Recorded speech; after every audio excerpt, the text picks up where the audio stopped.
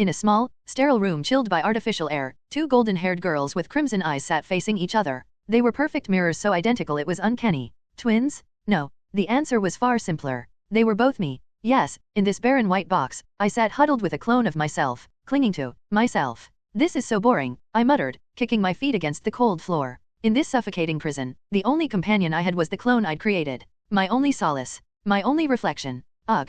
A small whimper escaped my lips. The reality of my situation hit me once again. I was a girl now. Not just any girl, a painfully beautiful one. Once, I was a man in my 20s, living an ordinary life, until an air conditioning unit decided to end it by falling on my head. Brutal. Unceremonious. Death should have been the end. But fate or something stranger had other plans. I woke up in a new body. A young girl with porcelain skin, flowing golden locks, and red eyes like a rabbit in moonlight. My reflection in the mirror stunned me. Dressed in nothing but a thin hospital gown, I looked like a delicate doll on display. This is me. I whispered in disbelief. Unbelievable. The face that stared back was soft, flawless, almost unfairly charming. My body, slender and subtly curvy, exuded a strange allure. There wasn't even a moment for gender dysphoria to set in. My looks steamrolled all logic. My thoughts felt fuzzier, less sharp. But hey, if I looked this good, who cared? Goodbye, boring salaryman life. Hello, cute internet idol dreams. Or so I had dreamed. But what's the point if I'm stuck in here? That was the punchline. I hadn't just reincarnated.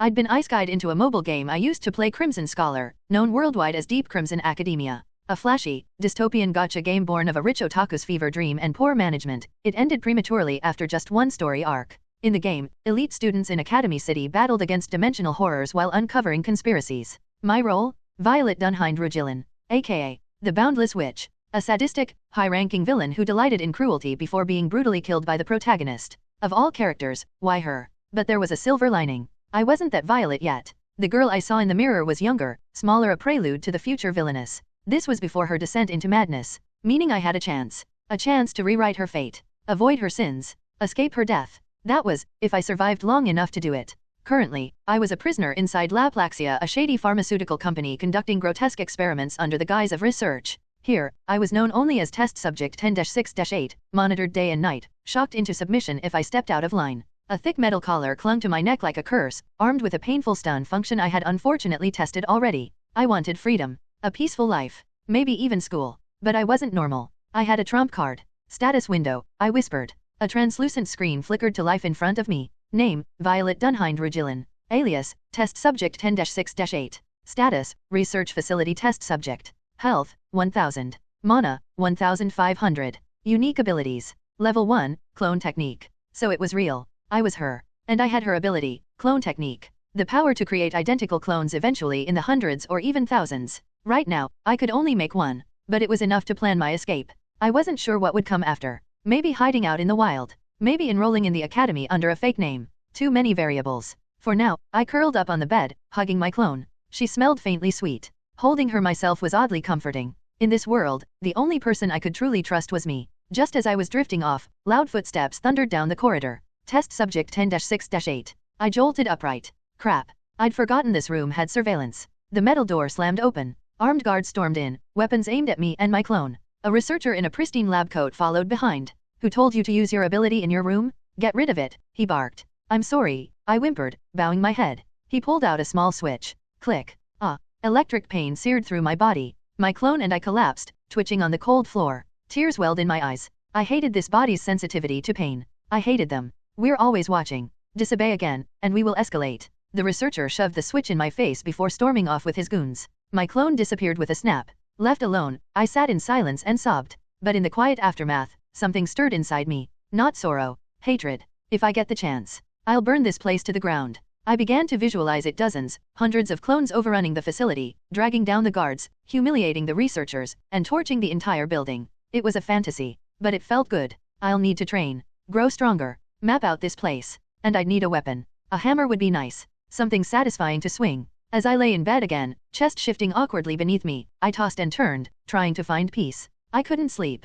But I wouldn't give up. Because in this cruel world, I was all I had. And I would never abandon myself. The memory came in flashes, blurry and disjointed, like a flickering film reel playing in reverse. I thought deeply, trying to trace it all back. The very first moment after my possession. Darkness. Then light. When I opened my eyes for the first time, I found myself crammed inside a dim, metallic container with dozens of others. The air was thick, heavy. The light buzzed faintly above us. Around me, silent people sat huddled, unmoving, as if stacked like cargo. Where am I? My thoughts were hazy. The last memory I had was a scream, a shadow falling, an air conditioner unit plummeting from above, then impact, then black. It felt like waking up drunk in someone else's dream. My body didn't feel like mine. My head throbbed with unfamiliar weight. I stood on shaky legs and scanned the cramped space. Teenagers. Most looked younger than me. Blank stares. No one spoke. The floor vibrated beneath us. A vehicle? Suddenly, with a jarring thud, everything halted. The door slammed open. Cold night air flooded in, along with the harsh glow of city lights.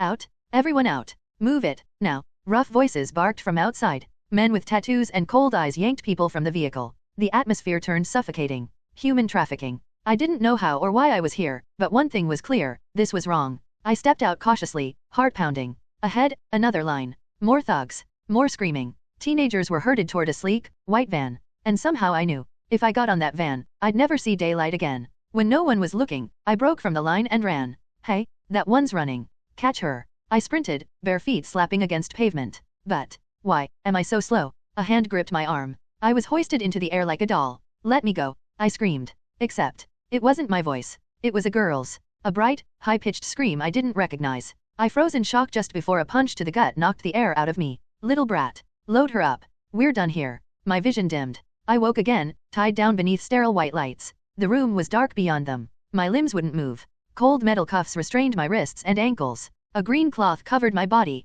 I tried to scream. Help? Somebody. The voice again. Not mine. A girl's. It escaped without permission. Masked figures emerged from the shadows. This one's loud. Gag her. No wait. MMPH. I struggled, uselessly. The sound of buzzing machines grew louder. BZZZZZZZ. The Sigma 6 procedure will now commence. A cloth draped over my head. Panic. Noise. Screams my own. Stop. Please, stop. Then darkness again. I wasn't sure how much time passed. Memories came like static on a broken screen. Each time the light flickered, I found myself back on a table, strapped down, another cruel voice announcing a new procedure. Initiating frontal lobe enhancement. Subject 10-6-8. Screams. Tears. Endless slicing and stitching, not of flesh, but of self. I felt like clay kneaded, shaped, erased by invisible hands. Then another voice. Neural ether expansion. Subject transitioning to lethargic state. Awakening imminent. A green glow. Bubbles rising. I opened my eyes again. This time, I floated in liquid. I was inside a massive glass tube. Several researchers surrounded me, murmuring. Wires and tubes clung to my body like parasites. They drained the tank, pulled me out, dried me off like livestock, and dressed me in a white hospital gown. Snap. A photo. Click. A voice crackled from above. Test subject 10-6-8. Comply within 60 seconds or face penalties. 60. 59. I stood frozen as the countdown ticked. Beep beep beep. Zap.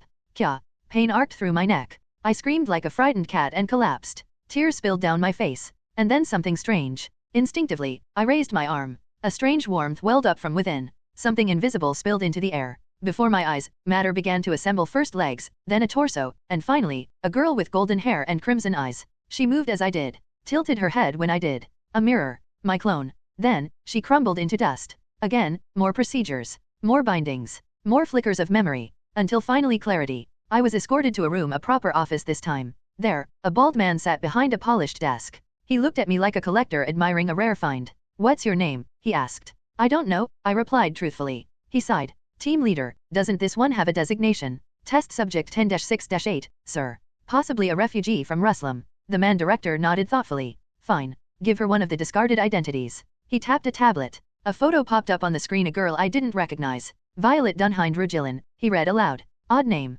Good enough. He looked down at me. You're Violet now. Say it. Violet. He frowned and smacked me across the head. Again. Violet. He seemed satisfied. And just like that, I had a name. I was led out. Down the corridor. Past a wall with a blood-red logo. Laplaxia. I stared at it. It felt familiar. But I didn't know why. Then, a mirror caught my eye. A girl stared back at me. Blonde hair. Red eyes. Porcelain skin. She was beautiful. She was, me? This is me. I felt I should be shocked. But I wasn't. Instead, I giggled. He. Because I was cute. Beautiful, even. And somehow, that made everything okay. Wait, who was I? Why was I here? Pain throbbed in my skull. Arg. Then, like a whispered command, a translucent screen appeared before my eyes. Name, Violet Dunhind Rugilin. Alias, Test Subject 10-6-8. Status, Research Institute Test Subject. Health, 1000. Mana, 1500. Unique abilities. Level 1, Clone Technique. Violet. As I whispered my name, a fog lifted. That's right. I wasn't Violet. But I was Violet now, a girl in a cruel world. A test subject with powers. My memories were broken, incomplete, and lost in shadows. But I knew one thing for certain. From the moment I saw that mirror, from the moment that screen appeared. This was my reality now, and I would survive it. Even if it meant trusting no one but the clone in my arms. Even if it meant turning this world of white walls and wires into ashes. I closed my eyes. Ugh, whatever. No point worrying. Sleep would wipe it away. Until tomorrow. Hey everyone, I sincerely appreciate your support. If you enjoy my audiobooks, I would be truly grateful if you could subscribe to the channel. And if you'd like to support even further, you're welcome to become a Patreon member, where you can access audiobooks of novels as long as they are freely available on the internet.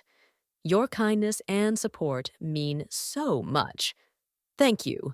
After awakening the status window, I had been organizing my thoughts, mostly about the game setting. If I wanted to survive, I needed to start understanding things now. I didn't expect the boundless witch to originate from here. Did she become a villain because she survived in this trashy environment? The game didn't delve into her backstory, nor did any external material. Well, Elm's director and the scenario team weren't the type to push this villain is actually a tragic character narrative. No matter what, I wanted to escape this place. That's why I had been practicing my ability lately. Of course, it wasn't entirely voluntary, it was because the researchers made me do it. Footsteps approached, and the guard opened the door to call me. Come with me. Yes. I obediently followed the guard. Ever since my consciousness returned, I had been mindful of one thing, acting dim-wit. If a kid who seemed dumb suddenly started speaking clearly, it would draw unnecessary attention. Worst case scenario, they might decide to dissect my brain. We returned to the testing room from last time, but this time there were 2 researchers and 1 guard with me. All right, Violet. This time, we're going to try something new. See the tools in front of you. The slick-haired male researcher was operating computers and unfamiliar devices, while a ponytailed female researcher explained softly.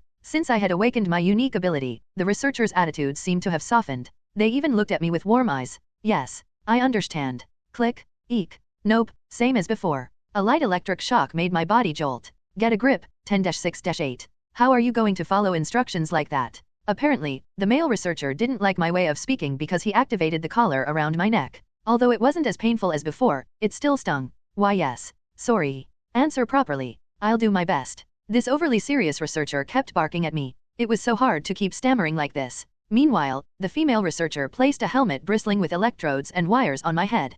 Could this thing read thoughts? Trash? Abuser? May goblins take your mother? You're not thinking anything suspicious, are you? Wait, how did she know? Was this actually a mind-reading device? If you don't want another shock, focus. Got it. Oh, she was just trying to scare me. When the male researcher brandished the collar's switch, I instinctively cowered. No, I really cowered. A conditioned reflex, darn it. Seeing this, the ponytailed researcher stepped between us, shielding me while scolding the slick-haired man. Enough. Luis, can't you see you're scaring her? Our Violet is such a good, obedient girl. Right. Excuse me, ma'am. I appreciate the defense, but since when are we our Violet? That feels a bit much. The ponytailed researcher turned back to me, leaning down and speaking as if consoling a baby. It hurt, didn't it? It's okay now. You're not bad, Violet. Just don't make mistakes next time. Yes. Good girl. If you just do what this big sister and Mr. ask, you won't get hurt. Right. Yes, I'll try my best. Hearing my reply, the ponytailed researcher stood up with a serene smile and exchanged a subtle glance with the slick-haired man. What was that about? Soon, they gave me a few instructions. First, I manipulated the ether within me and extended my arm. An invisible flow of ether surged through my arm, and a human shape rose from the floor across the room. As the figure materialized, a girl resembling me emerged. Good job. Now, let's try some simple exercises. Following the researcher's instructions, I began controlling my clone. At first, it was just basic movements like stretching and light calisthenics. 1, 2, 1, 2. I made the clone perform jumping jacks and extend its arms and legs. Treating it like a puppet, I found it moved naturally. 10-6-8. Do you see the equipment in front of you? Lift and put them down one by one as instructed. Next, I practiced moving objects with the clone. In front of me were household items like baskets and bowls, along with dolls, dumbbells of various sizes, and even a barbell loaded with plates. I controlled the clone to lift and place the items as directed. Heave-ho, heave-ho. Light objects like baskets and dolls were easy to lift. Dumbbells were manageable with effort. But the barbell was a no-go. The clone's strength was about the same as mine. The clone struggled with the barbell for a while before dissipating into glittering dust as its time ran out. Thinking it was over, I turned to leave, but the slick-haired researcher barked another order. Who said we're done? Lift that. The clone disappeared. I can't lift it. Can't you tell by looking? How could a girl like me lift something even you can't manage? I stammered my protest, but he gestured to the barbell with his chin, then lifted together with the clone. 2 can do it, right? I'm too weak. I can't feel the ether. Lies. The readings show you still have half your reserves left. He sneered while looking at his tablet. When I hesitated, he adjusted the switch. Zap. I'll do it. Through gritted teeth, I created another clone. This time, fatigue washed over me as soon as it formed. Desperate to avoid another shock, I worked with the clone to lift the barbell. With a loud clang, the barbell hit the floor when we dropped it. The ponytailed researcher rushed over, gushing with praise. Well done, Violet. I knew you could do it. Yeah, sure, knew. My back hurts? Even after that, I endured more ridiculous tests before leaving the room. My body felt like a soaked sponge, heavy and drained. A girl's body was incomparably weaker than the man's body I once had. As I left, the researchers chatted about how my vitals responded to ether depletion. The ponytailed researcher insisted on escorting me back to my room. Poor Violet. You worked so hard, didn't you? Yes. I'm okay. Out of nowhere, she hugged me. Wait, this doesn't feel like a comforting gesture. This is all for your sake, you know. Just a little more patience, all right. Wait a second, ma'am. Where are your hands going? Our sweet Violet. Her hands crept lower, brushing past my waist. Hey, what are you doing to someone with the appearance of a minor? Disgusted, I barely managed to suppress a stream of curses. Eek. I'm okay. There. That mean man upset you, didn't he? But if you work a little harder, it'll be fine. Okay. No, I'm not upset. Just stop touching me, please. With a sticky gaze, the ponytailed researcher finally left. Hearing the lock click shut behind her, I flopped onto the bed in the worst mood. Ugh. Damn it, this is the worst. Cursing slipped out of my mouth. Surprised at myself, I cautiously glanced around before burying my face in the pillow. There was a CCTV in the room. It didn't seem to have audio, but still, I needed to be careful. I resented the entity that sent me here. If you were going to reincarnate me, why not into the life of a noble or a rich tycoon instead of a lab rat? There's nothing I can do. Oh God, if you're going to put me in a place called Academy City, couldn't you have sent me to a school with girls with halos or a middle school with coin-flipping railguns? Yes. If I were reborn as a beautiful girl, shouldn't I be enjoying adoration and praise in a comfortable environment? In novels and manga, an average guy suddenly becomes a pretty girl, then becomes a superstar raking in cash and fame. But here I am, a pretty girl getting shocks instead of applause, under surveillance instead of admiration. My life isn't a rom-com, it's absurdist theater. I quietly opened my status window. At least this thing was visible only to me. Character stat. Name, Violet Dunhind Rugilin. Alias, Test Subject 10-6-8. Status, Research Institute Test Subject. Health, 900/1000. Mana, 0/1500. Unique abilities. LV1 Clone Technique. Your destiny is in your hands. My mana's completely drained. Just 2 uses of the clone ability consumed 750 to 800 mana each. Even though controlling the clone consumed only a little extra mana, I had to calculate that separately. Thanks to that slick-haired bastard, I was utterly exhausted. I also discovered that running out of ether caused extreme fatigue and drained health too. Thinking about it now, the researchers had been playing good cop and bad cop. A classic gaslighting technique. The male researcher scared me, while the female pretended to comfort me, making me more compliant. Was my dumb act too convincing? Still, I used to work as a teacher, even if only briefly. And to think they tried to manipulate me like this. Also, what's with that female researcher's preferences? The sensation of her hand creeping down my back was horrifying. An enchanting girl capable of seducing both genders, how impressive. If it had been an old man trying that first, I might have lost control and exploded, forgetting my act entirely. Think positive thoughts, think positive thoughts. I groaned and pulled a thin blanket over myself, suppressing the terrible feelings brewing inside me. For now, I was a powerless level 1 girl. But I swore I would repay all of this someday. The grudge from being electroshocked. The grudge from being harassed by an old hag. I would remember every single grudge. When I rose again, no one would be spared. My head. I dreamt of someone jabbing a skewer under my eyes and stirring my brain. Perhaps because of the nightmare, my head throbbed and ached. It seemed I had woken up a bit too early. Though there was no clock, the extinguished lights suggested it wasn't time to wake yet. Soon, the ceiling lights flickered before turning on brightly. The small room surrounded by tiled floors and white walls greeted me. A modest space with just a bed, a mirror, a toilet, and a sink. Above me, a surveillance camera mounted near the ventilation shaft glimmered silently as it observed. A desk was added a few days ago, so the furniture count had slightly increased. Maybe they were satisfied with how proficient I'd become with my unique ability, as my treatment improved marginally. Previously, they'd trigger my collar to deliver electric shocks or whack me with a baton at the slightest provocation, but now they only grumbled or cursed occasionally. To summarize, the living conditions for test subjects were like privacy-free dormitories. After a few months of consciousness, I grew accustomed to the routines here. I even came to terms with my own existence to a certain extent. Though I still wasn't used to some things like using the toilet or the oddly curvaceous features of my body. A shrill and abrupt siren blared, serving as the morning bugle. When the speaker announced, "Wake up, we had to stand ready by the door. Footsteps echoed, and guards passed by, inspecting the rooms through the transparent bulletproof glass doors. A loud thud suddenly resounded, making the floor shake. A burly guard strode past my door. It's the ogre. It was a metaphor. One of the guards was exceptionally huge. I called him ogre. He was an awakened being. His presence and demeanor were unmistakably different from ordinary people. Though I couldn't be certain, his strength likely matched a field boss from a beginner's village.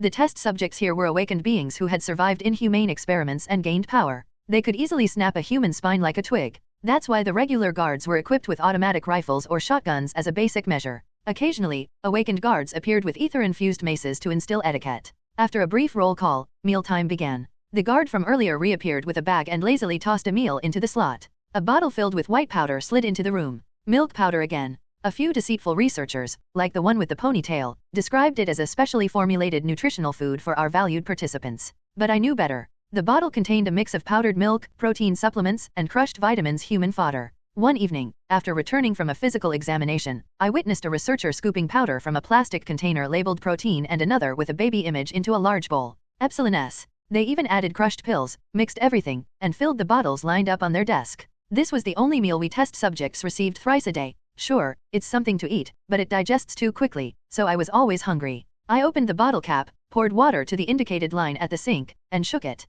Drinking it in one gulp concluded the meal. Whatever supplements or formula they used, the stuff was utterly tasteless, leaving no reason to linger over it. After months of eating only this, I began craving something sweet. So hungry. After the meal, I waited for the researchers to come and escort me. The day's activities varied depending on circumstances. Previously, mornings involved drawing blood and channeling mana as instructed. Afternoons were spent wearing a helmet fitted with electrodes, entertaining them with clone displays without complaints. Recently, they started conducting what seemed like training sessions outside regular health check UPS. For instance, they'd pit us against monsters. At first, they had us swing clubs or stab dummies. But lately, we were made to fight living creatures. Though unsettling at first, I got used to it after a few rounds. It seemed like the typical combat data collection trope from comics. Violet, good morning. Let's work hard at training today. Fighting. The ponytailed woman was supervising me again today. Fighting. I vaguely reciprocated, with the implied meaning that her parentage might include ringed worms. I disliked her. Initially, her kindness led me to cautiously ask for simple personal items or preferences. But she stonewalled me and spouted predictable responses. Really? But I believe Violet is such a good girl that you can endure it. Oh dear, that happened? But I trust Violet will cooperate better in the experiments. And why does she call herself Big Sister? Given the age difference, she's old enough to be my mother. What annoyed me most was the way she looked at me. Even now, her gaze swept over my body, like the male researchers do. Forget it. Happy thoughts, happy thoughts. We entered an elevator operated via fingerprint recognition and descended to a floor divided by steel partitions. This lab seemed much larger than I imagined. Bang, bang, screech. The moment the door opened, a cacophony of violent noises greeted me. Hiya, hiya, hiya, hiya. Arg, my leg, help me, let me out. Kyra. Inside, other awakened test subjects were battling various monsters, each massive and unique. Researchers filmed the scenes with cameras or operated equipment, while more guards than usual stood watch. Nearby, a loud crash and human screams came from one of the rooms before abruptly falling silent. Moments later, guards entered and carried out a person on a stretcher. Though bloodied, they were trembling, which meant they were still alive. Poor thing. Violet, don't be scared. Big Sis is watching over you. You've got this. She gave my rear a little pat. Thank you. Remember this, you. I stood before the test chamber door from which that person had been dragged out. Get in. A guard shoved me roughly, forcing me into the room. A metal grill divided the chamber in the middle. The floor was smeared with the remains of some strange creature and fresh blood, presumably from the previous occupant. Shortly after, a mechanical whir sounded as a box descended from the ceiling. Test subject 10-6-8, open the box and take out the equipment inside. I opened the box to find a single dagger. 10-6-8, hold the weapon and prepare. The grill will open in 30 seconds. 30, 29. Across the grill, mechanical noises repeated as a gate opened. A growling wolf-like monster appeared, its skeletal, white exoskeleton-covered head distinctive. This was a skull kid, a beastly scout from another dimension. Known for its powerful bite that could sever steel and its durable skull, it was cunning like a hyena. It particularly favored the flesh of cowards and young girls. The skull kid spotted me through the grill and roared ferociously, clawing violently at the barrier. I conjured a clone in front of me and readied for battle. This is my first time facing a real monster. Until now, I'd only fought dummies or ether-corrupted oversized rats. Though I'd experienced killing before, this was my first real fight against an interdimensional beast. Could I win? -15, 14, 13. But I had the greatest trump card of a possessor, the status window. Status window, show me the way? I pointed my knife at the creature. ****. Item stat. Mass-produced dagger. A metal dagger crafted in a back alley workshop. Aside from its low price, it had no outstanding features. However, for those at the lowest position in the world, there would be no one closer than a comrade. Asterisk asterisk asterisk. What? Wait, not this. Right. My status window isn't some kind of cheat. It's just a lousy interface that shows stats. And the dagger I'm holding is only a 1-star item. Honestly, I'm weak. With this kind of weapon, there's really nothing I can do. Other than screaming and crying, I have no idea what to do. Rayor. As the bars lifted, the starving skull kit growled and charged at me. But I had a plan. I quickly sent my clone charging in. The clone, a girl, scurried toward the beast. When the skull kit opened its jaws wide, the clone thrust her left arm in. Clone punch. Rayor. Of course, nothing happened. The skull kit's sharp maw tore into the clone's left arm. My error ream. Hold on, there's a problem with my clone technique. That is, it shares sensations with me. Pain is no exception. The sensation of having its left arm bitten transmitted directly to my own, and I collapsed in agony. My fragile clone flailed, but it couldn't shake off the beast. However, that was precisely my intention. Arg. I forced the clone to shove its left arm deeper into the beast's mouth. It hurt like hell, but now the creature couldn't easily pull its teeth out. I gasped for breath and lunged at the beast. I had to attack before it completely severed the arm. Gore. The beast finally noticed me, but it was too late. The clone wrapped its remaining limbs tightly around the skull kit. Die, Garaya. Screech. Through my tears, I drove the dagger into the back of the skull kit's head. That spot wasn't protected by its exoskeleton. Even with my feeble strength, I could land a critical blow. Once, twice, 3 times. It looked like a sandwich, the skull kit on top of the clone, and me on top of the skull kit. Thwack, thwack, thwack. The beast thrashed, but I held its head firmly and kept stabbing the back of its skull. Just die already. At some point, the skull kit's movements stopped. Panting heavily, I toppled sideways. I did it. However, the clone paid a price. Its left arm was shredded, and its entire body was slashed to ribbons. The battered clone soon turned into glimmering dust and dispersed. Goodbye, my lovely clone. At that moment, a notification appeared before my eyes. Asterisk asterisk asterisk. Asterisk level up. Asterisk congratulations. You have acquired your first synchronization aptitude. Asterisk asterisk asterisk. What? Through the pain of feeling my arm being torn apart, I checked the status window. Asterisk asterisk asterisk. Character stat. Name, Violet Dunhind Rugilin. Alias, Test Subject 10-6-8. Status, Research Subject. LV, 2. HP, 850/1200. MP, 1000/1800. Unique ability. LV1 Clone Technique. Synchronization Aptitude. Asterisk Backstab Advantage, increases damage when attacking from behind. Asterisk asterisk asterisk. My level had risen. More importantly, I gained a synchronization aptitude, something I hadn't expected at all. No way, a non-playable character like me got something like this. Synchronization aptitude is the term for unique passive skills possessed by characters in Deep Crimson Academia. They usually enhance the use of unique abilities or complement other skills. For example, an extra attack when swinging a sword, or a higher success rate when concocting potions. I'd been too busy scraping by in this world to remember they even existed. Though it's my first time seeing the skill itself, it seems unexpectedly useful. Perfect for aiming at the back of the head. As a bonus, my health and mana slightly increased with the level up. Lucky. My left arm hurt so much it felt like it might fall off. Since the clone's pain transmitted directly to me, I couldn't even get up and was drooling on the floor. Test Subject 10-6-8. Continue the test. Stand up. Repeat twice more under the same conditions. I'm in pain. I don't want to fight anymore. But I feel like I can pull this off. He. I staggered to my feet, raising the dagger. I had leveled up and gained a new skill. 10-6-8. Since you appear functional, we'll proceed with the test. It hurt like hell, and I felt like I was dying. But I had leveled up and gained a new skill. For the first time since becoming a girl, I felt like I had gained something. Yeah, from now on, I'll grow stronger. Alright, come at me. One morning, I woke up in a hospital room, realizing I had been crushed by an air conditioning unit. When I opened my eyes, I discovered I had become a blonde, red-eyed, beautiful girl, an innocent maiden. Although there was the minor issue of my identity and certifications being reset, it wasn't a big deal anymore. Why? Because I had become the rising star of internet streaming? Tata Violet is here, everyone. VA hi. VA hi. 6 hi. Hi. She's here? Violet Chan? Good evening. Hola. I made my debut with no makeup. The results were phenomenal. With my adorable appearance and genius content creating abilities, I quickly gained the love of the world, amassing 10 billion fans. Today's content is breathing slowly. Watch closely. I simply inhaled and exhaled very slowly and deliberately. The chat window instantly froze under an explosive barrage of messages. Are you serious? Is this real? Is that even possible? WTF WTF WTF. How can someone breathe that slowly? She's not human. OMG, she's breathing? Wow. I can't believe my eyes. LOL. Violet Chan is the best. This kind of genius content was exclusively mine, and so, I conquered the world? Boom? Ah, hey, that's enough. Suddenly, ninjas in white lab coats burst through the ceiling. Hey, girl. We're the Science Ninja Squad. We've come for your brain. What? Ninjas? Why? The wicked ninjas rushed at me, pinned my limbs, and used a ninja saw to open my skull. Then, as if cutting a slice of cake, they took only my frontal lobe and ran away. Nuh? My brain? Come back. As I sat there sobbing with my head split open, an old man in green clothes and a mask appeared out of nowhere. Young lady, why are you crying? Sniff. The bad ninjas stole my brain and spine. Hwaya. The old man looked at me pitifully and took out a squishy, purple blob from his pocket. Tisk tisk, such a shame. Here, I'll give you a new frontal lobe for being such a good girl. The old man placed it inside my head. Wow, I had a new brain? Hooray! But then, someone stabbed my neck.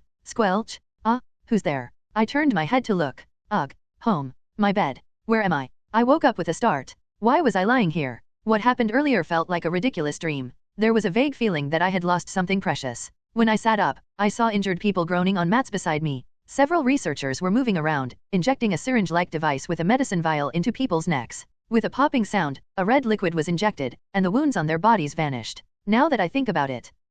Finally, I remembered what had happened just a few minutes ago. I had fought and defeated the Skull Kit 3 times in a row. The clone shield tactic had been effective, but the side effects are too severe. In the first fight, I used my arm as bait, in the second, my leg, and in the third, my head. The problem is, my clones and I share sensory feedback. In other words, when my clones are injured, I feel the pain too. After the last fight, I was in so much agony that I screamed like a mad cat, rolling on the floor until everything went dark. Are my limbs and head okay? They definitely hurt, though. Now that I thought about it, the other creatures people faced in the test seemed weakened. Even the Skull Kit I killed had its teeth either pulled out or broken, and its claws dulled or crushed. It seemed as if the lab had intentionally adjusted the difficulty. Even so, I had to fight desperately. The physical pain faded after my clones disappeared, but the chilling sensation of my body being slashed and my limbs torn off remained vividly etched in my memory. It wouldn't go away. At the end, one side of my head definitely. No, let's think about something else. Like a productive question, what exactly is my ability? How did Violet, the witch in the game, fight anyway? In boss fights, Violet overwhelmed players with an endless swarm of clones. But unlike me, she didn't scream or feel pain when her clones were destroyed. If she did, the protagonist would have easily subdued her without any unnecessary sacrifices or rage-triggered awakenings. It must be because my level is too low. The most reasonable explanation I could think of right now is that, just by looking at the status window, my level is 2, and my unique skill, clone technique, is only at level 1. In the Deep Crimson Academia, the skill levels go up to 10. I should probably raise the skill level by 2 or 3 to gain a better understanding of it. But it's tough. While defeating the Skull Kit raised my level and I was lucky enough to acquire the synchronization aptitude skill, fighting beasts 3 times in a row left me physically and mentally exhausted. No Thailand bot epsilon. I collapsed onto the ground, pretending to faint. Sometimes, doing nothing was the best strategy. It was a wisdom cultivated from enduring the workplace grind. As I stayed still, familiar voices drifted into my ears. Indeed, test subject 10-6-8 exhibits superior combat will. Just observing the refusal to flee when encountering a beast for the first time sets them apart from their peers. Eva, what do you think? Could it be due to environmental factors? Luis, you're asking the obvious. Even just looking at the statistics, the aggression and combat will of test subjects from slums or refugee backgrounds show significant differences compared to other groups. But the approach is excessively reckless. Footsteps approached closer. Well, it's not the real body, but shoving the clone's limbs into a monster's maw and stabbing its rear with a knife. I've never seen such a strategy before. Wouldn't you call that a calculated move? The usual behavior is foolish, but occasionally. No, that one's just dumb. Why go out of your way to do something that makes the real body feel pain? You can tell just by how 10-6-8 treats you and me. Something must have gone wrong during the Sigma 6 surgery process, causing adverse effects on the brain. That's why emotional stress procedure 12 works south remarkably well on this subject. The footsteps stopped. At any rate, with the pain of the clone transferring entirely to the real body, it's not viable for combat purposes. That aside, could you keep your personal emotions out of the stress procedures? Honestly, I've noticed you make unnecessary contact and remarks while handling 10-6-8. I respect your preferences, but you should stick to protocol. Hey, don't make it sound like I've done anything shady to the test subject like some of the other staff. This is all part of the attachment formation process. Anyway, oh, this one's still out cold. Didn't they get the recovery shot? I saw them get it earlier. Let's wake them up. Someone smacked my cheek lightly. Hey, are you sleeping? Still out? Wake up. I'm still fainted. Just let me lie here for a bit longer. Leave me alone. BZZZZT? Ayok. I sprang up like a coiled spring. The slicked-back researcher glared at me with the fury of a battalion commander catching a soldier shirking training. Of course, the ponytailed researcher stood next to him. Hey, It's okay for Violet to rest for a bit if she's tired. That's too much. Don't worry, Violet. Big sister's here to comfort you. Did it hurt earlier? The peaceful moments were short-lived. Misery awaited me again. I was dragged by the researchers toward the elevator. The noise of screeches and scuffles faded behind us. Soon, I returned to the residential area of the laboratory. The ponytailed and slicked-back researchers left me in a wide, lounge-like space where guards and researchers bustled about, telling me to wait there. I sat against the wall. Looking around, I noticed other people sitting in a row against the wall like me. About 10 of them, it seemed. Seizing the moment when the guards and researchers weren't paying attention, I spoke to the person next to me. The kid glanced at me, muttered, shook their head, and turned away. I tried reaching out to others, but they didn't respond either. All the teenagers among the test subjects here were like this. Once, I had a chance to talk to a girl, but she refused, saying, "The doctor told me not to talk to others."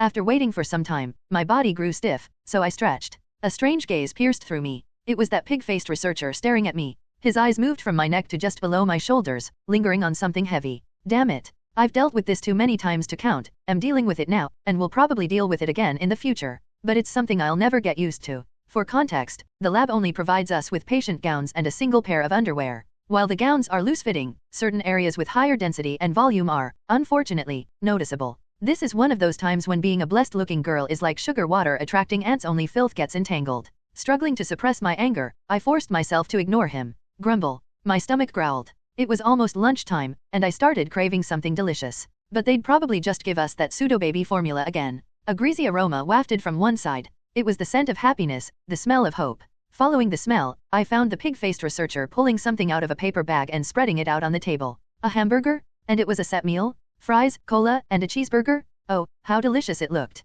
Living on formula 3 times a day was rough. External food? In this place harsher than the military, I hadn't even had a single candy. I heard someone swallowing their saliva next to me. The kids nearby must have felt the same. Together, we blankly watched the pig-faced researcher devour his burger. Then, he looked at me and gestured. "Hey, kid, come here." Before I knew it, I was standing up and walking toward him. Was this how the children lured by the Pied Piper felt? "Hey, kid, do you want this?" He pulled out something long, yellow, and greasy. "French fries?" "Yes, I do." I honestly poured my heart out. Hearing my answer, the pig-faced man smirked sinisterly. "Really? Then, want to be Uncle's secret friend?" What did he just say? Did this scumbag pedophile just? Holding back the urge to vomit, I forced myself to act like an innocent girl. I'm not sure. "Oh, really? That's too bad. Guess I can't give it to you. Sorry." He pretended to look disappointed and began to put the fries back. The fries were moving away, disappearing. Wait, hold on. Let's negotiate. Screw it. I really wanted to eat non-laboratory food. Pride be damned. I mustered all my non-existent acting skills, playing the pitiful girl, and looked at him imploringly. "No, actually, I think I can be friends for a bit. Please give me the fries." "Huh? Really? Do you really want this?" "Yes, please, give them to me." At this point, all I could see were the fries. That glistening oil? That golden scent? The man laughed and tossed the fries, which fell to the floor nearby. Half a success, I suppose. What a waste. I quickly crawled over to pick up the fries. The familiar sensation greeted me. Between my thumb and index finger, I felt the greasy oil, lukewarm warmth, slightly soggy texture, yet still maintaining some crispiness. The coarse grains of salt rolled against my fingertips. All that's left is to eat it. Even in this valley of death, I could hear the angels singing, "Violet, don't eat things off the floor, they're dirty." Then someone snatched the fries away. Looking up, I saw the ponytailed researcher smiling brightly. "Wait, hold on. This damn woman stole my fries." I desperately wanted to eat the French fries that the girl-loving pig had graciously offered on the ground. However, the fries, more precious than gold, were now in the hands of the girl-abusing ponytailed bee. My fries. Oh no, fast food is unhealthy. Let's eat this instead. Hey, you ate it too. I can smell the grease wafting from your clothes. When I reached out earnestly, the ponytail lifted her arm to avoid me. As I stood and struggled to grab them, the ponytailed woman flung the fries behind her. The airborne fries arced through the air, hit the wall, and bounced into the trash can. Even the pig researcher seemed taken aback and muttered, "Doctor." I gave those to her, but stepped back when the ponytail glared at him. "Freeze." I almost dashed to the trash can. I wanted them so badly, but that ponytailed bee blocked my path. "Violet. I told you no, didn't I? Please. I just want to eat the fries." When I pleaded, the ponytail's eyes briefly lost their sparkle before she pulled out the necklace switch from her lab coat pocket. I said no, didn't I? She held the switch up for me to see. I flinched and stepped back. Only then did the ponytail smile, though her eyes remained lifeless. "Violet, if you don't listen to me, your big sister will turn into a bad person. Do you understand? I'm sorry. Do you really hate giving it to me that much? Good, now don't turn your sister into a bad person again. Instead, eat this and behave. Promise." She pulled out a plastic container from behind her back. She shoved the cursed protein powder bottle in front of me. I returned to my seat and sadly shoveled down the baby food. The lingering aroma of fried food tormented me. I called out to the names of the foods I missed. Hamburger, pizza, chicken, ramen, pork cutlet, lasagna, pasta, tteokbokki, beer, a cold, tangy screwdriver cocktail on my lips and down my throat, and then French fries, French fries, French fries, French fries, hash browns. What? Pancakes? Bacon? Fried eggs? Thunk? What? What's going on? The sudden roar and commotion left everyone, researchers, guards, and test subjects alike, bewildered. Soon, the source of the noise became clear. A burly, shirtless man had smashed through a glass partition and stormed in. Crash! Hey, you scumbags! How long are you going to serve this garbage as food? The enraged muscle man threw a can of formula at one researcher's face. The hit researcher fell over with a yelp. Ha, serves him right. Still unsatisfied, the man slammed a nearby table with his hand, smashing it to pieces before huffing in fury. A researcher, seemingly in charge, quickly followed him in. Stop it, December 5th, 10. Surely, you're not breaking the experiment contract, are you? You chose to come here. The muscle man glared at the researcher with fiery eyes. Shut up. No one told me you'd feed me crap even dogs wouldn't touch. Give me real food now. That's a health food. The researcher's excuse was cut off by the muscle man's explosion of rage. Bullsh, you eat that goat puke yourselves? Bring me steak. Or sushi. Yes, I agree. I watched the scene unfold, quietly cheering for the muscle man in my heart. The researcher, clearly flustered by the muscle man's outburst, pulled out an electric collar switch. Ha, seems like words alone won't work. December 5th, 10. If you don't step back, I'll consider this crossing the line. Oh yeah, you desk jockey bastard. Do it? Go ahead and try. You crossed the line. The researcher calmly activated the switch. Bzap, erg. The high voltage electricity slammed into the muscle man's body, forcing him to his knees. And just like that, the hero of the test subject's rights fell. But astonishingly, he stood up again. Son of a BH, Stiaaok. What? How? It's at maximum output. The lead researcher was aghast. The other researchers watching also gawked in disbelief. The muscle man, whose abilities focused on physical enhancement, emitted smoke from his body as he reached for the collar with both hands. Crack! He broke the collar. Moments later, an alarm blared throughout the corridor. So, it also worked like an electronic anklet? The lead researcher turned pale as he stared at the remains of the collar on the floor. What? Wait? December 5th, 10.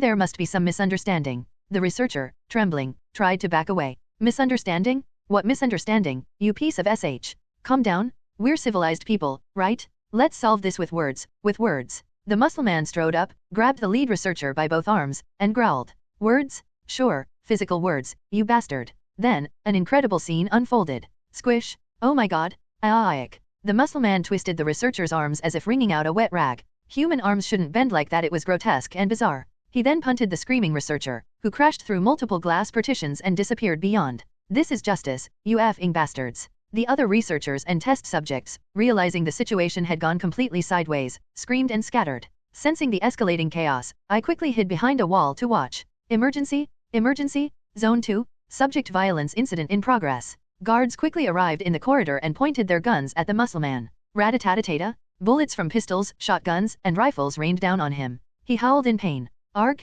I'll kill you too. But even in the face of this brutal assault, he didn't fall. The shimmering glow of ether around his body deflected weaker threats like handgun bullets. As expected of an awakened being, a few bullets weren't enough to kill him. I knew you could do it. In the blink of an eye, the muscle man charged at the guards. Wham! Whoosh! Thud! His punches and kicks rained down, leaving the guards no time to aim properly. Could this be the end of the lab? That would be great for me. Riots?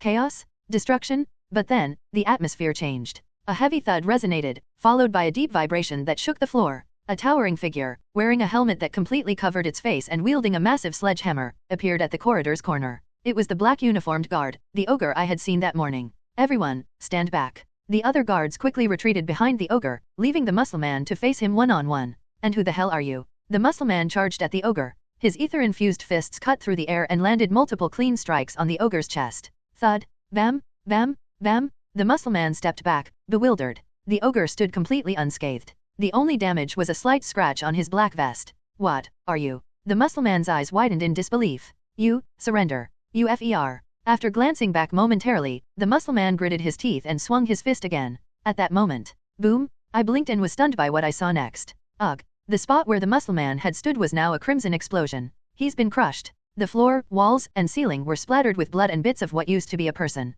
A mangled torso and legs briefly stood before collapsing. Clean it up. The ogre uttered those words and left. Guards scrambled to clean up the injured and the dead. Researchers peeked out of their hiding spots one by one. Eventually, the situation was roughly resolved. Watching the guards mop the bloodied floor, I thought to myself, I won't forget that giant with the sledgehammer anytime soon. Ah, that's right. I suddenly remembered what I had forgotten and quickly checked the trash can. The fries are gone. They're gone? The trash can had been knocked over during the muscle man's earlier rampage, scattering its contents everywhere. It's really gone. I wanted to eat it. Violet, are you okay? Wait, when did that ponytailed woman run away? With a heavy heart, I quickly sucked on my index finger when she wasn't looking. I could barely taste faint traces of oil and salt. Feeling dejected, I was dragged to the next part of the schedule. Despite the earlier commotion, the post-lunch activities for the test subjects proceeded smoothly. If they made us brawl in the morning, then in the afternoon, we did something resembling studying. A kind of work-by-day study-by-night routine. Of course, experiments were also conducted. During this time, they gathered us in a room with a blackboard, along with the kids I had seen earlier, for group activities. They mainly conducted psychological tests. They gave us multiple-choice questions to check off, intending to gauge our mental state. I stared at the monitor of the tablet PC. The psychological survey questions seemed strangely familiar. Honestly, this part worried me. What if the results of the psychological or intelligence tests came out good? What if my clumsy act of pretending to be a fool to hide my possession was exposed here? Would the slicked-back-haired guy or ponytail suspect me? Unlike Muscle Man earlier, I didn't have any body-strengthening skills to endure electric shocks. If I broke the electric collar, an alarm would definitely go off. I had only one thing to rely on. I racked my brain, recalling the shallow psychology knowledge I had learned during my major. Help me, long-term memory? Of course, I didn't forget to recall fries and electric shocks for the sake of my psychological state. Actually, there was no need to act. I really wanted fries. That grudge will never fade. I have many friends, yes/no. I am happy, yes/no. I know over 100 types of skull kits, yes/no. When the test ended, they showed us a bunch of random videos. For example, PR videos about Laplaxia Corporation's social contributions or footage of hunters, yes, the same hunters from Hunter novels fighting monsters. The other test subject kids stared blankly at their tablets. The atmosphere was so dull it felt like my brain was becoming mush, too. With a beep, the monitor turned off. Study time was over. Thankfully, the researchers didn't run us ragged all day. They all seemed to clock out before late evening. When the day's schedule ended, the researchers led the test subjects to the showers. Laplaxia prided itself on being a biotech company, so they seemed to value hygiene. And since they cherished valuable test subjects, they didn't disguise a gas chamber as a shower room, thankfully. Truly a relief. We undressed and shuffled in like zombies, along with the other teenage test subjects. Ugh, it's cold. Though they called it a shower room, it was more like a car wash without hot water. A quick rinse with water, a layer of soap suds midway, and then another rinse to finish. As I silently endured the cold water, the scars on the kids' backs caught my eye. Some had scars running from the back of their heads to their foreheads. What kind of experiments had they undergone? As we left the shower area, strong winds blasted at us. Then we each grabbed a worn-out towel to dry ourselves. After completing this process, we exited and changed into new patient gowns and underwear. We returned to our dormitories. Inside, there were bottles of formula. I gulped mine down hastily and sat at the desk with nothing to do. How much time had passed? The sound of a music box echoed through the speakers. It was an announcement telling the test subjects to stop thinking and just sleep. I survived another day. I had repeated this routine dozens of times, far more than I could count. It felt just like the monotonous training schedule from my past life in the military. Yes, today was the first time I had encountered incidents like the ogre guard crushing a rebellious person with a sledgehammer or meeting a fry-hoarding, mischief-loving girl. And leveling up and gaining new skills were definitely noteworthy developments. Yes, I could clearly see the path ahead. A way to escape the powerless existence of a girl. But regardless of the progress, if I didn't break out of this routine soon, I'd go mad. Exhausted, I collapsed onto the bed. But I quickly sat back up. The reason lay in my chest. This is uncomfortable. The full and bouncy chest was truly beautiful, even from my perspective. It was amazing how it maintained its elasticity and size despite being fed only baby formula so far. Moreover, it was so soft that touching it felt nice. Not in a weird way. I sometimes touched it at night when I felt down, so I knew. It wasn't anything strange. But it was heavy and clumsy. There was also a major issue. When I lay on my stomach like now, my chest was squashed, making it hard to breathe. When I switched to lying on my back, my chest wobbled under its own weight and spread out gently. It was like two elastic puddings on a shaking plate, quivering at the slightest movement. I kept adjusting my position and eventually settled on lying on my side. This had been the most comfortable sleeping posture since I became a woman. I lay down and pulled the blanket over myself. Now that I wasn't busy during the day, thoughts that had been dormant in my mind bubbled to the surface. Sleep eluded me. What should I do next? The scary thing about military life is that no matter how shocking it is at first, you eventually adapt. And I was adapting to this bizarre research facility world. Electric shocks burning my neck, people dying or becoming bloodied, fighting strange monsters, and being harassed by weird middle-aged women, all of it had become familiar. I had become buried in the daily routine. And sometimes, I become strange, almost like a manic patient. Even though this body was clearly female, I had once lived decades as a man. That's why going to the bathroom still felt awkward. But lately, I found myself doing bizarre things, like muttering, "I'm a beautiful girl," to myself. It felt like my mood swings were becoming more extreme. Was it a hormonal change? Or was there someone else inside my head? The original owner of this body? Or just psychological confusion? No, let's not overthink it. If I went that far, I'd have to discuss dualism, the existence of the soul, and the truth of dimension travel. There's no answer to that. It was more important to focus on what I needed to do. I memorized everything I had seen today. The electric collar, muscle man, ogre, siren, and even my grudges. I pulled the blanket over my head and closed my eyes. The sound of the patrolling guard's footsteps faded down the corridor. Thus, another day in the research facility came to an end. All right, they must be gone by now. The research facility's day had ended, and now my night had begun. There was a lot to do starting today. Operation Violet Escape begins now. I peeked out from under the blanket and looked outside. The corridor beyond the glass door glowed faintly under the emergency lights. There were no signs of movement anymore. I glanced at the surveillance camera above my head. Apart from the occasional flicker of a red light, the pitch-black lens coldly monitored the room. What might the person behind that camera be doing? Based on my experience in a military office equipped with surveillance cameras, it was rare for anyone to monitor every single screen in real time. Hey, private, wake me up if the duty officer comes in. Got it. Yes, understood. 8 out of 10 duty officers in my unit used to slump in their chairs and sleep through the night. One time, though, a sergeant got caught by the division commander, who happened to barge in that night, and got completely chewed out. Heh. Hopefully, the guards here are cliché, donut-eating security types straight out of American cartoons. If so, a little nighttime movement wouldn't immediately bring someone rushing in. Of course, this is a different world, so I need to be careful. I reminded myself not to let my guard down. The guards here might be dedicated to their duties. Since this is a corporate research lab, they could even have AI computers managing the cameras. The silver lining was that there weren't any sensors or monitoring devices in the room to detect ether. I had learned this precious knowledge through several electrifying trial-and-error experiences. That wasn't the only thing I had learned. Through experience, I had identified several limitations on creating clones. First, I couldn't create a clone in a space that was completely filled. Second, the maximum range for creating a clone was 2 meters. Third, I could only make one clone at a time. Considering Violet from the original work, the third limitation might be overcome with a skill level upgrade later, but the other two were uncertain. Anyway, one day, while pondering my abilities and their limits, an idea suddenly struck me. Couldn't I send a clone beyond the ceiling? My focus turned to the vent in the room's ceiling. Vents are often depicted as infiltration routes in various media. They were also occasionally featured in Deep Crimson academia, so there was some potential for use in this game-like world. Moreover, the vent cover in this room was surprisingly large. A small girl could likely crawl through it with some effort. Of course, the cover was securely fastened. And with the CCTV around, trying to rip it off and climb in would immediately summon guards to crush my head like a watermelon. But what if I used my unique ability? It might allow me to act freely without being detected. In reality, vents are often too narrow, but you never know unless you try. There's nothing to lose if I fail. I fixed my gaze on the ceiling vent and focused my mind. I channeled my mana, the ether-defying physical laws, to penetrate the ordinary wall. Is this not the spot? The first attempt failed. Either the vent was too narrow, or I was aiming in the wrong direction.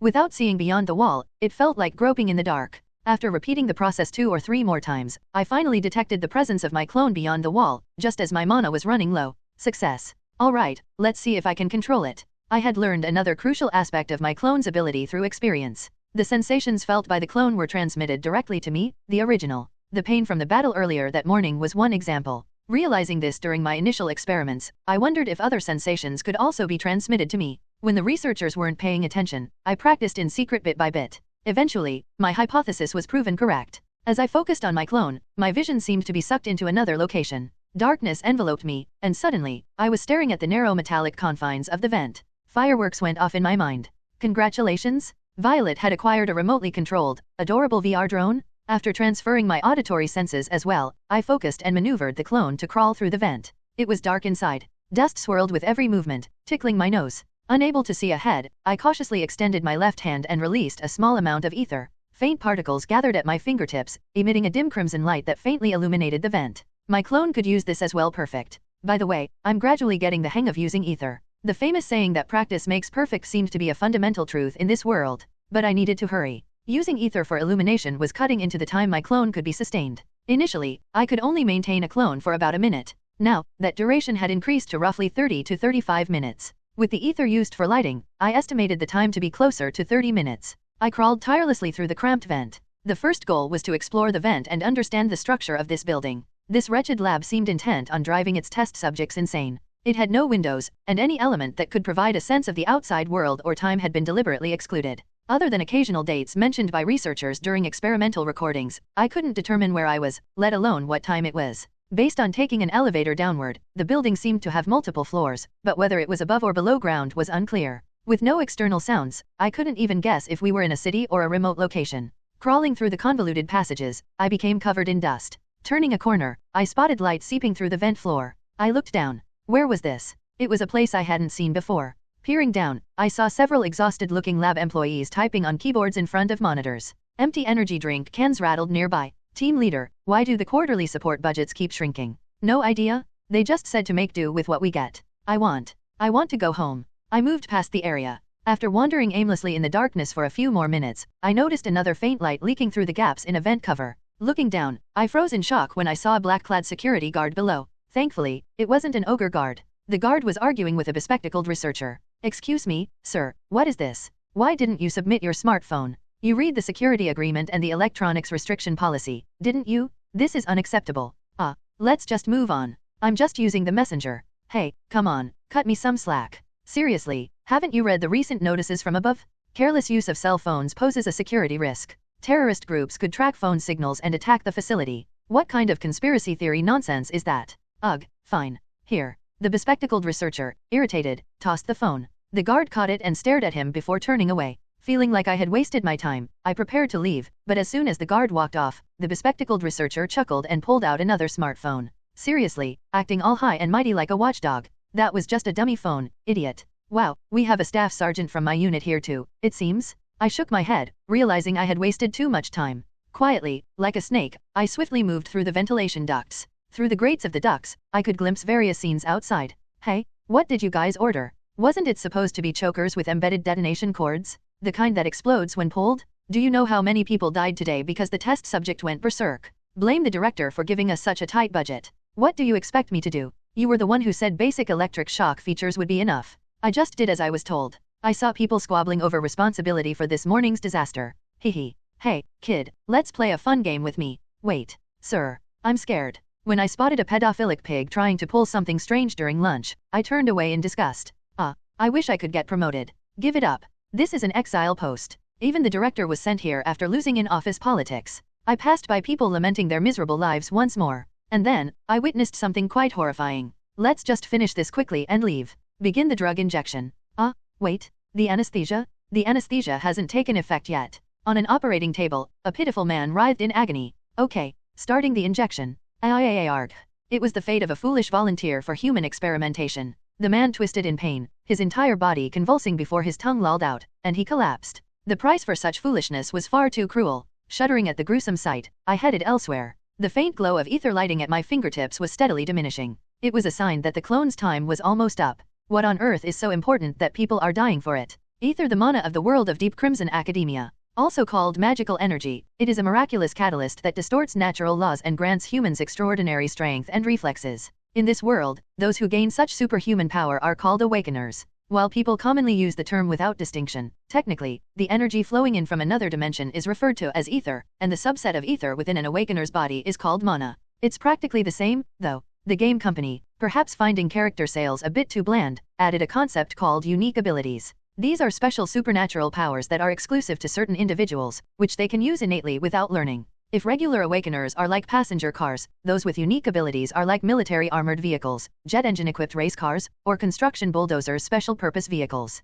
They're not just faster or sturdier but have innate, unique powers. In my case, that unique ability was clone technique. Strictly speaking, it was Violet's unique ability, though. Most people, however, are ordinary. If they don't have the luck to awaken, they survive by clinging to scraps thrown from above. In this war-torn world devastated by monsters and ether from another dimension, the value of combat power skyrocketed, and awakeners monopolized wealth and power. They frequently overstep boundaries, wielding their strength recklessly. Ordinary citizens, driven by desire, flock to promises of power like moths to a flame, only to be consumed and reduced to ashes. The world's awakener organizations fuel their advance with the desperate acts of the weak. That's why, when I feel down about living here, I remind myself. Sure, I might be a prisoner now, but I was born with the golden spoon of a unique ability. That's some good luck. This body is an SS grade for sure. Looks like the clone will disappear soon.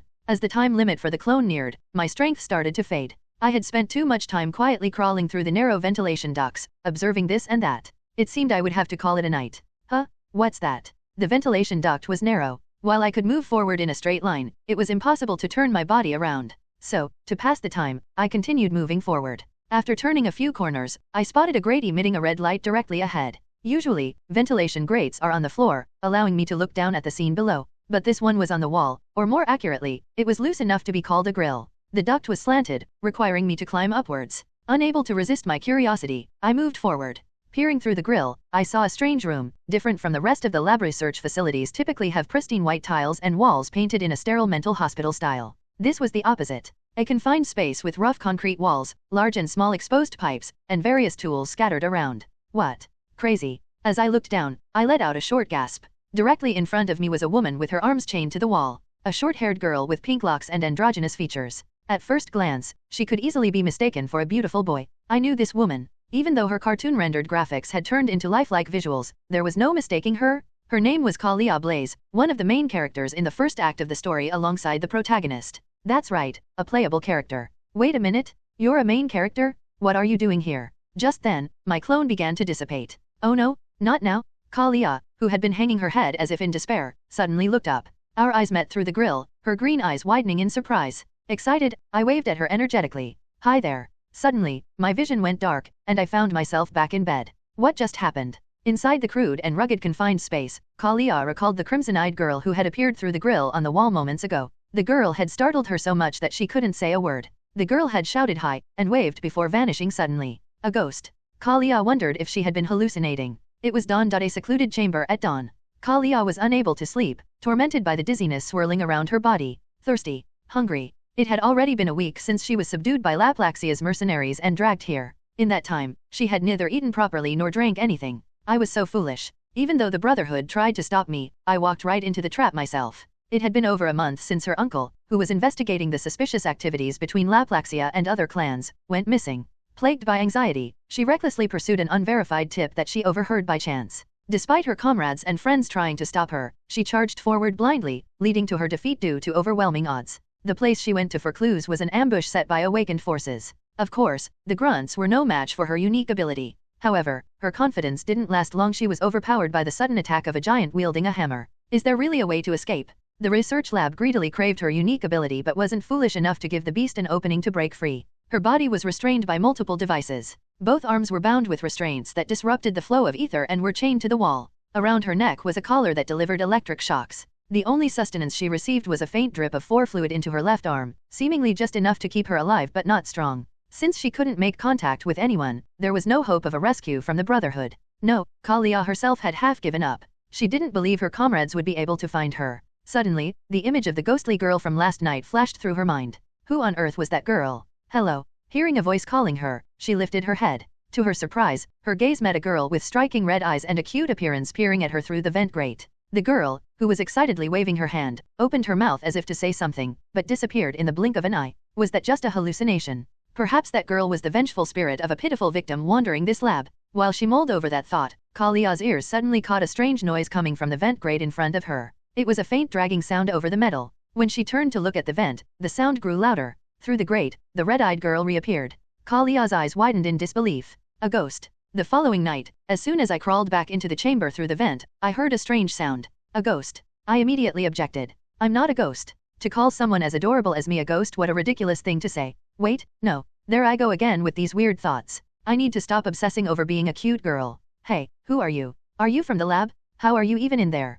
Kalia asked again, despite her fatigued appearance. Even in her weariness, she was calmly observing me. It's a long story. First, I'm not part of the lab. I'm a test subject here. Are you kidding me? How am I supposed to believe that, when you just popped out of the vent like that? Ugh, Kalia wasn't going to believe me right away and started with suspicion. Normally, in novels, this would be the part where the captive exclaims, "Oh, you've come to save me? Wait, no, you're a prisoner too," and they'd instantly become friends. But this wasn't going to be that easy. Here, this is proof. I showed her the black, stiff electric shock collar around my neck. Kalia shook her head. That doesn't prove anything. I'm wearing one too. You could just be pretending to be a helpless girl. Do I look stupid to you? Well, if you don't want to believe me, I guess there's nothing I can do. But, Kalia, isn't it more likely that a poor test subject girl crawling through the vents just happened to meet you here, rather than someone malicious going to the trouble of crawling into Maka captive? Kalia retorted. Don't be ridiculous. There's no way Laplaxia's research lab security is that lax. Yup. Turns out it's more lax than you'd think, thanks to my unique ability. Oh, by the way, this isn't the real me talking to you. What do you mean by not real? Then who or what are you? A hallucination. Her sharp gaze swept over me. I misspoke. What I mean is, the one talking to you now is a clone. A duplicate, a doppelganger. Got it. At my brief explanation, Kalia seemed to understand and let out a short exclamation of realization. I see. Now that you mention it, I've heard of rare unique abilities that can mimic people or replicate appearances. But I thought they were limited to imitating appearances or mimicking actions. Exactly? Isn't it amazing? I got lucky and ended up with it. Kalia paused, lost in thought. That's strange. I heard it's almost impossible for unique abilities to develop artificially. Wait a minute. Are you saying? Yup, that's right. It's exactly what you're thinking. I got it through experiments. The green in her eyes shifted from confusion to shock, then to sympathy. Hey, why are you looking at me like that? Sorry. Did I bring up a painful memory? Are you worried about me? Thanks. But nope, I don't remember anything. Honestly, I was a little touched. As expected of a main character, she had a kind side to her. Her demeanor seemed to soften slightly. Then, something came to mind, and I quickly spoke up. Oh, right. Kalia, by any chance, are there cameras or anything like that in here? I haven't been able to check while being locked up. Still, try not to talk too loudly. There's a guard near the door. Kalia suddenly stopped mid-sentence and stared at me intently. Wait, but how do you know my name? Right, I knew Kalia, but she didn't know me? I lied as naturally as I could. I saw you getting dragged down the hallway a couple of days ago while I was crawling through the vents. They were yelling your name pretty loudly. I've been locked up here for over a week. No, it was 3 days ago? 4, maybe. Her emerald eyes narrowed with rising anger. I flinched and avoided her gaze.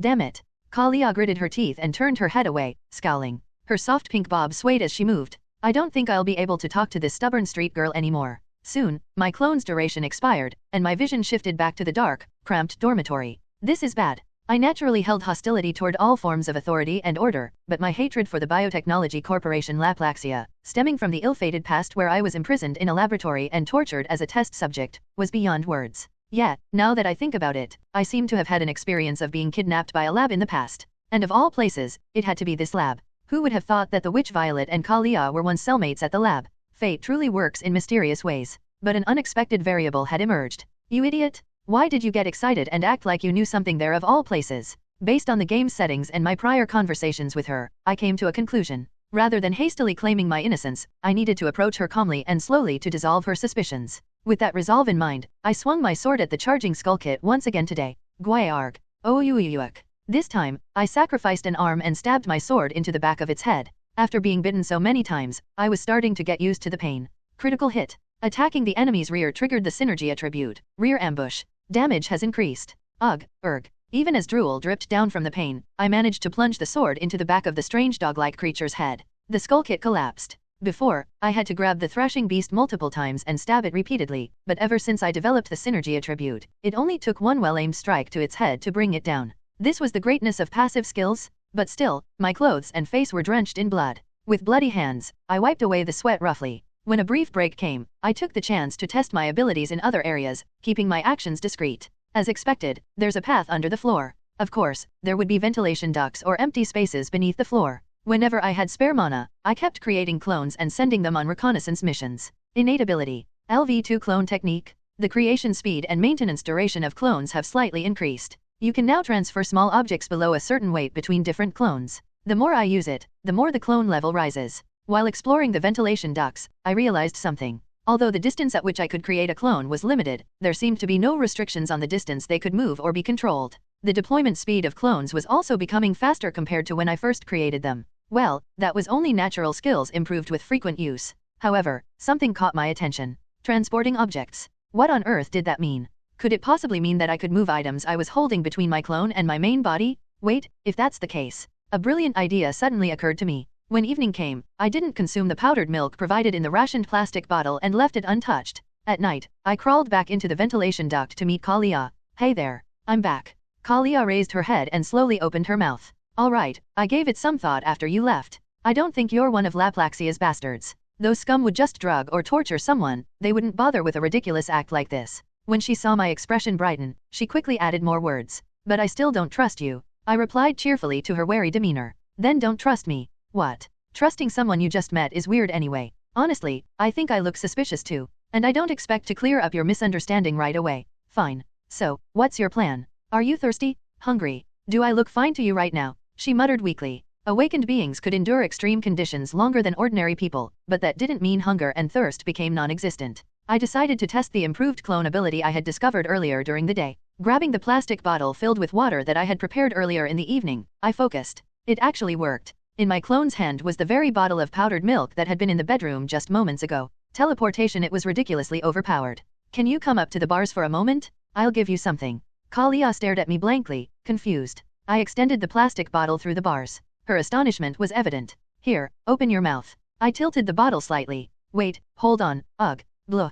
Oops, I missed the timing and ended up dumping it all over her face. Kalia, who had been drenched in water out of the blue, scowled. Hey, are you stupid? Sorry? I'll pour it slowly this time. I carefully tilted the bottle again, letting the liquid drip down 1 or 2 drops at a time into her mouth. How long did we do that? Eventually, the bottle ran dry. A bit of vitality returned to Kalia's haggard face. It was a brilliant choice to offer this to someone starving. Wow, I feel alive now, thanks. But what exactly was that thing you gave me? Protein powder mixed with powdered milk and vitamins. No wonder it didn't taste good. She bowed her head slightly to express her gratitude. All right, I really appreciate it. But, why are you helping me like this? Are you trying to win me over? I grinned. It's a deal. A question mark appeared on Kalia's face. What kind of deal? I'm going to escape from this place. Are you interested in helping? That's a big ask. A bottle of water is a pretty small price for such a huge favor, don't you think? Of course. This is just the beginning. I can help you, and you can help me. Listen to my plan first, and you can back out if you don't like it. I extended my hand. Since Kalia's arms were tied, she nodded instead of shaking hands. All right. My name's Kalia Blaze. I'll hear you out for now. What's your name? I'm Violet. Nice to meet you. Let's work well together. The two young women faced each other. Her expression was still stoic, but it seemed slightly softer than when we first met. I, Violet, had gained an ally. Right after a brief connection was established between Kalia and me, I eagerly explained my escape plan. Surely, I'd be praised for it, right? While I enthusiastically laid out the plan, Kalia listened intently, occasionally nodding with a casual or I see. So, you're saying, we use the ventilation ducts to get you out of this sealed room, unleash some of the laboratory's monsters to create chaos, take one of the researchers hostage to open the elevator, go down, and then escape through some unknown exit. Exactly? It's a perfect plan, isn't it? Kalia stared at me in disbelief before snapping back at me. Are you an idiot? I'm not. Theoretically, it's flawless. Besides, there's no other way out, is there? You're planning to break through all those guards and security systems head-on? I can't even with you. Seriously. Was it really that bad? I hesitated, mumbling a few words. But you're super strong. Since your unique ability is fire-related, we could even burn down the whole lab if worst comes to worst. At my suggestion of arson, Kalia looked at me as if I were pathetic. Her gaze reminded me of a teacher looking at a student who insists they can get into a prestigious college despite scoring in the bottom percentile. Still, isn't it a good idea? Playing with fire seems like the best way to solve a difficult problem. Kalia, immune to heat, was a capable individual who played a major role in the main story. A direct assault shouldn't be out of the question. She sighed deeply. I'm not going to ask how you found out about my unique ability. And no, I'm not as strong as you think. But, Violet, let me ask you one thing. What is it? Let's say we set the place on fire, as you suggested. What about the others? Not the researchers, but the other people brought here for experiments, just like you? Ah, right. Sorry, I didn't think about that. No need to apologize. I'm not saying we should rescue everyone. Even taking care of the two of us is hard enough. Kalia cautiously added a few more words. But I don't think it's right for innocent people to get caught up in what we're doing. More importantly, if that happens, you won't get away unscathed either, Violet. And there's no guarantee that starting a fire will be as effective as you think. What I thought was a brilliant idea turned out to be nothing but the arrogance of a fool standing at the peak of ignorance. I slumped in disappointment. Yeah, thinking about it calmly, it's reckless and stupid. Kalia looked at me for a moment before speaking in a slightly gentler tone. But, as they say, starting is half the battle. Why don't we investigate a little more and think things through? As she tried to approach me, the chains restraining her arms clinked, pulling her back. For now, could you figure out how to get rid of these? Kalia shrugged awkwardly. Okay, I'll look into it. Anyway, time's up. See you tomorrow. The time limit for my clone's existence was nearing. I waved and disappeared. Back in my bed, I reflected on my actions. Had my intelligence dropped since becoming a girl? What kind of idiocy was I spouting as a strategy? Over the next few days, I moved my clone whenever I had a chance to explore the laboratory's ventilation ducts, ceilings, and floors. The process was unbearably tedious and dreadful. Dust was the least of my concerns. Sharp nails or screws jutted out from the insides of the ceiling, scratching me every now and then. When the clone got hurt, I felt the pain too. But the worst part? Those damned cockroaches. Ew. Fortunately, the ceilings and ventilation ducts were sturdy enough to hold the weight of a small girl. If the ceiling collapsed and I fell, I'd have no choice but to go to Plan F.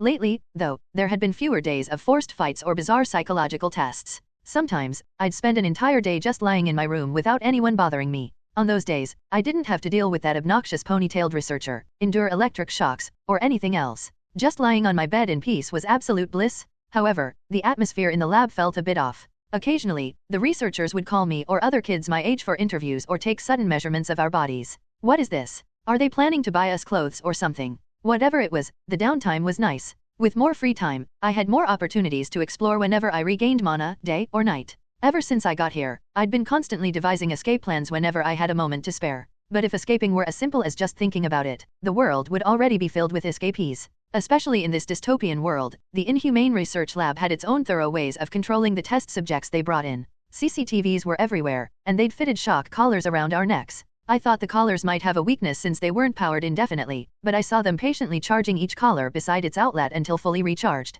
A frontal assault was technically an option, but without my clone ability, I was just an ordinary girl, and that would be suicide. Ayik, this is fraud. You said this was a vitality test? This is madness. I'm getting out of here. Move. Step back. Bang, bang, bang. Arg. Gunfire and screams occasionally broke the monotony of the lab's oppressive atmosphere, adding an eventful touch. Yet another unfortunate victim had fallen today. Here, if you so much as step out of line, they'd shoot you without hesitation. But what if you had abilities strong enough to withstand bullets? The ogre guard would show up with a sledgehammer and personally flatten you into a two-dimensional being. Ever since the Muscle Man incident, I'd seen this happen a few times. Wow, welcome to the 2D world. After discovering Kalia, I wondered if we could break out using brute force with her leading the charge. If she were like a 4-star savior character, she might even take down that ogre guard. However, Kalia's physical condition wasn't great, so it wasn't feasible for now. First, I needed to get her properly fed before considering anything else. Eventually, as I became more familiar with the ventilation ducts and ceilings, I managed to locate something valuable. No way, is this the break room? How lucky. One night, while crawling through the ceiling, I noticed light leaking through a new gap. After carefully lifting a ceiling tile for about 10 minutes, I saw a small room with a sink and a refrigerator. I used a small hand mirror I'd smuggled earlier to cautiously inspect the ceiling for surveillance cameras. There weren't any. I carefully climbed down onto a shelf, then rummaged through the cabinets and fridge. I found snacks. Chocolate chip cookies, no less. I was moved to tears. I took only as much as I wouldn't be caught for, threw the empty packaging into the trash can, and sent the cookies to my real body. The crumbly texture of the cookie between my fingers felt so vivid. I bit into a cookie under my blanket. It's delicious. The sweetness of the cookie, after such a long time, made me tear up.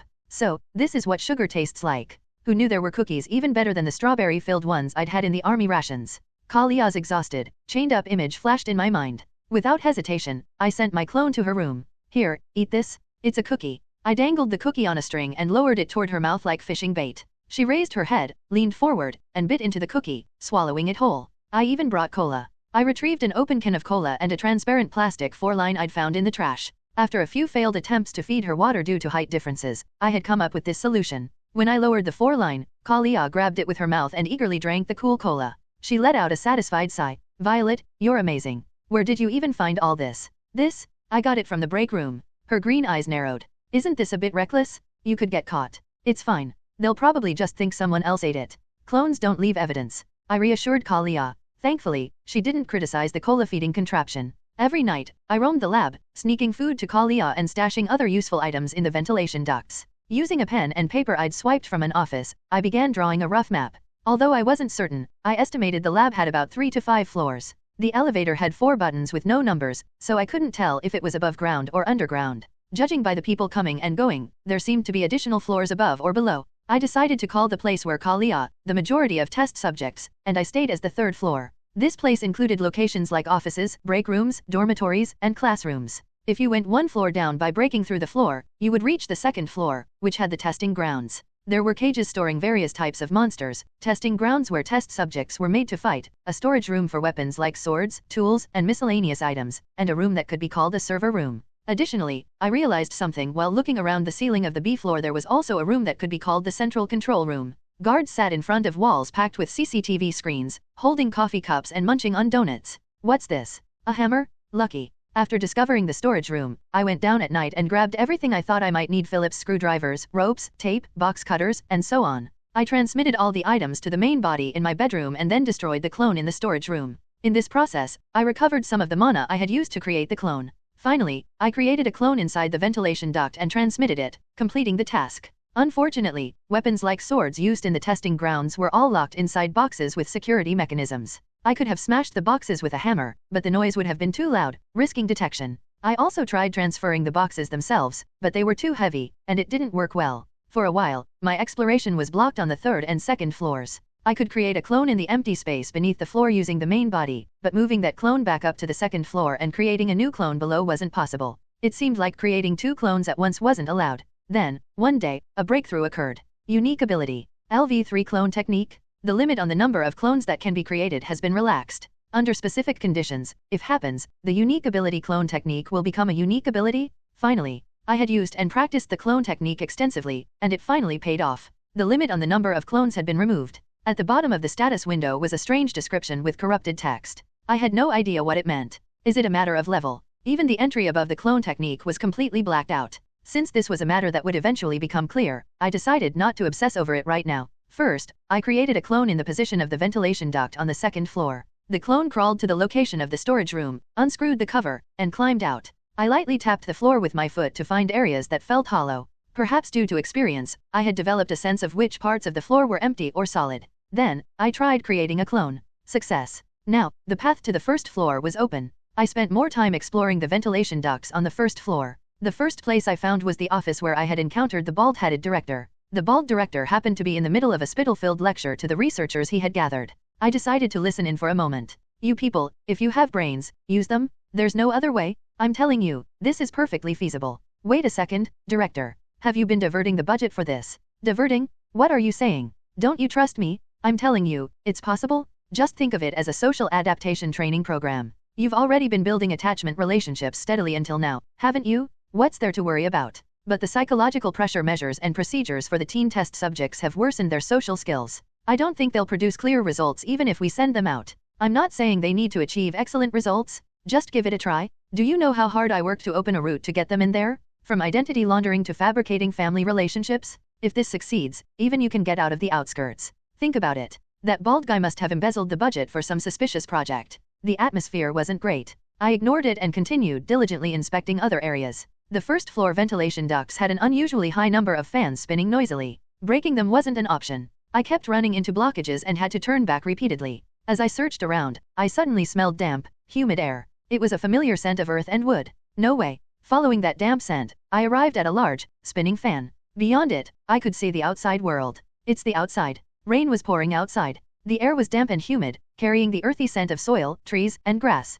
Through the downpour, I saw a cityscape beneath cloudy skies, with a massive tower standing prominently in the middle of the city. The city is closer than I thought. Later that evening, I found Kalia when no one else was around and explained what I had seen. Really? The city is closer than I expected? Then, maybe. After muttering to herself for a moment, Kalia hesitated before speaking. Violet, I know it's a stretch, but is there any way to contact the outside? Maybe escaping is easier than we think. Huh? Do you have a good idea? Have you ever heard of the Osprey Brotherhood? Of course. They're super famous. The Osprey Brotherhood is a gang that appears as an antagonist in the main story of the game. Of course, I knew them. Now that I think about it, I remember Kalia being a member of the Brotherhood. However, according to the storyline, she left the increasingly radical Brotherhood due to certain circumstances, after which the Brotherhood devolved into a criminal organization. I had forgotten that this timeline was set before the events of the main story. This was when Kalia hadn't yet left the Brotherhood. I didn't realize the Brotherhood was that famous. Anyway, if we can find a way to contact them, we might be able to escape the lab easily. From what you've described, the number of people guarding this place isn't as high as I thought. Wow, really? Then we won't even need to make a complicated escape plan. Yeah, and since the city is closer than expected, getting help from the Brotherhood should be easier. Listening to her explanation, I was impressed. If this was true, escaping might be simpler than I thought. Everything seemed to be going smoothly. A few days later, I heard some shocking news. One morning, I was summoned to the director's office. Test subject 10-6-8, Violet, congratulations. You have successfully passed all the tests so far. The bald director gathered people and began speaking. Starting the day after tomorrow, you will have a brief adaptation period in the outside world. What the hell was he talking about? And you will be enrolled in Ruslam's prestigious academy for awakened individuals in the upcoming fall semester starting on September 1st. Now, let's give a round of applause. What? Excuse me? The director waved what appeared to be enrollment documents in front of me. I wasn't the only one who was flustered. The other researchers also looked puzzled. What was going on? What in the world was happening? The situation was unfolding in a strange direction. Send me to school? Suddenly, the bald research director's abrupt declaration that I would be enrolled in school left everyone except him dumbfounded. What was this? Delusions of grandeur? Did his intelligence fly away along with his hair follicles? The researchers, full of confusion, began murmuring among themselves. One of them cautiously stepped forward, seemingly ready to take the lead in addressing the absurdity. Excuse me, Director. You just mentioned enrolling this test subject in an academy. May I ask the reason for that decision? The way you ask questions, I like it. First, we need to recognize the situation we're in right now. With that, the bald director waved his hand dismissively, gesturing for me to be taken out of the room. Hold on, let me listen too. Wasn't the genre of my life supposed to be dystopian human experimentation in a sci-fi setting? Drifting into a school life story all of a sudden? That was way too random. I was led out of the room by staff members. At the same time, I focused on the hearing ability of the clone I had hidden in the ventilation ducts. The sensation of manipulating the clone's senses while moving my main body still felt awkward. Inside the office, the sound of heated debates and occasional table slamming could be heard, followed by a moment of silence. All right, everyone, look at the intelligence evaluation report. Test subject 10-6-8 has the highest IQ among the awakened test subjects in their teenage years. They also possess a unique ability. Their speech might be a bit clumsy, but that's manageable. Well, great. I had deliberately botched the intelligence tests to seem like an idiot, but it seemed I had failed. Anyway, I managed to pull some strings and got this one admitted to a specialized academy for awakened individuals. Now, we just need to assign someone to ensure they achieve average grades. Once we have results, we'll keep it a secret initially and then announce it. Wouldn't the higher UPS view us differently then? These days, the best way to increase the value of awakened individuals is through academies. I've heard that other companies also admit subjects integrated with their technologies into academies to verify their capabilities. Moreover, after checking, it turns out the unique ability here is quite rare. It's clone creation. While it's underdeveloped at the moment, imagine the potential with improvement. It could lead to a one-person army. The researchers seemed to start nodding in agreement. The director, sounding more confident, raised his voice. And hey, how much longer do you want to be stuck in this backwater, cracking open the heads of losers? Don't you want promotions? Don't you want to be transferred to headquarters? I'll package this up nicely and present it, so all you need to do is watch. Got it. The bald director's heavily embellished persuasion drew enthusiastic cheers from the researchers. Bravo! Amazing! Someone exclaimed, followed by a round of applause. They all seemed to have lost their minds. Damn it. So, they were selling me out just to add a line to their resumes? Seeing my child gets great grades and is so smart, type of academy parents in a place like this was definitely a surprise. But an academy? Wasn't that overkill? No one tries to enter a world championship of pocket monsters with the intention of selling stray cats for a fortune. Of course, I wasn't some dirty stray cat but a beautiful young girl. That said, still, I was about to sever my connection to the clone's senses and dissolve it when something I couldn't ignore reached my ears. But director, what about the girl in the sealed room? The pink-haired one? Headquarters contacted me about her anyway. Send her to the city with 10-6-8 on the day of departure. Don't forget to implant the tracking device. By the way, are there any other useful test subjects left? It's about time to sort them out. We need to start on the next project soon. What? Kalia was going to be taken to headquarters? The plan Kalia and I had devised originally went like this. First, contact the Osprey Brotherhood, the group Kalia belonged to. Depending on how the Brotherhood decided to assist, the details of the plan would change. However, the key point was to stall the research facility's response until they could arrive to rescue us. In the worst-case scenario, we would resort to extreme measures, like taking hostages or releasing all the monsters on the second floor, to create chaos. The plan's success depended on how we managed to establish contact with the outside world. Since Kalia was confined and restrained, finding a way to communicate externally fell entirely on me. But I was stuck at the first step. You know, I hate to complain when so much of this depends on you, but haven't you found anything yet? Ugh, just give me a little more time. These guys are surprisingly airtight when it comes to cutting off external access. Staff members had to surrender their phones at the entrance. Internet access? Forget it. I had even snuck into empty offices while avoiding surveillance cameras, only to find they used an intranet. Sometimes, I overheard bits of their security training while hiding above the ceiling.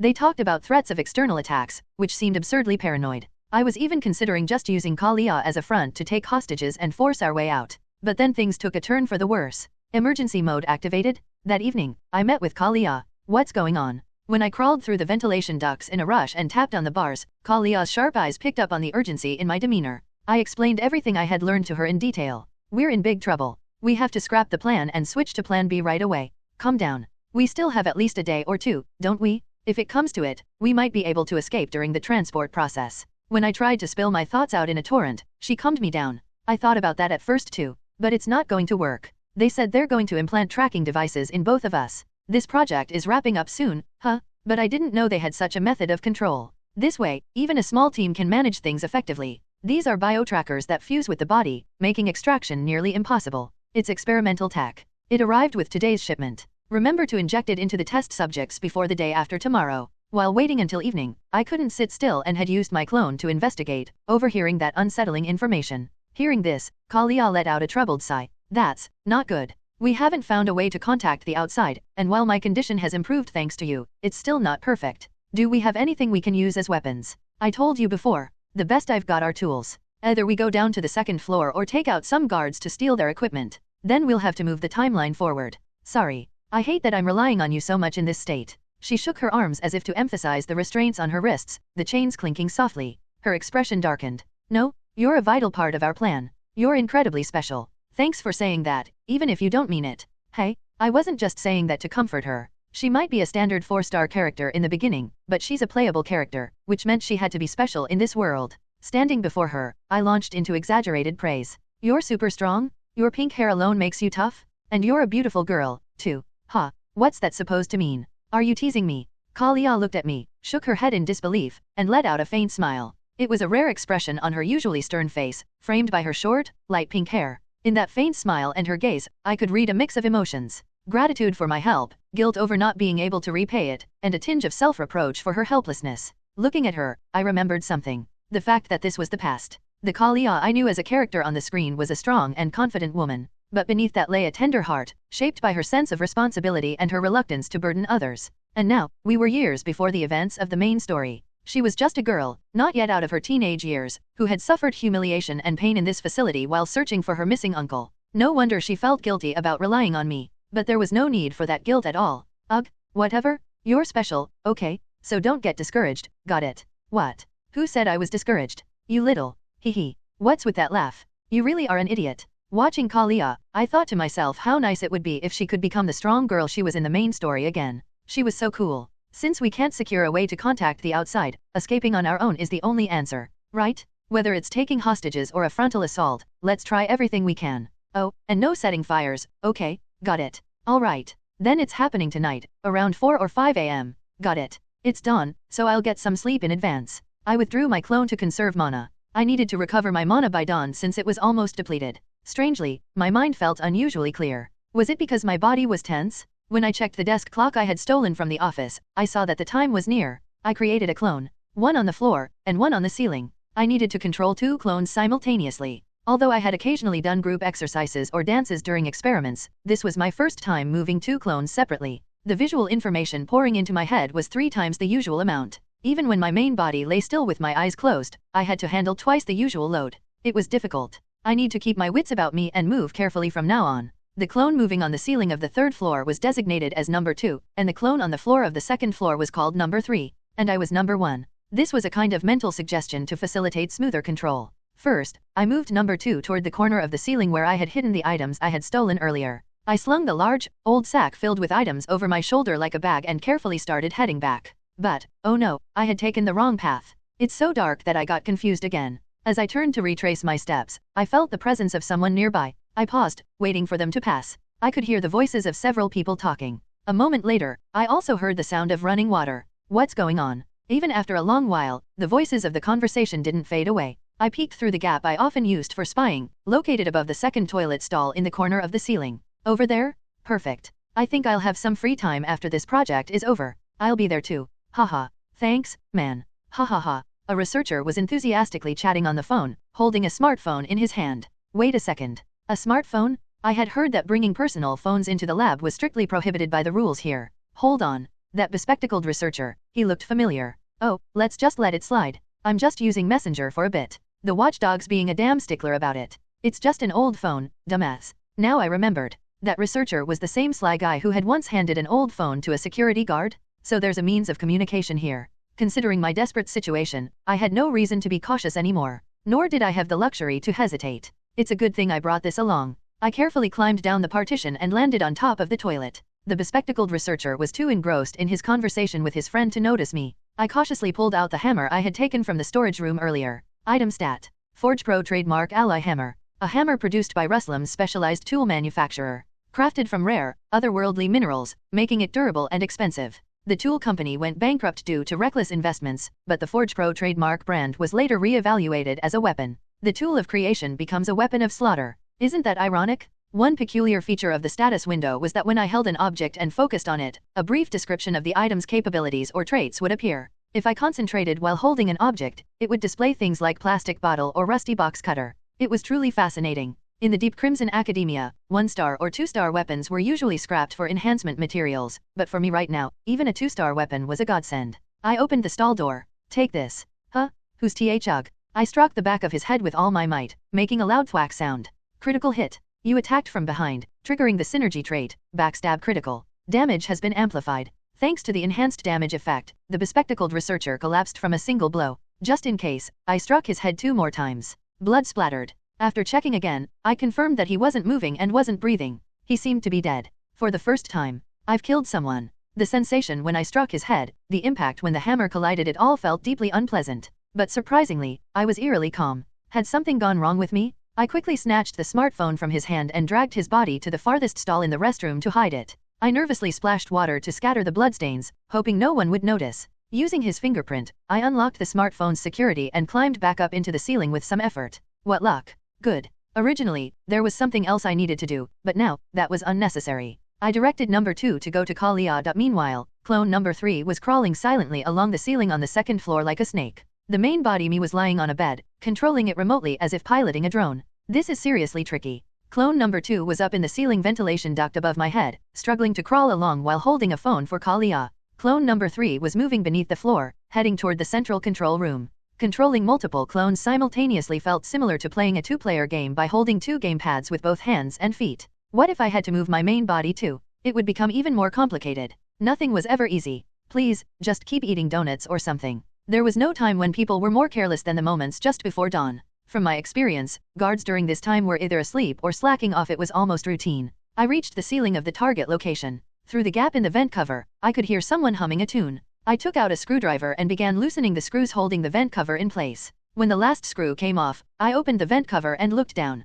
Calling this place a central control room was an exaggeration. It was more like a slightly larger duty room that doubled as a security office. In front of several monitors displaying CCTV footage, a guard was sitting and eating a donut while watching TV. The last time I came here, there were 2 guards, but today there was only 1. I landed softly on the floor. The guard, with donut crumbs around his mouth, turned his chair around in surprise at the sound. What's that? Ugh, a ghost. That's right, a ghost. I raised the alloy hammer that I had received from clone number 2 and struck the guard's forehead with all my might. Bang, bang, bang, arg. Oh no, I made a mistake. I hit him from the front, so the sneak attack skill didn't activate. The guard screamed, so I quickly jumped onto his chair and covered his mouth with my left arm. However, even with his injuries, he resisted, trying to shake me off and biting my arm to free himself. I was losing in terms of strength. He reached out toward the gun on his desk. Die, die, die. I rotated the hammer and struck his crown with the sharp backside. With a sickening crack, the hammer lodged into the guard's skull. When I pulled the hammer out, thick blood trickled down the handle. This feels disgusting. The guard was dead. It was a horrific sight. But should I really stop at just feeling disgusted when faced with someone slumping lifelessly, blood pouring from their head, and their eyes rolled back? I didn't know. It seemed certain that something was wrong with me. I was scared that the sound of his scream might have leaked outside, so I cautiously opened the door to check the surroundings. There was no sign of anyone nearby. When I searched the guard's body, I found the key and keycard I had been looking for.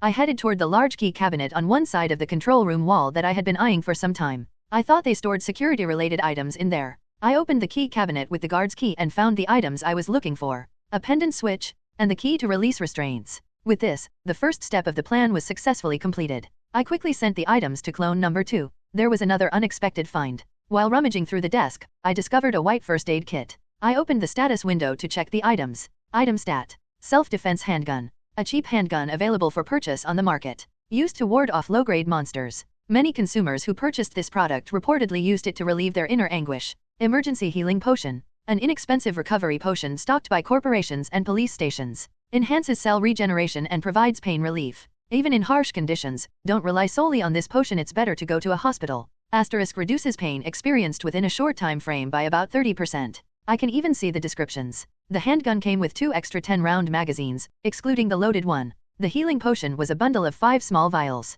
It had a structure where you could uncap it and inject it directly into the body. For now, I need to buy some time. Killing the guard didn't mean everything was over. I needed to take measures for what would come next. However, I didn't know how to handle the surveillance camera systems or any other tech. Instead, I had one good solution. Since it runs on electricity, I just need to break it. I unplugged the cords, then cut through the terminals and wires with a box cutter. After that, I packed the items into a plastic bag and locked the door. This should buy me some time. Oh, the donut. I bit into the donut the guard had been eating and crawled back into the ventilation duct. While clone number 3 was dealing with the guard and retrieving items, clone number 2 arrived at the room where Kalia was being held. It unscrewed the bolts and removed the grill on the vent, then jumped down to the floor. You're here already. Kalia opened her eyes at the sound of movement. I grinned sheepishly and showed her the key to the restraints. Clink. As I inserted the key into the restraints, a mechanical sound turned from inside, signaling that something was operating. Moments later, the restraints that had kept Kalia bound for so long finally released. It's been such a long time. Yeah, this feeling of mana circulating. She stretched out her arms and legs with a refreshed expression, loosening her body. A cracking sound echoed as her joints popped. I hadn't noticed it when I was watching her from the ventilation duct, but Kalia seemed to be a head taller than me. Maybe it was because I was small for a girl. This thing too. Let's get rid of it. The cursed black switch the researchers used on the test subjects. I brought it close to Kalia's neck and pressed the button. With a clicking sound, the dreadful restraint was unlocked. And you? I already got rid of mine earlier. I handed Kalia the smartphone. Her eyes grew as wide as lanterns. Oh, you managed to get this? With this, we can finally make contact. She quickly made a call to the Brotherhood. Since it was dawn, I was worried they might not pick up. After a moment, the call connected. Yeah, it's me. Kalia. Sorry. I should have listened to you. Where am I? I'm currently. Kalia enthusiastically described her location to the person on the other end, using the information I had roughly pieced together so far. After a brief conversation, Kalia hung up and brought good news. It's all set. They said there's a place matching the location I described. They're gathering people and preparing to head here right away. Wow, that's great. They found it faster than I thought. Did they track your location? The Brotherhood had been narrowing down a few specific spots among the labs those bastards use, looking for traces of me. Apparently, the place we're in now is at the eastern outskirts. Wow, I didn't know why, but it felt like everything was going so smoothly. At times like this, we needed to band together even more. I raised my arms wide and began hopping around. Violet, what are you doing all of a sudden? Let's do this. Kalia looked puzzled for a moment but then awkwardly approached me and wrapped her arms around me. In an instant, I found myself in her embrace. She didn't stop there. She slowly began stroking my head. I was slightly startled, but it didn't feel bad.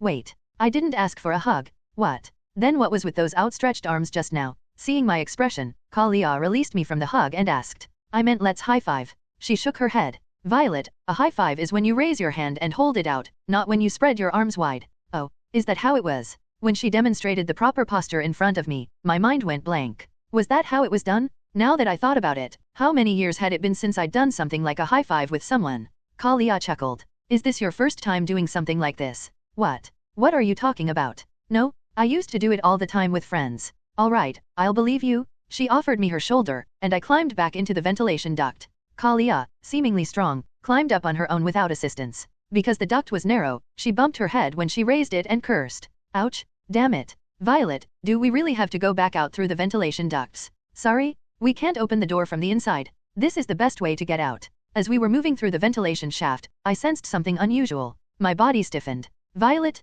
is something wrong? Hold on, Kalia, go back for a moment. Something's off. I gestured for Kalia to retreat. I had sensed something strange from the second floor. What are you talking about? The lab staff are arriving for work at this hour? Wait here for a moment. Don't come out. I sent the third clone to assess the situation, but suddenly, the door to the room where my main body was resting creaked open. Wake up, Violet, your big sister's here. I quickly recalled the second clone. When I opened my eyes, the ponytailed researcher was in the room, clutching a yellow envelope and staring at me.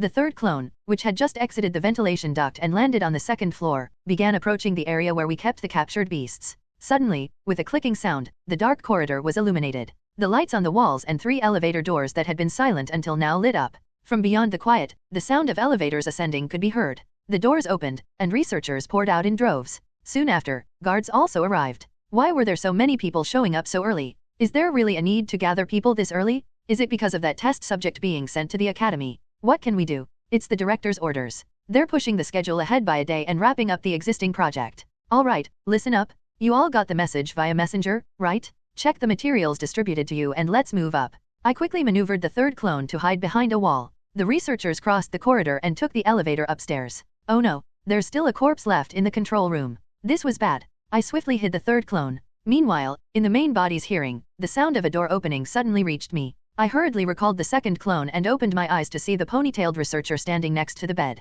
Stay calm. I couldn't afford to drop the dumb act now. Sister. Wasn't it tomorrow that I was supposed to leave? That's right, but we moved up the schedule by a day so our little Violet can step out into society sooner. Wow. The hallway outside the glass door seemed chaotic. There was a commotion of footsteps. Researchers and guards armed with shotguns were busily moving back and forth in the test subject's accommodation area. All right. First, I needed to figure out what was going on. I gripped the hammer I had received through the clone transmission tightly under the blanket. I needed to make that woman lower her guard first. I put on the most innocent expression I could muster and opened my mouth. What's that? Huh? Oh, you don't need to worry about that. Anyway, Violet will be living with me from now on. The ponytailed woman showed me a bundle of yellow envelopes. Do you see this? These are Violet's Academy admission certificate and necessary documents. Once we take this to the school, you'll officially be a student. Sure, that's what she said. Suddenly, I felt curious about one thing. Wow, but, sister, I don't have any money. Wouldn't it cost a lot to enroll in an academy? How are the tuition fees handled? Don't worry, the lab decided to cover your expenses. They've already paid for the first semester. The ponytailed woman was grinning as she continued to speak but suddenly stopped and stared at me. Violet, but, weren't you less talkative before? And your necklace, where did it go? Who knows? Why don't you go ask your mom about it? What are you? The clone I had prepared behind her tightly grabbed her waist. She glanced at the clone, then at my face, and finally at my neck in turn, her face turning pale. Too late. Die. Clang, clang, clang, clang. I raised the alloy hammer I had sent to the blanket and smashed it into her face. Kalia. I struck her 4 more times in rapid succession, venting all my pent-up rage. For harassing me. Arg. I bashed her head once. For stealing my fries. My hand. Aic. When she tried to block with her arms, I smashed her hand. For making me call you sister despite being an old hag. I smacked her mouth once. Kalia. Finally, I hit the back of her head one more time. The ponytailed woman collapsed in a bloody mess. Good. I wasn't sure if these were the real admission documents, but I'd take them for now. I stored the documents in the bag my clone was holding and stepped out through the half-open door. The whole plan was a mess now. Screw it. When had I ever lived with meticulous planning anyway? From now on, I just do whatever I wanted. As if on cue, someone triggered the alarm, and the loud wailing of a siren filled the corridor. The diversion on the second floor had succeeded. Relieved, I retrieved clone number 3. Multitasking was too difficult. Startled by the screams, researchers began running toward the noise. My goodness, Team Leader Eva, you, stop this riot. One of the researchers pointed a remote control at me. Oh, right, but I didn't have the necklace anymore. I aimed a gun at the confused researcher and pulled the trigger. Goodbye. Bang. Arg. The guy hit by my greeting fell to the floor. Run away. The test subject has a gun. Guards? Where are the guards? The researchers screamed and started to scatter. I fired another shot at the leg of the nearest one among the fleeing crowd. Arg. Spare me. To save bullets, I slammed the back of the crawling researcher's head with the alloy hammer. It was quieter now. My clone and I stripped some lab coats from the researchers and put them on. Then, running down the corridor, I continued shooting at their backs. Spare me? No, don't come any closer. Stay back. Shooting was surprisingly fun. It felt less repulsive than hitting someone directly. As I chased the researchers down the corridor, I swiped a key card along the locks of the test subjects' rooms. Bleep, bleep. Patients in hospital gowns, awakened by the commotion, stumbled out of their opened rooms, looking bewildered. Now was the time to capitalize on my appearance and voice. I conjured up the saddest thoughts I could and cried out sorrowfully.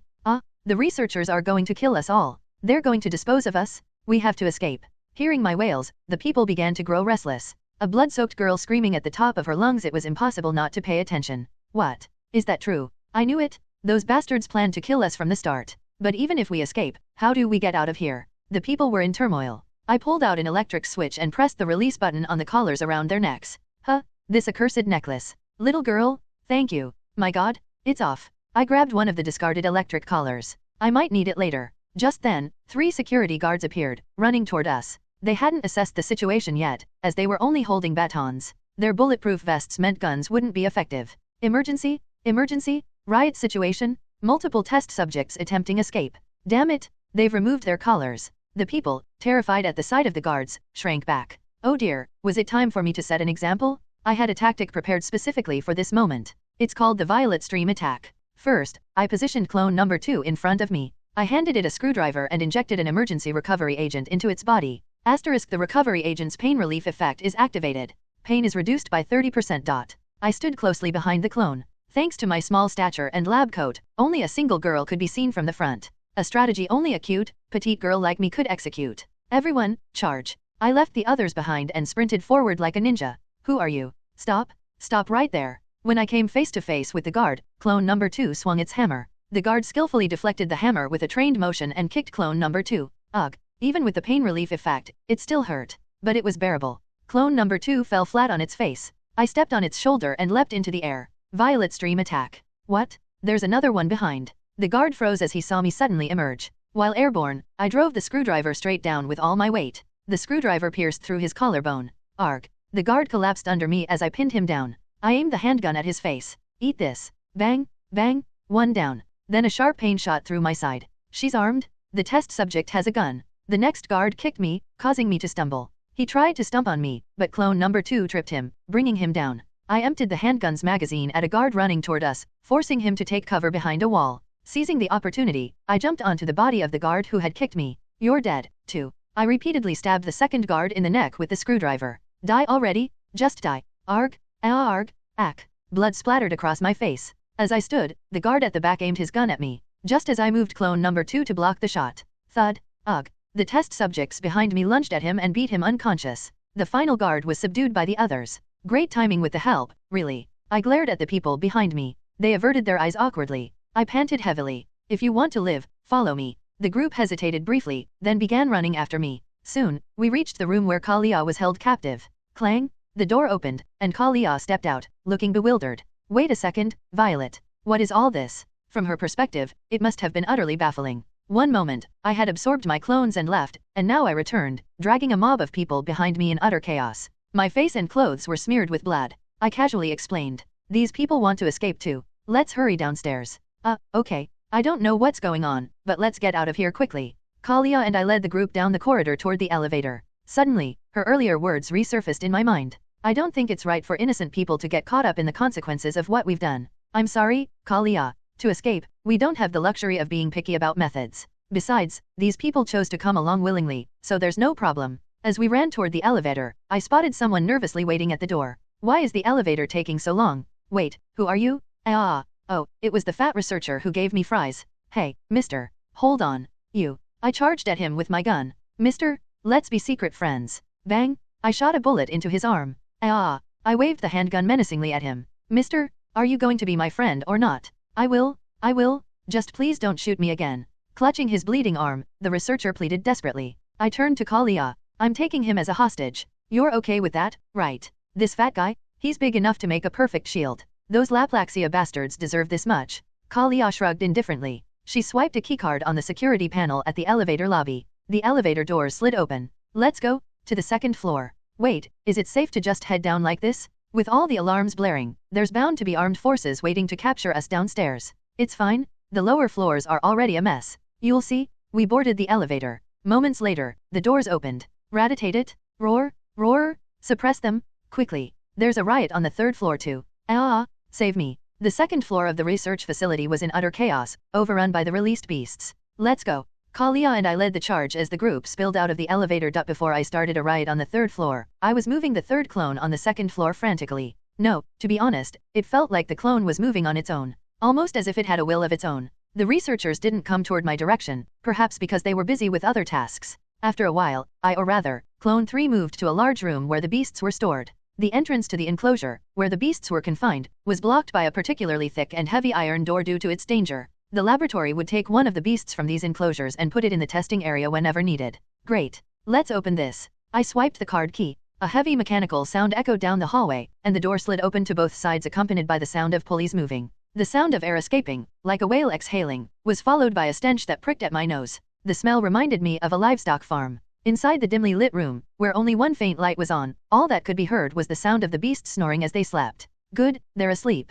I tiptoed forward and began unlocking the enclosures of the beasts one by one with the card. I could feel the rough breaths of the beasts right in front of me. I was incredibly nervous. Just after I unlocked the doors to all the enclosures, I realized something important. Wait, how do I wake them up now? If I provoked them, they'd wake up, sure. But if I tried to run away with my slow footsteps, I'd be caught and killed before I could retrieve the clone and make it disappear. Of course, since the me here is clone 3, I wouldn't truly die in the real sense, but it would still hurt a lot. Both the main body and the other clones would feel the pain. Also, it would be better if this incident looked like a random escape incident. That would confuse the lab and make it harder for them to assume someone orchestrated it. If I could use one of the researchers as bait, that would be ideal. Just then, I heard footsteps approaching the area. I peeked my head out of the enclosure room's door and saw a familiar face. Ack, it's that slicked-back bastard who electrocuted me. This is the piece of trash who always harassed me with the ponytailed researcher as a 1+1 duo. Perfect timing. I still had the electroshock collar I had removed from the main body. I quickly sent it over to clone 3. One hand held the collar, and the other hand held the switch. That's strange. Did no one properly secure the beast enclosure door before leaving for the day? I waited by the corner of the enclosure room, and the moment the guy approached the entrance, I threw myself at his legs. Ugh, what the? While he fell over and lost his balance, I quickly secured the electroshock collar around his leg. I just held it near him and pressed a button, and it fastened automatically. Pretty effective. Wait a second, you're 10-6-8? What are you doing here? While the slicked-back researcher was still struggling to grasp the situation, I kicked one of the enclosures hard and dashed out. The loud clang of metal colliding echoed throughout the room. Growling? Oh, kya, growl? From a safe distance, I crouched down and watched. The beasts, whose sleep had been disturbed, started to wake up one by one. When one of them howled, others followed in a chain reaction like dominoes. What is this? The slicked-back researcher, who was staring nervously in the direction of the dark enclosure room, began to step backward slowly in fear, trying not to provoke the beasts. With grave N. But what would happen if I used the electric shock? Zap! I delivered a shock at the lowest voltage first. Gah! The guy tumbled over and fell backward, writhing in pain. Hearing his screams, the beasts became agitated and began stepping out of their enclosures. My leg? Why is this thing attached to me? No, stay back. Panicked, the slicked-back guy scrambled to his feet and began running in the opposite direction of where I was hiding. As expected of an adult man, he ran quite well. The beasts instinctively chased after the researcher. Once he had run a reasonable distance, I adjusted the switch to its maximum setting and pressed the button. The grudge for electrocuting me? I haven't forgotten it. Bzzap! The shock hit the slicked-back researcher's leg like a bolt of lightning. He screamed like a cat whose tail had been stepped on and collapsed. The first thing the terrified, fallen researcher saw was a wolf-like beast skull kit. Nice, beast. Stay away, go away, no, graware. Here's a setting detail from Deep Crimson Academia. Skull kits love the flesh of cowards. Someone save. The slicked-back researcher's pitiful screams echoed throughout the entire lab. What's going on? What's with that scream? It's a beast? A beast has escaped. Emergency? Emergency. Unfortunately for the slicked-back guy, the direction he ran toward was where most of the people were gathered. Having tasted blood, the beasts lost their minds and began charging at the people. Soon, sirens blared throughout the entire lab. Well, I'll take my leave now. Meanwhile, the main body had just knocked out the ponytailed researcher. I retrieved clone 3. I had been retrieved. The moment the elevator doors opened, Kalia stared in shock at the chaos unfolding on the second floor. Screams, gunfire, explosions, noise, and turmoil, all of it blended into a cacophony of chaos. A researcher firing an assault rifle was dragged away by tentacles that shot out from a corner of the room, a guard wielding an axe wrestled with a humanoid beast that had mantis-like forelimbs, and someone else danced in agony, engulfed in flames. Hey, Violet, what the hell did you do? I told you already I'm unleashing the beasts. I thought you meant you'd release 1 or 2 at most. Stepping out of the elevator, the researchers noticed us immediately. Why is the elevator door opening over there? Are those test subjects? No, they're escaping. Kalia Blaze, that pink-haired bitch is escaping. What? Damn it. Call the team leader. The guards spotted us and opened fire without hesitation. I quickly shoved the pig-like researcher in front of me. No, I'm a member of the research team. Don't shoot. The man collapsed to the floor, riddled with bullets, creating enough of a distraction for me and the others to duck for cover or hide. From the corner of the wall, our eyes darted toward the elevator leading to the first floor at the end of the hallway. Seriously, why couldn't we just go straight down in one shot? Kalia, I'm sorry? The elevator system only allows 1 floor per ride. It's a security feature. You said we were waiting for the Brotherhood. You really do whatever you want, don't you? The plan was originally to lay low and stall until the Brotherhood made their move. But now, screw it, let's just smash through everything and get out. Kalia clutched her head in exasperation. Violet, I'll take the lead, so just follow right behind me, okay? I summoned Clone 2 and Clone 3 and stuck close to her. A bright violet flame enveloped Kalia's entire body. The flames flickered and swayed, large and small, like petals blooming and withering. So that's Kalia's unique ability. The floor beneath her feet crunched and dented with each step she took as she charged forward. She's coming this way. The guard who had first shouted upon seeing us aimed his submachine gun at her. There wasn't enough time to aim properly, so he settled for a hurried shooting stance. Ta-ta-ta-ta-tang. Bullets rained down, or at least, they should have. But it was too late. The muzzle, which should have been aimed at us, was already grabbed by Kalia's left arm and forced upward toward the ceiling. At the same time, her flame-coated right fist slammed into his solar plexus. Bang! With a small explosion, the guard's chest caved in as he was sent flying. A clean one-hit knockout. Arg! Die. A researcher standing behind the guard, his face twisted in terror, raised a shotgun and fired. Bang! Bang! I felt the heavy projectiles whiz past just above my head. One of the test subjects beside me was hit and let out a piercing scream. Kalia realized that if she dodged, the others would be struck instead.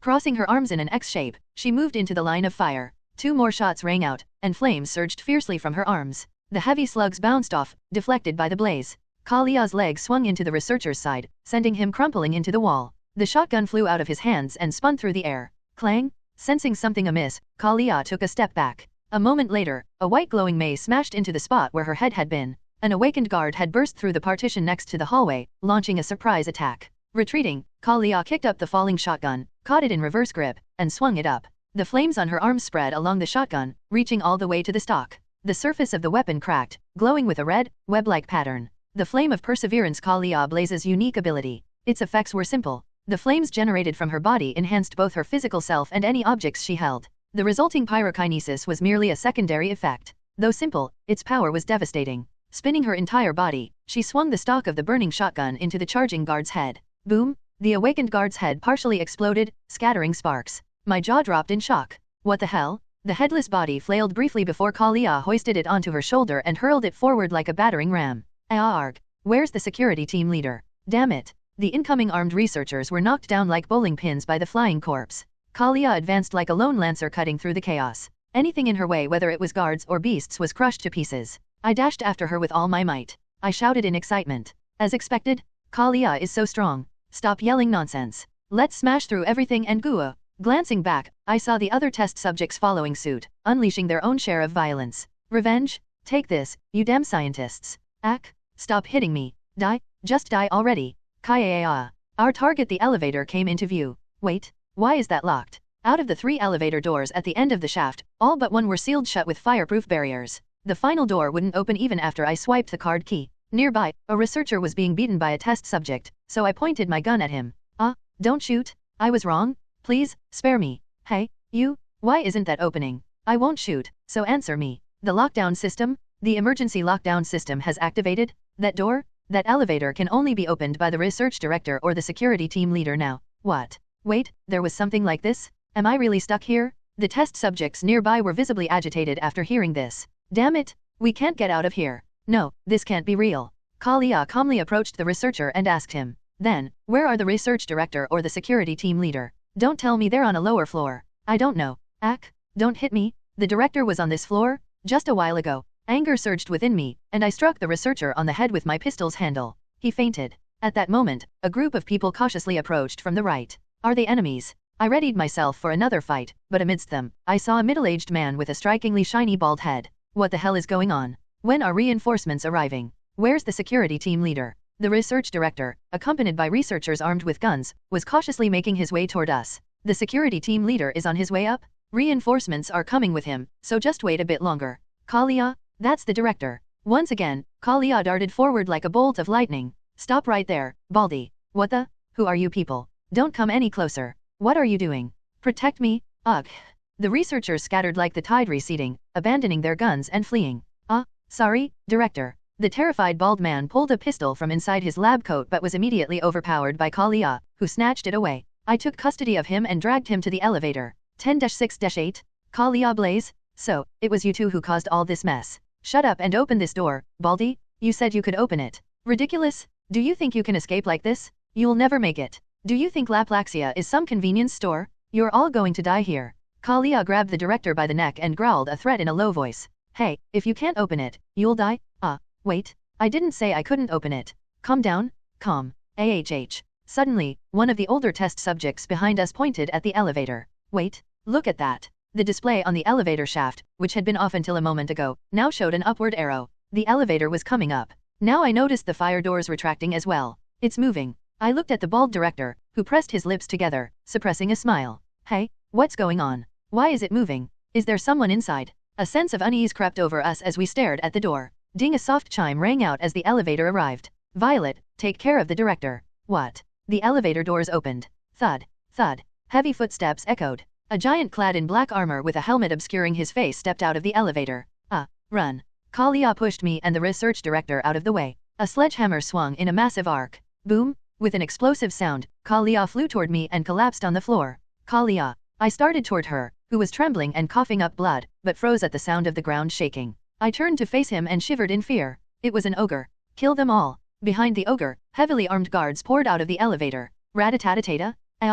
No, help me. Save me? The guards opened fire with automatic rifles. Test subjects who couldn't escape in time collapsed to the floor. Bullets struck the heads of those crawling away. Gunfire tore into the backs of those fleeing. Elsewhere, awakened guards wielding swords and maces charged into the fray. Screams and chaos erupted where they went. Ha ha ha, the security team leader is here? Save me, ha ha ack. The bald director laughed hysterically. I smacked him on the head. When the bald director screamed, attention turned toward us. I, on the verge of tears, pointed my gun at the director's head. I also made sure to drag Kalia toward me with units 2 and 3. Don't move, and this guy dies. Foolish. The ogre dismissed me coldly. Some of the guards aiming their rifles at me stepped forward. In a fit of desperation, I pulled the trigger, shooting the director in the shoulder. Bang, bang, I told you not to move, or the director dies. Do you want to see him die? Back off. Right, I'll die. Team leader, calm down for a moment. Stop. Using the director's pain as a shield, I backed away step by step. With every step I took, the ogre and the guards closed in. The noose was tightening. I needed to think. What was the closest room to the elevator? Stay calm. 2 lives are on the line here. The room with the dense array of wires. Yes, the ventilation duct. I remembered. I dragged the director into the room near the elevator entrance, locking the door behind us. Don't come in. If you come in, your director dies. Got it? Do you want to see your boss die? Then behave. Right? Team leader? Think wisely.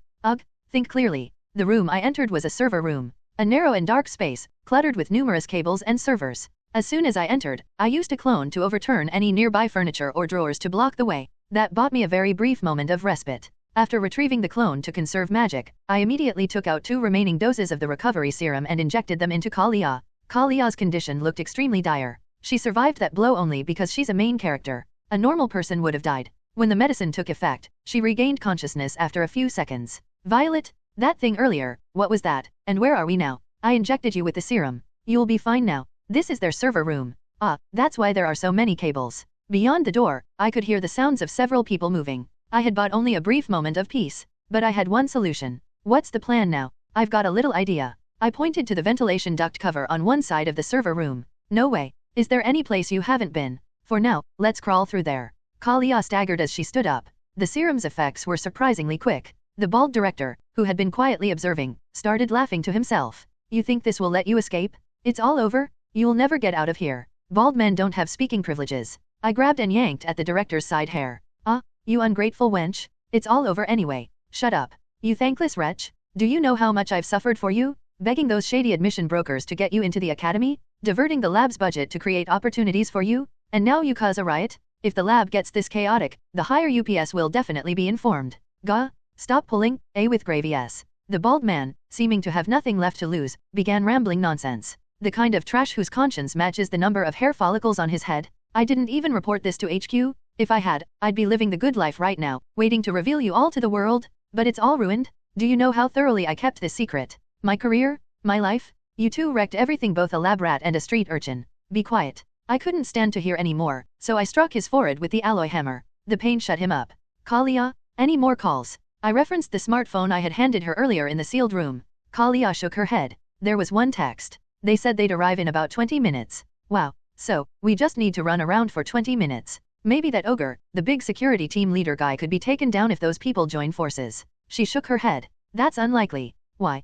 Kalia's expression darkened. You remember how I said I was caught here while searching for my uncle, the leader of our brotherhood? I nodded. Well, the one who defeated me was that security team leader. That giant guy. What? You lost to him? Yes. I was ambushed, but even so, he's no pushover. If we had fought head-on, I don't think I would have lost. She looked down at her bare hands as if they were empty and powerless. But without any weapons like this. Thinking back, Kalia's primary weapon in the game was a one-handed sword. It was strange for her to rely solely on hand-to-hand combat like now. So, you've realized your place. Anyway, surrender. Surrender now, and I'll be lenient, even with you. 10-6-8. I don't know how you fooled the researchers by pretending to be a fool, but you're the culmination of our project, so your punishment won't be severe. The bald man started flapping his lips again. Ridiculous? Why should I listen to you? You were planning to sell me out anyway. Even if others can't, I was going to get you into an academy. That's not something you take lightly. You're the surprise gift this lab created. If the higher UPS saw you, I'd be back at HQ. I could dream of promotions.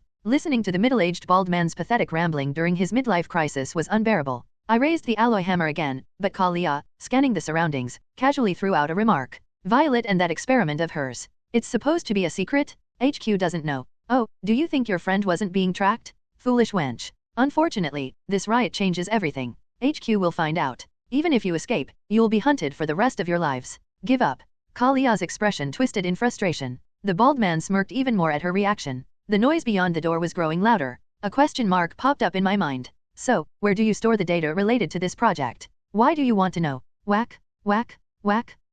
Fine, I'll talk. It's all in the lab's internal cloud. Everything's on the servers, not on computers. Ugh, for security reasons, all critical data must be stored on internal servers. It's HQ's rule. That server? Is it here? Whack, whack. Damn it. Of course, the server room has the servers. Ack. A spark of inspiration struck me. I looked at Kalia. She met my gaze and nodded. All right, one last question. How do we bypass the emergency lockdown and get through the elevator? I held the alloy hammer close to his face. Vein authentication. What? It's palm vein authentication. Only I and the security team leader are registered. You'll never get out. Oh, is that so? I pulled out the wire saw I had stashed away. What? What's that for? Kalia, could you give me a hand here? Got it. This feels a bit gross, though. Ugh. The saw ignited with unyielding flames. Wait. Don't do it. With just a few cuts, the man's wrist was severed. Kalia cauterized it with flames. I picked up the wrist and placed it in a bag. Somebody save me? Guards, get in here now. The noise outside grew louder, accompanied by heavy footsteps approaching. Kalia clasped flames in both hands. She quickly spread fire throughout the server room. In an instant, the servers were ablaze. The bald man, clutching his severed wrist, let out a horrified scream. That's why you asked? No, the servers? The data? My promotion? No. Kalia, this won't be perfect, but it'll block Laplaxia's tracking for a while. Now, all that was left was to escape through the ventilation duct. I had already torn off the cover using a clone. But Kalia didn't move toward the duct. Kalia, why aren't you coming? We're in a hurry. She walked through the smoke toward the door. Wait, Kalia, where are you going? She glanced back at me for a moment, shrugging her shoulders. Sorry, Violet. I don't think I can crawl through that duct. What? What are you talking about? Just come in. When you meet someone from the Brotherhood, tell them Blaze sent you. They'll take care of you for a while. She gave me a wistful look. Bang! The door burst open. It was the ogre's doing. You idiot! Get in, quick. Wait. She braced herself to charge. I screamed as I reached out of the ventilation duct. Crash! Suddenly, the building shook. What the? I wasn't the only one surprised. Kalia turned to look at me again and shouted. Violet, get inside for now. Outside the door, the guards were suddenly in an uproar. What's going on? Did the test subjects detonate a bomb? Damn it, could it be a terrorist attack? Everyone, get down. Boom! I screamed and crawled into the ventilation shaft. Abruptly, the explosion stopped, replaced by a strange, loud noise. Through the metal ducts of the vent, an unfamiliar yet oddly recognizable sound echoed. The sound of something being struck repeatedly. No, it was the sound of something spinning rapidly. Bang! The building shook again. Suddenly, the vent creaked, and a weak section of the floor gave way. I tumbled down. Ugh. Falling from a high ceiling hurt badly, but that loud noise from earlier continued to reverberate. What on earth is happening? I could see it now. A section of the research facility's windowless wall had been punched through, as if something had struck it. Through the opening, I could see the dawn sky, clouds, and the city skyline. The source of the noise became immediately clear. Helicopters. Several helicopters hovered near the building. Thud. Startled, I quickly hid myself. Several black figures leaped through the hole in the wall, landing inside and assuming defensive positions. More of the dark-clad figures kept jumping through the breach. Upon closer inspection, they were far better armed than the guards here. Large rifles covered with various attachments, and exoskeletal equipment extending from their backs to their arms and legs. Those without firearms carried large swords or various melee weapons strapped to their backs. Awakened individuals. Each of them feels stronger than that ogre from before. Who were these intruders? Their shoulder patches bore a symbol of several crimson rectangles. No way. To my knowledge, there was only one group in this world that used such a symbol. The Obsidian Legion. A terrorist organization from the Deep Crimson Academia's world. These lunatics flaunted their emblem wherever they went, despite being terrorists. But why the hell are they suddenly barging in here? This felt like being struck by lightning out of nowhere. Why now, of all times? Did someone tip them off to attack this place? The intruders moved swiftly, as though gliding, deeper into the research facility. Their movements were highly professional. I quickly hid behind a trash bin. It was terrifying. Soon, loud explosions and gunfire filled the facility. Oh no, Kalia. Once the intruders disappeared, I hurried back toward the server room. The floor, it's blown apart. It wasn't just a small hole, it looked like something had exploded, leaving a massive breach. I could see the first floor below. Could Kalia be down there? Nearby, I spotted the bodies of guards, either killed by the terrorists or caught in the blast. I'd better take this with me. Item stat. P15 automatic rifle. A standard automatic weapon used by military and police. Capable of easily killing low-level monsters. Its high modularity, affordability, and durability are its greatest strengths. I picked up an intact rifle. It looked similar to the ones I had used during my military days. I removed the magazine to check for bullets and pulled the charging handle to inspect the chamber. I also fiddled with what looked like a selector switch. After tinkering with it for a while, I got a sense of how to use it. It's heavy. The rifle felt heavy in my small, girlish hands. Then, I noticed a fairly long sword strapped to one of the guards. Item stat. Mass-produced one-handed sword. A metal one-handed sword crafted in an outer district workshop. Aside from its low price, it lacks any exceptional qualities. Once popular among those who dreamed of becoming hunters, it's often worn for show. It may not be as good as Kalia's custom weapon, but it could be useful. I descended to the first floor with my clones. If only I had more time to scout the area. This was my first time on the first floor. From beyond the corridor, I heard a sudden crash. Could that be Kalia? I sprinted toward the source of the noise. There, I found Kalia fighting an ogre. She staggered to her feet from the floor.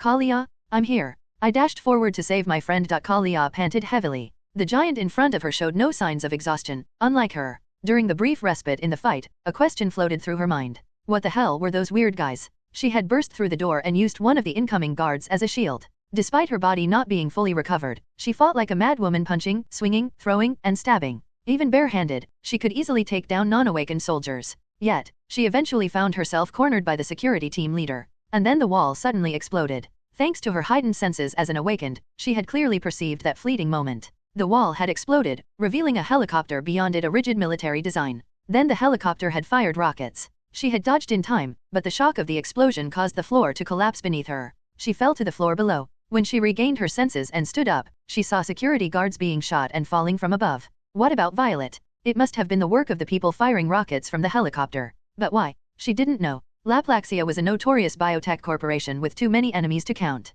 No, stop thinking about other things. Focus on the enemy in front of you. Dragging her weary body, she tried to find a way back upstairs, but the giant blocked her path. She now understood why Violet called him an ogre. What a brute. Damn it. Hey, can't you just let me go? You guys got attacked by those weirdos too, right? Shouldn't you deal with them first? The black-clad giant shook his head. You come first. His obstinate attitude made her blood boil. Damn, did you eat bricks for breakfast? You stubborn jerk? Move aside. Kalia charged at the ogre. Flames flared around her legs as she closed the distance at high speed. Fiery footprints were left on the ground as she moved. She dodged the hammer that came sweeping horizontally and evaded the vertical swing that followed. The guy was simply a physically enhanced awakened. If she found an opening, she could definitely gain the upper hand, or so she believed. Then, and now, there's no opening at all. She thought she had dodged, but the hammer strikes came at her in rapid succession. There was no elaborate technique or psychological tricks, just relentless, straightforward attacks that followed textbook trajectories. Fast and powerful, that was all. Ugh. She bent her waist to avoid a hammer swing.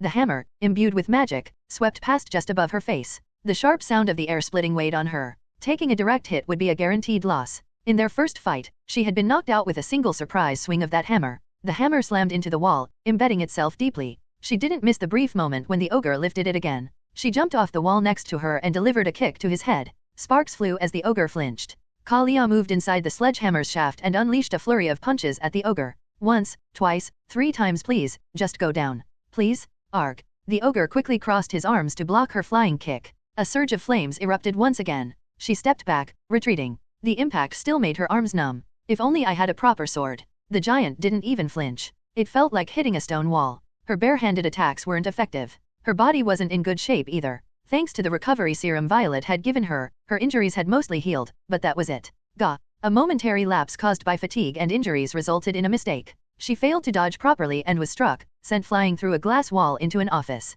She picked up a few glass shards within reach, coated them with flames, and hurled them. The reinforced shards struck the ogre's body and exploded, but it wasn't enough. Kalia staggered to her feet. She could feel the end nearing. But then, Kalia, I'm here. A blonde girl with crimson eyes ran toward her. Kalia was in a terrible state, beaten to a pulp. Was it because she didn't have a sword? I forgot this is before the main timeline. The Kalia from the main story was an adult woman, but the current Kalia still had a youthful look about her. The time gap of just a few years was more significant than it seemed. Right, I remembered now. That ogre security team leader, he resembled one of the giant hammer-wielding soldiers from the game. They were early game field bosses, sturdy but manageable with higher levels. Unfortunately, we were still at a beginner's level. Could we win? Does it even matter? There's a bastard over there to fight, so let's do it. I threw the one-handed sword I had brought. Here, catch. A new sword. Kalia caught the sword I tossed. Ah, right, this heavy, cold feeling. It's been so long. She turned fiercely, discarding the sheath. Wait, take this too. I stuck the remaining recovery serum into Kalia's body.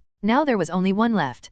Thanks. I might have a shot now. Stay back. When Kalia tried to push me back, I snapped and pulled out a hammer. I can fight too. If you try to fight alone like earlier, I'll hit you. Kalia looked at me for a moment and then nodded. She resumed her combat stance. Round 2. You dumb rock. I moved behind a wall briefly. Flames flickered on the sword Kalia held. The ogre charged like a dump truck. Kalia met him head-on, dodging the hammer swing once more. When she got close, the ogre retreated and kicked at her. But she wasn't about to fall for the same attack twice. Kalia twisted her body, avoiding the incoming leg. In that instant of vulnerability, several bright violet arcs appeared in the air. Ugh! The ogre flinched, stepping back. It worked. Bright scars burned on his thighs and abdomen. Enraged, he began swinging his hammer wildly, but Kalia had already jumped back. Take this. This was my moment. 2 clones that had circled behind the room opened fire at the back of his head. Tated it. Bang, bang. Critical hit. Critical hit. Critical hit. Your coordinated assault triggered the synergy effect. Rear assault. Damage increased.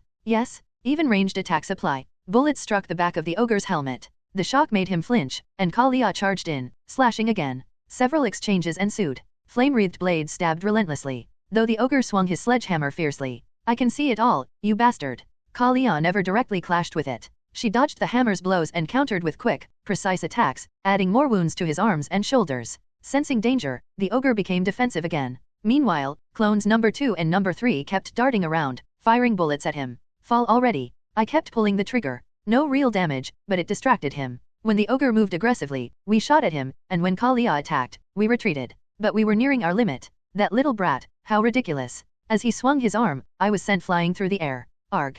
I collided with the wall. I wanted to faint, but thanks to the recovery agent's effect, I couldn't. The ogre glanced at my vanishing clone before approaching Kalia. Your little friend was of no help. Now it's over. The ogre raised his sledgehammer. Ugh, Kalia, now's the time. I activated the electric switch. Maximum output? BZZZZT? Ugh, what is this? The ogre dropped the sledgehammer handle as a sharp electric shock struck his right arm. It was the last remaining electric shock collar I had attached earlier when I clung to his arm. He immediately tore off the electric shock collar. But it was too late. Flames were already erupting around Kalia. Boom, guh. Gah. With a single charge, the blade of her sword pierced through his chest. He fell. Ayek. Kalia let out a short scream and was pushed back. No way, he's still alive even after taking a blade to the chest? The ogre staggered, trying to pull out the sword from his chest. How is this even possible? Clone number 2 and I staggered to our feet and clung to him. Ugh, just die already. I repeatedly stabbed a screwdriver into his neck. The clone joined in, stabbing and hitting the back of his head. Thud, thud, thud. Please, have some decency, just die already. Arg. I screamed as I continued stabbing him. The ogre stopped moving and collapsed forward with a thud. Level up, level up, level up. Asterisk as you faced a formidable opponent, experience points have been boosted. We won. I immediately supported Kalia.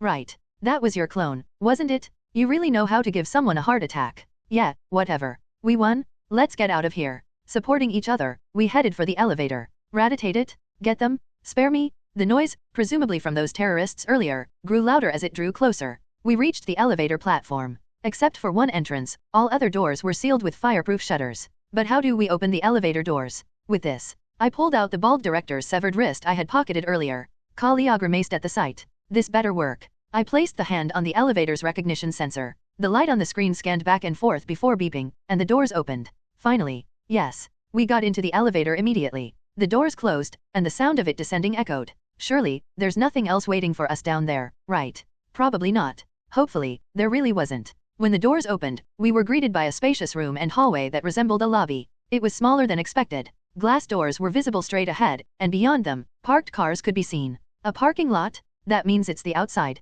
Let's go. We dashed out blindly. We ran through the parking lot lanes lined with pillars. As we passed the parked cars and headed toward the exit, a researcher frantically scrambled into a car. Ugh, I can't die here. Thud. Critical hit. Attacking from behind triggered synergy, rear assault critical. Damage increased. This car is now Violet's property. I immediately got into the driver's seat. Kalia and clone number 2 took the passenger and back seats, respectively. Wow, this is an electric car. I never drove one of these while alive, and now I'm trying it for the first time as a girl. Wait, you know how to drive? I'll have you know I have a Class 1 license? Trust me. Class 1? Never heard of such a license before. I shifted the gear and stepped on the accelerator. The car slid smoothly through the lane. Woohoo. We sped up the ramp to the main gate. The sky, bright morning sunlight and a clear blue sky welcomed us. How long had it been since I last saw sunlight? It was so moving. Even Kalia, who rarely smiled, opened her mouth slightly in awe. But, Violet, what's that motorcycle behind us? Kalia pointed at the rearview mirror. 2 motorcycles were racing toward us from afar. Oh no, it was the Obsidian Legion guys who had stormed into the lab earlier. They were chasing us. Get down. The pursuers, holding submachine guns in one hand, opened fire on us. The car interior was quickly wrecked. I yelled at the top of my lungs. This is insane. Please, just let us go. They were closing in at a terrifying speed. Were they planning to leave no survivors from the lab? My body ached, and my head spun. I was too furious to bear it. Desperate measures were needed. Kalia, you can drive, right? Yeah, somewhat. I quickly moved to the back seat. I grabbed a piece of fabric to gag my mouth and curled up my body. Clone number 2 opened the door. Wind roared into the car. The sound of roaring motorcycles grew louder. Violet, are you planning something weird again? Wait, this isn't what I think it is, right? What do you think it is? I grinned, and she flailed her arms, trying to stop me. Hey, stop. Don't you dare. Don't do it. Clone number 2 leaped out of the car. A motorcycle wheel loomed right in front. Now, here's the question. What happens when a human-sized object gets sucked under the wheel of a speeding motorcycle? Thunk. Answer, a traffic accident? The motorcycle toppled forward. The pursuer, unable to resist the inertia, was flung ahead. Arg. Feeling like my entire body had been shattered, I screamed. Clone number 2 disintegrated entirely. It's fine. The enemy's going down too? Hey. Kalia yelled again. Even as tears and snot streamed down my face, I gave her a thumbs up to signal I was fine. She glared at me with a scrunched up face. Wait, what about the remaining pursuer? As I looked back, an astonishing sight greeted me. Seeing his comrade launched like a human rocket, the remaining pursuer sped closer, then pulled out a sword and leapt from the motorcycle. He's an awakened. The leaping pursuer landed on top of our car. Kaya. What? Above us.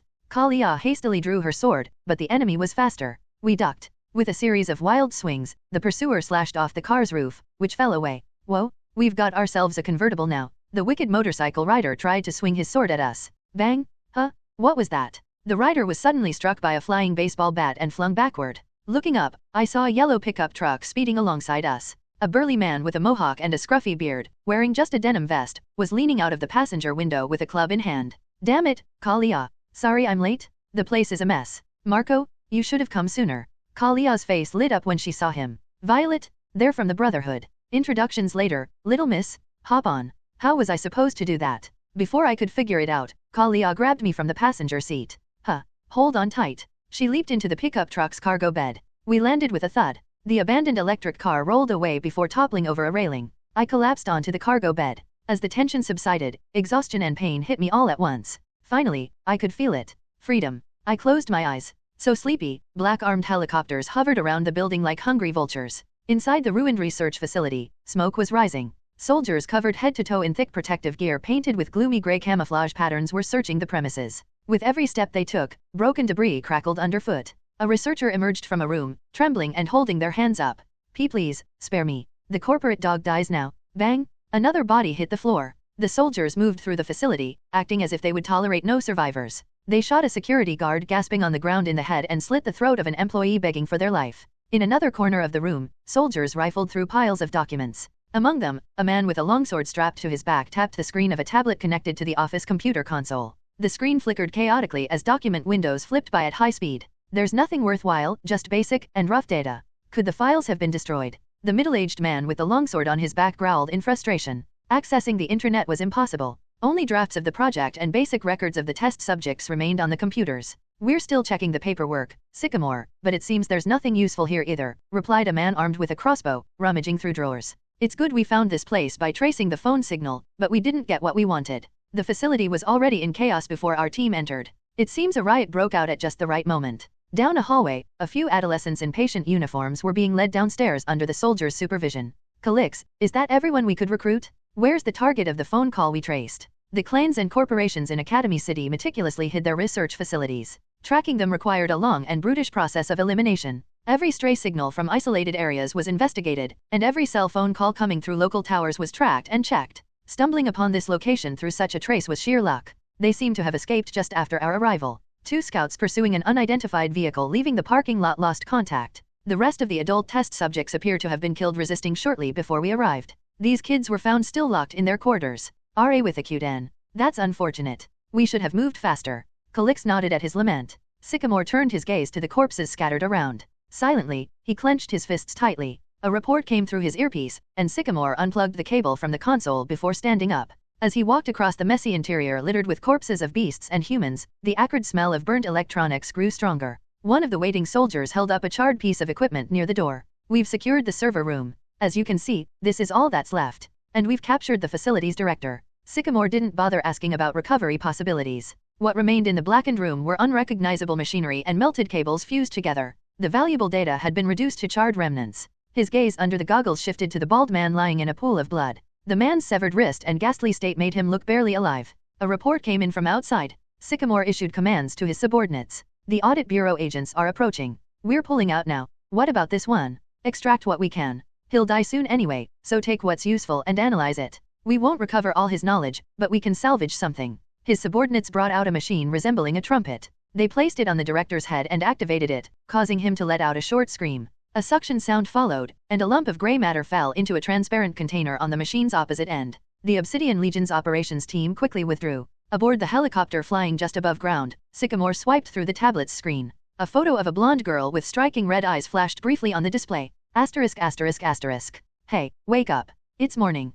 No, I want to sleep more. I was drowsy, probably because I'd had a nightmare and didn't sleep well. In the dream, strange demons had appeared and poked my eye sockets with metal chopsticks, stirring my brain. It was so vivid that I woke up with a terrible headache. Kalia ignored my condition and kept trying to wake me up. How could she be so heartless and lack empathy? It's truly sad. I ignored her nagging and burrowed deeper under the blanket. Get up. When I didn't budge, Kalia yanked the blanket away. Why was it so cold? The chilly morning air swept over my frail body. Ugh, you're so mean. Sometimes you need to embrace laziness, you know. Wasn't she supposed to be some delinquent teen archetype? Why was she so diligent? Ignoring the cold, I hugged my clone tightly. It was warm. Nothing beats cuddling with my clone when it's cold. My clone is so warm and soft.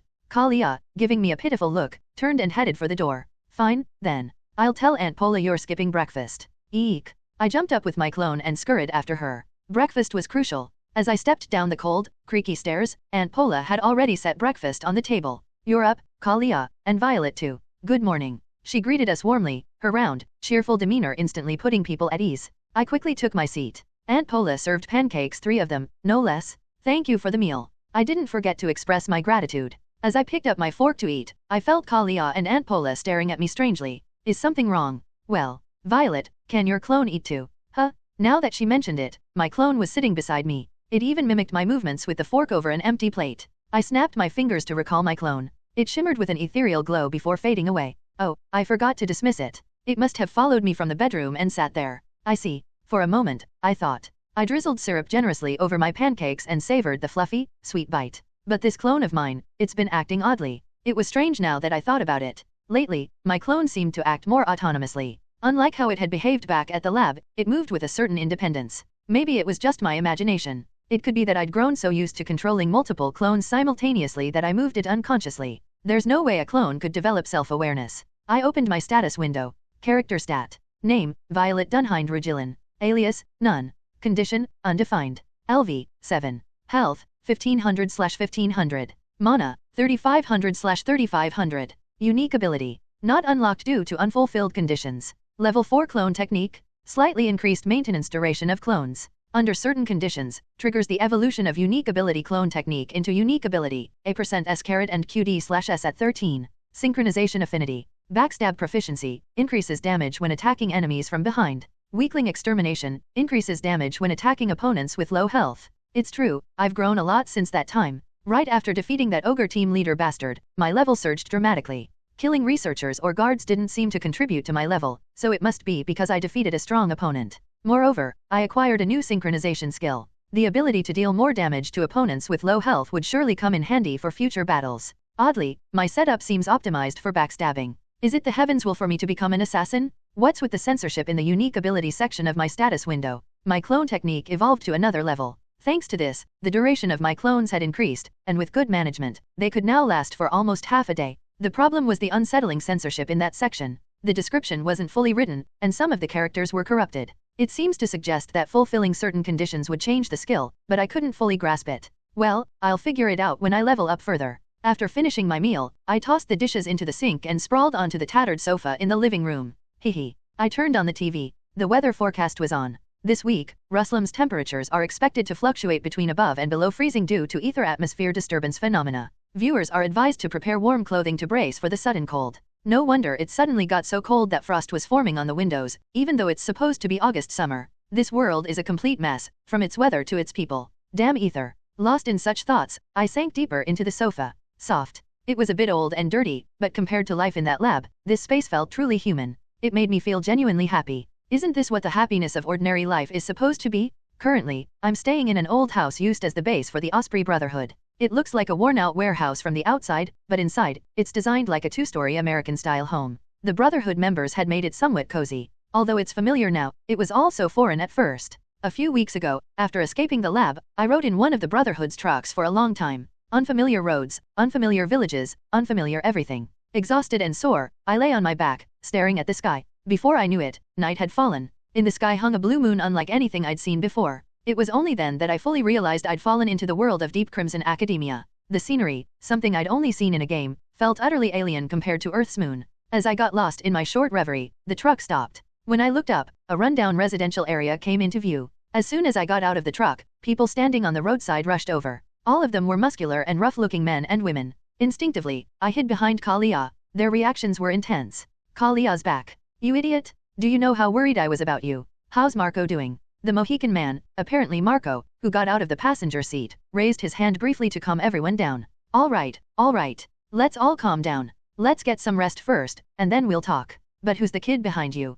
Someone pointed at me. Suddenly, everyone's gaze was on me. Of course, a bloodied little girl in a lab coat would stand out. Right. Let me introduce you all. This is Violet. She helped me escape from those Laplaxia bastards. At Kalia's introduction, the intimidating musclehead's expression softened like snow melting. She helped Kalia? Then she's trustworthy. A benefactor of the Brotherhood. This little one? Impressive. Being surrounded by these burly men and women shaking my hand non-stop made me dizzy. Thankfully, Kalia stepped in to pull me out. Weeks passed, and eventually, I got to know these people quite well. The Osprey Brotherhood is introduced in the main game as a notorious gang, but in their current state, they seem more like construction workers than criminals. That was indeed the reality. The Brotherhood members made their living exploring interdimensional dungeons or doing manual labor. They weren't involved in crimes. Their gatherings resembled a local neighborhood watch group. According to Kalia, their only job was occasionally beating down beasts that attacked the neighborhood. How did a group like this transform into villains rivaling the Mexican cartels in the future? It was puzzling. Even Kalia, a member of the Brotherhood, seemed like a good person. Right. It's time to review the knowledge of the main game stored in my mind. I'd been resting for weeks after escaping the lab. During that time, I ate, slept, and lazed around without a care. However, at some point, it was time to think. Let's imagine my brain as a council. Everyone peacefully debates topics like what fun thing should we do today. Then suddenly, an orangutan congressman barges in and says, "So, now what?" That's right. While I was in the lab, all I did was read the staff's mood, try to please them, and plot my escape. But after regaining my freedom, I had more options. It was time to choose. I have an advantage thanks to being in a past timeline. It's currently Federation Year 25, August 2nd. The game's timeline starts in the late 30s. I have about 4 to 5 years of leeway. Unfortunately, this damn game's service was discontinued after Part 1 because its creator disappeared. The full story was supposed to have 5 parts, so my foreknowledge only covers the first part. But is there any point in overthinking? The truth is, the final boss of Part 1, the boundless witch Violet, is gone. Now, there's just me, the possessed Violet. From this point on, the future is already skewed. So, I decided. The best course of action was to focus on growing stronger. I pulled out a yellow envelope I'd taken from the lab. The Laplaxia researchers only gave me bad memories. Because of the wretched pseudo-formula they gave me at every meal, I avoided drinking regular milk for a while even after escaping. Also, I had terrible nightmares every night while I was there. One day, someone stole my spine and taunted me, saying, "Your spine has been replaced with cash. Got a problem?" Another time, someone claiming to be a descendant of Huatwo tried to cure my headache by cutting off my head with a chainsaw in a nightmare I had almost every day. Fortunately, since coming to Kalia's house, the frequency of such dreams had decreased. However, the bald director's reckless delusions offered me a choice. I carefully took out the documents I had stored in an envelope and checked them again. They said they would admit me through a special application. Could there be an easier school to get into than this? The day after arriving at the Brotherhood's residence, I immediately examined these documents. When I pulled out the papers, I saw the large heading, Polaris Awakener Comprehensive Academy. Polaris Comprehensive Academy. Among the schools the protagonist frequents in the storyline, I had never heard of this place. In the game, the main settings were places like Aegis Specialized Academy or Vesperia Prime Academy. Most of the major playable characters were also alumni from those schools. But Polaris? This was my first time hearing the name. Becoming a girl must have dulled my memory. I couldn't recall much from before my possession, so I thought about it for a while. Later, I looked up a map, and the memory came rushing back. This school appeared in the game as the dungeon Polaris Wailing Ruins. A dungeon set in the ruins of a school. This is that doomed school. According to the game's brief lore, a massive portal opened on the school grounds due to the aftermath of a secret experiment conducted by a certain clan, Reino ES. As a result, most of the academy's students were exposed to lethal ether waves, which melted their brains, turning them into ghouls. Corrupted by ether, the school was closed and transformed into a dimensionally unstable ruin.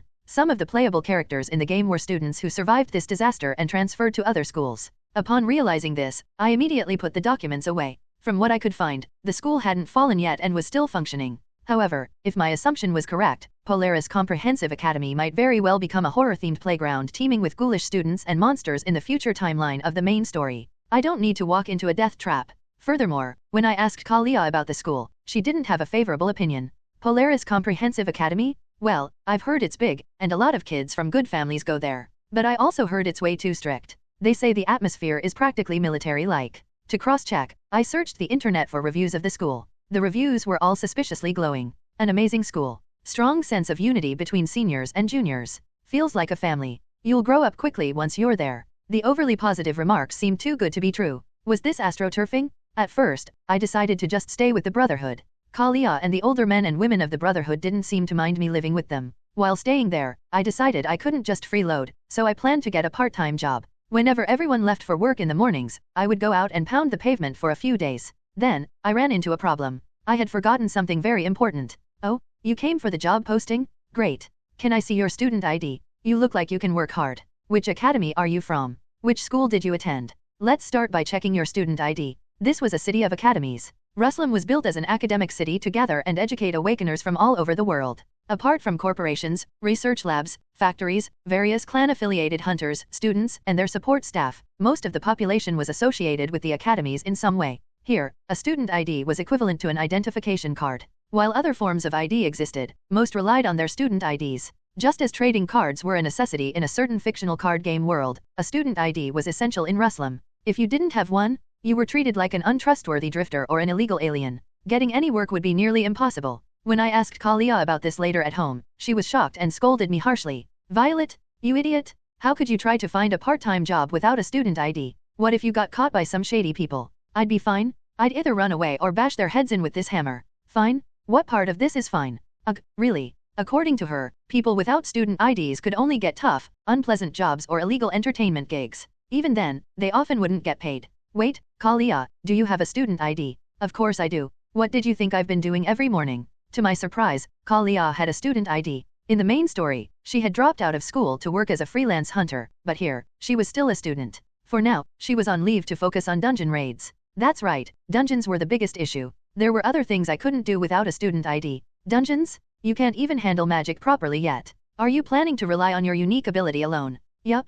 I've fought before at the lab, remember? I can handle myself. I had fallen into the world of the game, and not just that I was in the Prelude timeline. What's the first thing to do in such a scenario? It's only logical to raid hidden pieces and key items. That's why I wanted to enter dungeons. Without a student ID, you won't be allowed into dungeons, you know. Gra. Even here, a student ID was required. After some research, I learned there was another way, obtaining a hunter's license. However, licenses were subscription-based and not free. You had to pay a regular fee to the local clan to maintain it, and it limited how often and where you could enter. In contrast, for some reason, student IDs had no such restrictions. Truly, this was an academic city. In the end, I decided to attend school. Worst case, I could always run back to the Brotherhood. When I told Kalia and the Brotherhood about my decision, they initially expressed concern. They seemed worried about my young, fragile appearance. The lab registered you, right? Isn't that dangerous? Marco, the mohawk-haired man, asked with concern. They might try to track you down, Kalia warned. Will you be able to eat properly? Aunt Paula fretted.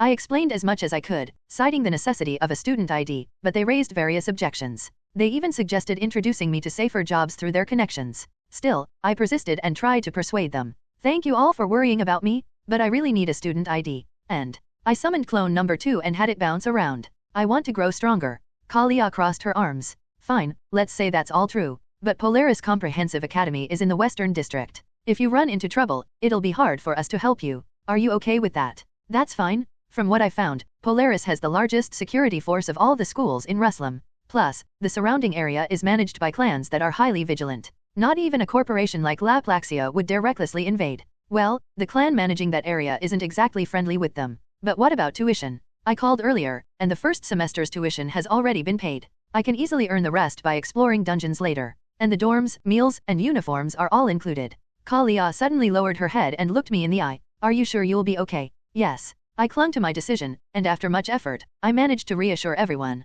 After some thought, I wondered if the Brotherhood members had reluctantly let it go. At the end of August, I packed my belongings and finally boarded the express bus heading west. Initially, I planned to go alone, but Kalia insisted on accompanying me, saying she was too worried about me. It took more than a day to cross the distance. Under the hazy, ash-gray sky stood a large gate reminiscent of a fortress. In the game, it was a ruined wreck, but seeing it intact felt refreshing and new. Kalia clutched my hands tightly with both of hers and spoke. Violet, if anything bad happens, you must contact me, and don't ignore my messages. Got it? Of course. And Kalia, I'm not a child. Stop treating me like one. I held up a second-hand smartphone I'd picked up from the Brotherhood's headquarters. The ones from the lab were sold off earlier due to tracking risks. Not a kid, you say, yet you can't even properly take care of your underwear. Kalia grumbled and lightly poked my chest with her finger. I gasped and turned my head away. But the lab didn't provide anything like bras. Having never worn such underwear in my life, suddenly putting one on felt awkward and uncomfortable. At home, I'd gotten used to just wearing a top and wandering around freely, though the men there would glance at me, clear their throats, and quickly avert their gaze.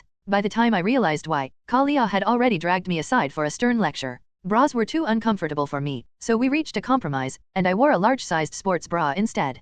Kalia, likely for mobility reasons, mostly wore them too and didn't comment further. Make sure you wear what I packed for you. Don't wander around braless like you did at home, and be mindful of the boys' gazes. Your chest is quite noticeable, you know. Got it. Got it. Dragging the luggage bag that the Brotherhood had thoughtfully prepared for me, I headed toward the gate. I saw many other students besides myself, which reminded me of my old school days. It also seemed more like the entrance to a military training camp, such as Nansen Training Center. Awakened academies teach a variety of subjects, but fundamentally, they are closer to military academies focusing on combat and tactics. As I turned and entered the gate, Kalia suddenly shoved an envelope into my hand. What's this? It's not much, but it should be enough for some pocket money. Huh? Wait. Take it back. I'll be fine. My face hardened. Wait, I don't need this. Kalia surely knew about the Brotherhood's tight finances, pouring money into finding her missing uncle. When I tried to return it, Kalia stepped back quickly with her signature agile footwork. Once you get your student ID, make sure to open a bank account. I'll transfer money to you bit by bit.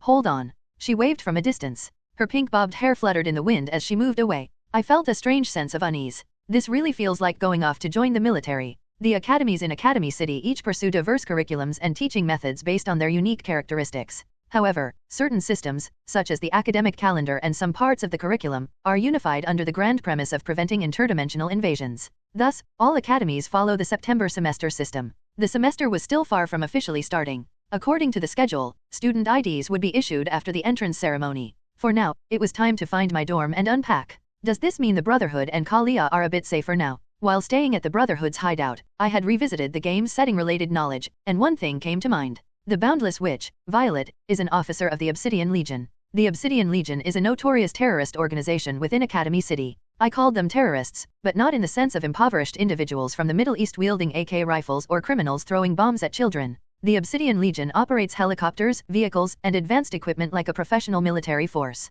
It's akin to a certain mercenary group run by a former Russian chef. The word Legion in their name isn't just for show. Their scale is unusually large for terrorists, but little about their background is revealed. The Boundless Witch plays a key role in the gruesome finale of the main story's first arc. When I saw the soldiers who had infiltrated the lab, I was astonished. Before the main story began, this body, Violet's body, had been in a facility that the Obsidian Legion stormed. Years later, Violet becomes an officer of the Obsidian Legion and commits mass slaughter. Could it really be a coincidence? Was Violet recruited during that raid and turned into a villain? It's also possible the Obsidian Legion had targeted the lab because of my unique abilities. If they're tracking me, it's the worst-case scenario. The Legion is far more persistent and powerful than most corporations or clans. If they were to attack the Brotherhood's hideout, they wouldn't stand a chance. The key officers, including the commander, number 7 in total. In the main story, aside from Violet, 2 more officers make an appearance. Sycamore the Unwavering and Marksman Calix, was it? These 2 are Violet's superiors. The identities and abilities of the other officers remain unknown.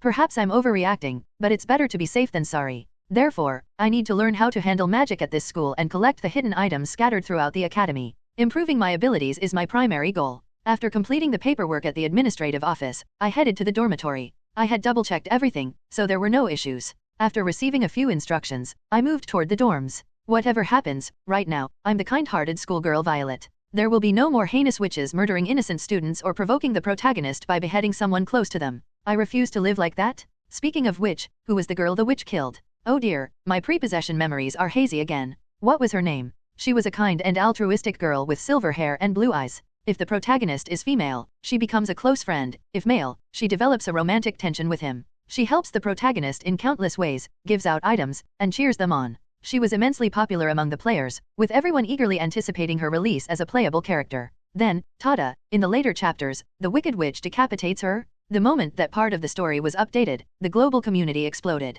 It was also the turning point when public opinion about the Boundless Witch shifted drastically. But the future has changed, thanks to me, the true Violet. Hehe. Doobie-doobie-doo. Humming, I climbed the dormitory stairs. According to the instructions, the dorm rooms are for 2 people. I'd have a roommate. Hopefully, it's a cute girl like me. After a while, I reached the dorm room and found a girl who had arrived before me unpacking her belongings. She turned to greet me. Hello. She had long silver hair that shimmered, and her clear blue eyes sparkled. Wow, you're so pretty, I exclaimed in awe. Hearing my words, the girl froze momentarily before her face turned red. What? Her flustered expression was adorable. But why does she look so familiar? When I entered the assigned dormitory room, a girl with long silver hair cascading down to her shoulders was unpacking her belongings. This girl seemed to be my new roommate, the one I would be living with from now on. She was so beautiful that I couldn't help but admire her. Hearing my remark, the girl's face flushed red. She seemed quite shy. Wait a minute, wouldn't it be weird to tell someone they're pretty the first time you meet them? Oh no, I made a mistake. Come to think of it, commenting on someone's appearance right after meeting them might feel rude.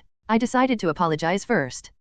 Hey, if that upset you, I'm sorry. The girl's face flickered with a mix of surprise and shyness at my words. Then she gave a slight smile and replied, It's okay, what you said earlier was a compliment, right? Thank you. Are you sure you're okay? Your reaction didn't look so positive just now. No, I'm not upset. It's just, I was a little startled to hear something like that out of the blue, but I don't think you meant it in a bad way, right? That's right. Thanks for understanding. The girl didn't seem to take it badly. As I thought, it's always best to apologize when in doubt. She gave a warm smile. I don't mind, but maybe don't tell others they're pretty or handsome out of nowhere. Some people feel mocked when their appearance is commented on so casually and might get upset. Oh, but really, I was fine. Don't dwell on it too much. You're right. That makes sense. I'll be careful. Indeed, there are people who can't take compliments as they are. After the brief exchange, an awkward silence fell between us. It felt like I should say something more, but I wasn't sure how to continue the conversation. What do people usually say in situations like this? The weather's nice, or did you eat? Those options felt weird.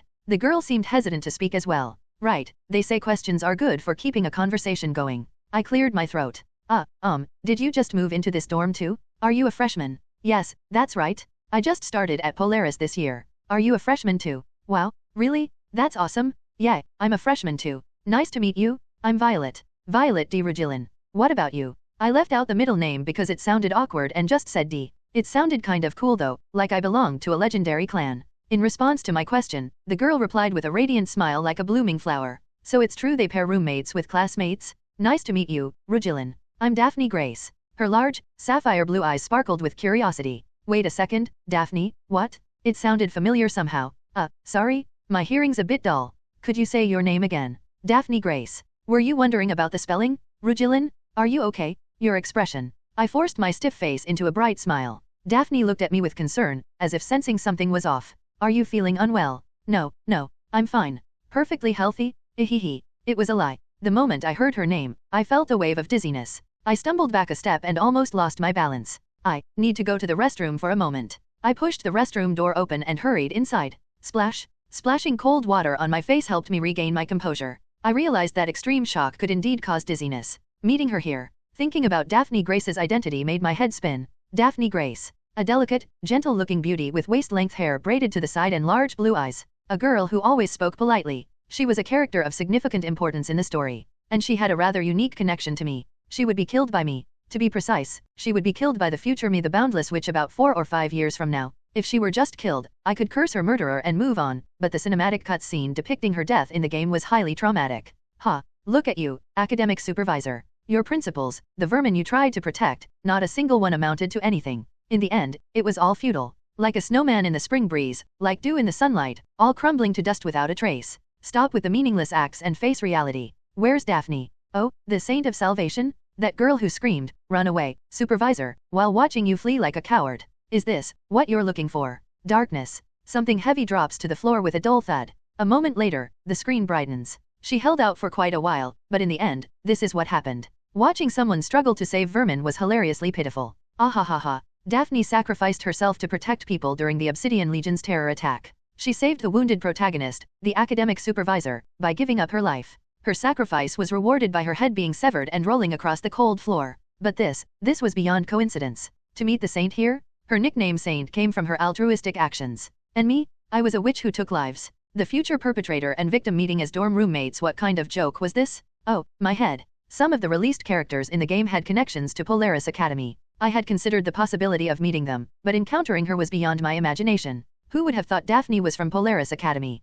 Whatever. I decided to accept it. Who knows what other bizarre events might occur? Worrying about everything would only make my head hurt. After straightening my clothes, I quietly stepped out of the restroom. A pair of concerned blue eyes awaited me. May I take a look for a moment? Daphne cautiously approached. Huh? What? When faced with a new environment, psychological stress can sometimes cause symptoms like headaches or dizziness. I wondered if that might be the case for you. May I check? Her face grew serious as she drew closer to examine me. Daphne's soft hands approached, and I instinctively accepted her touch. Each of her actions exuded kindness. Her hands gently clasped mine and brushed against my forehead.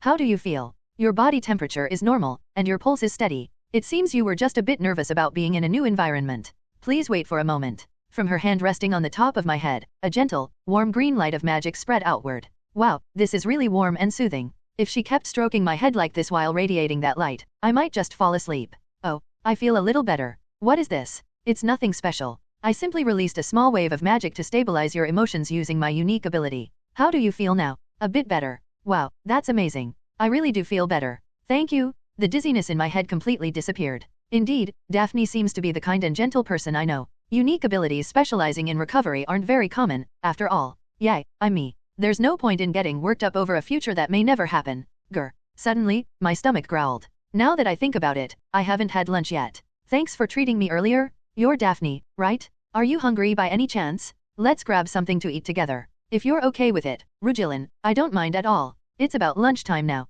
but is there anywhere to eat inside Polaris Academy? No idea. Pardon. I unfolded the brochure that was handed out to the new dormitory residents. Here's a map. Let's figure it out as we go. With light steps, I headed out of the dormitory. Daphne stammered, and quickly followed behind me. Exploring and finding out for yourself is part of the fun. Adventure, start. A short while later, we were munching on sandwiches in the cafeteria at Polaris Academy. Wow, these sandwiches are really good. And the price is reasonable, too. We should eat here for lunch once classes start. Nom, yeah, except there's way too much pickle in it. The sandwiches here were generous in portion and came with a drink. And yet, they only cost 300 credits. If not for the pickles, it would have been perfect. I disassembled my sandwich and removed every last pickle. You don't seem to like cucumbers, Rugilin. Of course not.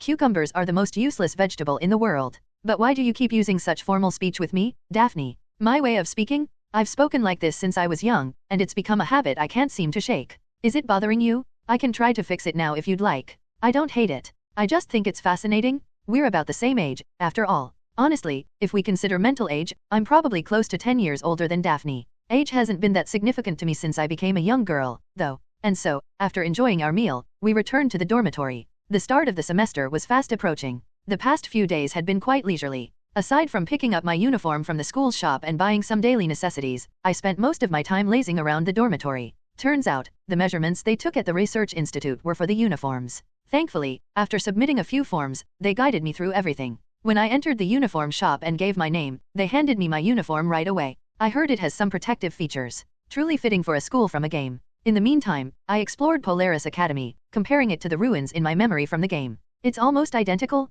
There's potential to gather materials or items. The conclusion was that it was nearly the same as the place I knew. Except, of course, for the students not being replaced by ghouls. Polaris Academy's scale is vast, rivaling that of several large universities combined. Beyond the campus lies a forested mountain and a lake. Though currently off limits, they'll open once classes begin. I'll have to sneak in to gather materials and locate treasure chests. I heard they released weak magical beasts in the mountain for training purposes. How very fantasy-like, with their utter disregard for safety. They even had a dedicated dungeon. What if the dungeon burst open and the magical beasts poured out? What a bizarre world. The world of the Deep Crimson Academia has a culture governed by either a rugged, masculine spirit, if seen positively, or sheer lunacy, if seen negatively. Ruslam, situated on the continent with the most gates opened during the first dimensional invasion, remains filled with dungeons and gates of various sizes due to lingering effects. It's essentially the front line. The reason for placing Awakener training institutions in such a location was, according to the setting, to prepare for a second invasion. It's like building a military academy right next to the demilitarized zone. Not stopping there, they also constructed a defense research lab and a tank factory nearby. As expected of a poorly researched game by someone with no military experience, the setting is full of holes. Rugilin, hurry up! The entrance ceremony is about to start. In the distance, Daphne waved at me, calling out. It was the first day of September, the semester's opening day, and the day of the entrance ceremony. Polaris Academy was crowded with students returning from vacation. Strangely, I don't see any parents. Despite being an entrance ceremony, the area in front of the grand auditorium was filled only with students, staff, and what seemed to be teachers. Everyone parted ways at the entrance as if it were a military boot camp. In the game, schools like Aegis Academy or Vesperia Prime Academy had parents snapping photos with their kids. This place must have a different culture. Hurry up! At Daphne's urging, I stopped looking around and walked briskly toward her. A massive crowd had gathered in front of the grand auditorium, its Gothic arches and pointed spires standing out prominently. I checked the inside of my coat. The dual-star alloy hammer I brought from the Research Institute lay snug in my inner pocket. In a world like this, it's standard for weird monsters or villains to crash the entrance ceremony. If something happens, I'll smash a window with this and escape with Daphne. The high, vaulted ceiling resembling a cathedral stretched overhead, and numerous students sat in their seats below.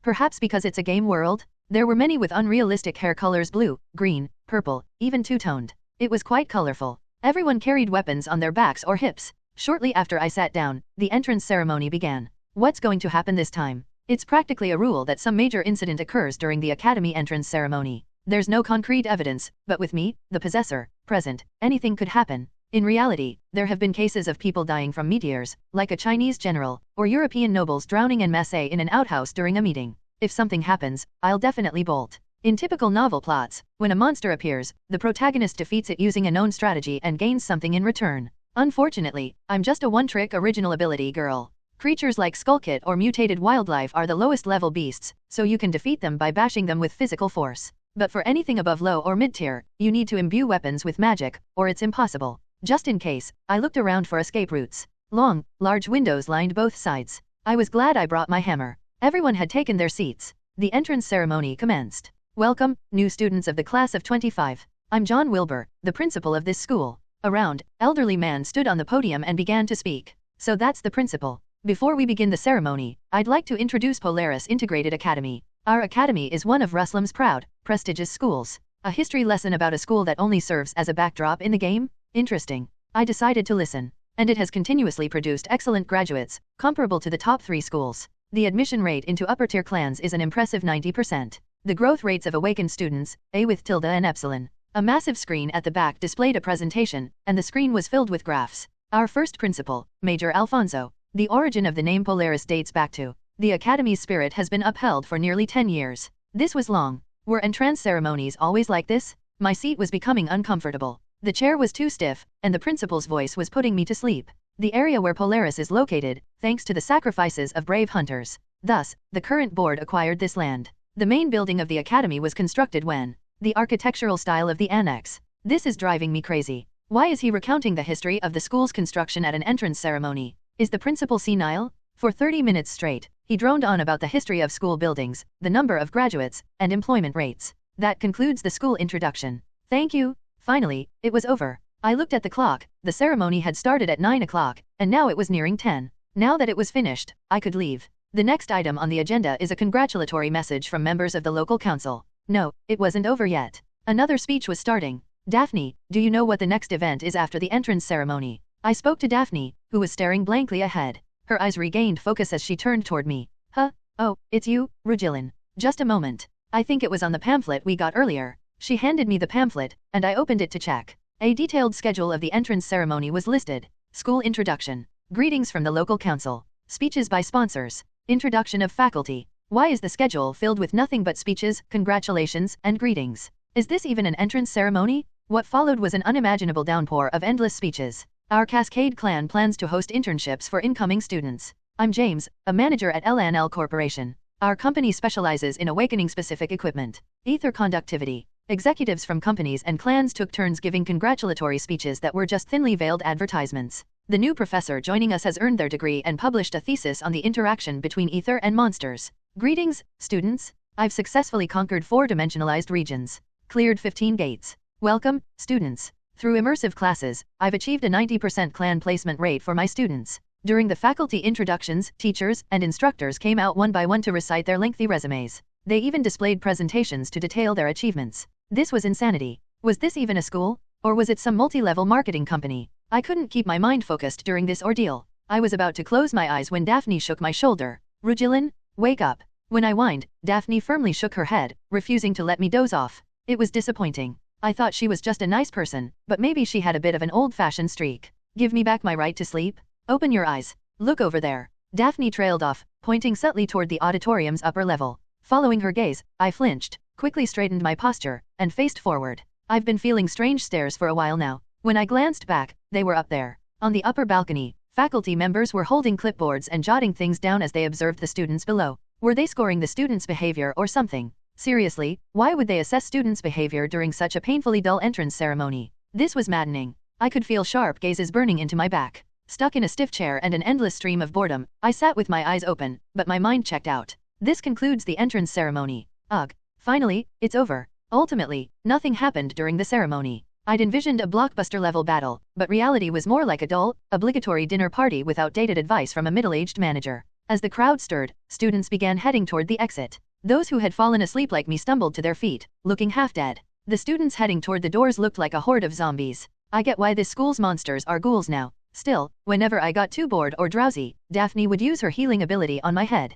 Thanks to her, I managed to endure. 3 cheers for healers. At least the last speech was short. It was the chairman of the board, right? He finished in 5 minutes. The ceremony ended with a speech by the Polaris Academy board chairman. Surprisingly, the chairman was a young man with long black hair. His speech was brief. Whoever he was, he seemed like a good person. Ugh, what time is it now? Just a moment. It's 12:43 p.m. What? I pulled out my smartphone. The screen clearly displayed 12:44. What kind of school has a 4-hour-long entrance ceremony? I tried to stand but my legs wobbled. Sitting for so long must have cut off circulation. Oh no, hold on. Let me help. Daphne's hands glowed with green light as she brushed them over my legs, relieving the discomfort. Finally, we could walk toward the exit. Ah, that feels great. My legs are better now. Thanks again. You're welcome. Let me know if you feel uncomfortable again. She replied with a gentle smile. My roommate truly seemed like a kind person. At the entrance, staff members or upperclassmen with name tags urged us forward. All right, new students? Please follow the guides this way to the small auditorium.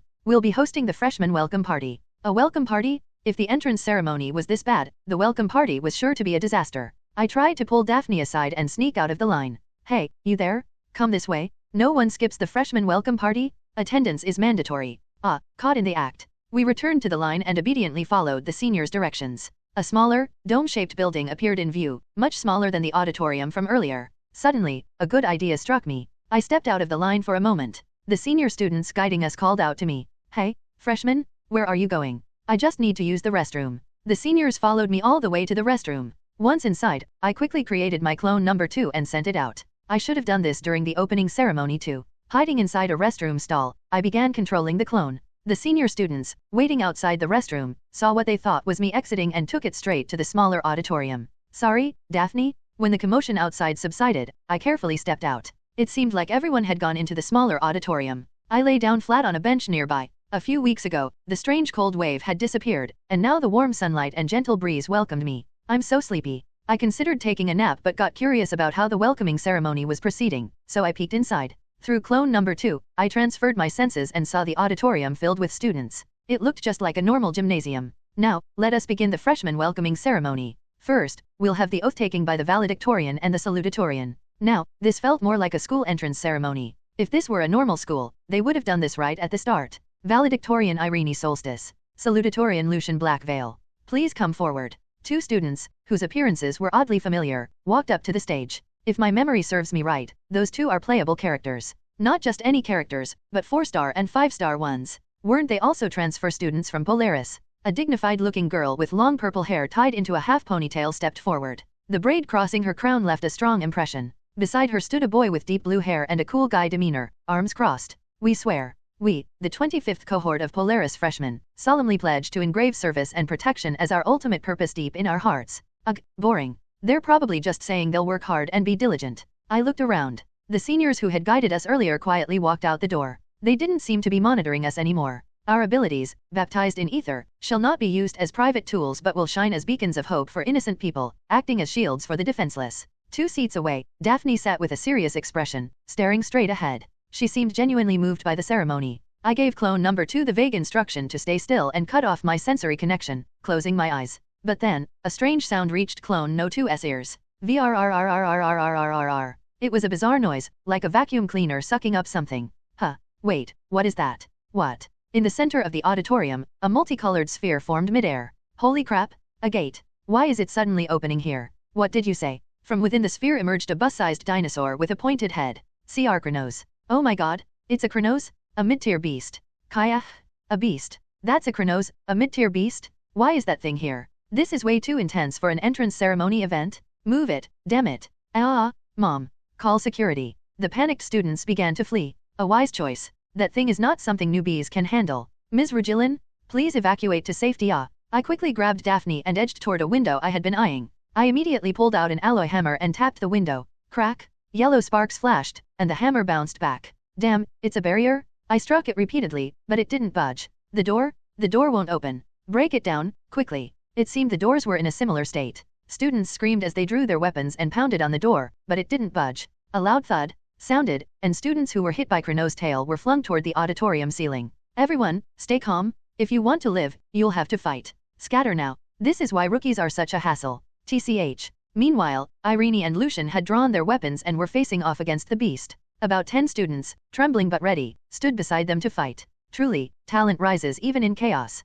Could there be barriers outside as well? I sprinted hard and transferred the alloy hammer to clone number 2. Bang, bang. When I struck the window from outside, it shattered. The barrier seemed to work only internally. The spiderweb-like yellow light at the broken window crackled and then disappeared. It's finally broken? But wait, why are there 2 Regillins? I'll explain later. It's my unique ability. Just get out. I hurriedly pulled Daphne through the window. I couldn't let my roommate get hurt. Thank you, Ms. Regillin. Go on ahead. And, may I borrow the hammer for a moment? Huh? Here. What are you going to use it for? I threw the hammer to clone number 2 and ran far away. Clang. Daphne, handed a hammer by her clone, shattered the remaining glass pane to create a larger passageway. After knocking out the shards still clinging to the window frame, she took off her blazer and draped it over the frame. Everyone, this way, evacuate through here. Hearing her shout, the students swarmed toward her. We're saved. There's an exit here. Hooray. After seeing the students escape, Daphne ran toward me with the second clone. It was a good idea, but what about your uniform? That can wait for now.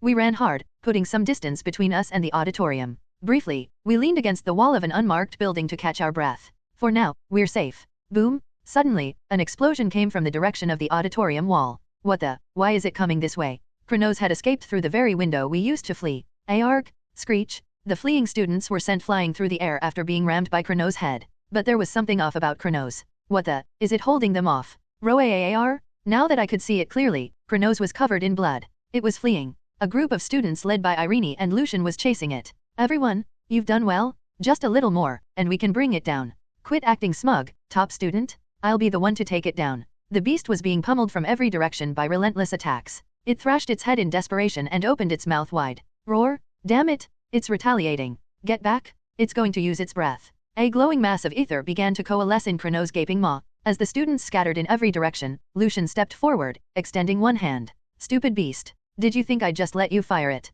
A complex magic circle formed from Lucian's hand, and a lightning bolt struck Chronos squarely on the head. Boom! Roar! Chronos' head twisted to one side before collapsing under the impact. Wait, why is its head turning this way? The beast's mouth opened wide again, and the unfinished ether mass was now aimed in my direction. I froze, staring at the breath about to be unleashed. What an absurd turn of events. Stand back. Daphne stepped in front of me and the second clone. At the moment the beam fired, a translucent green protective barrier formed in front of her. When the beam collided with the shield, she gritted her teeth and groaned. Soon, the beam split into several fragments and dissipated. The barrier faded. Turning toward me, she looked visibly exhausted. Ha, ha, thank goodness. I was able to block it. Wow, you actually blocked that. I was amazed. I knew her innate ability, but I didn't expect it to perform at this level. My roommate really is incredible. More importantly, it's over. The beast is down. Yeah. In the distance, I saw Chrono's corpse with students perched atop it. They had beaten it to death. Ms. Regillin, excuse me, but can I go ahead? I see some injured students over there. Do you even need to ask? I'll go with you. I paused for a moment, watching her walk ahead. Thud. Ugh. A sharp impact struck the back of my head, and I fell forward. What the hell? Why? The second clone had been hit on the back of the head by a large brick and collapsed. My body wouldn't move. What is going on? I turned to see cracks running through the building's exterior walls, which were swaying and shaking. Large and small bricks began falling one by one. Was this because of the breath attack earlier? I saw Daphne turn back toward me and rush over, shouting, Ms. Regillin. I struggled to stand. Turning my body, I saw a white object, barely attached to the outer wall, creaking as it fell. It was an air conditioner unit, and it was heading straight for me. I flailed, trying to stand. I writhed on the ground. I couldn't move. I was moving. Two sets of sensations overlapped. My vision overlapped. The second clone staggered. I thrashed as well. What the, damn it. Thud. Everything went black. In the 25th year of the Federation, on September 2nd, Violet succumbed to her long-time affliction of being hit by an air conditioner unit. What a fool. Congratulations, you have met the requirements. Innate ability, LV4 clone technique has been transformed under specific conditions. Condition, upon death at the moment when the clone's self-awareness evolves, innate ability transforms into dynamic consciousness/identity-linked clone technique. Innate ability, dynamic consciousness/identity-linked clone technique has been unlocked. Innate ability, has been unlocked under specific conditions. Innate ability, collective intelligence has been unlocked. Condition, achievable upon transformation into dynamic consciousness/identity-linked clone technique. Polaris, everything is strange, so strange, Violet is, many. The small auditorium's second floor, where the freshman welcome party was taking place. Behind the semi-transparent glass windows, a group of senior students observed the entire first floor. How are the freshmen this year? Krosel casually asked a student holding a tablet. Yes, student council president. This year's freshmen have shown excellent results in both the regular entrance exams and other admission processes. Above all, there are several promising candidates to look forward to. Do you think I asked such an obvious question? Then what? Krosel frowned while skimming through the list of student names on his smartphone. He gestured lightly to the people around him. Take care of it. The guards protecting the student council president drew their swords and began mercilessly beating the student delivering the report. Thud. Whack. Whack. Thud. Arg. President? I'm sorry. Arg. The student, battered and beaten, was dragged out of the room by the guards and thrown outside the door. The sound of the student being dragged away gradually faded. Treasurer, next time, pick a better assistant for me. You know I hate clumsy people the most. Oh come on, President. You're going to replace them again anyway. This isn't the first time. Came, pretending as if the commotion earlier was nothing, chuckled and plopped down into a nearby chair. It's starting soon. Too bad the vice president isn't attending. Right. Let's see how capable the freshmen are this time. This filtering process better go smoothly. It's the chairman's orders, after all. Krosel and the student council executives sipped tea while watching the situation below. In the middle of the auditorium, a mid-tier beast the size of a bus Kronos appeared. It sent several students flying with a swipe of its tail. The filtering process. A tradition for Polaris freshmen to separate the wheat from the chaff. During this time, real beasts are unleashed in the auditorium. The windows, walls, and doors are sealed with barriers to prevent both the beast and students from escaping. Some have already been eliminated. Nothing special this time either. No, look over there. Krosel set down his teacup and pointed in one direction. A female student with purple hair, wielding a spear, was directing other students to retreat into a corner. A male student with blue hair was confronting Kronos head-on. Within moments, they had formed an improvised attack squad and cornered the beast. Kronos thrashed about in pain, trying to flee but unable to escape due to the barrier. Oh no, this is ending quickly. This makes the filtering meaningless. Those fools, aren't they the top-ranked and second-ranked freshmen this year? Thanks to them, the trash is getting to live a bit longer.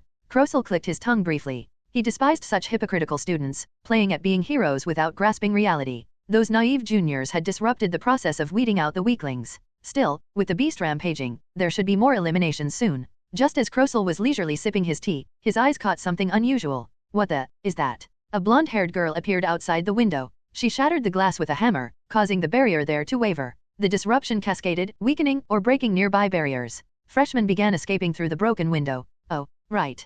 President, that barrier weakens when struck by external physical force. But I didn't think breaking one window would weaken others nearby. Ringo B. Epsilon. What? Why are you only telling me this now? The panicked Kronos rushed toward a weakened section of the wall. Crash! Ignoring the freshman, the beast broke through the wall and escaped. The plan fell apart. Clang?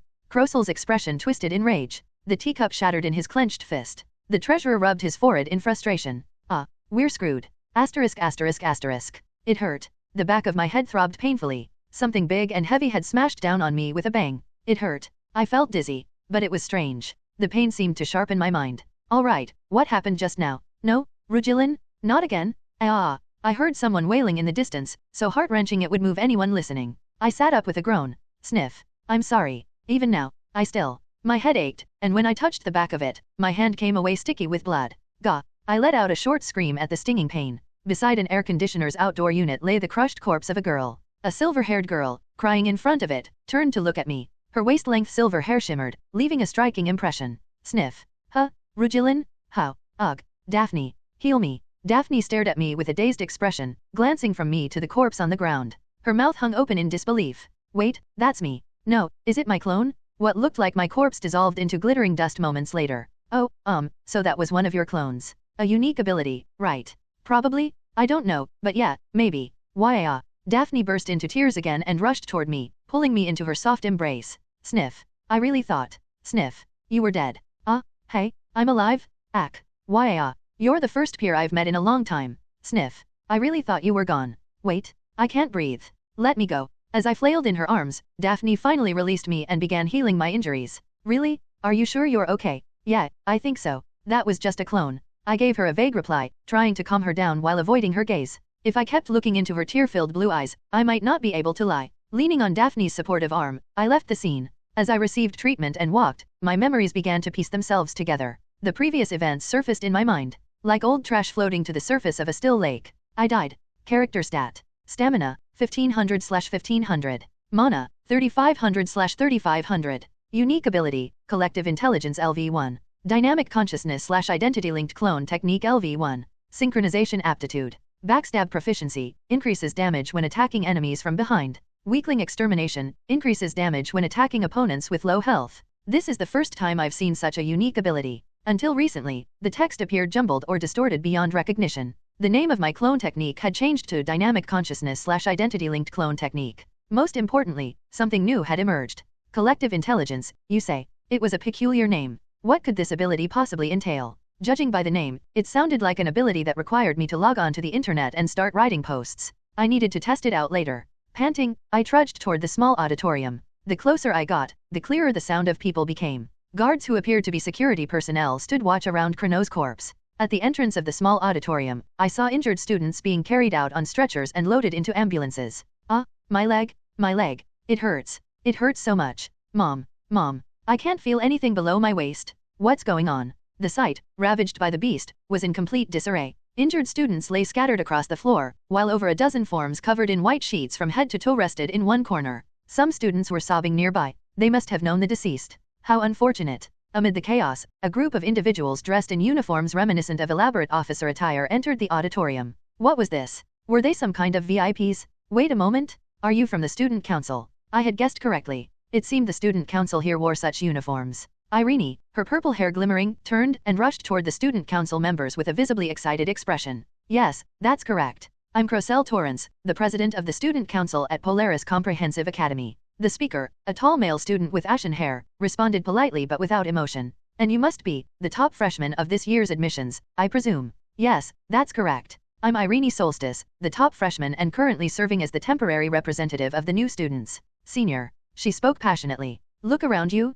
Does this make any sense? A mid-tier beast suddenly invading through a gate? At the freshman orientation, no less. In this academy, which is supposed to be the safest from such beasts and through a gate? This is impossible. What has the student council, or even the board, been doing? As her voice rose, people began to focus on her. This incident is indeed regrettable. However, unexpected occurrences can happen on the battlefield. Besides, didn't our juniors successfully fend it off? Truly commendable. The student council president's indifferent response was akin to pouring oil on a fire. What did you just say? Does that mean you were watching? Why didn't you come to help? Why only show up after everything was over? And what about the strange barrier around the door? What is all of this? You owe us an explanation. Those details aren't particularly important. The beast is dead. The crisis is over. Is there more to discuss? People have died. She pointed to the bodies lying covered under white sheets. Those were our classmates who enrolled today, nearly 20 of them. There are even more injured. So why are you only showing up now? What's the problem if people die? What?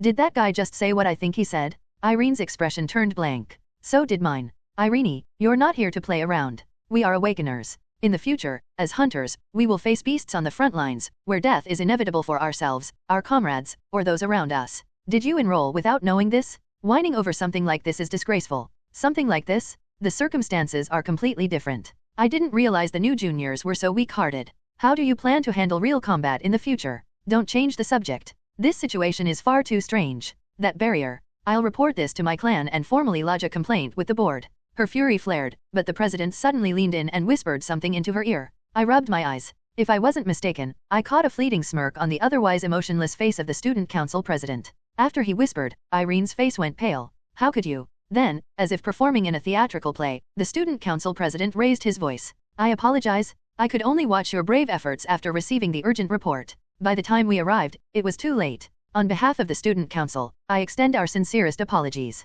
Suddenly, the president and the council members around him bowed. The murmuring students fell silent for a moment. Then, the president dramatically lifted Irene's arm into the air, as if declaring her a champion. However, we must express our gratitude. This year's freshmen have shown remarkable bravery and selflessness. As student council president, I salute you. The president clenched his fist and shouted. Everyone, let's give a round of applause to Irene, Lucian, and the other students who repelled the mid-tier beast. When the student council members began clapping, the surrounding students awkwardly followed suit. Irene and Lucian looked around in confusion. And I thought to myself, that student council president, I don't know what his deal is, but he's suspicious. I need to keep an eye on him. No matter what happened, the bizarre, blockbuster-style entrance ceremony had come to an abrupt end. All afternoon activities were cancelled. I'm hungry. Daphne told me not to overexert myself, tucked me into bed, and healed me thoroughly before leaving to fetch some dinner. Apparently, all the school cafeterias were closed due to the beast incident, so she headed to a convenience store. And this is supposed to be an academy. Even in the dystopian world of Deep Crimson Academia, sudden monster appearances inside the school were rare.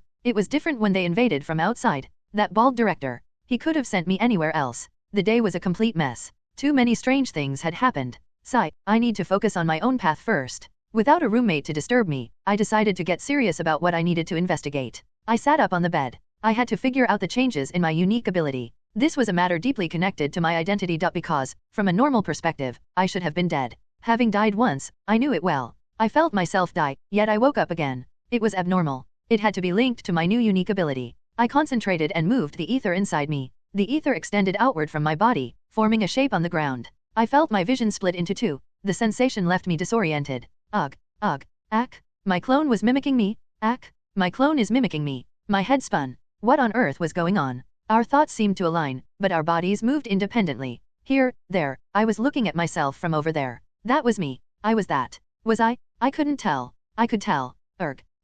I and clone no two. No, clone no one. No, we danced in chaos. We danced. There are so many of me. There are so many of me. I managed to regain my composure after a while. Alright, let's organize what's happening. First, let's sort out why we're in this mess. At least our words no longer overlapped. At first, it felt like we were physically bound together, halfway merged. Now it just felt like we were tied with ropes. The two of us, or rather, I faced each other. I had summoned clones countless times before, but this was bizarre. I could sense myself staring at me. I looked at myself and wondered, why do my thoughts overlap?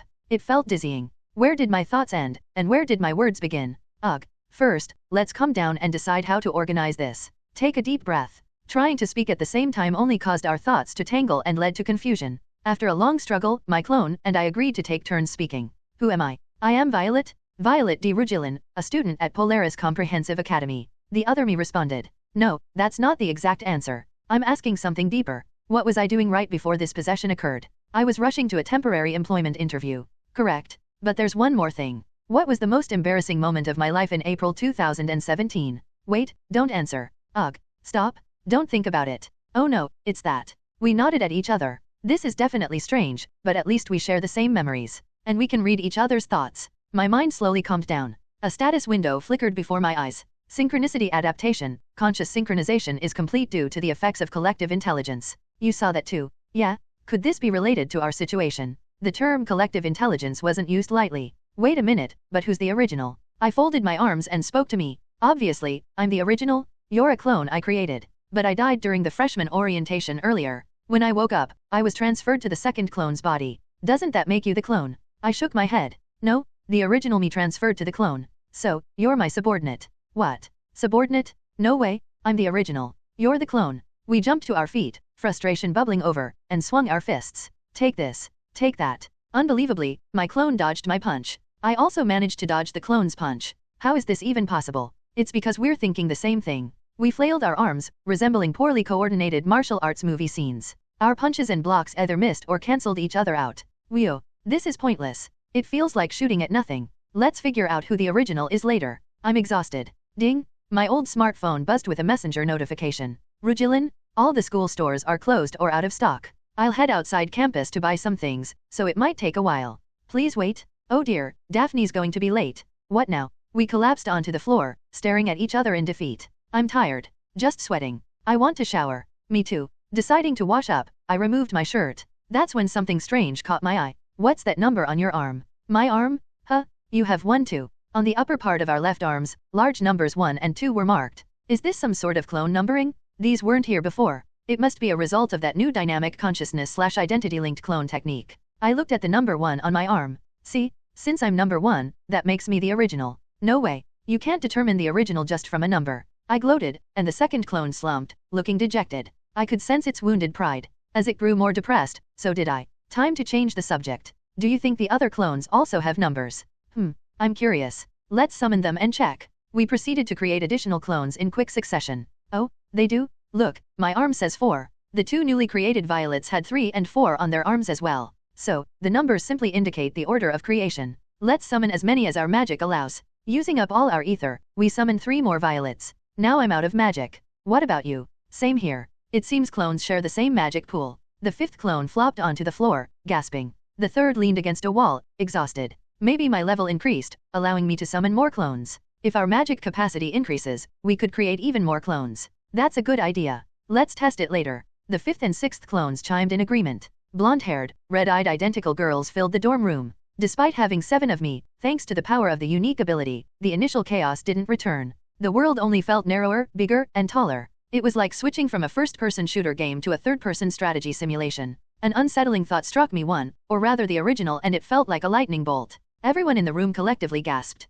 Wait, if we summon a clone now? No, 1. Don't say it. That's terrifying. What happens to us then? The violets in the room froze simultaneously. Does that mean our existence gets erased? The 4th clone screamed. Well, I don't think it's complete annihilation. Remember the lab and Kalia's house. The 3rd clone calmed the 4th while addressing the 1st clone. There? Hold on. Oh, that time, clones occasionally did things on their own, like sitting at the table unprompted or acting with precision despite vague commands. Exactly. Back then, I vaguely felt like I was still there. Not as clearly as now, but I could sense some awareness of being present. If that's the case, this strange ability wasn't something that suddenly appeared. It was always latent. And, not long ago, whether I'm the original or not, Violet died. But the entity I think of as the original is still here, alive. So, in conclusion, even if desummoned, the consciousness and memory must persist somewhere. Complete erasure doesn't happen. Hey, 3. Do you have proof for that? We must consider the worst-case scenario. The 5th clone shouted. Wait, 1st clone. The body under the air conditioner, was that really me? The 1st clone's face scrunched. She spoke up. Then, am I not the original? Am I just another personality mistakenly believing I'm the original? We all clutched our heads in unison. Ugh. Now we're discussing existentialism and self-concept. Enough talk? Let's test it by desummoning 1. The 6th clone snapped her fingers, and the 1st clone began dissolving into sparkling dust. Chaos erupted. Wait. Too fast? Stop. Don't. The original is vanishing. The 1st might not be the original, but you're thinking it too. The violets stared at the spot where the 1st clone had disappeared, their faces a mix of fear, curiosity, and tension. Wait. I thought I disappeared. But I'm still here? Somewhere deep within our minds, the voice of number 1 resonated. Using the remaining mana once more, I created a clone marked with the number 1 on its arm. Violet, resurrection. Number 1 leaped up, number 5 sighed in relief, and number 3 nodded as if it were natural. As expected, my theory was correct. We then huddled together to discuss this peculiar phenomenon. Through reverse generation and creation experiments, we've learned one general truth. The self of a reverse-generated clone doesn't evaporate or disappear. Instead, it's temporarily stored somewhere within our minds. For example, in the case of the incident during the welcoming ceremony, while the body was destroyed, the self was preserved and could move to another body. Number 4 summarized our thoughts. Oh, if that's the case, does it mean we can't die? Number 1 tilted their head with sparkling eyes. I hadn't considered that. So, as long as there's at least 1 clone left and our mana isn't depleted, what happens to us? The answer's already there. In the original story, the boundless witch could only be defeated after all her clones were destroyed.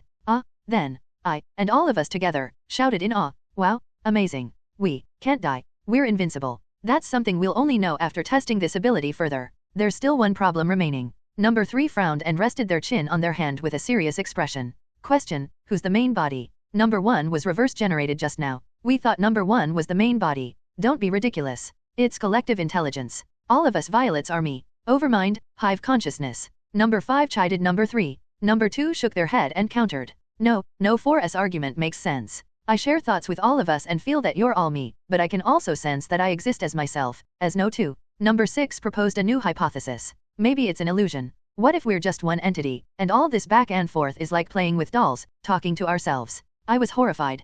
Could this entire conversation between us be nothing more than a mad soliloquy?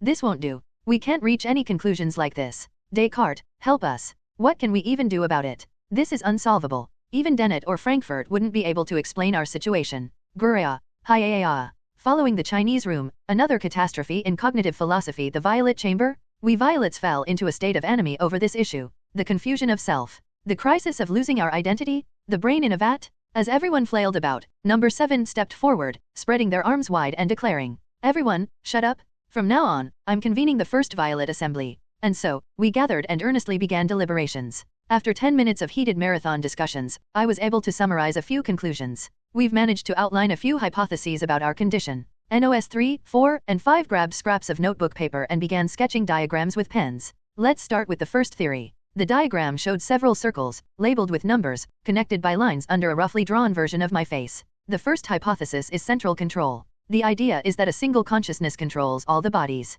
This can be refuted by the fact that number 1, previously thought to be the main body, died and came back. Besides, we all feel conscious. At the very least, we perceive ourselves as conscious. This theory is dismissed. We moved on to the second hypothesis drawn by number 4. The second hypothesis is integrated consciousness. Each of us has a crude individual consciousness, but together, like an internet network, we form the larger identity of Violet. Think of cloud computing. Number 3 objected. This explains emergent tendencies when multiple entities gather beyond a certain point, but we started as one person. It's the exact opposite case, so this is dismissed too. Finally, number 5 presented the third diagram. Then this is the only viable model, parallel consciousness structure. The sketch showed a series of my characters' faces lined up horizontally. At present, this is the most plausible explanation for how our thoughts and consciousness are shared. Each of us has individual consciousness but shares memories and emotions with one another. But according to this model, when a clone is reverse-generated or disappears, that entity should just cease to exist. How do we explain the continuity of self-consciousness? That's the problem. Maybe there's another explanation. Number 6 picked up a pen and added a few more elements to the diagram. Let's assume an external server. An external system that stores and shares our memories and selves as a kind of backup server. That would explain why, even when a clone is destroyed or reverse-generated, the concept of me persists. What a notion. It feels like a mishmash of the earlier theories, but it's compelling. We all agreed. There are still gaps in this. The backup server idea is purely speculative, after all. But one thing is clear, we can share all our memories and thoughts without exception and act with unified purpose. Let's conclude with that. Bang, bang, bang. Satisfied with our answers, we adjourned the first Violet Assembly. I have a feeling Daphne will be back soon. Should we reverse generate? Sounds good. For now, let's keep our shared consciousness and memory a secret. One by one, we dissolved into sparkling dust. In the end, only number 4 remained. Just then, the door clicked open, and Daphne walked in, carrying an armful of plastic bags. Sorry for being late. Rugilin, I got caught up buying a bunch of things. Would you like some ramen and rice balls for now? I ate the cup ramen and rice balls with satisfaction. This isn't some mo game for nothing despite being in a Western-style school. They sell onigiri and cup ramen nearby. As bedtime approached, I quickly got ready and climbed to the upper bunk of the bed. School life would begin in earnest tomorrow, so I had to sleep early. Lying there, the bed felt cold and empty, making it hard to fall asleep. I generated number 2. Why? It's cold. I hugged number 2 tightly and fell asleep. It was warm. I, as an existence, smelled really soft and nice. I was walking through a quiet building where everything was painted white. The corridor was silent, devoid of people. Other than me, the only things bringing a bit of dynamism to this monotonous place were the walls and pillars arranged haphazardly. As I wondered, suddenly, the floor gave way with a cracking noise. AHH. A figure clad in black tights sprang out from the ground. Startled, I fell backward. Buzz! The electric saw in the figure's hands roared loudly. Terrified, I crawled on the floor as the figure approached me. No, don't come closer. The tights-clad figure grabbed me, lifted me, and brought the electric saw close to my head. The violently spinning chains approached me. It's coming. No, don't. It'll hurt. I woke up in a cold sweat. But strangely, when I opened my eyes, I was floating in midair. Wah, thud, ugh. When I fully opened my eyes, intense pain greeted me as I hit the dormitory floor. I lay there for a while, overwhelmed by the pain, and eventually managed to get up. I was definitely on the top bunk earlier, so why did I fall off? Number 2? Sorry. I glared at number 2, who peeked her head out from the top bunk. It seemed that she had kicked me off in her sleep, startled by her own nightmare. Honestly, it's amazing nothing was broken after falling from that height. I held back a few choice words because proper girls don't curse. Ugh, but what's this? Something felt like it was dripping from my nose. It was dark, so I couldn't see clearly. Grabbing onto the bed frame, I pulled myself up. That's when I heard a rustling noise. A blurry figure rose from the first bunk below and switched on the bedside lamp. Huh? What's going on? Rugilin? You're already awake. Daphne rubbed her sleepy eyes and got up, pushing off her blanket. As she stretched, her curvaceous figure became apparent, even through the loose white nightgown she was wearing. I'd noticed it before, but my roommate definitely had a larger chest than I did. This is. When the room lit up, I finally saw what was dripping from my nose. Late to notice, Daphne turned to me and screamed in alarm. Eek, Rugilin, your nose, blood, blood. She quickly grabbed some tissues, ran over, and wiped my nose while healing me. After shining a warm light on me a few times, the bleeding stopped. Looking down at my clothes, I saw that my pajama top and pants were completely stained with blood. I'd have to do some laundry. Rugilin, what happened? Is it because of yesterday's injury? No, it's nothing like that. I just fell off the bed. When I pointed to the top bunk, she glanced upward, then back at me with a puzzled expression. You fell from up there? But there's a safety bar. Oh, is that another you up there? The clone you mentioned. Ah, that's my clone? It's just a puppet with no consciousness. It's great for hugging while sleeping. Number 2, say hi. Number 2 waved blankly, prompting an awkward smile and wave from Daphne. That's such a fascinating unique ability. I've never seen anything like it. Just then, I remembered something I needed to confirm. Right? Oh, Daphne, can you check if there's anything strange written on my arm?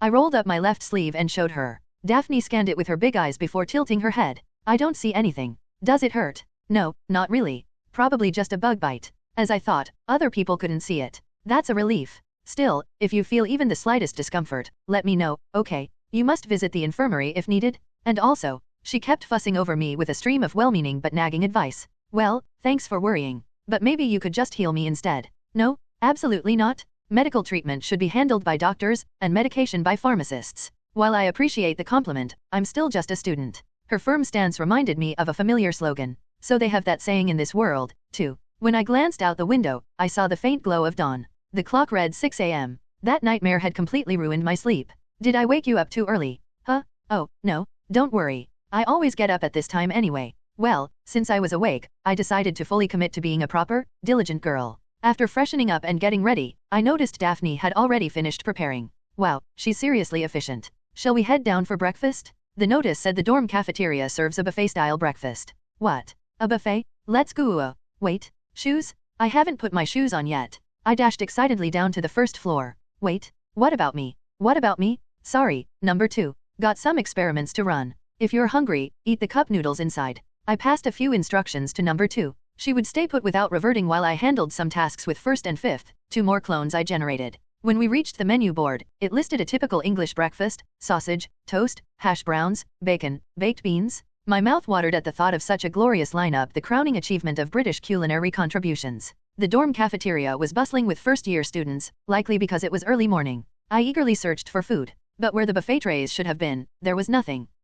Bacon? Toast? Where? That must be breakfast over there. It doesn't match the menu, though. The buffet shelves were empty, as if someone had deliberately cleared them. On one side sat a lone soup warmer. When I opened its lid, I was met with the curse of blandness, the infamous English porridge. What is this? It says it's porridge. I ladled the grayish mush into a bowl, took a seat, and picked up a spoon. The flavor was blander than rice soaked in water, reminiscent of the formula feed from the lab. My first morning of the semester was off to a gloomy start. Determined to forget the unpalatable breakfast, I settled into a lecture hall chair. Skimming through the schedule, I saw that the first week was mostly orientation activities. The freshman orientation that had been interrupted by yesterday's incident would be held in one of the lecture rooms today. Strangely enough, the second and third year seniors simply greeted us lightly before taking positions at the front and back of the lecture hall. What is this? A show of authority? A person who seemed to be a teaching assistant started rambling about something in a grandiose manner. Freshmen? Yesterday's incident was truly regrettable, wasn't it? But why are you all here? Just to make money? To get a diploma? No? You came to this school to train and fight against monstrous beasts, am I right? A student raised their hand with a puzzled expression. Excuse me, but isn't it a bit strange for such beasts to appear out of nowhere? My friend got hurt because of that. Now, freshman, let's get one thing clear. Did someone force you to come here? What? Did someone hold a knife to your throat and threaten you? No, right? You came here voluntarily. If you're making such a fuss over something like this, how do you plan to hunt monsters later? Do you think you can fight them? The student shut their mouth. In fact, the seniors standing at the front were glaring sharply at that student. What the hell is this place? Why does that teaching assistant say such strange things? Daphne, sitting next to me, whispered. Looking toward the front, I noticed a girl with striking purple hair. It was Irene, the one who knocked down Kronos yesterday. She had even confronted the student council president, yet today she was biting her nails with an anxious expression. Did something happen? So, freshmen, we must recognize reality and with a cold-hearted mindset, reinforce our mental discipline and dash. Hey, just explain what we need to know and wrap it up already. You're just a teaching assistant, and your speech is dragging. A blue-haired male student sitting at the front interrupted the assistant. It was Lucian. The sharp gazes of the senior students turned toward Lucian. Yet, even amidst the silent pressure, he maintained a relaxed demeanor. Lucian crossed his legs, leaned back against the chair, and mockingly raised his right hand, revealing a glowing yellow magic circle. What a cheeky bee dash. Haha, you're right. Let's proceed quickly. When one of the seniors tried to step forward, the assistant, looking nervously between the sides, hastily resumed the session, speeding through the orientation like frying beans in a flash. After the orientation ended, we moved to the next location. Is this kind of atmosphere common at the Awakened Academy? It feels odd. Well, as far as I know, places like this shouldn't exist. Of course, they don't. Aegis and Vesperia Prime, the primary settings of the game's first arc, had the typical light novel academy vibe. There weren't any weird speeches about mental discipline or groups of seniors acting like gangsters. Still, I'm glad someone stepped in to shut down that nonsense. I didn't like Lucian. He was the quintessential cool light novel protagonist archetype. But I'll make an exception today. So, I just installed this app and register for classes through it. When I clicked on the link, an application with the blue star-shaped school logo labeled Northstar Pick appeared. Yeah, they say it comes with additional features like an internal school messenger. Oh, what's this? Daphne showed me her smartphone screen. I've been invited to a group chat room. This must be what they mentioned during the orientation. Really? Upon checking, I found that I had been added to the group chat too. Managing people through a group chat, it's the same everywhere. The chat room, bustling with students, soon displayed an announcement. Attention, first-year freshmen. This is a broadcast from your number 2 and 3rd year seniors. Dash rules for freshmen. To maintain order, freshmen must always answer with yes to senior students' commands. To foster camaraderie, freshmen are required to participate in events organized by seniors. For discipline, freshmen are prohibited from running or fast walking. Female freshmen are not allowed to wear makeup as you are here to become future hunters. Freshmen are forbidden from carrying weapons without senior approval. Is this a rule book? The so-called rules were utterly absurd. Rugilin, what is this? Ha ha ha. I discovered that when I was utterly dumbfounded, laughter would escape me. The content of the first notice I encountered at the academy was truly surreal. I never expected to find such ludicrous nonsense in a school with a Western-style name, Gothic architecture, and a colorful cast of pretty girls. Was this secretly a K university? Wow, that's phenomenal. Ha ha ha. Arg, is this place a military camp? Other violets in my head let out astonished exclamations and screams. With a heavy heart, I endured the orientation sessions all morning and afternoon. Greetings, everyone. As introduced during the entrance ceremony, I am Victor Hamilton, a former A-rank hunter who will be teaching the first-year courses. I have successfully cleared 15 gates and, to achieve this, sacrificed. So, our mindset must be like an impenetrable fortress. The instructor for gate tactics spent an entire hour boasting about himself and preaching the triumph of willpower. Today's youth lack discipline. What can you accomplish with such a weak mindset? Huh? Am I wrong? With such feeble spirits, you beg for help, saying this is impossible. That is dangerous. The current problems of this academy city are covert organizations. Those villains are corroding our society. This fiery speech about ideology and society came from the professor in charge of Introduction to Interdimensional Biology. All right, students, you see the screen? Submit the assignments listed here and write a review of the video. That's it. The Introduction to Basic Tactics professor left after just 5 minutes. His expression practically screamed, I don't want to do this. Still, at least he finished quickly. Most subsequent classes followed a similar pattern. Today's instructor is on assignment, so class is postponed until next week. Check the Northstar Pick announcements. Well, the important thing is, the instructor is disappointed in you freshmen. As I left the orientation, I couldn't help but scream internally. No, this is not the academy I had in mind. The phone rang with a buzz. I turned off the alarm and got up. Strong and joyful morning. Fortunately, I didn't have any nightmares the next morning. Thanks to that, I woke up feeling refreshed and folded my blanket. As I rubbed my bleary eyes, number 2 hummed next to me, sounding like a drunken person. Attending Polaris Academy, my life has changed. Shut up, number 2. You're the one going out today. Ugh. After washing up, I headed to the freshman dormitory cafeteria. Occasionally, I spotted male students with hair looking like bird nests. Although the male and female dormitories were separate and faced each other, the cafeteria was shared. However, a crowd had gathered in front of the menu board. Curious, I approached to see what was going on. Someone had written below the menu, "Today's meal, scrambled eggs, pancakes, cereal, chicken salad, fruit, etc. Upward arrow notice, attention. To ensure the health of freshmen, greasy and harmful menu items will be partially restricted.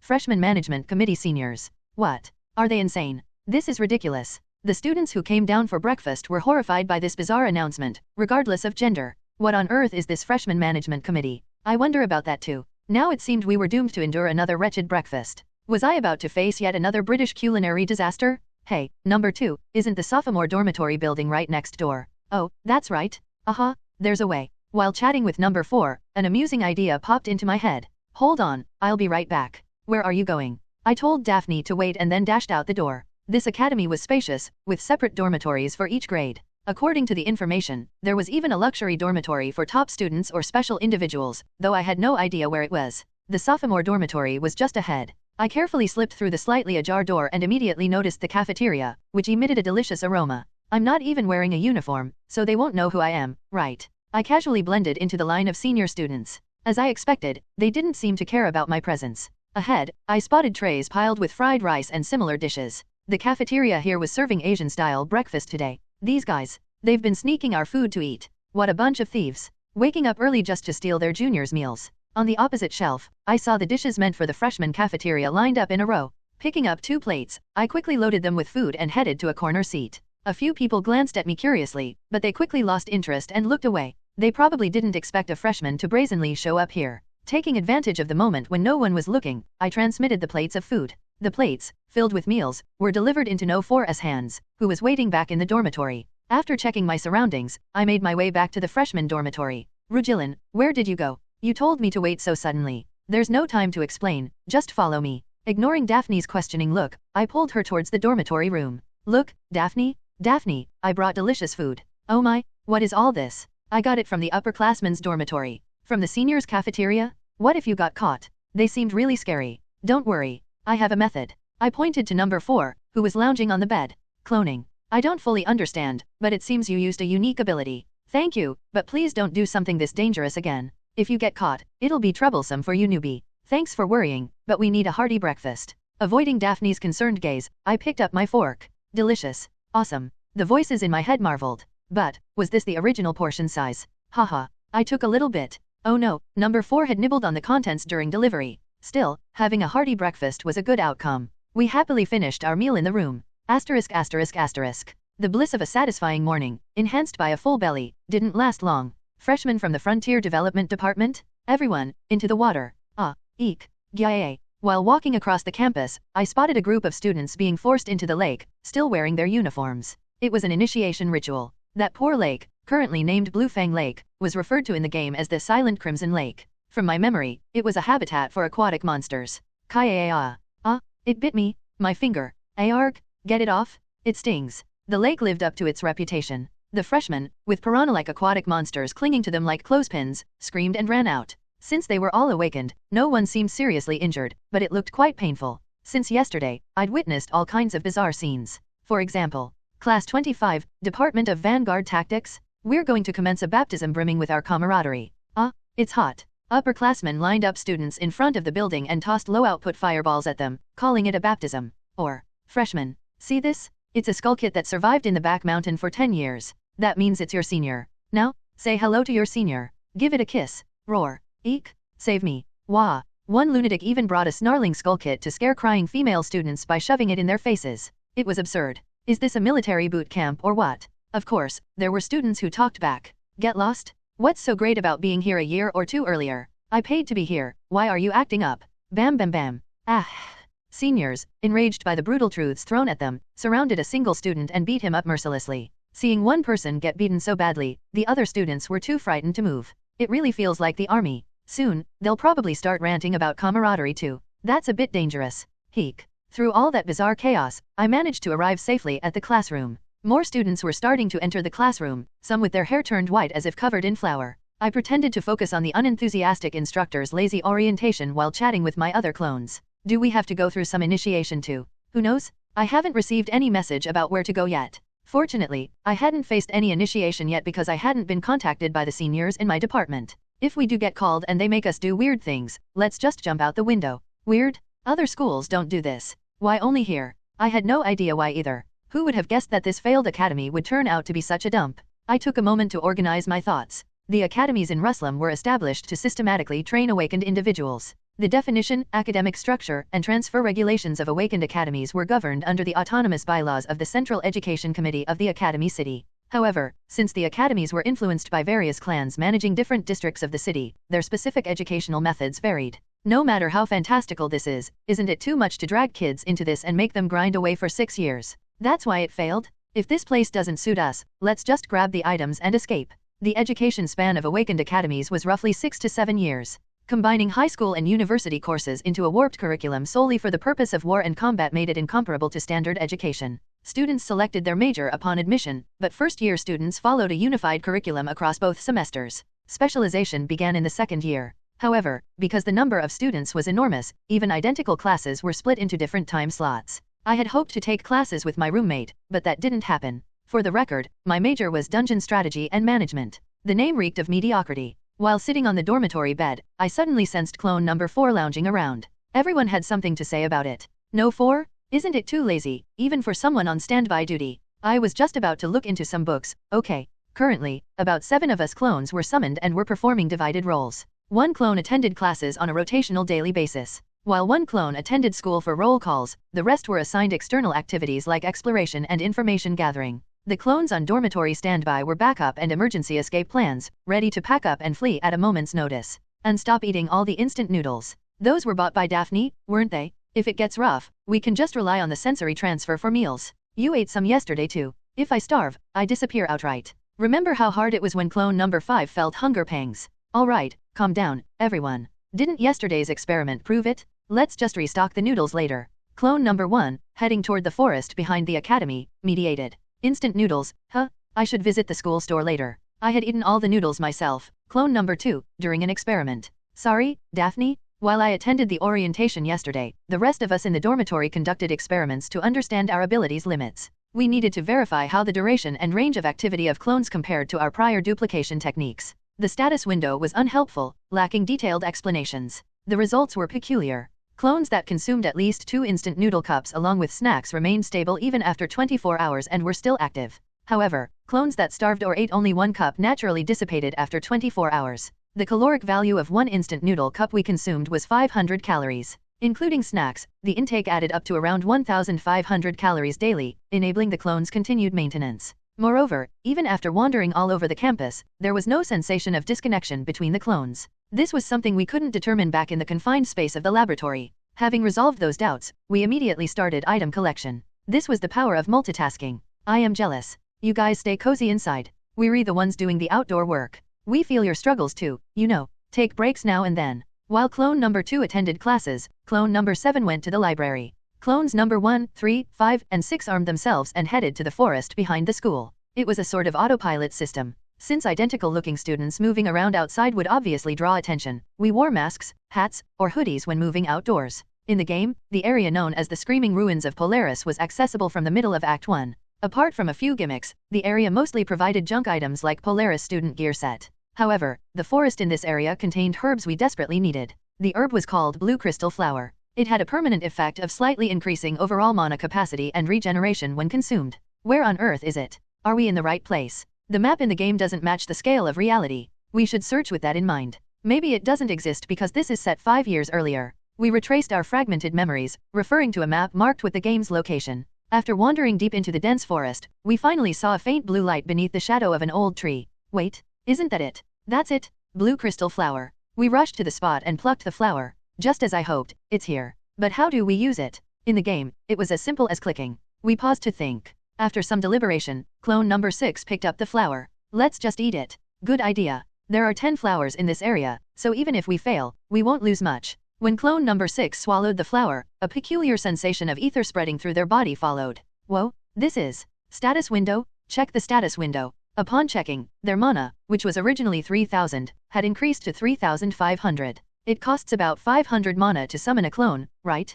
If we consume all 10 flowers, the maximum number of clones we can summon increases to 16. And with the improved mana regeneration, producing clones will become much easier. We were thrilled to achieve such remarkable results so soon. Let's go. The violet clones cheered and enthusiastically explored the forest. 1, 2, 1, 2. 3 hours into exploring the forest, we already discovered another crystal flower. No 2, number 4. We did it. Our magic has already increased this much. Let's find 1 or 2 more and head back. Thrilled by the unexpected success, the violets eagerly advanced deeper into the forest. 1, 2, 1, 2. Our arms and legs automatically synchronized as we marched. Being perfectly connected, it was effortless for us beautiful girls to move in unison. The expedition wasn't entirely smooth.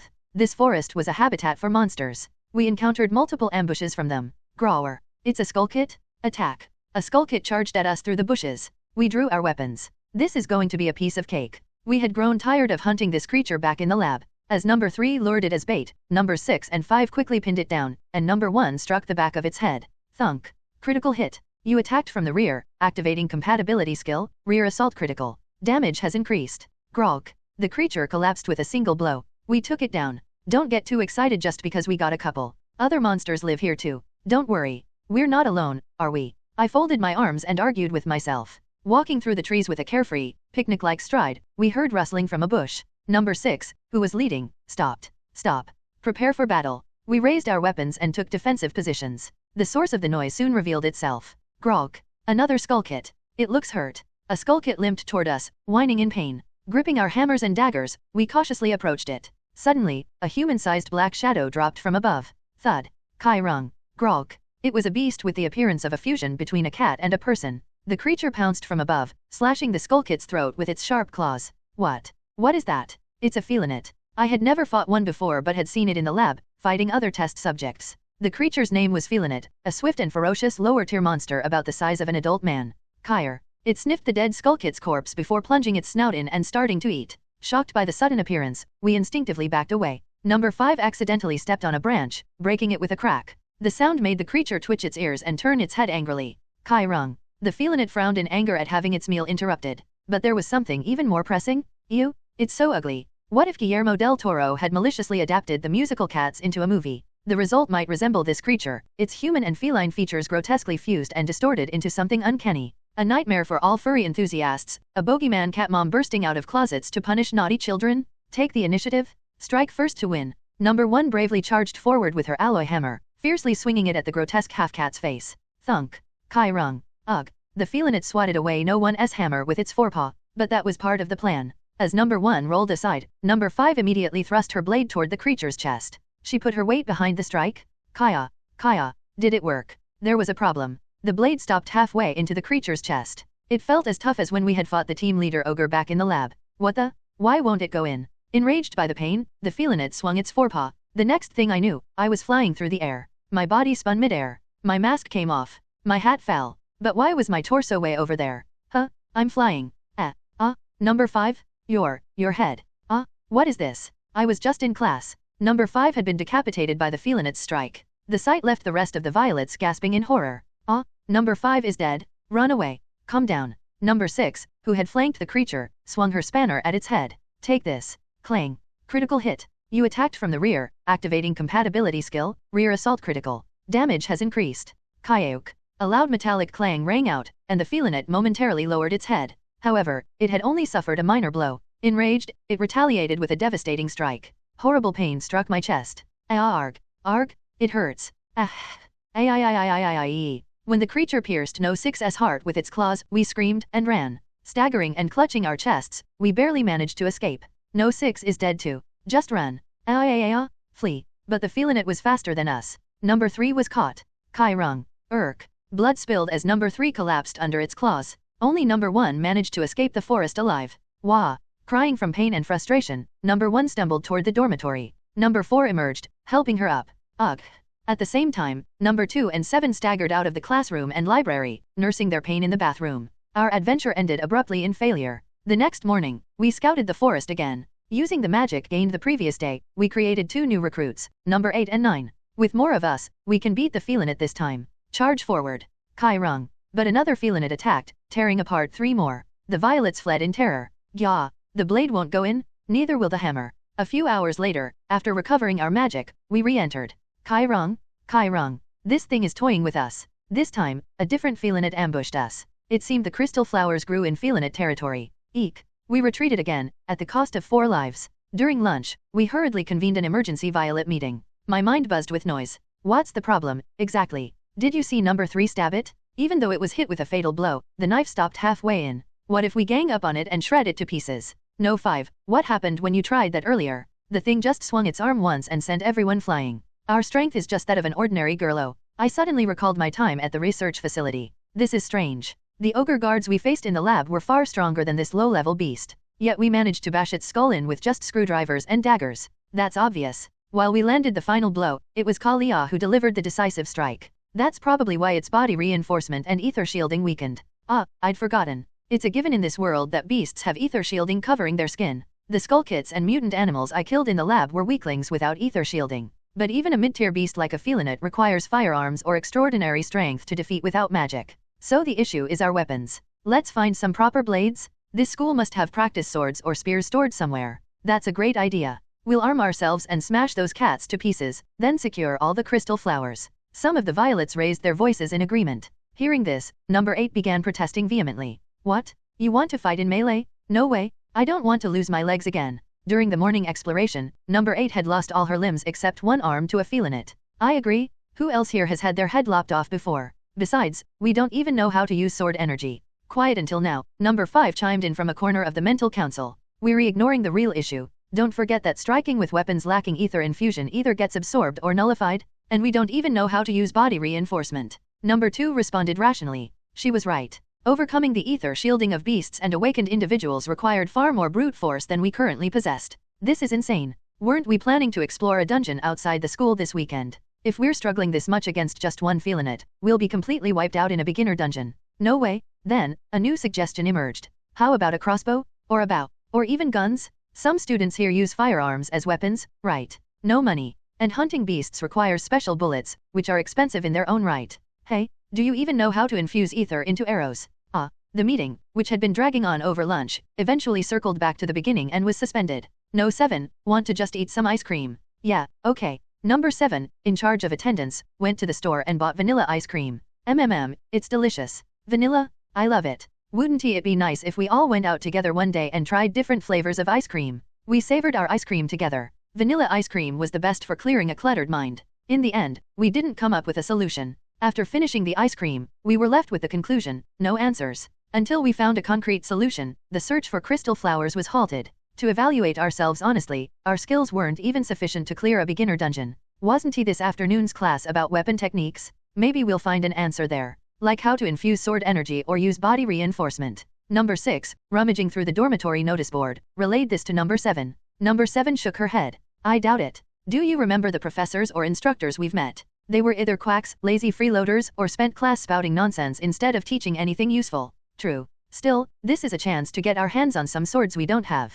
The title of the last orientation lecture of the afternoon was Introduction to Weapon Techniques and Close Combat. According to the syllabus, students would practice sparring with provided training weapons in the gymnasium, learning various combat techniques. Most importantly, it seemed to cover sword energy and body reinforcement, which we needed. Sparring sounds exciting if this were a normal school. But, don't expect much from the class. Our goal is to sneakily pocket any weapons we get, remember. Exactly.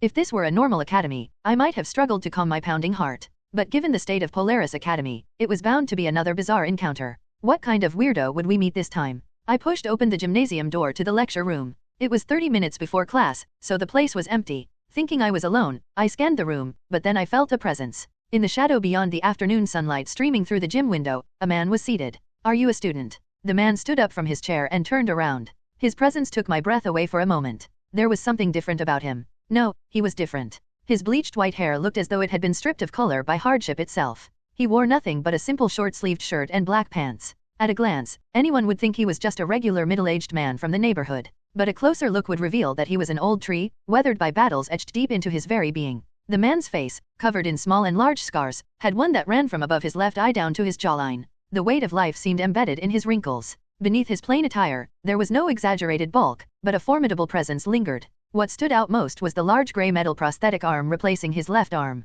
Inside its translucent tubes, a faint ether glow flickered. Who was this man? While I stood there, slightly intimidated by his aura, he walked toward me. What's going on? His cold gray eyes swept over me, taking me in at a glance. He's approaching. What now? Such insolence. Thunk. Ow. Suddenly, the metal prosthetic smacked my head with a thud. It hurt? Is this how students behave these days? Not even a proper greeting when you see your superior? What a shame. Ouch. The instructor crossed his arms, scolding me harshly. What's with the whining? Hey, what's your name? Aren't you going to introduce yourself? Violet? Violet Regillin. Pathetic. As I stammered in response, the instructor grumbled in satisfaction and returned to his seat. What's with this guy? Weird. My head hurts. I must have seen wrong. He was just an old-fashioned, nagging instructor. The first close combat training class began. I immediately sensed that this instructor was different from the other slackers we had encountered before. It wasn't just because he smacked my head.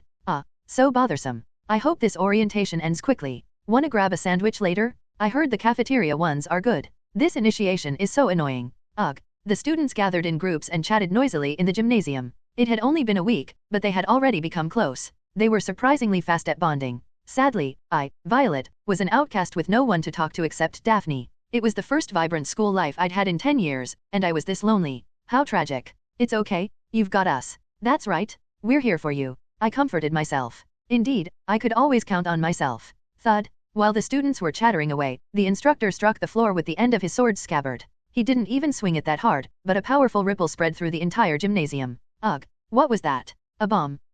The instructor. The previously chaotic students turned their attention to the instructor standing at the front. His white hair was standing on end as if it had been electrocuted. Freshman, let's skip the pleasantries and get straight to the point. I am Frederick, your instructor for this semester's weapon techniques and close combat tactics. A with tilde E. He raised his head high and scanned the students with hawk-like eyes. Perhaps it was the earlier shockwave, but the cold, gray glint in his gaze made the students visibly tense. Our eyes met briefly earlier. Did I get marked for not greeting him? From now on, you will be seeing me for at least 3 years, if not until graduation. So, it's best you get used to my methods. He gestured toward the back of the gym. Assistant instructors were pushing carts loaded with all kinds of weapons. Before I explain this class in detail, there's something you need to do. Put down any personal weapons you've brought at the back. For this class, we'll use these school-issued training weapons. Some clueless students started grumbling. Can't we just use our own gear for practice? Ugh. Mine was custom-made. Frederick approached one of them and yelled at the top of his lungs. What did you say? Are you the instructor here? Who told you to speak? Ugh. No, and no, sir. Idiot. Can't even talk properly. Sorry. Frederick left the terrified student trembling and added as he turned away. Oh, and here's the first rule of this class, my orders come first. Questions later. The students followed Frederick's instructions, placing their weapons at the back and selecting new ones from the provided box. As he surveyed the scene, Frederick called out to some students heading toward the weapon box empty-handed. Hold it. Why don't you have weapons? Did you forget them? I don't have one. What? Why not? Our seniors told us not to carry any. He let out a small, exasperated sigh. Again? Unbelievable. Clicking his tongue, he waved them off dismissively. Fine. Just pick a weapon. Choose whatever you're comfortable with. Finally, it was time to pick a weapon. My heart raced with excitement. After all, choosing weapons in a training ground is a classic scene in Hunter or Academy stories. There were mostly swords, but also a wide variety of other weapons from various cultures and eras. Swords, spears, sabers were common, but shields, maces, and even flails were available. What should I pick? Just grab everything and try them out. Swords suit Violet better than spears. Anything's fine? Initiating transfer. With so many swords, one could easily slip away with one without being noticed. I waited until most students had chosen their weapons, then quietly grabbed a few for myself. When I checked the items through the status screen, familiar descriptions from games appeared. Polaris Training One-Handed Sword, Arming Sword. A training sword provided by Polaris Academy. Balanced for beginner hunters, it blends durability and performance. Imbued with the Academy's strict ethos, it has a sharpened edge, akin to a real combat blade. Polaris Training One-Handed War Hammer. Polaris Training Spear. Polaris Training Riot Shield.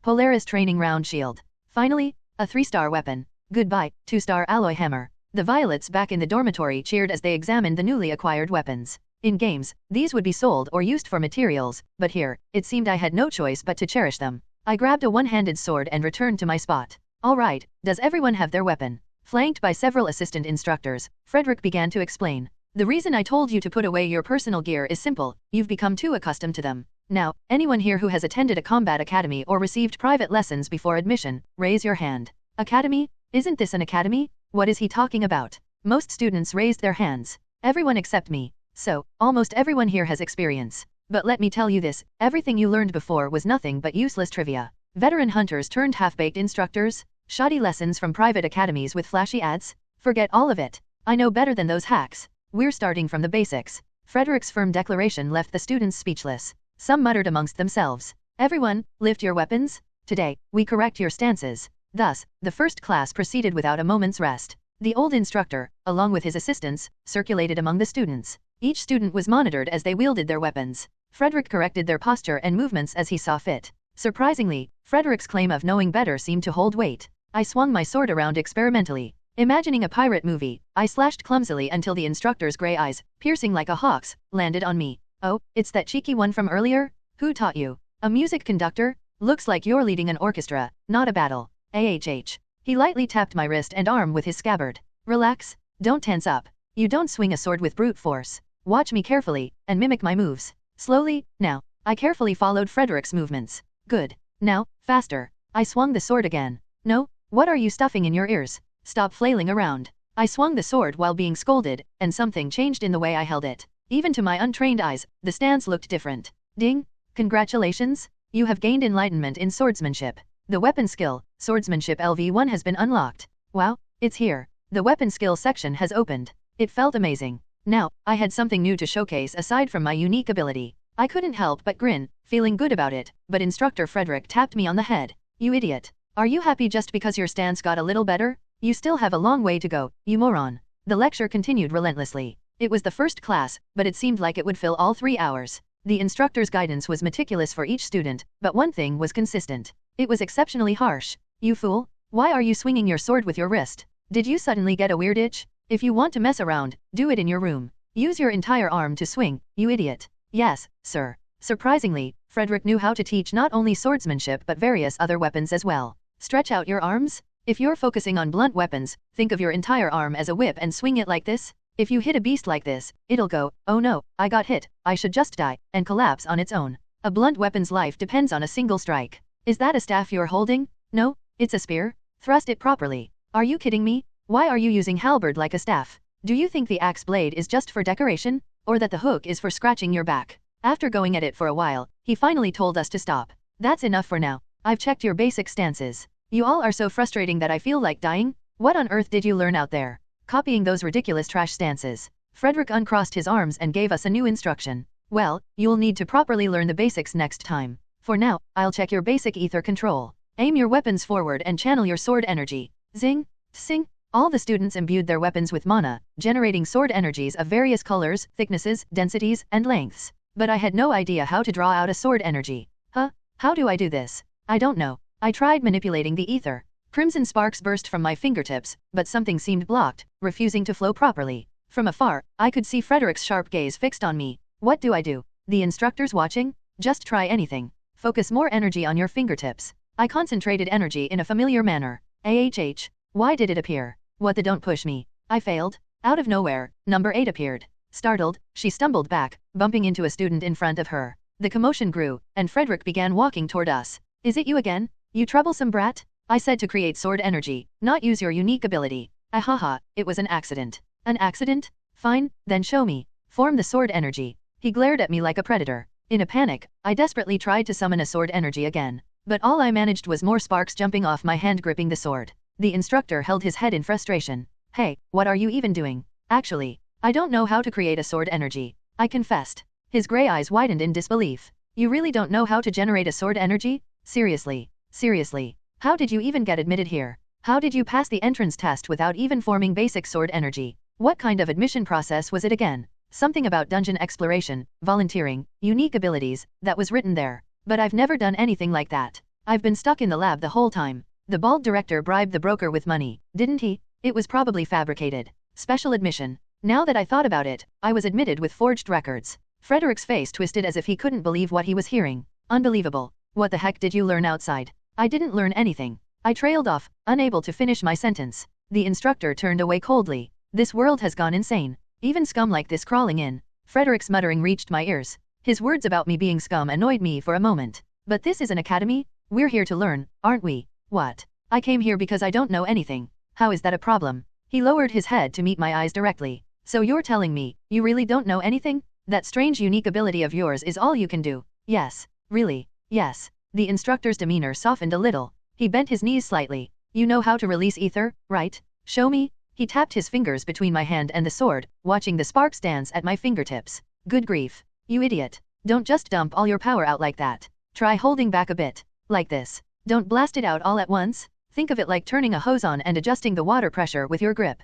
That's it. Following his instructions, the erratic ether sparks gradually calmed into a steady, narrow flame. Good.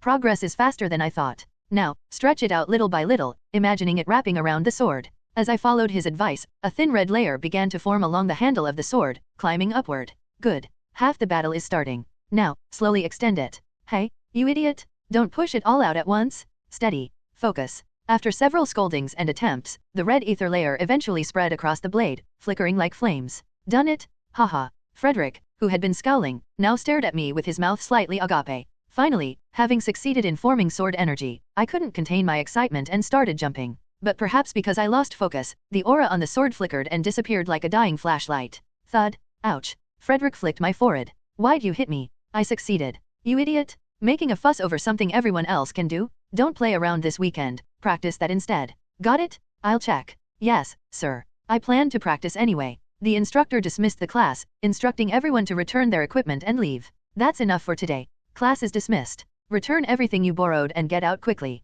I'll stop here for now, and you can request the continuation. The aged instructor dragged his feet into the noisy auditorium. Frederick did not like his job. While many people agonize over jobs that don't suit them, he had grown truly tired of this work. When he entered the hall, a group of chattering students came into view. Clueless idiots, lacking seriousness or a will to learn. Did they even know how much their parents had poured into getting them here? It's none of my business why they're just here for the diploma. He forced himself to swallow his irritation and stood up. The prosthetic arm on his left creaked slightly. It had once been a high-end combat model he'd paid a fortune for, but since retiring as a hunter, he could count the number of times he'd used it. Now, it was nothing more than a cumbersome piece of equipment meant to balance his body weight. It's about time for maintenance. After suffering severe injuries in the field and retiring, he had come to this place on the recommendation of an acquaintance. Teaching wasn't really in his nature, but he did his best with what he could. He continuously updated himself by surveying the field, studying, and then passing on his knowledge to the students. Thank you, instructor. My skills have improved so much, thanks to you. Look at this.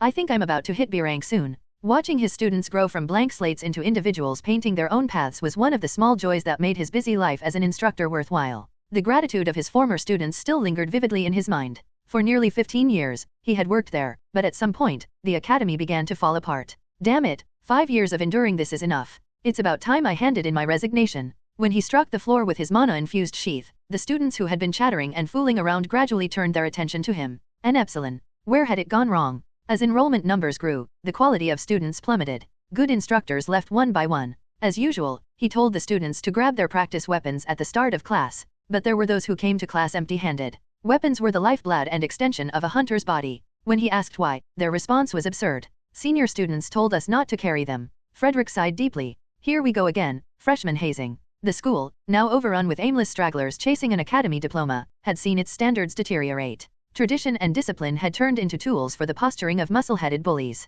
The higher UPS not only ignored this but seemed to encourage it subtly. Retired hunters scamming clueless applicants? Pathetic private academies with instructors who know nothing but cheap stunts? I know better than those hacks. And yet, here I am, just another one of those hack instructors. He sneered at himself inwardly. He could criticize the students and the state of the school all he wanted, but wasn't he also just mindlessly going through the motions, feeding off the board's meager salary? Shaking his head, he tried to clear his thoughts. As he guided the students, his frown deepened with frustration. They had all imitated what they'd seen somewhere, but their fundamentals were shaky. Damn social media trends. While he observed the students, one in particular caught his attention, a blonde-haired girl with striking red eyes. He'd already given her a scolding earlier. Her name was Violet Rugilin, if he recalled correctly. She was shouting spirited cries of Hiya, Hiya, while swinging her sword with enthusiasm. It was a mess. That cheeky brat from earlier? She looks like she thinks she's conducting a music orchestra or something. Annoyed, he went over to correct her technique. Surprisingly, she followed his instructions earnestly. Before long, the trajectory of her sword began to stabilize.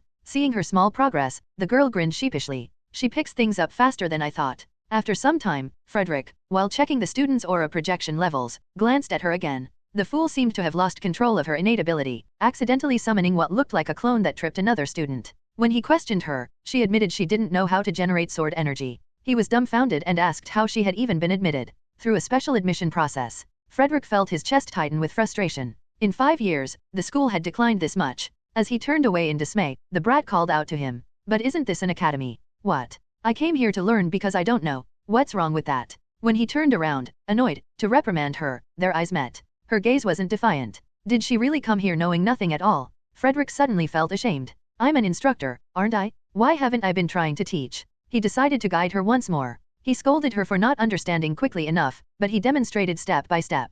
Before long, like a blooming crimson flower, sword energy began emanating from the girl's weapon. Frederick was left speechless. What in the world? She knows how to utilize her innate ability and handle ether. How has she never learned to wield sword energy before? The girl jumped with joy at her success. It worked? He. Yes, Frederick liked this attitude. How long had it been since he last saw a student so purely delighted by learning? The old instructor suddenly found himself curious. This blank slate of a freshman, absorbing everything like a sponge, he wanted to see where she could go. Don't waste your weekend playing around.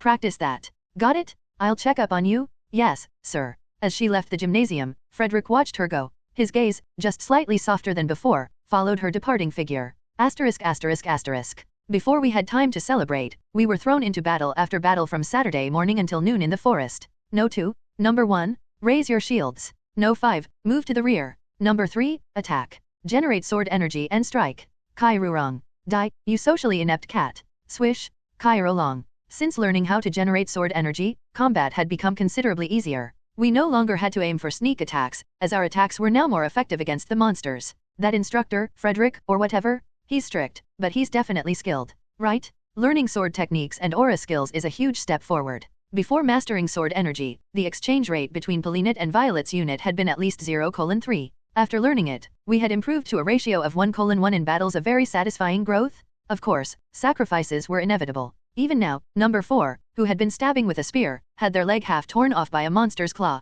Though the Paulinette was dead, we groaned for a while, sprawled on the ground. Ah, my leg. Ugh. No choice. Reverse summon and bring them back. Ugh. But the reverse summon speed is so slow. It hurts too much. Do something. We exchanged glances and nodded grimly. Ugh. Reverse summoning is slow. If the head or vitals are hit, the pain might be less. When No 5's head got chopped off, they felt less pain. Ugh. Wait, should we try that? I'm in so much pain. Do whatever? Wait. No, don't hit me. Number 2 smashed the back of No 4's head with a battle hammer as they began to dissipate into dust. Crack. Arg. Ugh. My head hurts, but at least the pain in my arm is gone. Number 4 disappeared, reduced to a corpse. I immediately regenerated number 4. Startled and confused, she clutched her head, which had been shattered, and glanced at her legs in bewilderment. Hey, what's the big idea, hitting me like that? Wait, the pain in my leg is gone. Could it be? We stumbled upon a groundbreaking discovery, as momentous as Pasteur's vaccine or Fleming's penicillin. Rather than regenerating a subject when necessary, it was far more convenient to simply remove the source of the pain swiftly. This way, we won't have to worry about injuries anymore. No need to fuss about finding recovery potions. Still, mana isn't infinite. Let's regenerate when we can. Should we try to find guns or grenades later? It'd be even quicker. Great idea. After discovering this easy solution to injuries, our adventure grew more intense. We exchanged 3 Felinette, 6 Skullkit groups, and 4 Violets as we pushed forward in our exploration. The countless insignificant mutant beasts we defeated along the way weren't even worth counting. We found it. After exploring all morning and afternoon, we finally located all the crystal flowers. The sun had already sunk low in the sky. Mission accomplished. Mana, 8,000. Let's summon them all. Except for number 7, waiting at the dormitory, and number 8, busy gathering data. The area near the forest became crowded with 14 Violets. Wow. Wherever you look, it's us. Number 1, standing in the center, placed her hands on her hips and made an announcement. With this many of us, we can clear dungeons with ease. Tomorrow at dawn, we'll catch the bus and head to that dungeon in the southwest. Let's go. Everyone cheered energetically. One Violet raised her hand hesitantly. It was number 12. Question, what about weapons? Well, our main combatants will be equipped with 3-star weapons, and the rest can fight with daggers or tools. Immediate objections erupted from all sides. What? No way. Number 1, are you showing off just because you're the first clone? We want proper weapons too. We want to fight comfortably. Number 9 calmed the others down. Now, let's settle down. We might find better weapons than the Polaris Academy gear while exploring the dungeon. Another Violet suggested a new idea. Couldn't we possibly copy weapons? All eyes turned toward her. Copy them? What do you mean? Well, think about it. Right now, we're all wearing identical uniforms, hoods, and hats. We all nodded. We had learned back in the lab that our clothes could be copied. Now that I think of it, didn't the Deep Crimson Academia treat clothing as items too? Why can these be copied? Huh? You're right. We had completely overlooked this crucial fact. Clothing wasn't just decoration, it was actual equipment. Why didn't we think to check the status window for our outfits? Number 1 immediately checked the status window. Polaris Academy Student Uniform. A uniform for students of Polaris Comprehensive Academy. Though it appears to be a typical student uniform at first glance, it is crafted from a special synthetic material derived from dimensional creatures, offering some degree of stab and bulletproof protection. The vitality of youth is wrapped in protective layers. It's real. Everyone, check your status windows. All of us can access them. We all checked our status windows and confirmed that every clone was wearing a Polaris Academy freshman uniform. If the uniforms can be copied, maybe the equipment we're holding. Let's test it right now. Number 2, take out your 3-star one-handed sword. Number 4 pulled out a 3-star one-handed sword and focused her mind. Her target was number 10, standing nearby. Mana drained rapidly, and glowing red ether droplets coalesced and stretched out toward No 10's hand. Moments later, a long one-handed sword appeared in No 10's grasp. It worked. This actually works. Check the status window. We gathered around No 10's status window. Clearly displayed was Polaris Training One-Handed Sword, Arming Sword. Great. Copying weapons does consume some mana, but this solves our equipment issue. The era of fighting with random tools is over. As everyone celebrated, number 2 urgently contacted number 7 at the dormitory. -7, the wallet? Bring the wallet. Why so suddenly? What for? That? Everyone, listen up. Watch closely. If we can copy objects, what else might be possible? Suddenly, number 2 received the wallet through a transmission and pulled out a 100 credit bill. The shared thought caused all our crimson eyes to gleam with greed and curiosity. All right, do it. Number 2 began copying the bills and throwing them into the air. We can copy money. Hooray! We excitedly picked up the scattered bills. But then number 12 pointed to a corner of one bill. Everyone, look at this. Upon inspection, the serial numbers were identical on every bill. All the money in our hands was identical. So much for counterfeit fun. And there's another problem. Number 7 pointed to some bills scattered on the ground. A few of the bills were carried away by the wind. As they caught the light of the setting sun, they disintegrated into etheric particles. If they're too far from us, they vanish. We threw a one-handed sword to the ground and collectively stepped far away. The sword quickly turned into sparkling dust and disappeared. So, no scams for us. Yet, I thought we could print money endlessly to buy 5-star equipment. Number 2 encouraged everyone. Still, copying 3-star gear is a big win. Whether we can copy 4-star or 5-star gear later is uncertain, though. The problem that plagued us has been resolved so easily. Mana can be replenished with herbs or gear, and levels will grow with time. That just leaves the inventory issue. We can't exactly store weapons all over the dormitory. Everyone strongly agreed. Carrying everything we needed at all times would be ideal, but the senior student's ban on weapon possession aside, each violet's carrying capacity was equivalent to that of an ordinary teenage girl. Constantly transmitting weapons was also tedious. What we needed was an inventory. Inventories are magical tools from games, allowing a person to carry mountains of belongings as if by magic. Usually explained away as a gaming convention, some games incorporated inventory into their in-world logic. Deep Crimson Academia was one such game. We'll secure that item 5 years before the scholar does. The violets nodded in agreement. Our target was the multidimensional storage bag. It was an item obtained by the game's protagonist, the scholar, during the early tutorial, granting inventory functionality. It was a bound item with no displayed grade. With it, we'll plunder dungeons endlessly and leave this academy a year from now, living in comfort and luxury. That was our long-term goal. The meeting ended with that. As the sun set, we descended the forest path and returned to the dormitory. While we were heading back, number 7 sent an urgent message. Hey, guys, we've got trouble. Bring some instant noodles. What's going on?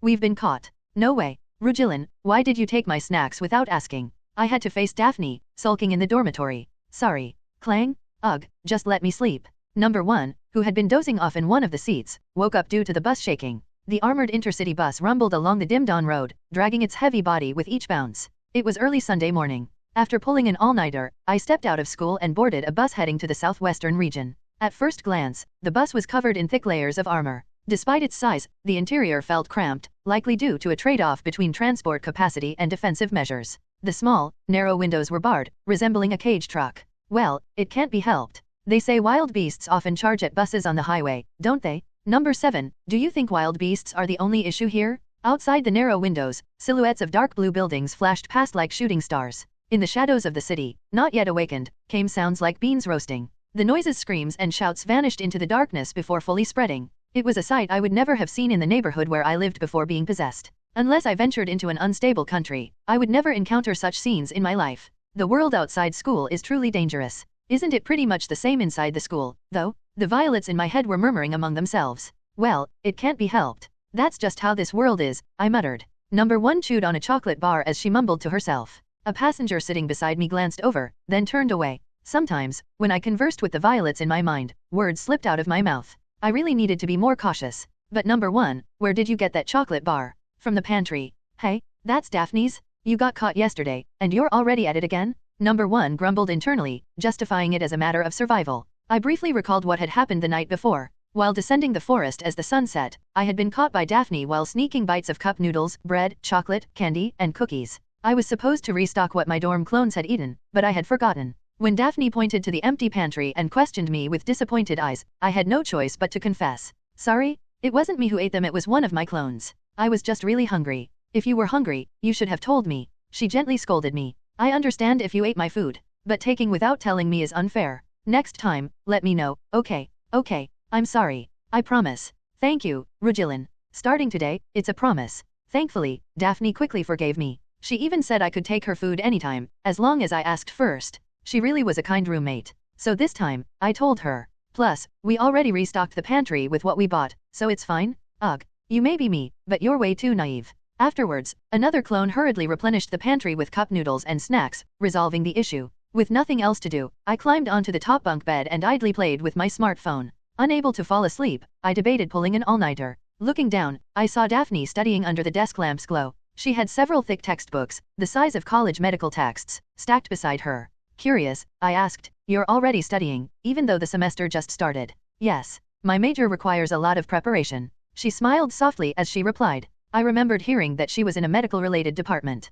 It covered everything from pure surgical techniques to healing magic and specialized abilities. Rumor had it that you needed excellent entrance exam scores to get in. Apparently, understanding anatomy and biology was essential for effective healing. With the tuition fees, it'd be a waste of both money and time to slack off. So, I plan to study and learn as much as I can while I'm here. As expected, you're so diligent, Daphne. Is it because you want to be a doctor? Oh, that's too much praise. I'm not a real doctor yet. Hehe. We chatted for a while after that. Was this what they called girl talk? It was fun. Seeing her blush under my compliments made me even more curious about my roommate. 5 years before the main storyline, what kind of dreams did the Saint of Salvation have? Despite her significant role in the narrative, her past wasn't explored much. Just wondering, what do you plan to do after graduation? Will you join a clan, or work for a medical institution? I'll probably find a job first. I need to pay off my student loans. But if the opportunity arises, I'd like to do some medical volunteer work. Volunteer work. Yes. There are so many people in this world who are injured or sick but can't afford proper treatment. I've always wanted to help them with my abilities. Is that strange?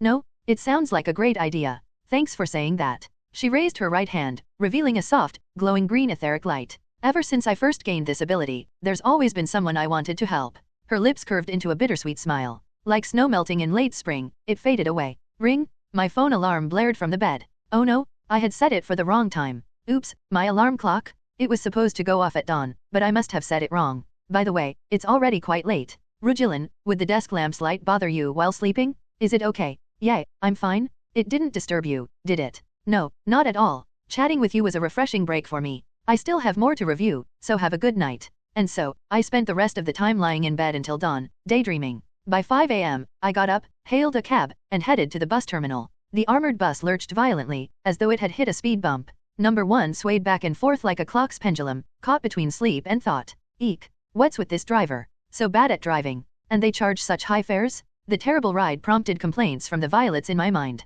A screeching sound from the speakers was followed by the driver tapping the microphone. Attention, passengers. The recent jolt was due to a wild beast running onto the road, which we hit while passing. We apologize for any inconvenience. The driver droned on, but vibrations buzzed repeatedly throughout the bus. Passengers instinctively checked their phones. I felt my own phone vibrating in my pocket and pulled it out to see the screen. Emergency alert, current Southwest region, level 3 emergency declaration. Multiple simultaneous small-scale gates have appeared. Low to mid-tier beasts may emerge. Please stay indoors or in a secure building. Close all doors and windows and remain alert. Academy City Central Safety Management Committee. Startled, I glanced around the bus. People checked their phones calmly and returned to their usual posture. How could they all stay so indifferent? It reminded me of the emergency alerts I used to receive before being possessed. Instead of warnings for heat waves or heavy rain, they were now about gates and monsters. Beep. The speaker crackled back to life. The driver made another announcement. Ladies and gentlemen, as you may have noticed, a level 3 emergency has been declared. For safety, we'll proceed to our destination at high speed. Please fasten your seat belts and hold on to the handrails tightly. QM, AHH. With a heavy rumble, the bus accelerated, throwing us backward. The armored intercity bus tore down the road at high speed. Through the now brightening windows, I spotted helicopters weaving between buildings. Figures jumped out without parachutes. A loud explosion echoed. Nervously, I scanned the narrow window's view. It felt like being in a war zone. Other passengers, however, were glued to their phones or sound asleep, seemingly unfazed. Only I seemed tense in this vehicle. It hit me again, this world was straight out of a game. The emergency alert lifted after 30 minutes. I tried to get some sleep again. After hours of relentless driving, I finally stepped off the stifling armored bus. Another long walk brought me to the dungeon. My destination was the forgotten Novostia Canyon, nicknamed Novostia Mines. Though called a mine and used for harvesting various minerals and materials, it was, in reality, a gateway to a dimensionally altered world. Alright, forward team of 3, assemble. Assemble. I created 2 clones and climbed the mountain together. The Novostia mines were halfway up a steep mountain. Even after taking an expensive taxi ride, I was dropped off at the entrance. Walking up the unpaved road, wide enough for a few trucks, I caught a breathtaking view of Ruslam's sparkling cityscape under the morning sun. Can you all see this? It's overwhelming? Yeah, seeing it in person feels so different from a screen. Far in the distance, I could see the city center, dominated by a spire that pierced the sky. So that's Ruslam Bay. It's really tall. To be visible from here, imagine how massive it must be. They sell food at the mid-level observation deck, right? Let's go there once we make enough money. Deal. The towering 3 km high structure dwarfed the surrounding skyscrapers. Its sheer scale made them look like mere decorative concrete pieces. We admired the distant city like tourists, even taking pictures of the scenery. Whoosh! Wow, it's an airship. A massive craft roared overhead, and we cheered, waving excitedly. A sharply angled airship, likely to enrage experts in aerodynamics, flew overhead. On both sides of the airship, propulsion systems emitting ether's characteristic indescribable glow were attached in clusters. The densely packed steel containers loaded underneath the airship were impressive, resembling remeras clinging to a whale's belly.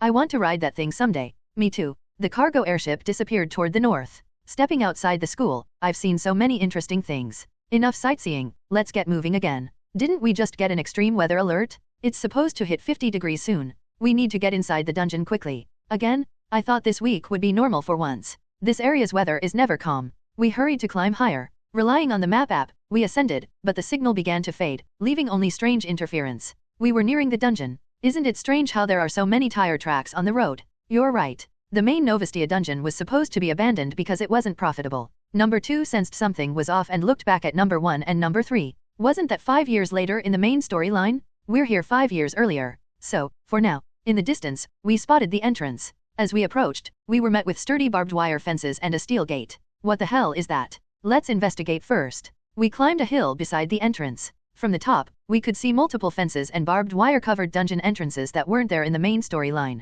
Large machine gun turrets, the kind you'd find on battleships, were installed here as well. Several heavily armored vehicles with the insignia of an unknown clan passed through the main gate and disappeared. Large dump trucks came and went, traveling back and forth. Armed guards patrolled everywhere. This is bad. It looks like it's being managed in this timeline. The security is way too tight. Can we even get in? A clever idea popped into my head. Let's try clinging under a truck to sneak in, just like in the movies. We all agreed it was a great idea and created number 4 to attempt it. Number 4 crouched in a roadside ditch, waiting for a dump truck to pass by. When it came close, number 4 quickly rolled under the truck, aiming for the underside. The timing was off. The truck wheel filled no 4's field of vision. Crash. Ack. Oh no. We clutched our heads in agony from the sharp pain. Thankfully, since number 4 died instantly, the pain subsided quickly. In the truck's wake, a flattened number 4 lay like a dried-up snack. What now? Do we sneak in? Look it up online. But there's no internet here. Remember, dungeon zones have no Wi-Fi. As we huddled in confusion, number 8, who had been typing away in the library, sent unexpected information. You fools? Why are you wasting time there? Share my vision now. We linked our vision with number 8. On No 8's computer screen, the Novostia dungeon map and a guide appeared. I checked just in case. It's a location occupied by a small clan involved in material-related industries. They charge an entry fee, but if you have a permit, you can enter. We realized we had taken the wrong path. The civilian entrance was elsewhere. After sending number 1 down, we found a parking lot and a checkpoint in a previously unseen direction. This place is still operational, and we were at the vehicle-only entrance. After circling down for a while, we found various people waiting. I quickly got in line. People of all ages, armed with weapons, moved forward. Ahead, clan-affiliated guards were scanning permits with handheld devices. Let me check your permit. Oh no, your registration period expired. Please leave. What? Are you serious? Most passed, but a few were turned away. Soon, it was my turn. What's this? A school uniform. Classes just started, and you're already here? Let me see your student ID. I handed over my student ID. The checkpoint guard scanned it with a device, and his expression softened. Polaris Integrated Academy. Verified. Have a good hunt. He was surprisingly polite. As I walked forward, the guard stopped me. Wait a moment, student. You need to pay the entry fee. I noticed the entry fee listed on a nearby sign. It was quite expensive. I emptied my wallet to pay. If I knew this would happen, I would have done more research. Right? We can't rely only on our knowledge from the original story, like when we searched for the crystal flower. Number 1 passed the checkpoint and headed toward the dungeon gate. Though it was still early morning, the place buzzed like a busy marketplace. Vendors were selling supplies to those entering the dungeon. Survival backpack sets on a buy one get one free deal. Cheap, discounted combat rations. Medical kits on sale. I stopped by a stall and bought 3 recovery potions. They were the same kind used back in the lab. Think these can be cloned too. Try it inside. The shimmering portal entrance loomed ahead like a dark ocean. I cautiously stepped forward. It felt as though I was being swept away by waves. Wow. The Rocky Mountains from earlier vanished, replaced by the ruins of a massive city stretching before us. This is it. We had entered the prologue setting, the Canyon of Forgotten Novostia region. Near the entrance, armed individuals in teams were walking around. In one area, the armored vehicles we saw earlier rolled past the ruins. This is just the beginning. Stay sharp and prepare to generate. We moved to a secluded spot and generated clones. Suddenly, 14 violet copies appeared. They tied back their flowing hair with rubber bands, donned masks, and armed themselves. All right, let's go. Let's move. The Violet Squad advanced beyond the desolate grey ruins. Subculture gacha games often feature protagonists with ambiguous genders, leaving their appearances to the imagination of players. Characters like the Admiral or the Producer exemplify this trend. However, some recent games have provided players with distinctly gendered male and female protagonists and the option to choose between them. Deep Crimson Academia was one such game, but the way it presented this choice was shockingly unconventional, sparking some buzz. When the game begins, 2 characters, one male and one female with black hair, are precariously hanging from a cliff. Players must click on either the male or the female character within a limited time to select one. Once the choice is made, the cliff collapses. The selected character falls to a safer, gradual slope and loses consciousness, while the unselected character plummets into the abyss below. Players eagerly hoped that the unselected character would somehow reappear later in the game, but later dialogue confirmed their funeral, leaving no room for doubt. After a brief fade to black, the screen remains silent for a few seconds. Scholar? Wake up, Scholar. Academy City needs you. The protagonist is greeted by this voice, followed by the screen brightening. The game's flagship character, a brown-haired girl, welcomes the player, marking the start of the tutorial. This area we're walking through is the tutorial zone. Number 5 exclaimed enthusiastically. All we have to do now is trace the path the Scholar climbed and descended in reverse. As we passed the entrance of the dungeon where the scavengers had gathered, the sight of a graveyard of protruding, tombstone-like buildings stretched before us. The monotony of the endless landscape was boring, so we chatted to pass the time. Hey, is it really okay for us to take the protagonist's belongings? It's fine. The multidimensional storage bags are 3 in total. The Scholar only uses one of them. The rest are stored at their workplace, so it's no big deal. Besides, this is all 5 years in the future anyway. RAOES. After hearing No 2's explanation, number 5 nodded as if convinced.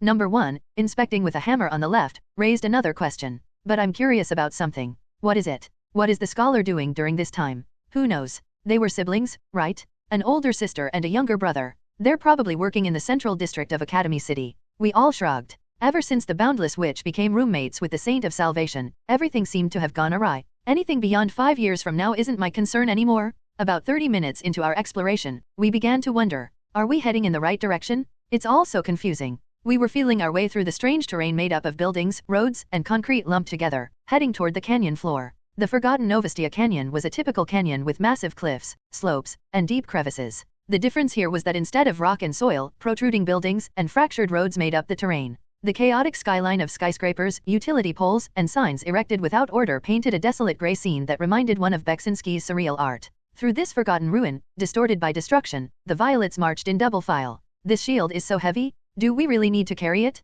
Why not just replicate it when we need it? We haven't even seen any monsters except the scavengers so far. Number 6 grumbled. Other than peculiar mineral crystals attached like mushrooms to the walls and floor, there were no moving entities in sight. Perhaps because this was just the entrance. It's the first dungeon, right? Safety first. Even if it's full of low-level monsters, you never know when or where they'll pop out. Remember, replicating weapons isn't instant. Number 1 scolded her. Our previous fights were primitive. Now we're properly equipped, and we need tactics to make the most of our numerical advantage. That means staying armed at all times. Number 2 added in a calm tone. Like medieval or ancient armies. Roman legion. Sparta. Each of us held up our weapons, shouting names of armies. As we continued descending the sloping path, a ripping sound, like peeling tape off a wall, echoed. Do you hear that sound? Another scavenger team. That doesn't seem right. It doesn't sound like footsteps. We halted and scanned our surroundings. The repeated noise grew closer. With nervous eyes, we inspected the walls, buildings, and windows. From one corner of the wall, a round gray head suddenly popped out.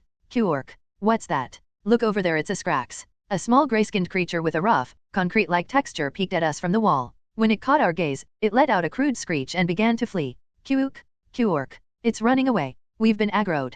Catch it. Number 10 and 11 immediately gave chase. Number 10 hurled her sword at the fleeing creature's back from a distance. But before the blade could reach the Scrax, it dissolved into shimmering dust midair. The creature utilized its small frame to escape through gaps between the buildings. We lost it. I could have hit it. The rest of the violets arrived belatedly, looking around in dismay. This is bad. Wasn't that a scout? Yeah, we failed to eliminate the scout, so a horde of Scrax will show up soon. Should we retreat? In the midst of confusion, a loud, guttural roar echoed from afar. Number 2 raised her sword and shouted. It's too late to retreat. Prepare for battle. Get ready. Soon, the guttural cries multiplied as if answering the initial roar. The sound of tape ripping grew louder as footsteps neared from beyond the walls. From the narrow passageways, a number of grey dwarf-like monsters comparable to our group emerged. Gwork.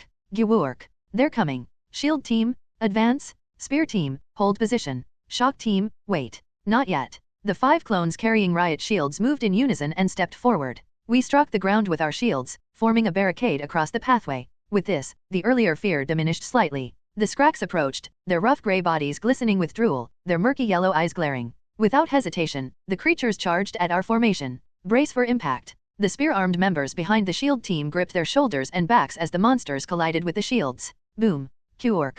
Krya. For such small things, they hit so hard. Hold steady. The creatures recklessly slammed their bodies into the shields, nearly toppling the shield team. After the initial impact, the Scrax began swinging their makeshift weapons, striking our shields. Clang, bang, bang. They're denting the shields. They battered the shields with crude iron pipes and stabbed with spears made of twisted rebar. Even the thick shields bore dents from the tremendous strength of their small frames. While the shield team held the line, the spear team retaliated. Thrust. Die already. Krya. Number 12 thrust her spear with force. The tip of her spear, imbued with a sharp aura, struck the forehead of a Scrax that was clawing at a shield, toppling it with its yellow eyes rolled back. It's working? Keep stabbing. Shield unit, commence attack. From behind the shields, spears thrust forward in rapid succession, and when the shield unit drew their swords and began stabbing, more than 7 Scrax twisted their limbs and collapsed to the ground in an instant. Qork.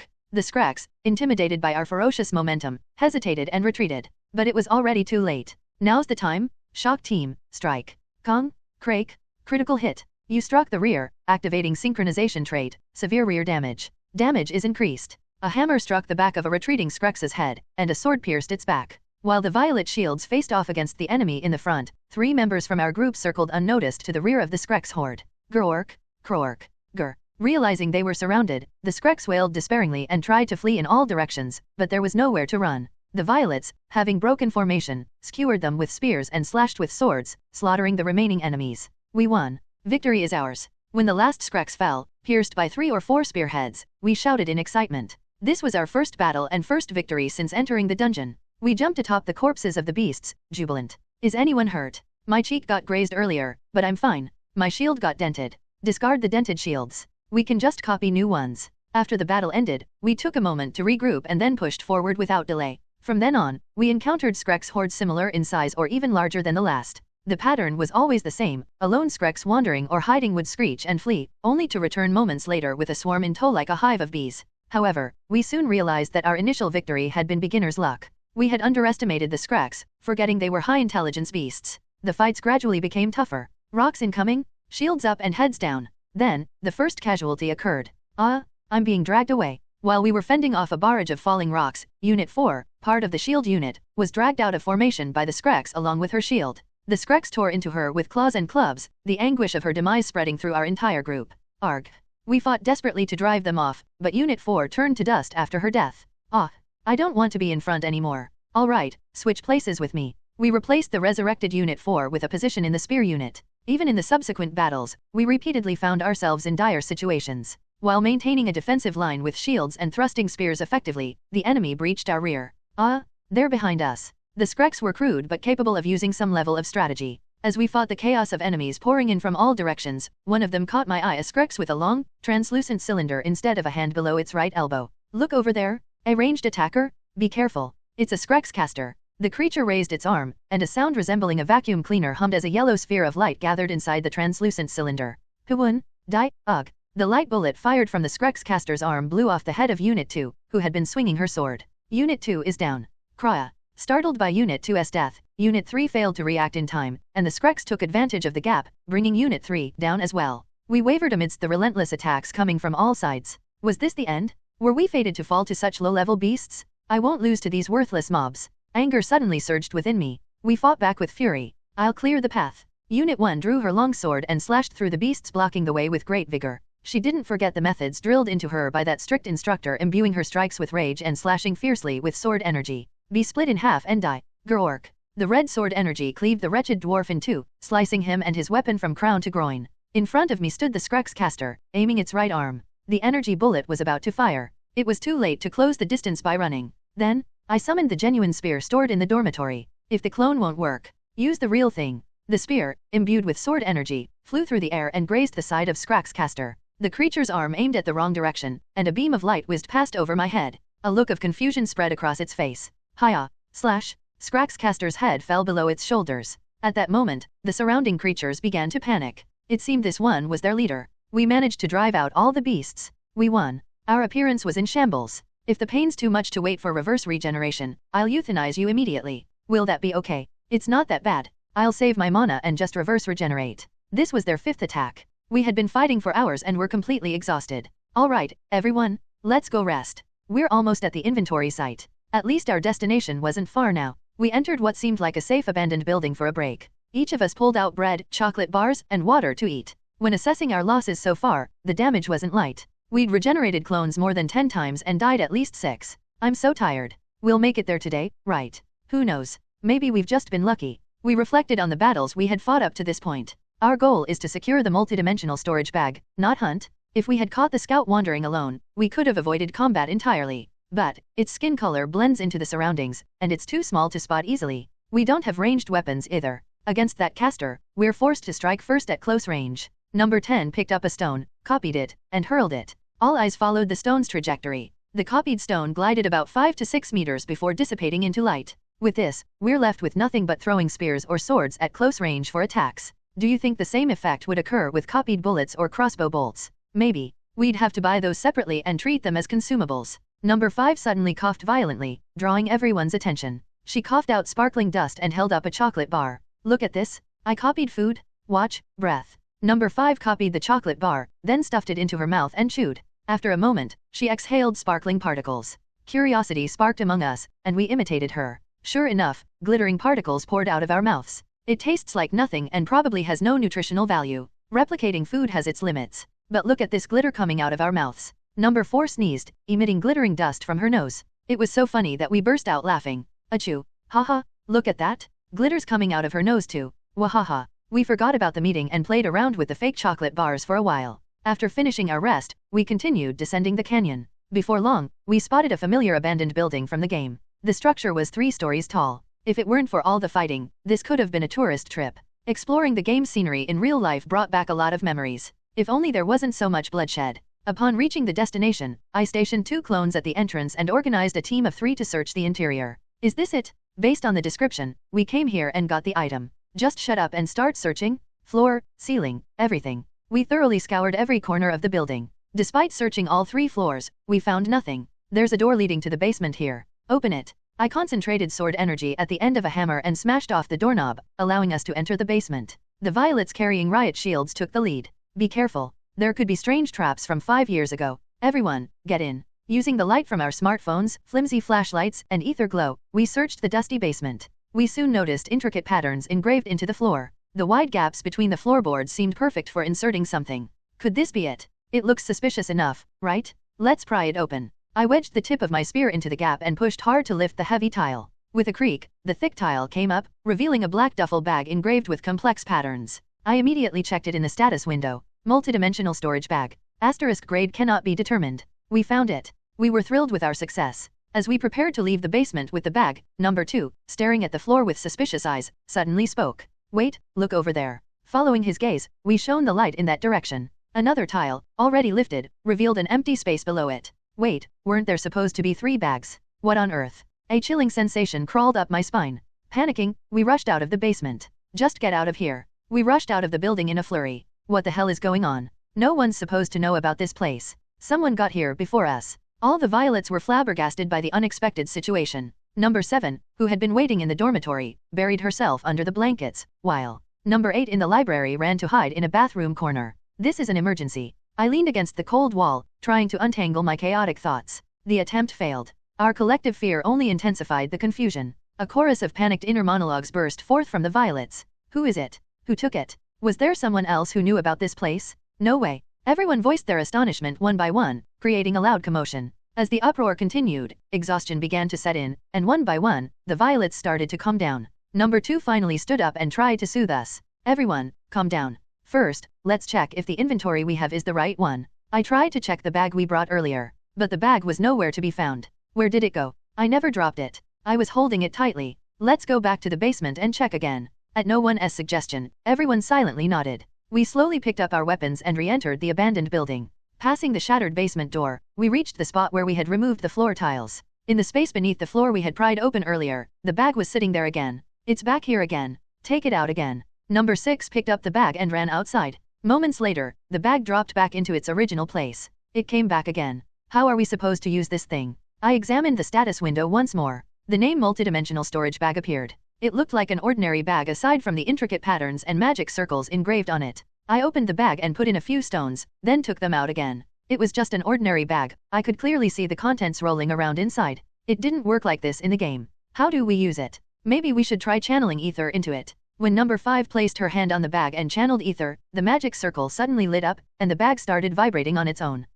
What's happening? Did you mess it up? Startled, we backed away from the bag. The bag trembled, emitting a bright light that filled the basement. It floated into the air and transformed into a glowing orb before exploding. Shards of light scattered like snowflakes over our heads. It's gone. No 5? You idiot? How could you destroy such a rare and powerful item? I didn't think it would turn out like this. As we stared in despair at the space where the bag had disappeared, a translucent status window appeared before us. Ding! Asterisk the multidimensional storage bag has been bound to user, Violet Dunhind Rugilin. See? I told you it'd be fine. Number 5 shrugged. The status window declared that the bag now belonged to us. Store this item. Picking up a nearby tin can, I commanded it to go in, and it disappeared. Curious, the violets began picking up random objects and shouting commands or imagining putting them inside. All our hands ended up empty. The sensation was different from our clone transferability. It seems like we can freely put things in and take them out of the bag. It doesn't seem to be bound to just one of us. It recognizes all of us as its owners. I wanted to check the bag's contents.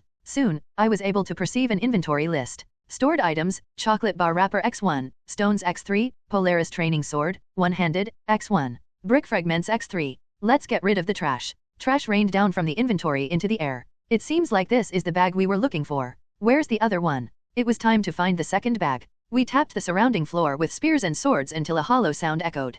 Carefully sliding blades and spear tips into the tile gaps, we uncovered another black duffel bag identical to the first one. Should we take it? One of the clones picked up the bag. When they attempted to store it in the inventory, the bag blurred and reappeared with a warning message. Asterisk warning, you cannot place one multidimensional storage bag inside another. When they channeled ether to bind it, another warning appeared. Asterisk warning, a storage bag has already been bound, so this one cannot be used. We debated what to do with the spare bag. If we take it, it'll just return to its original spot like before. What should we do? Let's destroy it so no one else can use it. We tried slashing it with sword energy and setting it on fire with a lighter. The bag broke, disappeared, and reappeared again completely intact. I think I understand why someone only took one. This is so frustrating. Let's just bury it again. Cover everything back up. We decided to leave the last bag as it was and act as though nothing had happened. Since we couldn't destroy or take it, there was no other choice. After returning the bag to its original spot, we replaced the floor tiles and cleaned up the area. We covered the tiles with rags and plastic trash we found nearby.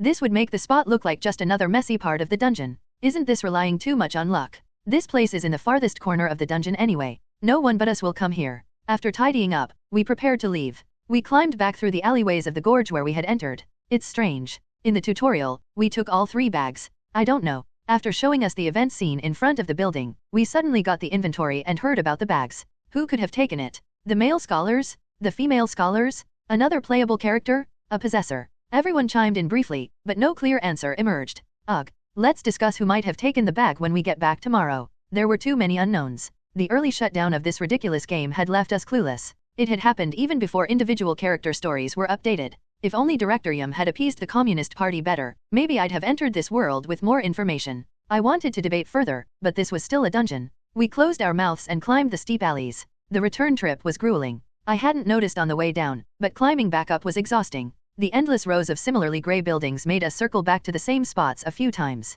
Gluerk. Scrax. Charge. We clashed with Scrax several times on the way up. These goblin or ogre-like interdimensional beasts seemed to reproduce asexually, endlessly respawning no matter how many we killed. In the game, Scrax with palette-swapped designs popped up in nearly every dungeon due to their high environmental adaptability. But adaptability wasn't exclusive to them. Form a phalanx? Form up. After several brutal fights, we became more skilled in combat. Parrying incoming spearheads with shields, stabbing vital spots with shimmering sword energy, it all became mechanical. When one of the Scrax tried to grab a shield and pull, we abandoned the shield, counterattacking with a hammer swing. Gluerk. Arg. For every clone that fell, 4 or 5 Scrax ended up dead. Once their momentum broke, they scattered in panic, and we picked them off one by one. Level up. Through prolonged use, the proficiency of your unique ability, dynamic consciousness/identity-linked clone technique has increased. Your unique ability has leveled up, A with Gravo Epsilon. Wow, a level up. Every victory came with small rewards. Fighting is becoming second nature. Dying doesn't feel like a big deal anymore. Exactly. Let's hurry and climb up. After each battle, we dragged the Scrax corpses into a pile. Their crude weapons, made from urban debris, were worthless, but their bodies had value. When we tested storing a corpse in the inventory, it vanished without a trace. It worked. If only we could have grabbed the ones we killed earlier on the way down. It's because we took the wrong path. Such a waste. After collecting around 20 Scrax corpses, we continued our climb. As I walked up the hill toward the building, a truck came into view in the distance. Around it, about 10 hunters were busy doing something. One was sitting on top of the truck, gesturing instructions to those below, while the others kept a vigilant watch on their surroundings. Someone was tying up the limbs of a captured Scrax. What's that? Let's take a closer look. We gathered together and peered through a gap in the wall to see what was happening below. The hunters finished binding the Scrax limbs and then brought a loudspeaker to its mouth. They proceeded to stab it repeatedly with daggers, causing it to scream in agony. Qork, Qork. The creature's cries echoed loudly through the loudspeaker, spreading far and wide. Soon, the sound of stomping feet could be heard approaching from all directions.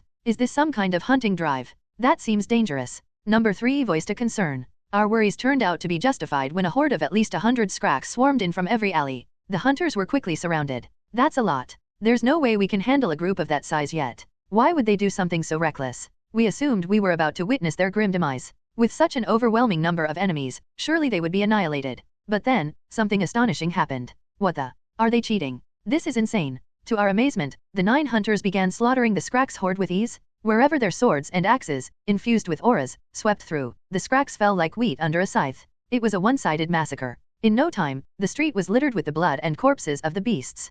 Qork, Qork. The Scrax tried to fight back. A steel pipe-like spear flew at one of the hunters, finding an opening in their defense and striking their side. Thud. A spark flared from the hunter's side as the spear struck. The weapon failed to penetrate and bounced off. That's ether barrier. The hunter flinched slightly from the pain but quickly retaliated, hacking the offending Scrax to pieces. It ended up crushed like a squashed tomato. More counterattacks followed. Among the horde, Scrax casters raised their right arms and fired energy blasts. There's no way to dodge that, is there? Boom. No, they blocked it. The hunters deflected the incoming blasts with their swords. As we marveled at their skill, one hunter miscalculated and lost their sword due to the impact, stumbling to the ground. At that moment, the person who had been watching from atop the truck pulled out a crossbow as large as a rifle. The bolt fired from the crossbow pierced the forehead of a charging Scrax. A second after the bolt hit its target, it emitted a flash and exploded. Did you see that? It blew up? Boom. That's incredible. Another series of bolts struck the Scrax casters, preparing their next attacks, shattering their heads. Headless bodies toppled to the ground.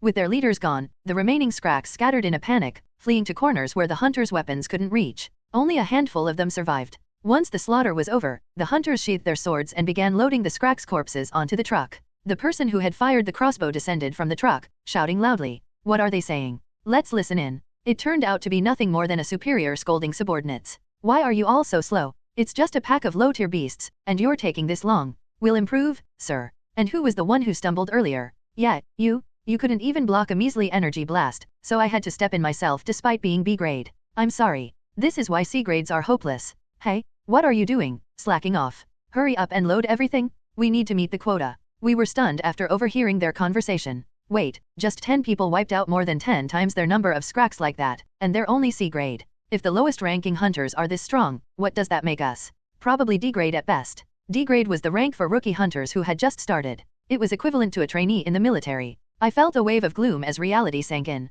It seemed we still had a long way to go. We need to train even harder from now on. Let's aim for quality, not just numbers. With that resolve, we stood up and began walking back toward the dungeon exit. By the time we exited the Novostia mine, the sun had already set. Even in the evening, the area around the dungeon entrance was crowded with people. Bright lights illuminated the surroundings. I thought we'd be stuck here for at least 2 days, but it went quicker than expected. Let's leave 2 behind and reverse generate the rest. After selling the beast corpses, number 10 heads to the Brotherhood, and number 11 to the motel below the dungeon. Got it. 12 violets vanished, leaving only 2 behind. They dumped the Scrax corpses in a relatively secluded area before heading to a clan-operated purchase center. Students, what brings you here? I heard we could sell beast corpses here. Understood. Let's take a look. I had been worried we might be dismissed because of our age, but the staff treated us courteously. We followed them to the pile of corpses. Their expressions turned awkward. Wait. How did students bring this many beasts here on their own? And why bring them all the way here? Hehe. Apparently, there was a designated area near the dungeon entrance to store captured beasts before selling them.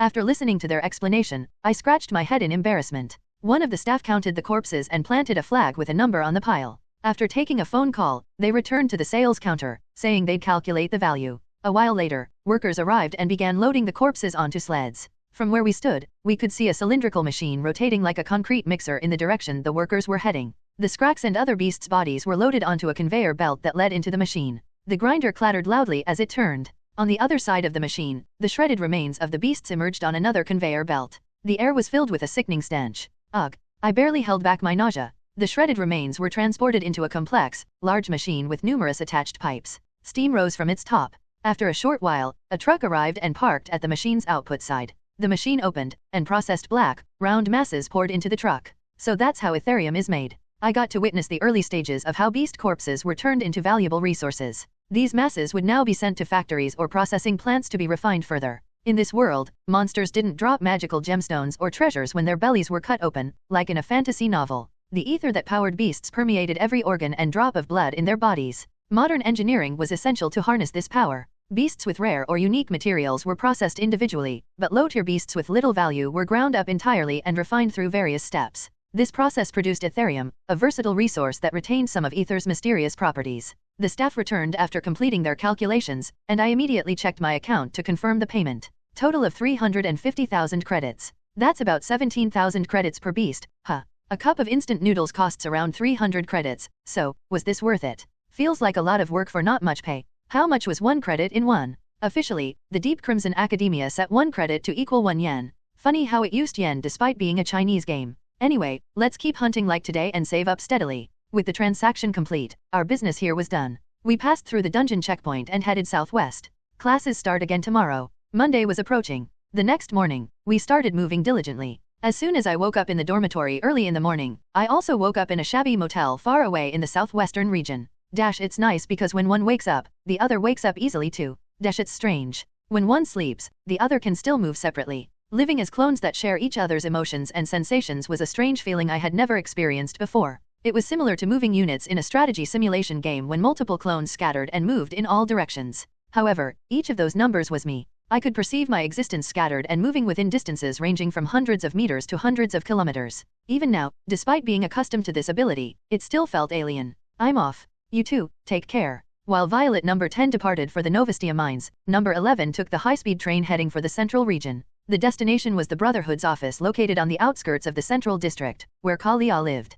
What should we do there? Explore a dungeon? Take a quest. Just get a part-time job at a convenience store. Gate-related quests or dungeon raids in the central region are beyond our current level. Don't forget you're a spare life and a teleport marker. As long as an adequate caloric intake was maintained, clones would persist unless they suffered fatal injuries. Moreover, clones could create additional clones as long as magic power permitted. Based on this concept, we decided to spread ourselves widely across the entirety of the Academy City. Don't forget to make a new clone whenever you get a chance. We plan to borrow an empty warehouse near Kalia and the Brotherhood with their help and establish a violet barracks there. The gathered violets would be deployed to dungeons or scattered again to form individual bases. Geez, some people just eat and play, or zone out in the classroom, while I'm stuck doing grunt work. Violet number 10 grumbled as she returned to the dungeon she visited yesterday. Don't worry. You confirmed last night that your unique ability had leveled up. We'll switch consciousness on time. The other violets comforted number 10. During yesterday's quest to obtain the inventory, we went through numerous battles. Perhaps due to the frequent use of the clone ability, the clone technique leveled up, and a new capability emerged.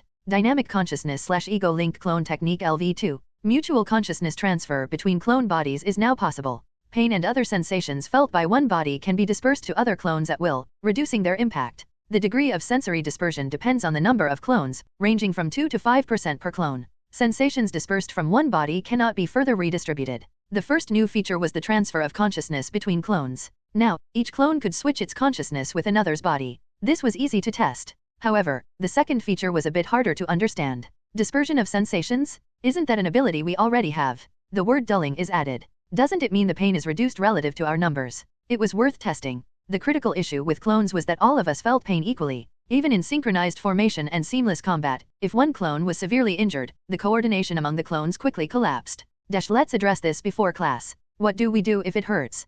Sit at the back of the classroom and head to the restroom if it gets too much. Honestly, apart from a few classes, there's no reason to focus too hard. New. Violet number 7 began her first morning lecture. The mechanism by which ether affects living cells is incredibly complex. Therefore, little is known yet. While the boring lecture dragged on, the others passed through yesterday's checkpoint and entered the Novastia dungeon. To test the new ability, we engaged the beasts once again. Charge, charge. All right, I'm going in. Violet number 4 spread her arms and leapt into the midst of the Scrax horde. Immediately, a Scrax spear pierced No 4's stomach.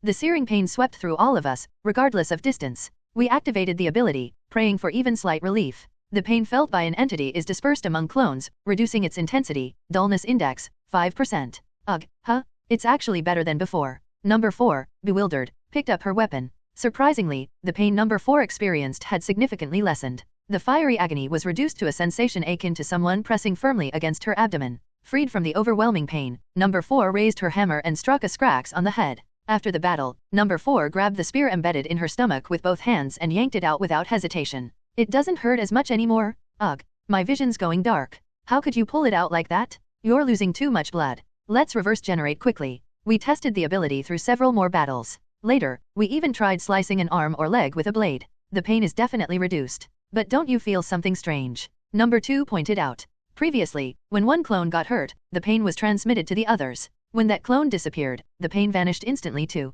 But dispersing the pain feels different. It's like the injured clone's pain is directly brought to me. Oh, so when the injured one reverse generates, a faint residual pain lingers with the others. We had a brief discussion. Then, if there's a massive bombardment or too many get injured, this won't help much. In that case, we just have to run. Regardless of the drawbacks, it seemed that a single clone getting beaten up would no longer cause the others to writhe in shared pain. That means the role of number 11, who went to the central region, becomes very important now. Right, absolutely. We realized yet another reason to keep increasing our numbers. In the distance, another horde of Scrax loomed. The Violets launched another charge. Let's go. I'm not scared of pain anymore. Without hesitation, we fought head-on. Now, even in a critically injured state, we could battle without shedding tears. Look, my leg got cut off. I'll regenerate it. I can't see in front of me? Ha ha ha. Be careful. Even though you recover half the magic power when you reverse generate, remember there's still a limit to your total magic power. We fought with reckless abandon like berserkers. Eventually, it was lunchtime, and we paused for reorganization. Why am I so tired? I got reverse generated and recreated, though. It's less painful than before, but I feel so drained. Even when fingers were torn off, spears impaled us, or explosive blasts blew off limbs, it became bearable. Severe injuries healed after reverse generation and regeneration, eliminating both wounds and fatigue. Yet, we grew weary of it. It felt like our minds were sinking into a mire. Why do I feel so exhausted? Perhaps it was the grey atmosphere unique to the Novastia dungeon. After finding a safe clearing, we prepared for lunch. A clone transmitted sandwiches bought from the school cafeteria, but no one had an appetite. Everyone slumped down in exhaustion. Guys, check the inventory? The transmission failed because it's too heavy. Number 11, who had arrived in the central district, seemed to have bought something peculiar. When we retrieved an item from the inventory, we found an icebox filled with cans and ice. It's beer. Number 5 raised a can of beer. Droplets of water glistened on its icy surface. When the lid popped open, foam hissed out, accompanied by a thin white mist. Without hesitation, we drank. It's delicious. The ice-cold, bitter beer sliding down our throats washed away all the lingering fatigue. All 13 of us downed the beer together, and the refreshing sensation burst like an explosion. Even the 2 Violets on standby inside the school, drinking only water, felt as if they had drunk beer. We marveled at the icy canned beer in the dungeon. No 11? Where did you get all this? I saw something cold looking at a nearby stall, so I bought the whole thing and sent it over. How is it? It's the best. The unexpected beer party lifted everyone's spirits. It seems like the inventory should be used like this more often. More beer? More drinks? 11? Let me know once you secure the hideout later. Okay. With renewed energy, we got up and continued hunting. Meanwhile, while the dungeon team was diligently auto-hunting and the school team was attending classes, 11 headed to a familiar place on the outskirts of the central district. The late afternoon sunlight painted the multi-family housing and deserted alleys in golden hues. As she walked through the streets, a familiar shabby building came into view. It hadn't even been 2 weeks since I left, yet it felt nostalgic to be back. Kalia, I'm here. When I rang the doorbell, footsteps sounded from inside. A moment later, the rusty hinges creaked as the door opened, revealing a tall girl with pink bobbed hair dressed casually. Wow, Violet. You actually came back as you said you would? Didn't your school term just start? Yeah, I'll explain why I'm here later. But Kalia, aren't you going to school? Me? Classes ended early today. Anyway, come in. A little later in the living room, I explained my ability to Kalia in detail. Since we escaped from the same research lab, I trusted her enough to share this much. After listening to my explanation, she clutched her head. So, the you standing here is indeed Violet, but a clone? You've multiplied yourself? Weren't your clones mindless puppets before? What kind of bizarre? I get that it's confusing. But anyway, I've multiplied myself. This is reality. When she declared that she couldn't understand and clicked her tongue, I brought 2 clones from the dungeon to demonstrate and repeated my explanation. After explaining it twice, Kalia finally seemed to understand a little. So, you've split into multiple selves, but they're all connected. Did I get that right? Probably. That's likely. Correct. When the 3 of us answered consecutively, she waved her hands in exasperation. Hey, enough? Could all 3 of you shut up? Answer one at a time. Seeing multiple identical girls is making me dizzy. Here, have some water. After gulping down a glass of water, Kalia sat silently, lost in thought. Eventually, she spoke again, her tone more cautious. The principle behind your ability? I don't care anymore. But there's one thing I really need to know. You have to answer this. What is it? Among the 3 of you here and the rest elsewhere, are you still the Violet I escaped with? Yes, I am that Violet. Can you prove it? The 3 of us stood and eagerly recounted events from the lab. Kalia, overwhelmed, raised her hands to stop us. Oh, my head. I told you to speak one at a time. Sorry. Well, at least I think you're the Violet I know. It was a relief I hadn't mentioned that I died and awakened this unique ability. After some back and forth, Kalia and I got to the main point. Whatever the case, it's good to see you again after so long. But Violet, why did you come all this way back? You said you had something you wanted to discuss. It's nothing big. I just need you to find an empty building nearby and a truck or 2. I have money. A warehouse? Trucks? What are you talking about all of a sudden? I heard that some Brotherhood members do vehicle repairs or work in real estate. It's not impossible, right? Personally, I believed it was entirely possible. Before turning into a violent organization, the Osprey Brotherhood had been a vigilante group formed by local laborers, small business owners, and low-level hunters. Kalia rested her chin on her hand and thought for a moment before answering. Well, it's not impossible. If I contact Brotherhood members or other acquaintances, I should be able to find what you're looking for. But it might take a few days. Is that okay? More than okay. She picked up her smartphone and started making calls. Between calls, she asked me about my specific needs. Used trucks are fine, but make sure they're large, and the building should be nearby. Size is the only important factor. I'll handle the rest. After several calls, Kalia told me that she had found what I needed and that I could check it out in 3 days. It's done? Thank you. You're not planning something weird, are you? No? What I'm doing is perfectly legitimate. And I cautiously brought up a sensitive topic about Kalia and the Brotherhood. I heard you still haven't found your uncle, Kalia, and that hiring people to search for him has been expensive. Her expression darkened.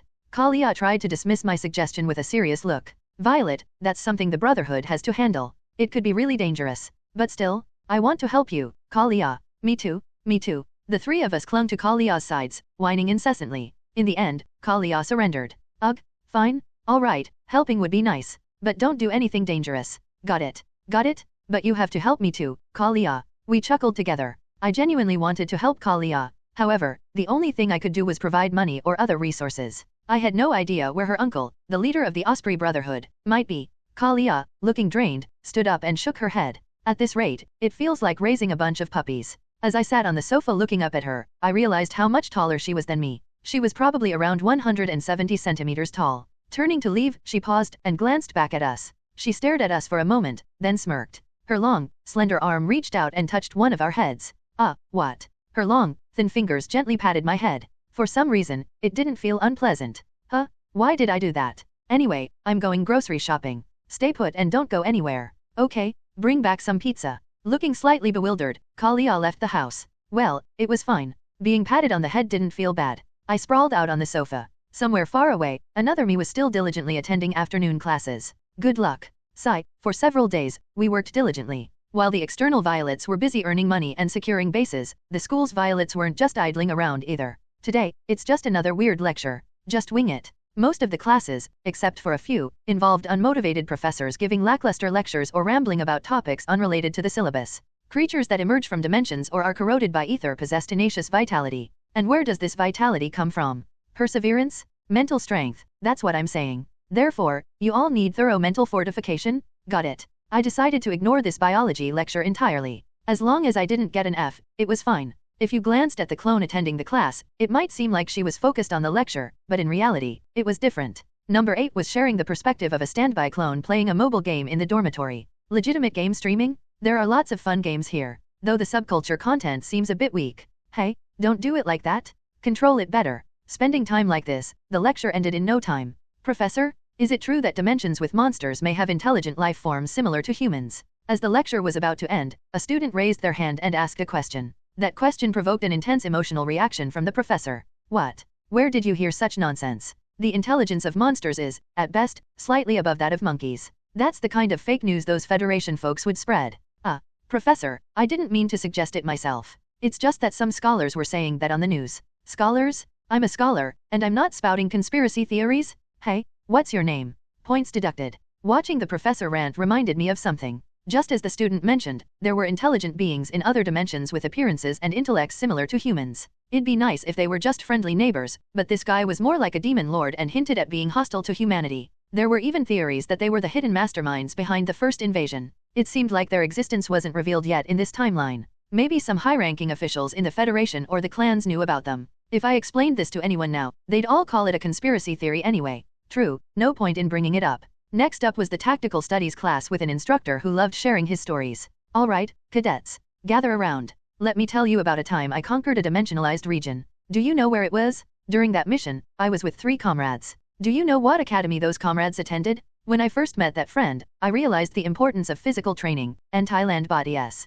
It was fascinating how he could fill an entire multi-hour lecture with just his anecdotes. Still, this instructor seemed to treat students decently, which was an improvement. Cadets, what do you think is the tactical lesson to take from this story? Teamwork. Courage. Good. You all seem to have grasped it. Now, write a report summarizing the tactical lessons from today's lecture. 5 pages, handwritten, due next session. I take back what I said. In this day and age, who writes reports by hand? Damn it! How are we supposed to find tactics in that story? Just wing it. Tonight, I'll summon 5 clones to each write 1 page. That should wrap it up in an hour. The afternoon was better with an elective history class and a weaponry class with a strict instructor. Despite the difficulties, I learned something in those classes. The elective class, Understanding Post-War World History, was led by a gentle-looking elderly professor. I paid close attention to this lecture. I was also borrowing history books from the library because this content seemed crucial. After all, I didn't have a complete grasp of this world's lore. Humanity barely repelled the first invasion, but the crisis didn't end. Monsters swarmed, nations collapsed, refugees emerged due to gates and dimensional erosion, and some awakened individuals empowered by ether turned to crime.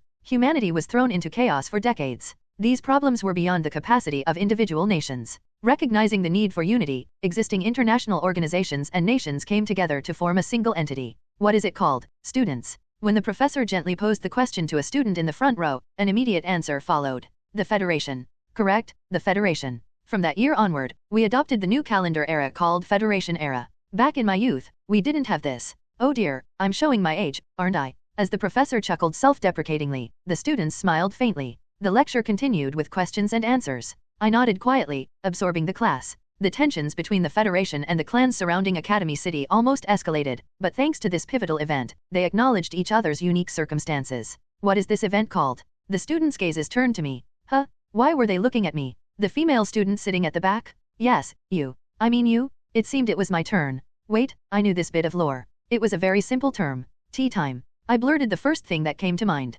Correct. Student. Let's continue. Thanks to the Tea Time Accord, the clans were able to reach agreements on the ownership of Ruslam and various territories. Thank goodness. That unexpected question turned out okay. I think I'll enjoy this history class quite a bit in the future, because it's an elective. At least this professor knows how to teach. The final class of the day was weaponry. As I entered the gymnasium, Instructor Frederick approached me and immediately started working me hard. You brat? Did you practice properly over the weekend? I did. I demonstrated the sword energy I had trained in combat. I showed a slightly thicker and brighter energy compared to last time, but the instructor wasn't impressed. Did you? Really? Look at your chubby cheeks. You just slept and stuffed yourself? This weak sword energy? Even a kindergarten kid's pee stream is stronger. More? Adjust it. Ugh. Hearing my whimper, Frederick's frown deepened. What's with the whimpering? Ugh. Pathetic brat. The other students snickered nearby. Hey, you guys over there. Why are you laughing? Were you flying from the start? Lazy punks. In the field, you'll all be D rank at best, maybe early C rank if you're lucky. Everyone, 50 push UPS. As the instructor's shout echoed, everyone dropped to the ground and began doing push UPS. What a sudden disaster. 1, 2, 3. As I matched the cadence, I glanced sideways. The other students didn't seem to be struggling. Streams of magical energy glowed faintly along their limbs. They were using physical reinforcement. But Frederick wouldn't let anyone off easy. He and his assistant instructors roamed around, closely monitoring everyone. What are you doing? Aren't you draining the mana from your arms? Stand up. Start again. This time, 70 reps. If you get caught using body enhancement, you'll die. Soon, the auditorium was filled with the screams of students. I also found it a bit difficult. But I had one advantage. The pain experienced by the entity is distributed and slowed down by the number of clones, reduction rate, 5%. Using the power of my unique ability, I distributed the pain to my other selves. Although the fatigue itself didn't disappear, the reduced muscle ache made it a bit more bearable than before. The other versions of me in different locations protested at the unexpected pain. Oh, come on. I'm hunting beasts over here, why am I suddenly running? Sorry. The instructor had us running enthusiastically for 30 minutes. Ugh, my arms. Is that all you've got for something this trivial? Next, 70 jumping jacks? I'll skip the final chant. Ugh. Unfortunately, some students couldn't resist shouting out chants like in a military training camp. When all the exercises were over, the students were gasping for breath, and Frederick instructed us to release sword energy. Everyone's sword aura had noticeably weakened. Look at yourselves. Just because your breathing's a little rough, your sword aura output has become this pathetic. If you lose your composure like this in real combat, you'll have an appointment with an undertaker. Therefore, today, we'll not only cover basic stances and ether control but also learn proper breathing techniques. Wow, we're learning something new. After a while of more instruction, Frederick approached me again. You brat, your output hasn't dropped as much as I expected. Do you exercise regularly? Now that I think about it, my sword aura output doesn't seem to have weakened much. Why is that? I don't know. Is it the effect of pain distribution? Come to think of it, when I used to run around in dungeons, my breathing would become rough, and my sword energy output would decrease a few times. However, those instances had become less frequent in recent days. Probably because every time my sword energy weakened and I died to beasts, I desperately tried to maintain it. After class ended, Frederick gave us an announcement. Repetition is survival. Practice and practice again. The gym has been refurbished and will be open starting this week. Whether you come alone or not is up to you. Oh, I might drop by later. When class was over, it was still afternoon. My clones in the southwest were still hunting, while the version of me in the central region had finished chatting with Kalia and was now lounging on a sofa. Kalia's flustered reaction when she saw us was pretty funny. I was a bit surprised when she ruffled my hair, though. It's snack time. Although the clones generally ate well within the limits of my budget, we agreed to grab a snack at designated times. Maintaining a clone requires a minimum of 1,500 calories, but ever since becoming a beautiful girl, my cravings for delicious food had increased. I recently discovered one of the perks of a beautiful girl's body. Unlike before possession, I could now eat to my heart's content without my stomach feeling unsettled. I could stuff myself with sweet, salty, sour, and greasy foods until I was about to burst, and the next day, I'd have no trouble eating something new and exciting.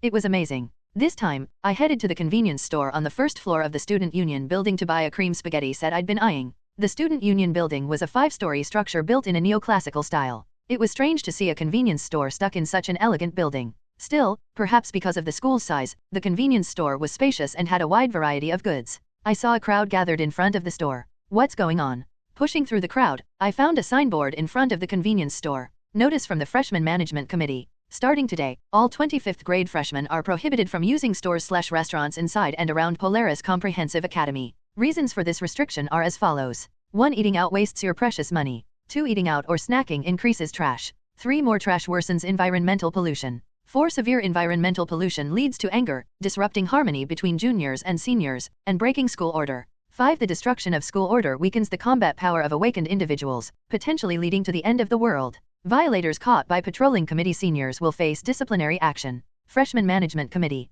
What kind of nonsense is this? Even the military doesn't enforce such absurd rules. To top it off, the notice was riddled with typos. What's destruction or will be collected? Ignoring the notice, I approached the convenience store door. The door swung open. Startled, I stepped aside. Boom. Ah, eek. Arg. A loud crash followed, and 3 or 4 students were thrown out of the doorway. The culprits who had sent the students flying, a male and a female student, stood in front and shouted, "Did you see the notice? From now on, dining at any stores or restaurants inside and outside the school is restricted." The fact that they wore armbands made the situation even more ridiculous. Some freshmen tried to protest, but when the seniors drew swords and activated magic circles, everyone fell silent. Violence was terrifying. As they babbled, I quietly tried to slip through a gap. "Where do you think you're going?" "Ugh." Caught sneaking in, I tried to bluff my way out. "Hey, what year are you?" "I'm from the 24th batch." Feigning confidence, the female student asked another question. "Really? Then tell me the name of the professor who taught Introduction to Dimensional Physics last year." Crap. They caught me. When I tried to run, the male student grabbed my hair and threw me back. My hair? Let go of my hair?" "Ugh. Stay still." As I got up while brushing off my knees, I saw the female student forming multiple glowing magic circles in her hand. "Wow. Look at this one, pretending to be a senior. Pulling someone's hair is too much." What? Unleash and strike them down." Air blast. Kwang? Kyaarg. I was hit by the compressed gust and flung far into the distance. Thud. After hitting the ground, I rolled several times before crashing into the roadside shrubs. The first-year students who saw me get beaten cowered and stepped back. "This hurts too much." The pain felt by the entity is dispersed and mitigated across the clones. Mitigation rate, 5%. The pain was dulled, so I casually brushed off the dirt and tried to stand. But then, I felt a liquid trickling down from under my chin. When I wiped it with my hand, thick blood from a nosebleed smeared onto my palm. I couldn't hold back any longer. You little. I won't forgive you." I was about to charge with my hammer when I calmed myself. I remembered the girl had used magic. The spell she cast was Air Blast, a magic skill typically used for suppression or interference. It wasn't lethal, but at my current level, I couldn't approach her. It's a skill designed for taking down small fry. Since I still had spare mana, I created 2 clones, gave them masks, and had them take a roundabout path to the student council building. "No 17 and 18, get to the rooftop and wait there. Be mindful of the CCTV. Understood." I passed on my predicament to my other selves and made a request.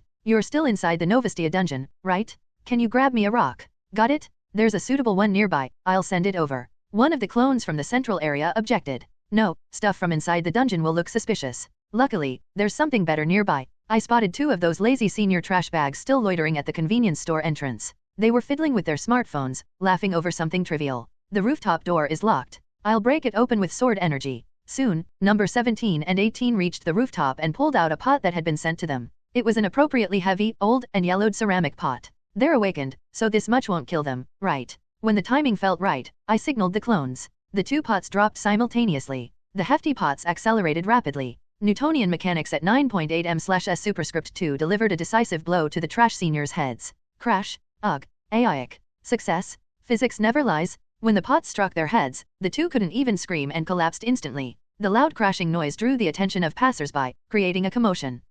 Someone's down? Call rescue? Get the nurse. They got hit by a pot. What's going on with maintenance here? Number 17 and 18, who had been on the rooftop, were immediately desummoned. Watching from a distance, I saw the 2 get carried away in an ambulance shortly after. From what I overheard, it seemed they had just fainted. He. As I approached, I noticed a toppled sign. I tossed it into a nearby flower bed and walked into the convenience store to buy some food. "We won't get caught, will we?" "It wasn't me. Gravity did it." Some of us voiced concerns, but no one came looking for us afterward. It was a perfect crime. That evening's cream spaghetti set was rich and delicious. Violet's daily routine went on like a hamster wheel. She attended classes, hunted, purchased necessary items, and repeated this cycle every day. In this manner, a week had passed before she knew it. Ugh. I want to have fun. No. At night, after a monotonous day, we held meetings. Using thoughts, we could transmit not just words but also images and specific details from our memories, making the discussions concise and to the point. On Friday afternoon, with classes ending early, the meeting started sooner. The day's agenda began with a brief review of the week's progress. "Did you get the truck?" "Not yet. I've seen a few decent ones, but we haven't saved enough money." On the bright side, I secured a building. It's old, with no electricity, but it doesn't leak, and it's cheap. The clone stationed in the central district summarized its actions over the past few days. The 3-story, abandoned building, previously used as a warehouse, was completely empty. After confirming its condition was decent, a contract was signed immediately. Now, Violet clones packed their belongings and laid mats inside to stay there. It seemed intact, but it needed a good cleaning. "Hey, why'd you buy a motorcycle?" "We need a truck. It's for deliveries and as a transport." "Deliveries? Seriously? The more transport options we have, the better." Despite conserving mana to prevent excessive deaths, over 10 members were already stationed in the central district. Once we increased our levels or obtained items that efficiently boosted mana, the number would grow even more. we decided to diversify our income sources outside the dungeon. The funds would support clones working externally, covering their living expenses. It was a form of self-sufficiency.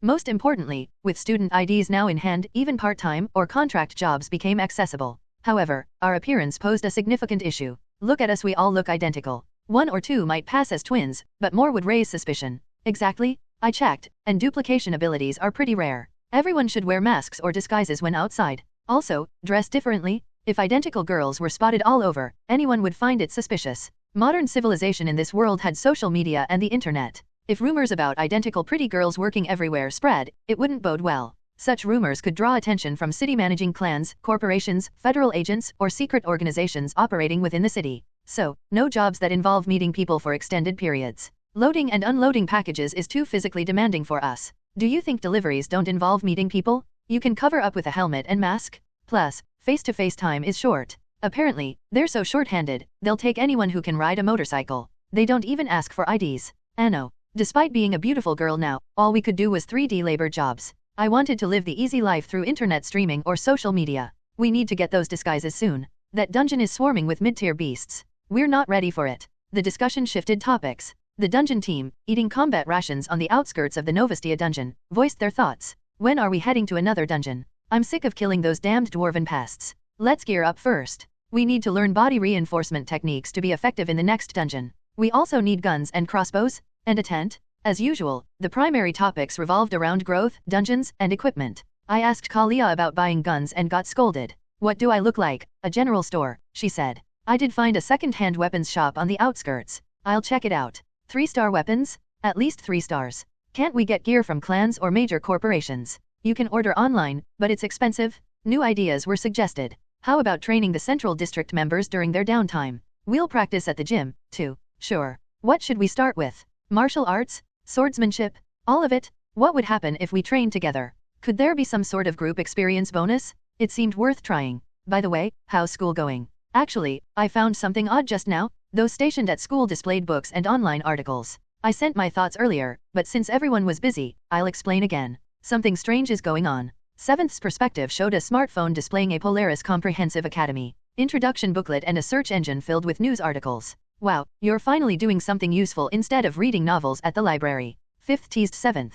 Most data gathering team members spent their time browsing books or computers in the library but often used it as an excuse to slack off. You all looked at it with me? Ugh. 7th's retort left us momentarily silent, feeling guilty. It was true. Our ability to share thoughts and perspectives made playing games or multitasking incredibly convenient. When bored or tired, a little focus shift to the Violet Network let us play games while studying or read books while fighting. Wait, who decided to call our thought-sharing system Violet Network? Last night? 25 out of 30 clones agreed. 11th was asleep. Democracy, huh? Guess I can't argue. After some small talk, 7th began explaining immediately. We've all noticed it. Polaris Academy is bizarrely large. Didn't it feel weird during the entrance ceremony? Yeah. Thinking back, why are there so many students? In the game, the Academy's focus was on students and teachers fighting monsters. But school events were also highlighted. Beach trips, hot springs, and excursions were essential for selling student characters. Typically, awakened academies were described as high school-sized. But this one was oddly massive, more like a university combining college and high school systems. I looked into it. Polaris Academy in the Western region is the largest awakened academy. Do you know how much bigger it is compared to others? 3 to 4 times. Damn, that's huge. Are there that many young awakeners? It's as if they combined all nearby academies into one. Exactly, first. That's the answer? Huh? Everyone's focus turned to 7th's view. Thin, pale fingers tapped the screen, bringing up a map application. It displayed the large diamond-shaped main island of the Academy City and its surrounding archipelago. 7th's thumbs typed Awakened Academy, populating the map with red dots. Wow, there are so many academies. Now, compare the numbers in the east, west, south, and north. Comparing the number of academies in each region, we noticed something strange. Even at a glance, the west had significantly fewer academies than the other regions. What the? Other regions look similar, but why is the west so sparse? Is it a bad district? It's suspicious, right? Look at this, and you'll see why. The smartphone screen switched to a search engine displaying articles sorted by date. Arcana Magic High School is scheduled to merge with Polaris Integrated Academy starting next year. The student transfer process is expected to proceed smoothly. Fay.17.10.12. Martia Autonomous Private High School and 3 other academies have signed a student transfer and facility relocation agreement with Polaris Integrated Academy after discussions with its board of directors. Vice Chair Balfour, we expect significant enhancement of students' abilities. Fay.19.05.12. On the 36th anniversary of its founding, Polaris Integrated Academy, now the second largest in Academy City, makes significant strides. Chair Balfour, we will nurture outstanding talents to lead humanity's future. Fay.21.06.03. Words like merger, transfer, and students were unavoidable in the headlines. It was strange. I was curious, so I looked it up. That's how I found these articles. I searched further, just in case. What? They've absorbed several schools in just a few years. Is that even possible? I don't know. Are the clans just letting this happen? Maybe they were bribed. Polaris expansionist behavior filled us with doubt. There was clearly a reason for this academy's large scale. Look at the photo. Isn't that the guy from the entrance ceremony? Number 11 briefly seized control of No 7's body to scroll through the screen. A picture of a young man with long black hair tied back, giving a speech, came into view. That guy's the chairman who gave the speech at the entrance ceremony. The one who kept the address short and sweet? He looks young for someone with the title of chairman. He must be an awakened. They age slower, don't they? It was odd how the academy had grown so much.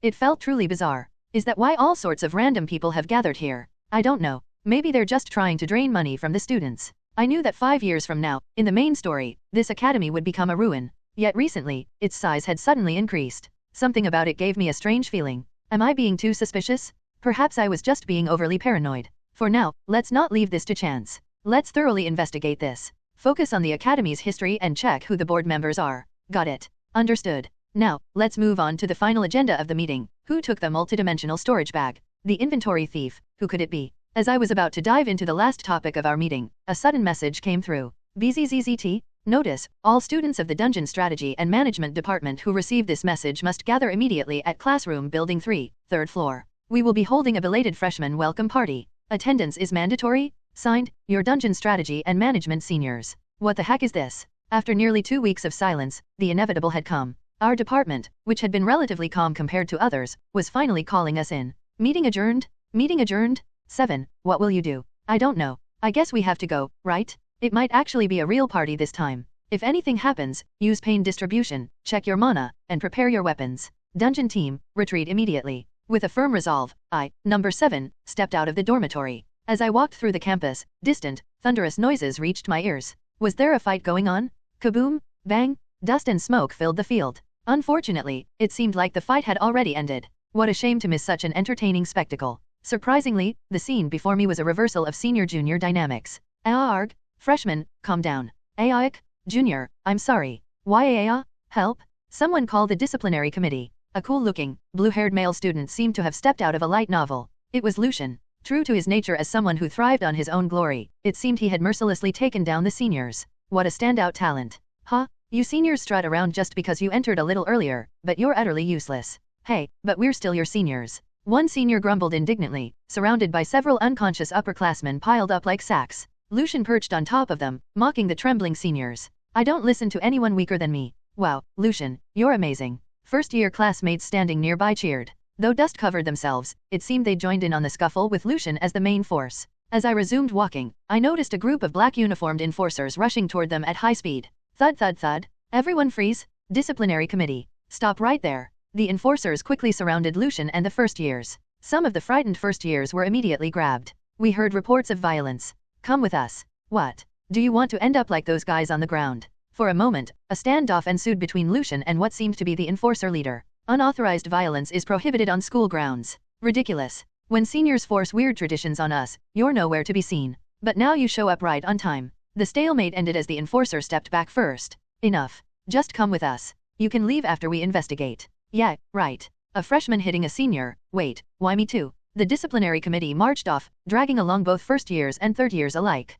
Lucian shook off their grip, declaring, I'll walk on my own. What a mess. I hadn't even known this school had a disciplinary committee. What a puzzling world. After walking diligently, I arrived at the classroom building where the party was supposed to be held. Inside a large room, a bright banner read, Welcome, freshmen. Balloons and festive decorations were everywhere. Most importantly, the contents on the large table caught my attention. Fried chicken, pizza, and an assortment of delicious dishes were piled high. Wow, it really did seem like a genuine party. Maybe the seniors in this department weren't so bad after all. The first impression wasn't bad. The scene seemed far removed from anything sinister. The welcome venue, set up in a large lecture hall, was filled with all kinds of food. Tables lined the walls, laden buffet style with food. One wall offered sandwiches, pizza, chicken, and French fries, while the opposite side featured cakes, muffins, donuts, and cookies. Wow, it's a party. I had been worried about receiving some odd form of hazing, but the seniors in our department seemed like generous, kind-hearted people. Otherwise, they wouldn't have gone out of their way to prepare this spread out of their own pockets. At that moment, seniors, likely students, were tidying up around the venue. One of them noticed me and turned around. Oh, a freshman. Yes. When I replied with a smile, the seniors responded with smiles of their own. By any chance, your name is? I'm Violet. When I introduced myself, one of the seniors guided me to a seat. The senior observed me for a moment before asking, "You didn't bring any weapons, did you?" "No, I didn't." "Why? This event is important. Valuable stuff, you know? If you brought anything, you can leave it at the back. Otherwise, just take a seat." The room had several tables, each with 3 to 4 chairs. I sat and waited for a while. Before long, other first-year freshmen started entering the room where the welcome party was being held. Wow, what is all this? Is this really a welcome party? The confused expressions of the freshmen gradually brightened. The seniors greeted them with smiles, and the first years awkwardly greeted them back as they entered. As everyone took their seats, the room became packed. Hello.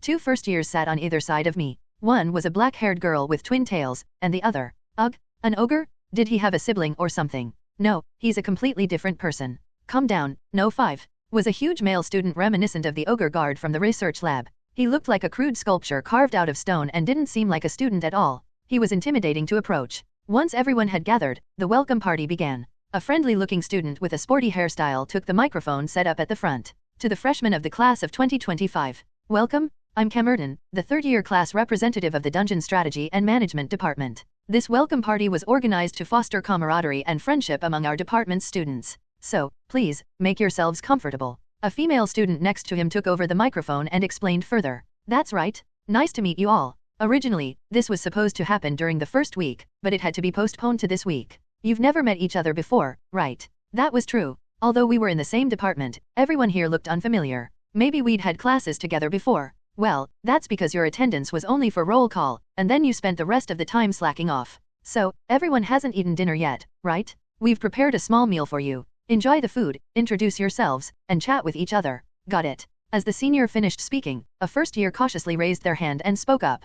But, seniors, I heard that eating this kind of stuff at a freshman management meeting gets you punished. Is it really okay to eat? The cautious words of the first year made one of the senior girls wave her hands dismissively. Oh, no, we don't do that in our department. It's fine. In this day and age, who does that kind of outdated nonsense? Right. They're the weird ones. Don't worry. Other seniors chimed in with agreement. Confronting grabbed the microphone again and reassured everyone. This was prepared by us, so don't leave anything behind and enjoy it all. And have fun. The seniors are the best. Thank you. The first years cheered. Everyone relaxed and started eating the food. Some even began moving around to chat with others. Ugh, but this feels awkward. Yeah, it does. Looking around now, I realized everyone seemed to know each other already except me. Aside from Daphne and Kalia, I didn't know anyone my age. This could be a big problem. I picked up some food and started eating at my seat. The food was greasy and salty, but not bad. It's delicious. The beverages seemed a bit lacking, but having a chance to eat without feeling self-conscious in this cursed school was a blessing. While I was eating, my clones from other locations started clamoring.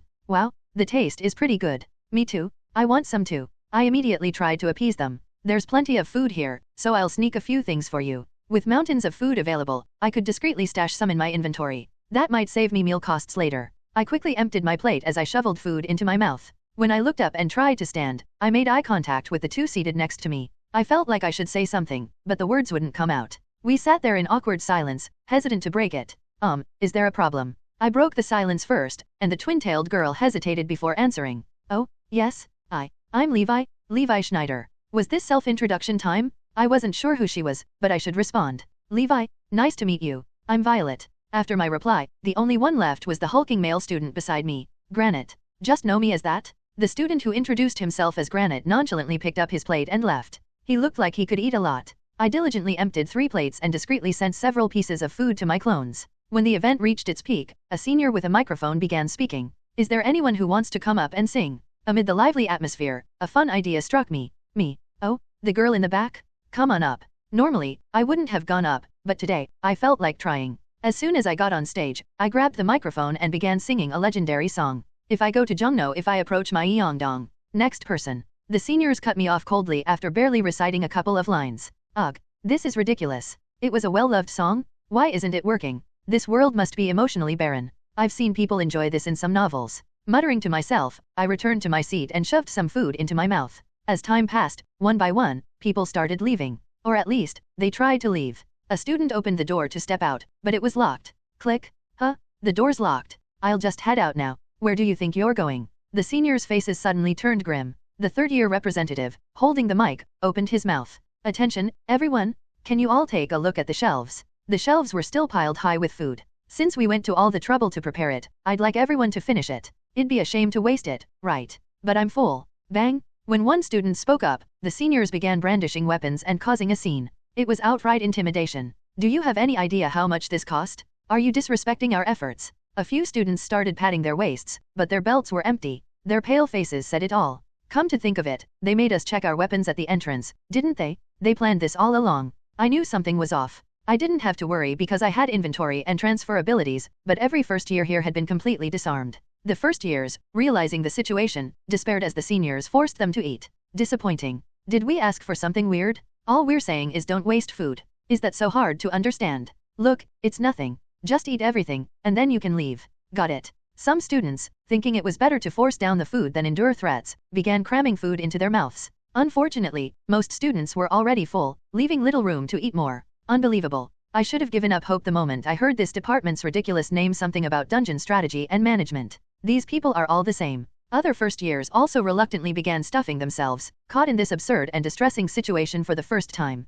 It was only then that I realized the seniors' true intentions. These bastards are trying to torture us with food. This was what's often called food hazing, a brutal initiation method. I never expected to encounter this in this game-like world. With a thud, a massive cheesecake was placed on the table in front of me. It looked to be at least 50 centimeters in diameter. All right, juniors. Enjoy. And don't leave a single crumb. Wow, when did these jerks prepare something like this? Now that I think about it, even the menu was deliberate. Chicken, pizza, sandwiches, and desserts like cake, muffins, and cookies. All salty, sweet, and dry foods. Definitely intentional. These guys are messing with us using food. Next to me, a girl with twin side-up hair, Levi, was crying while eating, scared of the seniors' glares. Beside her, a guy named Granite was shoving food into his mouth, but his uncomfortable expression made it clear he was about to explode. I glanced at the so-called seniors in the distance. They were openly snickering at us. The third-year representative looked like he could barely contain his laughter. Unbelievable. To see this here. They haven't even been to the military, and they're pulling stunts like this?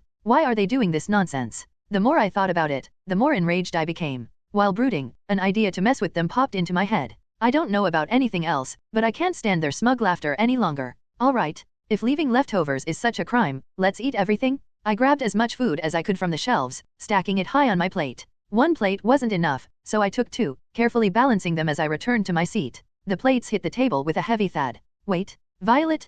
Can you eat all that? Hey, Violet, was it? That looks like way too much for you. Levi and Granite, seated next to me, were startled the moment they saw my plates. It was understandable. I had piled food into mountains, and they must have wondered how someone as small as me could eat it all. It's fine. I'm actually a former competitive eater. A competitive eater. I carefully picked up the food with my hands and brought it to my mouth. More precisely, I transferred it just before it entered my mouth. Inventory required some preparation to add or remove items, so transfer was faster in situations like this. Woohoo! Free food. Let's clean them out. Before long, the cheesecake at our table disappeared completely. Soon, all the food in the welcome ceremony hall began vanishing. Huh? When did it all disappear? We'll finish everything in no time at this rate. The first years, who had been on the verge of tears from the threats, now looked radiant. Meanwhile, the seniors' faces contorted. I had transferred every single piece of food I touched. What the? Already? Meanwhile, back at the Violet Barracks in the central region, our group erupted in cheers. The food was being transferred from hand to hand.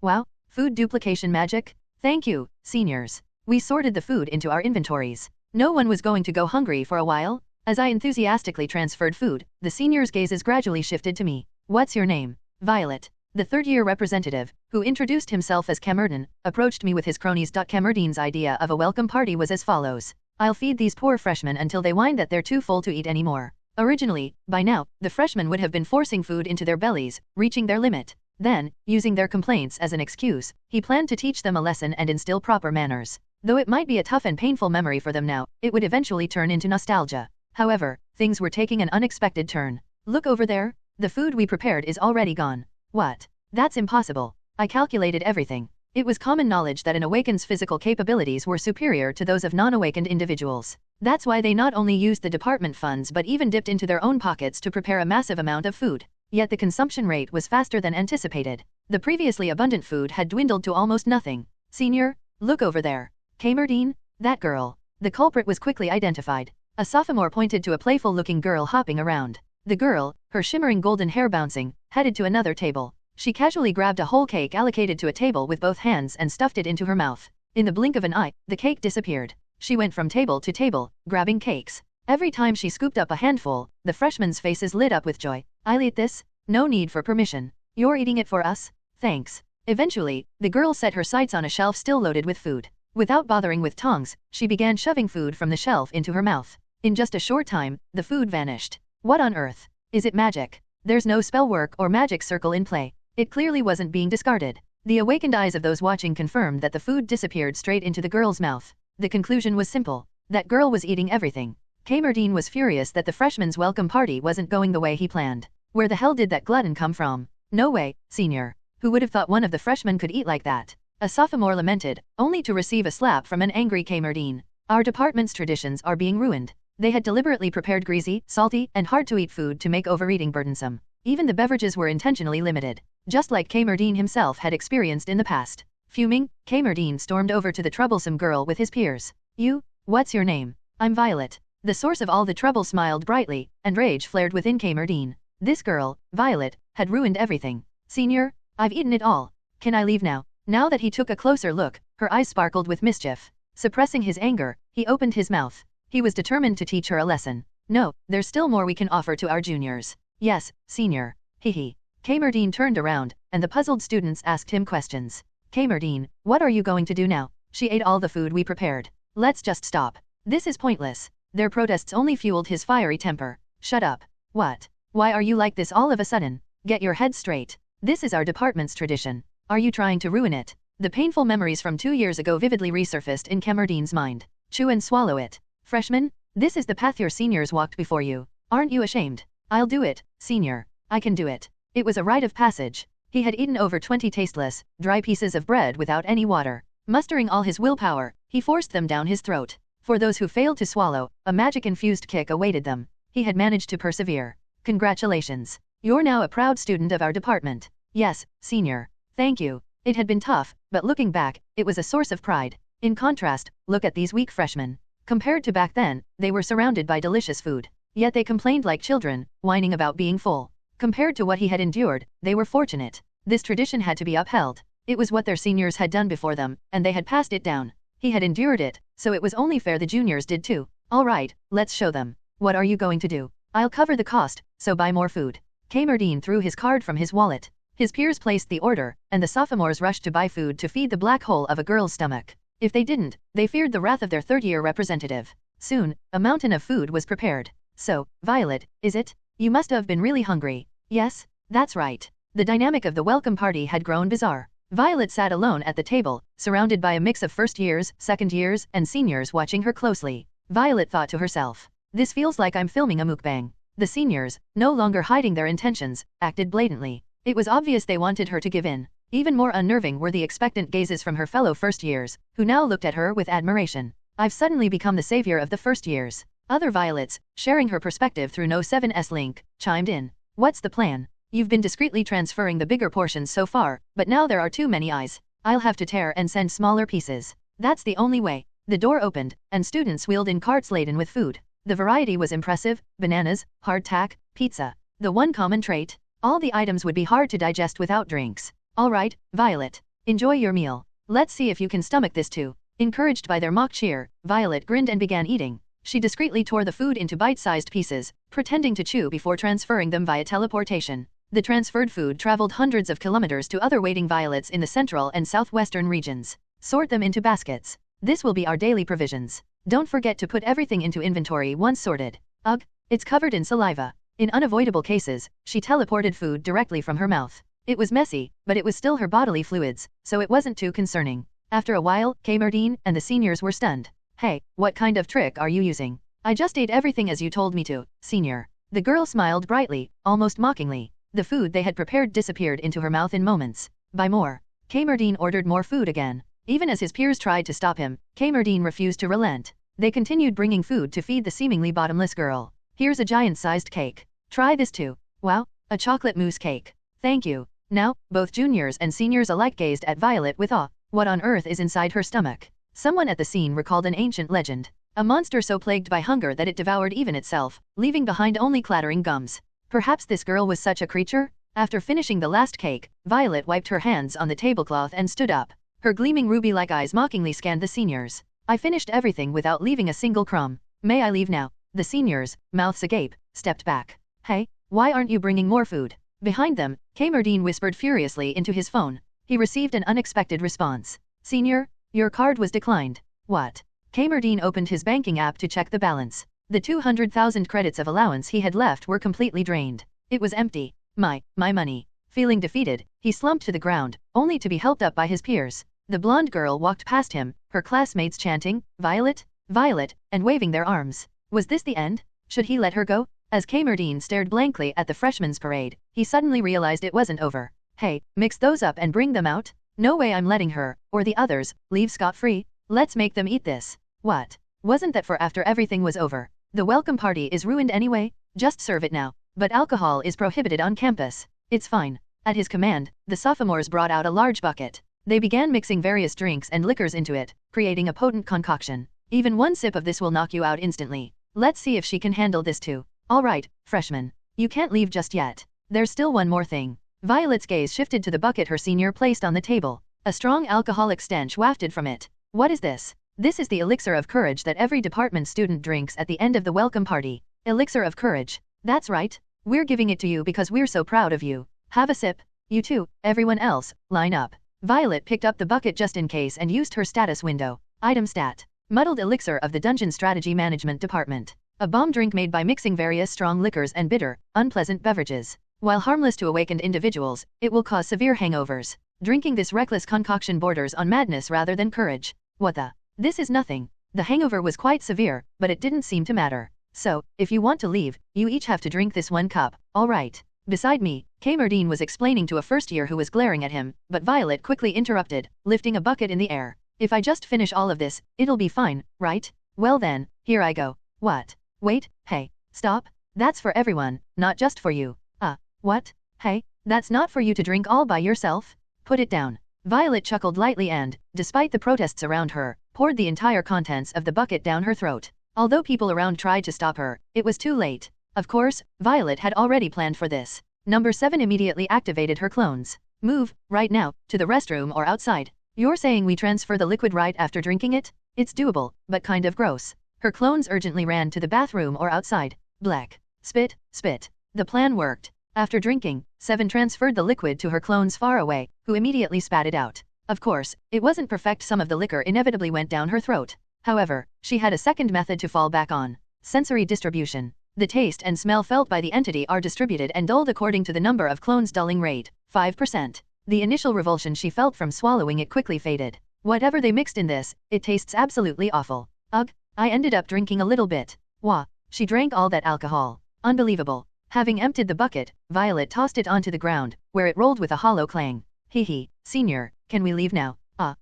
Even the department's specialty bomb. I mean, elixir. You finished it all. I lose. Kamerdine slumped to the ground in defeat. Violet strode past the dejected seniors like a triumphant general. Hey, open the door. All right. One of the seniors, looking hesitant, came over and opened the door. Violet walked out. Violet, Violet, Violet. Violet is a legend. She barely managed to shake off the first years following her with cheers and walked across the campus. Hee. I won. Her body felt slightly buzzed. Transferring everything was apparently impossible. She must have ingested some. Violet tried to dilute the effect further. Warning, Violet number 7 has entered a state of intoxication.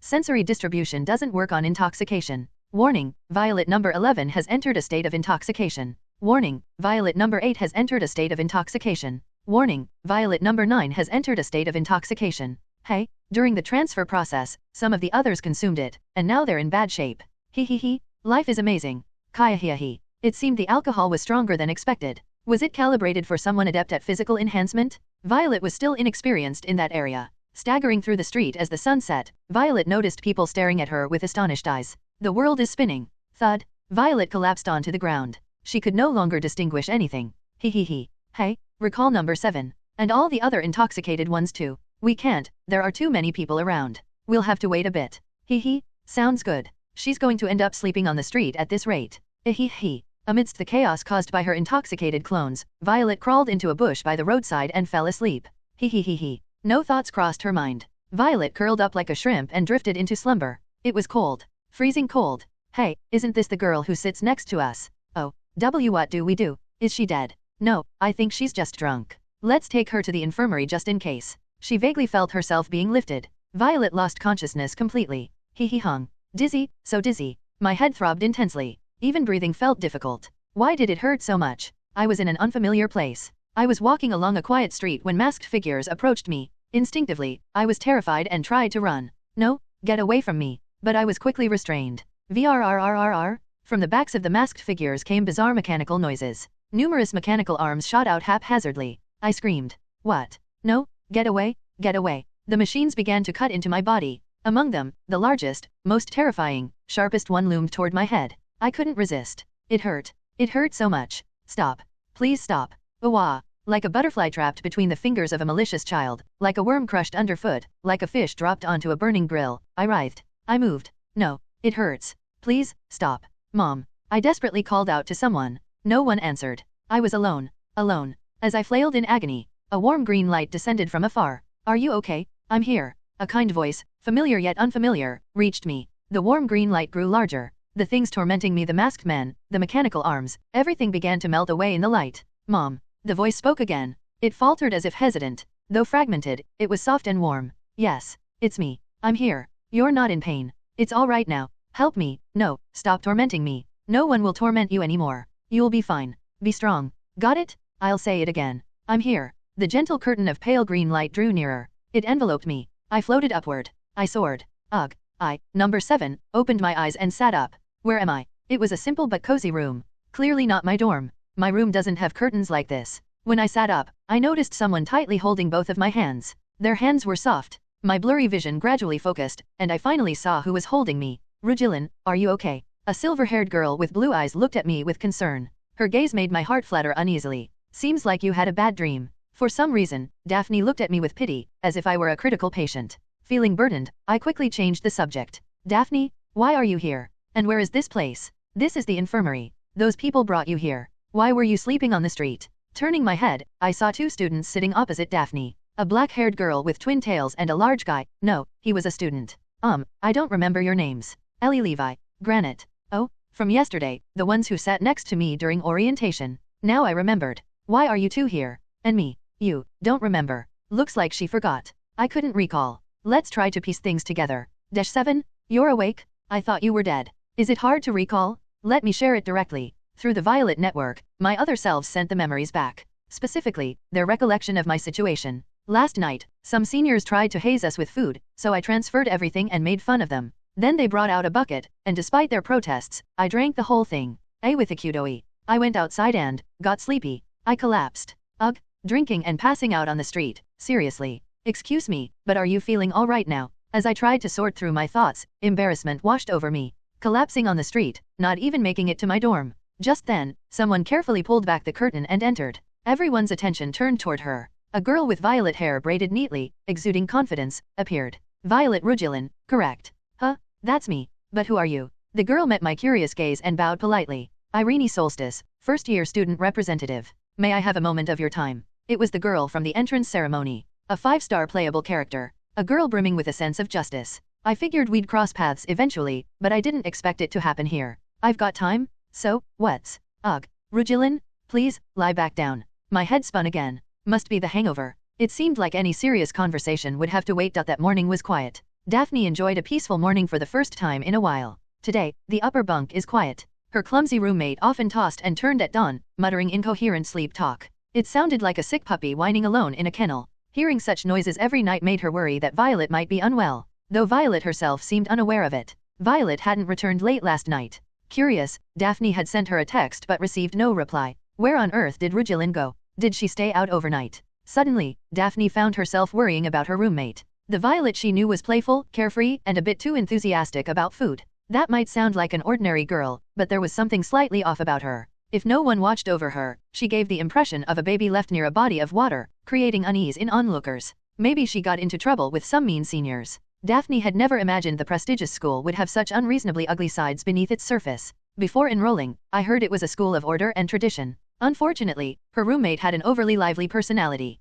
She would even sneak into the senior dormitory cafeteria to grab food. With her standout personality, she might have picked a fight for no reason. No, it'll be fine. Even if something happened, Violet's cheerful personality would help her get through it somehow. Her roommate didn't return even after breakfast. Hoping to get some fresh air before studying, Daphne changed her clothes and stepped outside. That's when a message arrived from an unfamiliar number. Who could this be? Oh my. If you know Violet Rugilin, please come to the infirmary immediately upon seeing this message. Daphne rushed to the infirmary and found Violet lying on a white bed. 3 students sat nearby with worried expressions. Hearing Daphne's footsteps, all 3 turned their heads in sequence. Oh my goodness, Rugilin? What on earth? Startled, she approached, seeing Violet groaning and writhing on the bed. What happened? Is she badly hurt? Or is it an illness? A purple-haired girl standing nearby answered Daphne's question. Don't worry. It's just a hangover. Are you the one who received the message? What's your relationship with her? I'm her roommate, though I'm not sure if that's the best way to put it. My name is Daphne Grace. Hearing this, the girl sighed, leaving Daphne wondering what the sigh could mean.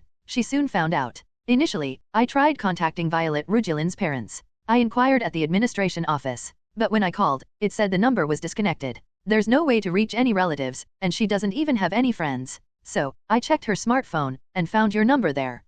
Don't misunderstand. It's password protected, so I couldn't open it anyway. Arnu Epsilon. The girl held up Violet's smartphone, which rested on the table. Daphne's blue eyes turned to the screen displaying the message and phone number. Seeing only a number without her name, she felt slightly offended. Rugilin, couldn't you have at least saved my name in there? Aren't you the first-year class representative from before? Yes, that's right. I'm Irene Solstice. Daphne tilted her head in curiosity. Solstice? It was a familiar surname. Though less so now, she had often heard it on news and broadcasts when she was younger. Excuse me, Solstice. Could it be? What you're thinking is correct. My father is the one you're referring to. Levi, seated beside Granit, whispered to him. It's true, isn't it, the spear wielder? Wow, it really is. Irene explained Violet's situation. Apparently, she drank a strong alcohol by the bucketful and fell asleep on the street. These students brought her here, concerned she might be unwell. According to the infirmary teacher, she's simply very drunk and should recover after resting. So there's no need to worry. Relieved that it wasn't an illness, Daphne couldn't help but feel exasperated.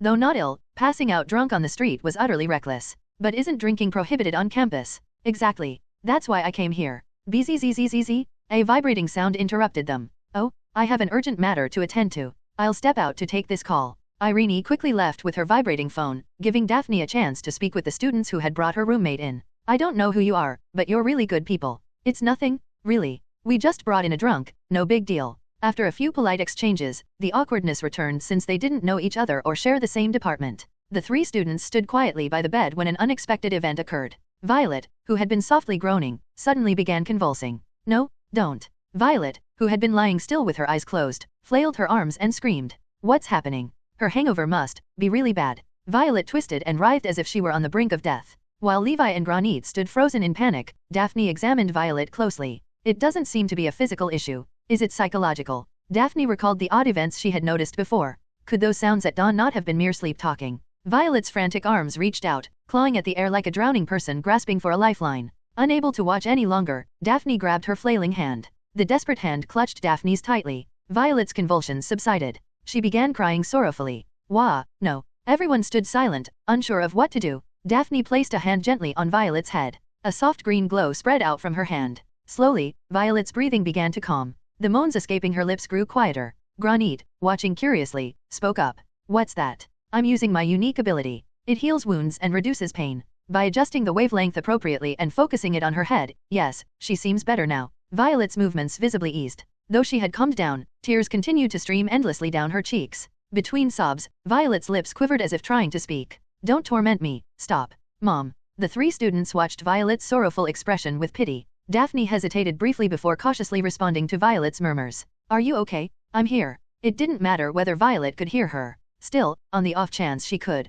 perhaps it would provide some comfort. Violet mumbled again. Mom. It's me. Daphne, your roommate, Rugilin. You're okay now. Was it merely a bad dream, or something more? Daphne attempted to console her roommate. She tried to comfort her. Mom. What? Violet began crying again, her wails growing louder. The sound attracted the attention of others in the infirmary. Levi fidgeted helplessly, while Granit quickly drew the curtains around them. Violet continued sobbing. Mom? Why? What do I do? Could it be? Daphne scrambled to think of a solution. After hesitating briefly, she managed to answer. Yes, I'm your mom. I'm here. You're not in pain. Everything's okay now, Mom. No one's going to hurt you. You'll get better. So hang in there, okay? I'm here for you. As soon as she finished speaking, Violet's sorrowful cries began to subside. She soon caught her breath and calmed down. He. The girl, who had been crying just moments ago, now laughed as if something was amusing her. Thank goodness. This actually works. When Daphne lifted her head, she saw her classmates awkwardly turning their gazes away. Her face flushed in embarrassment shortly after.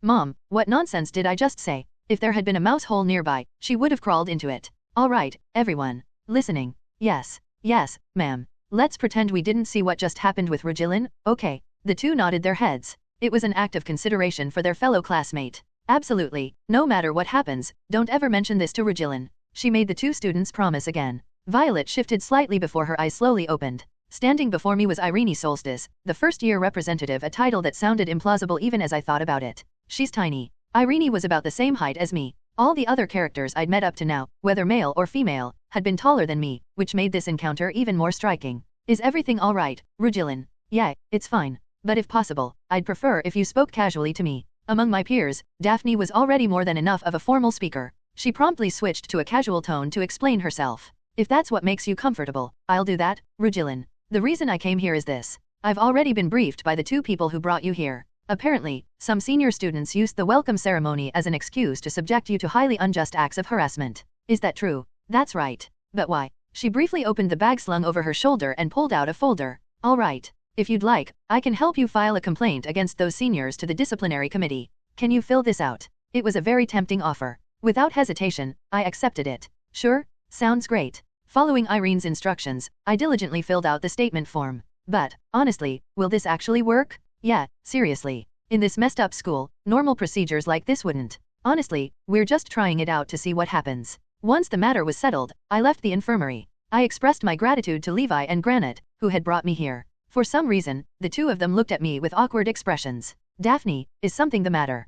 Well, actually, Regillin seemed to be, sleep-talking rather intensely because she wasn't feeling well. Daphne stammered uncharacteristically as she explained. Looks like I showed a lot of embarrassing behavior. How mortifying. I spent the weekend without much thought. On the Monday afternoon of the third week since enrollment, the disciplinary committee convened. The location was a conference room on the 5th floor of the Student Council building. Thanks to Irene's assistance, the disciplinary committee was held, but it was a complete mess, disorganized to the extreme. Greetings. I'm Kame, the treasurer of Polaris General Student Council. Irene, we meet again. How many times has it been already? A brown-haired young man with a laid-back demeanor greeted us with excessive enthusiasm. Where is the supervising professor? Ha ha ha. According to Article 21, Section 1 of the Student Autonomy Regulations, they're not required to be here. What about the Student Council President and Vice President? According to Article 21, Section 5, just the treasurer me, Kame is enough to proceed. Oh, come on, this is a disaster from the start. None of the adult faculty members who were supposed to be present were here. Even the positions of the Student Council President and Vice President were vacant, leaving only this ridiculous treasurer.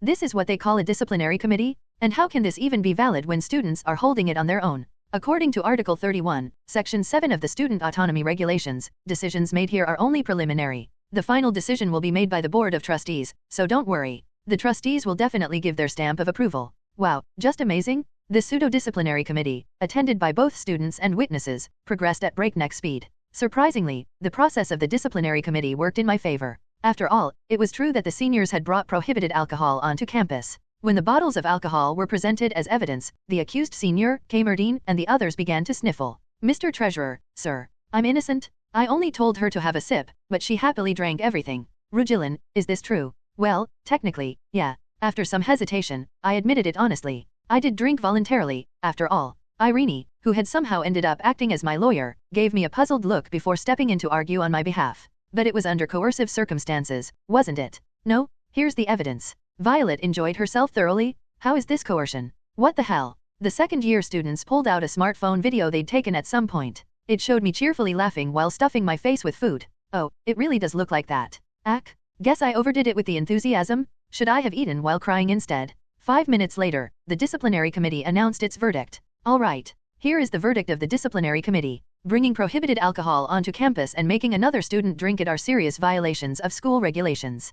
Kamerdine Ferris and 5 others are hereby suspended. The specifics will be decided by the Board of Trustees, so you may all leave now. No, she drank it willingly. This is unfair. Those shameless seniors were quietly dragged away by the student council members. While they were punished for now, I couldn't shake the feeling that this wasn't the right conclusion. Wait a second. Forcing someone to consume food, confiscating weapons, and coercing acts of hazing aren't these grounds for expulsion? When Irene and the first-year witnesses protested, Kame waved his hand dismissively, as if it was too much trouble. Oh, I wouldn't know about that. The maximum penalty the student council can impose is suspension. Anything beyond that is for the board of trustees to decide. Complain to the student council president if you're unhappy. Hey, treasurer. Well then, that's all for now. Kame brushed off Irene and fled with the other student council members, practically sprinting out of the room. This is what they call a disciplinary committee? Well, at least the seniors were punished, so we should look on the bright side, right? No, this only dealt with minor issues. The ambiguous outcome left me feeling dissatisfied, and Irene seemed just as frustrated. It was like drinking flat soda.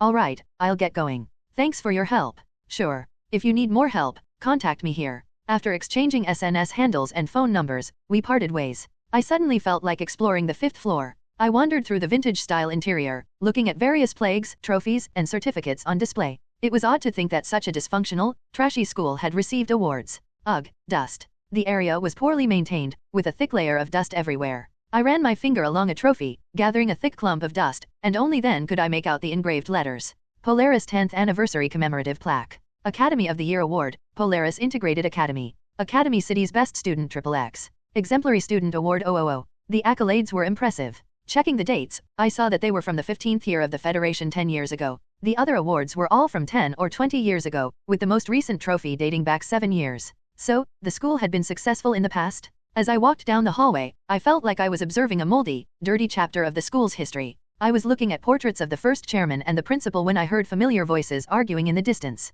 Irene? And that person? It was a scene I'd seen once before during the entrance ceremony. A tall young man with ashen hair. It was the student council president. Crawling on all fours, I crept behind the nearest sofa and eavesdropped on their conversation. Who is this student council president? This school is seriously weird. Something about freedom, huh? What nonsense. It's crazy talk, but maybe it's better than seniors constantly flaunting their authority. As I listened, my clones all chimed in with various comments. Some parts of the conversation were hard to hear and didn't make sense to me. Should I listen a little longer? It's improper to eavesdrop on others' conversations, Junior. With a creak, the sofa was pushed aside. It was telekinesis. When I raised my head, I froze in shock. The student council president was looking down at me with lifeless, cold eyes. Eek. Violet Regillin? What are you doing here? Oh no, I've been caught. Before I knew it, I was stuck between Irene and the student council president. The president reached out his hand, and I felt a tugging sensation before my body was lifted into the air. I was pulled toward him by telekinesis and placed right in front of him.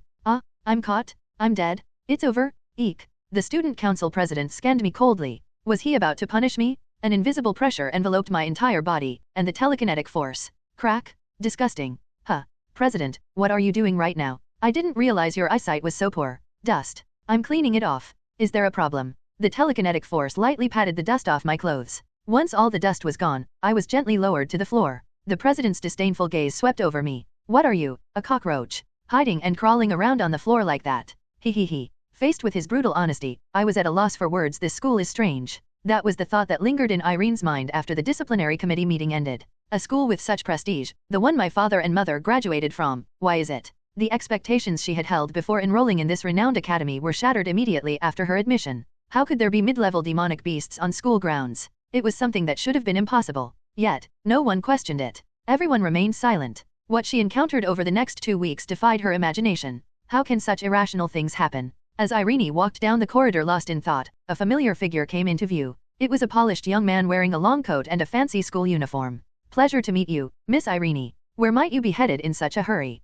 She immediately turned away, intending to leave. But an unwelcome voice caught her in her tracks. Ugh. No, to be precise, an intangible force blocked her path. The moment she tried to take a step, an invisible pressure, like a strong gust of wind, held her in place. It was only after she circulated a significant amount of magic roughly through her body that she managed to move again. Are you displeased with how I address you? Should I call you first-year representative instead for you to respond? Student council president. Irene turned her head, her face openly displaying displeasure. The gray-haired male student didn't seem to take it seriously. Have I done something wrong? In any case, it's good to see you. I happen to have something to discuss with you. Is this about what happened at the entrance ceremony? Don't let it bother you too much, Junior. I told you before, didn't I? I'm just an ordinary student. Alpha Nigerian Nairobi. Crocell grinned as he spoke lightly. Irene bit her lip. She couldn't forget the words Crocell had whispered in her ear during the catastrophe at the entrance ceremony. I'll contact our clan and file a formal complaint with the board. The spearman of the demon slayers is said to be in poor health. Are you sure that's wise?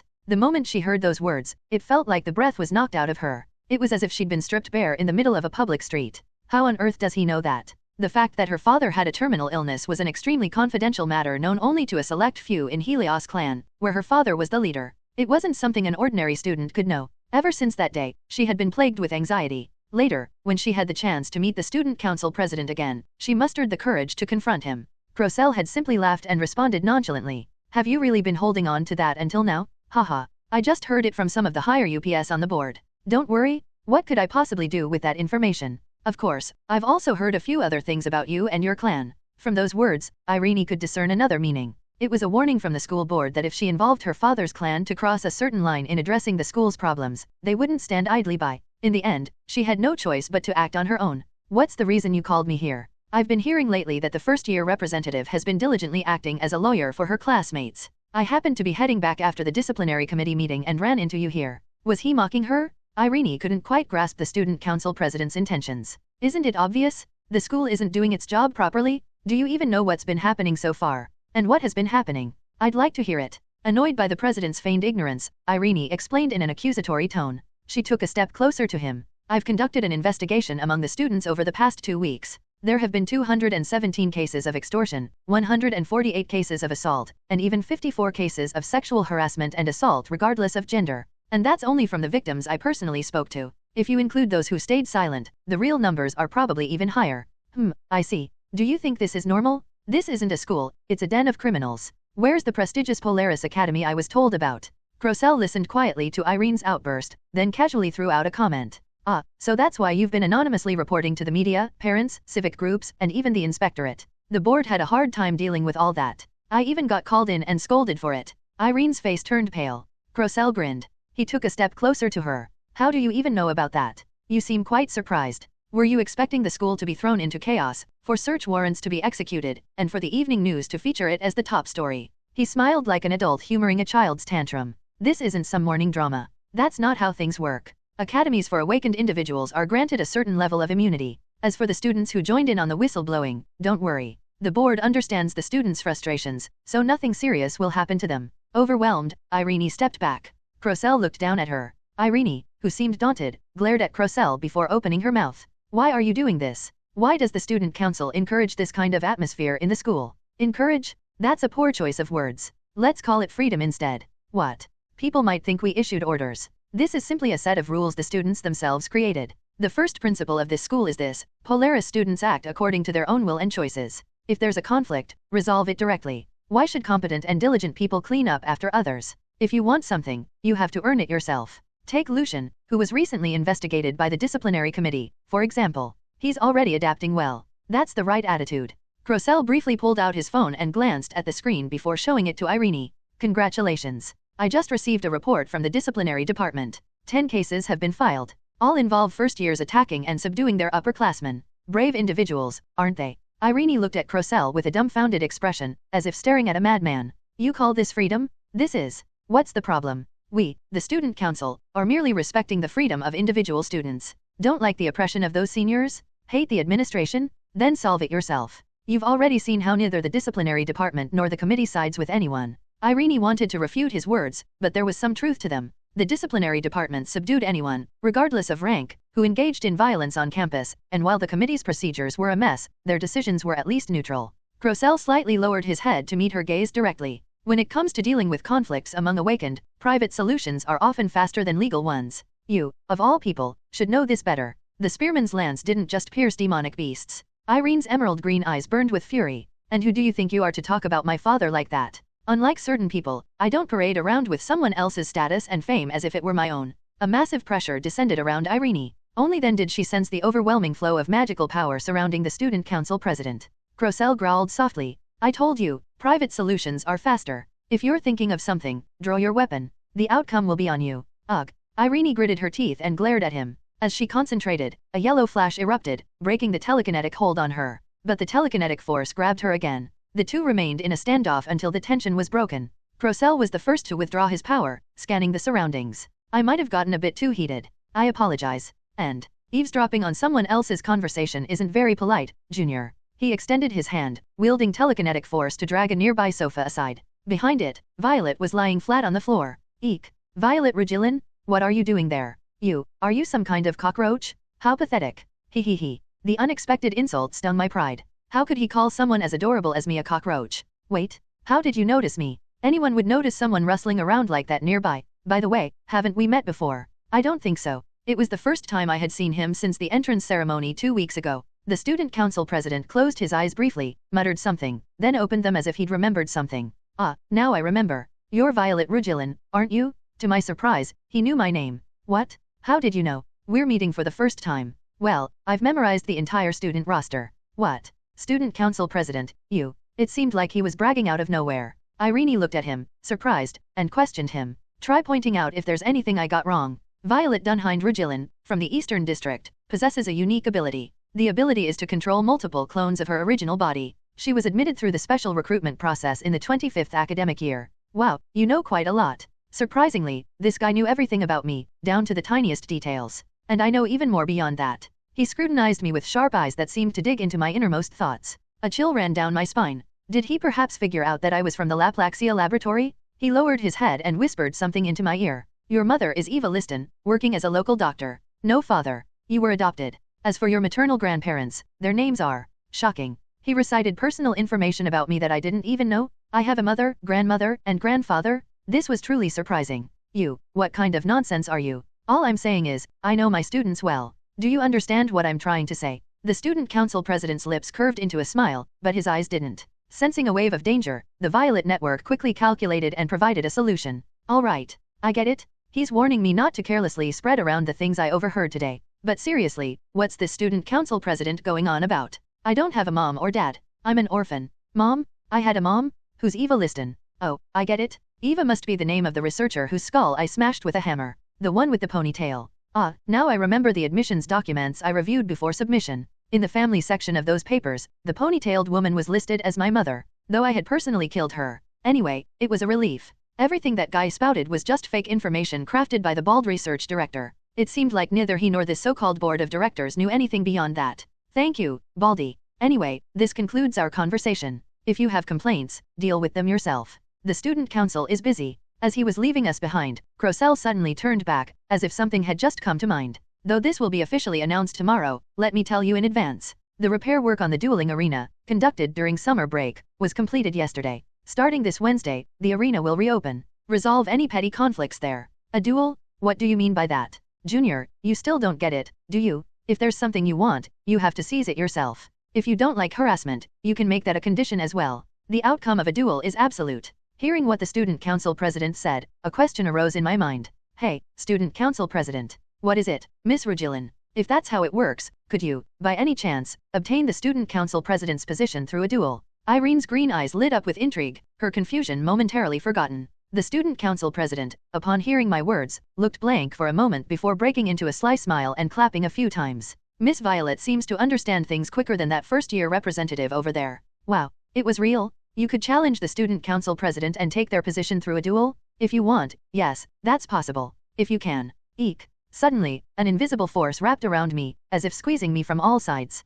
My body refused to move. The effects of the force weren't limited to me, even the nearby decorations and furniture began trembling. The pressure was immense. Are you crazy? Stop it. Irene screamed as she rushed toward the student council president, but I looked at her and shook my head. I'm fine. Really. The pressure was like being deep underwater, but I was still standing, relatively okay. The pain felt by the individual is distributed and reduced according to the number of clones. Reduction rate, 5%. It's not that big of a deal. What is this? You're enduring it. The student council president tilted his head. A moment later, the trembling around us subsided. Finally, I could move my body again. The student council president departed but left a few words as he went. Over the past 5 years, I've seen plenty of juniors like you. Many of them managed to turn the tables. But most of the time, everything reverted to the way it was. Do you know why? It's simple. They brought it upon themselves. And one last piece of advice: don't place too much hope in people. Best of luck. The student council president's coat fluttered as he disappeared down the hallway. Hey, it wasn't a big deal. Eek. Are you okay? As I tried to walk forward, I suddenly staggered and collapsed to my knees. I thought I was fine because of the pain distribution, but the sheer pressure itself had clearly taken a toll on my body. The pressure was insane. Who the hell is that guy? He's throwing around mana like it's water. It wasn't just bluster when he said to try and take his position if you wanted. It might be unfair to compare it directly to a game, but that guy's level seemed on par with some kind of boss monster. What kind of student is that strong? Something's off. I need to investigate him. And it's not just him. He kept mentioning the board of directors. There's something I need to dig into. Even if most of what he said about me was fake, the fact that he rattled off my personal information meant I needed to know more about him and the board of directors backing him. It's only fair, isn't it? Irene helped me up. Violet Rugilin, are you okay? I'm fine. But can you just call me Violet instead of saying my full name? If that's what you prefer, I will. Once I had steadied myself, Irene cautiously asked, how much of that conversation did you hear? From the part about abetment and liberty. That was a lie. I had actually overheard everything since the earlier mention of reports. While I'd been messing around, Irene had been dealing with something serious. She really was the hero's child and the heir to a clan. Come to think of it, Irene might know something. Should I help you? For a brief moment, she looked hopeful, but she quickly shook her head. Violet, I appreciate the thought. But this school is strange. It feels like there's something big lurking behind it all. Even at the entrance ceremony. No, never mind. I'll be fine. Then how about I just report something if I happen to see it? Would that be okay? She hesitated, a serious expression on her face, before finally nodding in agreement. Just let me know if you see something by chance. Nothing more, okay, got it. Another lie. I was definitely going to investigate this myself. I couldn't ignore this kind of curiosity. Between the unexpected expansion of the school I'd stumbled upon during a previous search and the pack of ghouls wandering the school ruins in the main storyline 5 years from now, I wanted to find out if there was any connection. Irene's not wrong. Listening to the student council president, something definitely feels off. But hey, if it all goes sideways, I'll just kill myself and call it a day. It doesn't matter if things fall apart. It's not like I'm here to graduate or anything. If things get too messy, I'll just run away. Looks like I've got something new to do starting today. As we stepped outside the student council building, the blue sky greeted us warmly. Suddenly, Irene asked me a question. What do you think of this school, Violet? I didn't even need to think. It's trash? Garbage? A pile of filth not even deserving to be called a school. Yeah, you're right. It is trash. Hearing my response, Irene's expression grew a little conflicted. Did I go too far? As we walked past the campus courtyard, she suddenly stopped. Could you wait here for a moment? There was a large statue covered in vines standing to the side of the path. It seemed to depict a person, but due to the neglect, it was a mess. I didn't realize the vines had grown this much just because I've been busy for a few days. Irene began tearing away the vines with her own hands. Despite her petite stature, she yanked at them vigorously, and the vines clinging to the statue came off easily. Let me help. I didn't know exactly why, but I joined her in removing the vines and tossing them aside. When she pulled, they came off easily, but when I tried, they wouldn't budge. What was the difference? Once the vines were mostly cleared, Irene brushed off the fallen leaves and dust around the statue. Only then did I realize that the statue depicted a young man and woman. Their posture was proud and imposing. Looking closely at their faces, they bore a resemblance to the girl beside me. And when I examined the plaque at the base of the statue, I understood why. In honor of Orion Solstice and Zora Annis, great heroes of Polaris.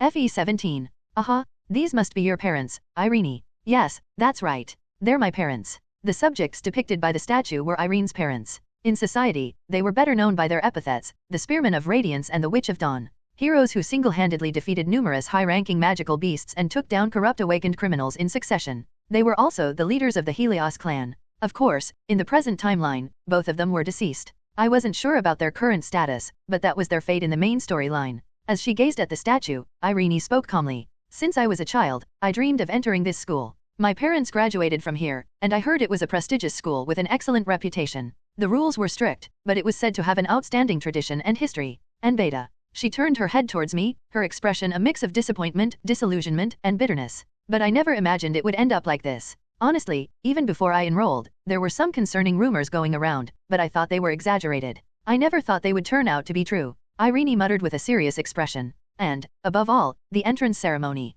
The entrance ceremony. Violet, you know about the incident with the magical beast appearing during the entrance ceremony, right? Of course I do. I didn't just know about it, I died and came back to life because of that beast. In a normal school, it's nearly impossible for a gate to open inside the premises, much less for a magical beast to appear. Academy grounds for awakened individuals are built in stable locations. And yet, the incident was completely buried. They called it a simple accident. Does that even make sense? Now that you mention it, it does seem strange. But they just swept it under the rug like nothing happened.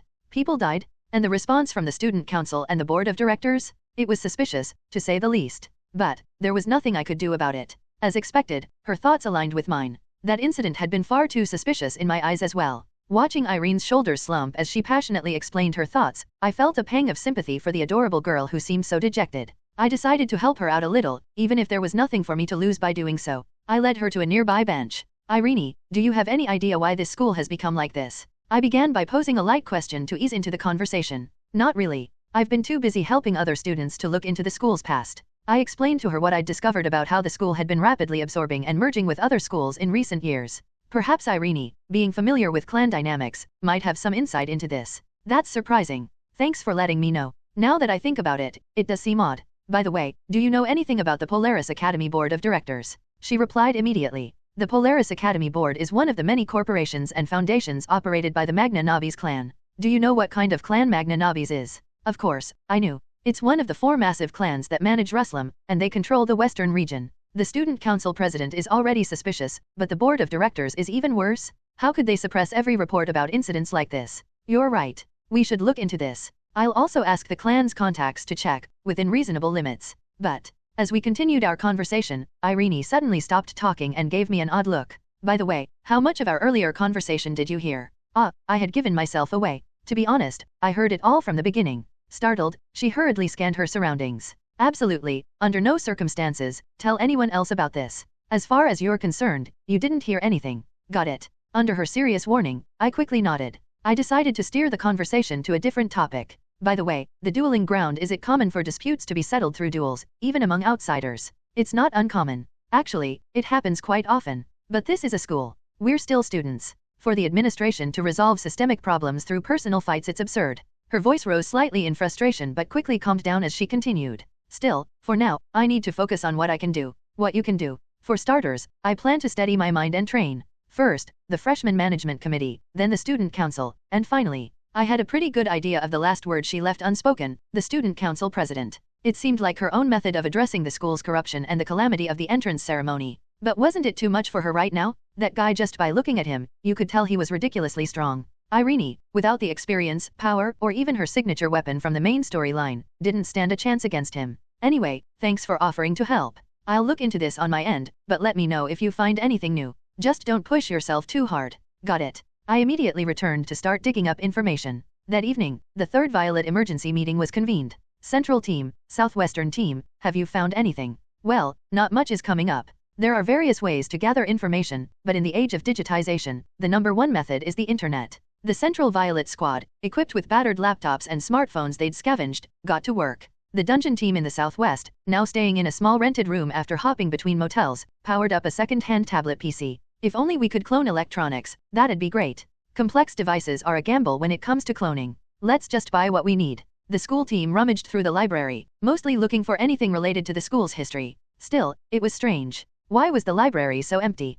Any luck finding an official school brochure? It's hard to find anything under all this dust. Loads of books don't even have their classification numbers anymore. Number 8 from Central, fiddling with a smartphone, started explaining. Let me begin by explaining the state of the school website. You know how there's usually an introduction or history section, right? Something that shows how the school started and evolved over time. But guess what? Number 8 paused dramatically before continuing. There isn't one. What do you mean? None at all. These people don't seem to maintain the website. There hasn't been any update since FE20. Even information about students and staff is barely outlined. Number 8 adjusted the data. Want to hear something creepier? Check this out. I searched for news articles using the keyword Polaris Academy. Number 8 shared their screen. The laptop display appeared. Setting the search period to the current year and hitting the keyboard brought up fewer than 100 results. Most were basic admission advertisements, promotional pieces, or articles with vaguely related terms. It was the same for other search results. There was nothing detailed about the school itself, just trivial content. But you know what happens if you turn back the clock by a few years?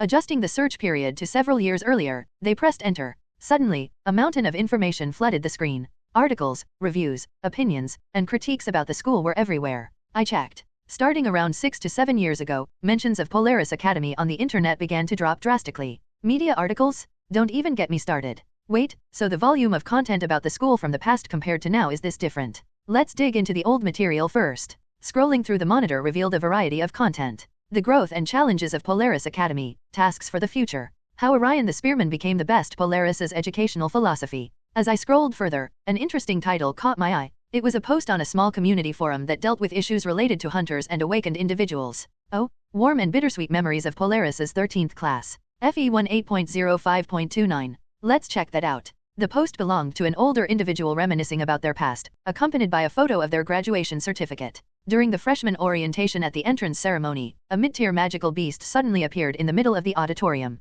I was shocked, and everyone panicked, but it turned out to be a hologram. Senior students comforted the crying and trembling freshmen with laughter. Apparently, it was an old tradition of our school's initiation ceremony. After that, I too welcomed younger students as they cried and laughed. We all got along happily, like a family. Oh, youth, oh memories. Although I retired due to injury, I still miss my school days. The post ended with a nostalgic sigh. Even in the past, it was practically an annual tradition for the entrance ceremony to be interrupted by monsters. Though back then, it was fake. Is that person really the real deal? Judging by the certified diploma, it seems so. But the last post they made was 7 years ago. It says the writer has left the group. We continued to search for school-related materials. Is there something like an alumni association? There is, but it shows up as an unregistered number. These people aren't reachable either. It was strange. The more we searched, the more we felt an invisible wall. It felt like someone had been intentionally controlling school-related information on the internet for the past 5 years. The closer the timeline got to the year 20, the fewer writings or posts specifically describing the school or addressing issues about it appeared.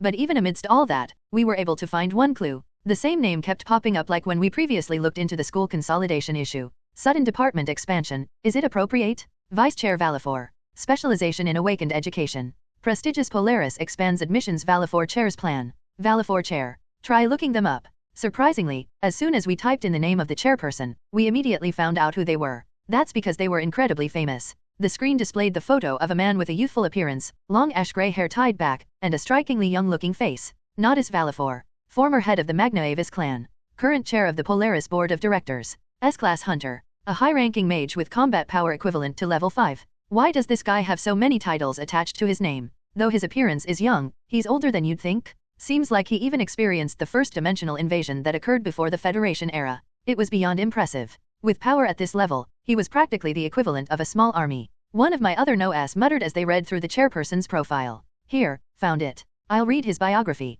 Served as the leader of the clan until 15. Stepped down from the position that year. Started serving as the vice chair of the Polaris board of directors from 16. And from 20 onward, he's been the chair until now. The timeline was striking. The school consolidation and department expansions began around the time this person moved to the board. While listening to the explanation, the first no, who had been combing through books in the library, suddenly gasped. Ack, look at this. What is it? Number 1 pulled out old school brochures, lining them up by year on the empty library desk. Our department is called the Dungeon Strategy and Management Department, right? Yeah, that's what it's called. But look here. In the Academy game, this kind of department didn't exist. And in this brochure, it didn't exist until a few years ago either. We opened an outdated school brochure from 17 that had been buried in the library. Departments: combat/tactics, field support, exploration and reconnaissance, strategy and management. Back then, they only operated a few integrated departments that covered multiple fields. Now, let's look at the current year's brochure. In the opened brochure, the number of departments, which had previously been only 4, had nearly doubled year by year. It was like a Fibonacci sequence, multiplying like rabbits. Just look at this ridiculousness. It's like splitting an art department into primal art, Renaissance art, Impressionist art, and Romanticist art. This is absurd. It's like they're carving it up into pieces for no reason. It looks like a desperate trick to inflate student numbers. Couldn't they just increase the size of existing departments? Maybe there were other constraints, like a cap on the number of students allowed per department. Number 1, still examining the books, pointed at another section with their finger. Look at this. The admission procedures have also been increasing. Back in the day, there was only a regular entrance exam, but now, there are all kinds of quirky processes like special admissions or donation-based entries. We all sighed in unison. The more we looked, the more absurd it seemed. After the new chair took over, the school had suddenly started expanding its size, accepting students by any means necessary. We were dying to know the reason behind it. Number 6 offered a hypothesis. Could it be for money? Maybe they're trying to profit by selling degrees and pocketing the tuition fees. Number 2 argued. Valifor was the head of one of the 4 great clans. Based on his background, he's basically a walking war machine.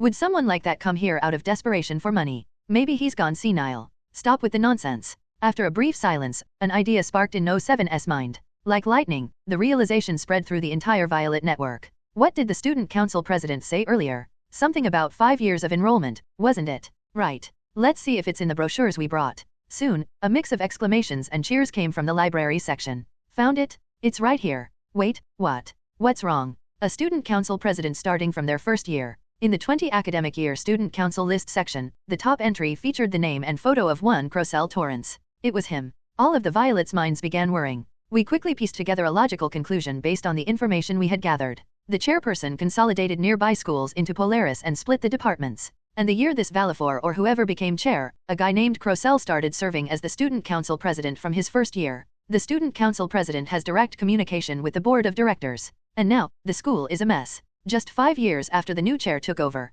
we posed the question, can all of this really be a coincidence? We felt like we'd stumbled upon a clue, but we still couldn't resolve the fundamental mystery. A single question lingered in all our minds. Why? Why did they go out of their way to expand the school? We've only discovered connections, not explanations. Why do the seniors act like bullies, and why are the professors so incompetent? Why did monsters invade the entrance ceremony? We tried to come up with plausible reasons. Maybe the student council neglected the sudden school expansion, creating an environment where bullying could thrive. Maybe the student council president even encouraged it. The poor quality of professors or instructors could be explained by the rushed expansion of the school, leading to a decline in education standards. As for why monsters showed up, I have no idea. Still, we didn't have a fundamental answer. So, why are they doing all this? Who knows? Maybe they're secretly running an underground pedophile ring in the school basement or something. We still couldn't figure it out. For now, let's tell Irene. She might be able to find something we missed. Good idea. With more questions than answers, we ended the meeting. Should we explore the school a bit? There are plenty of unused, empty buildings around here.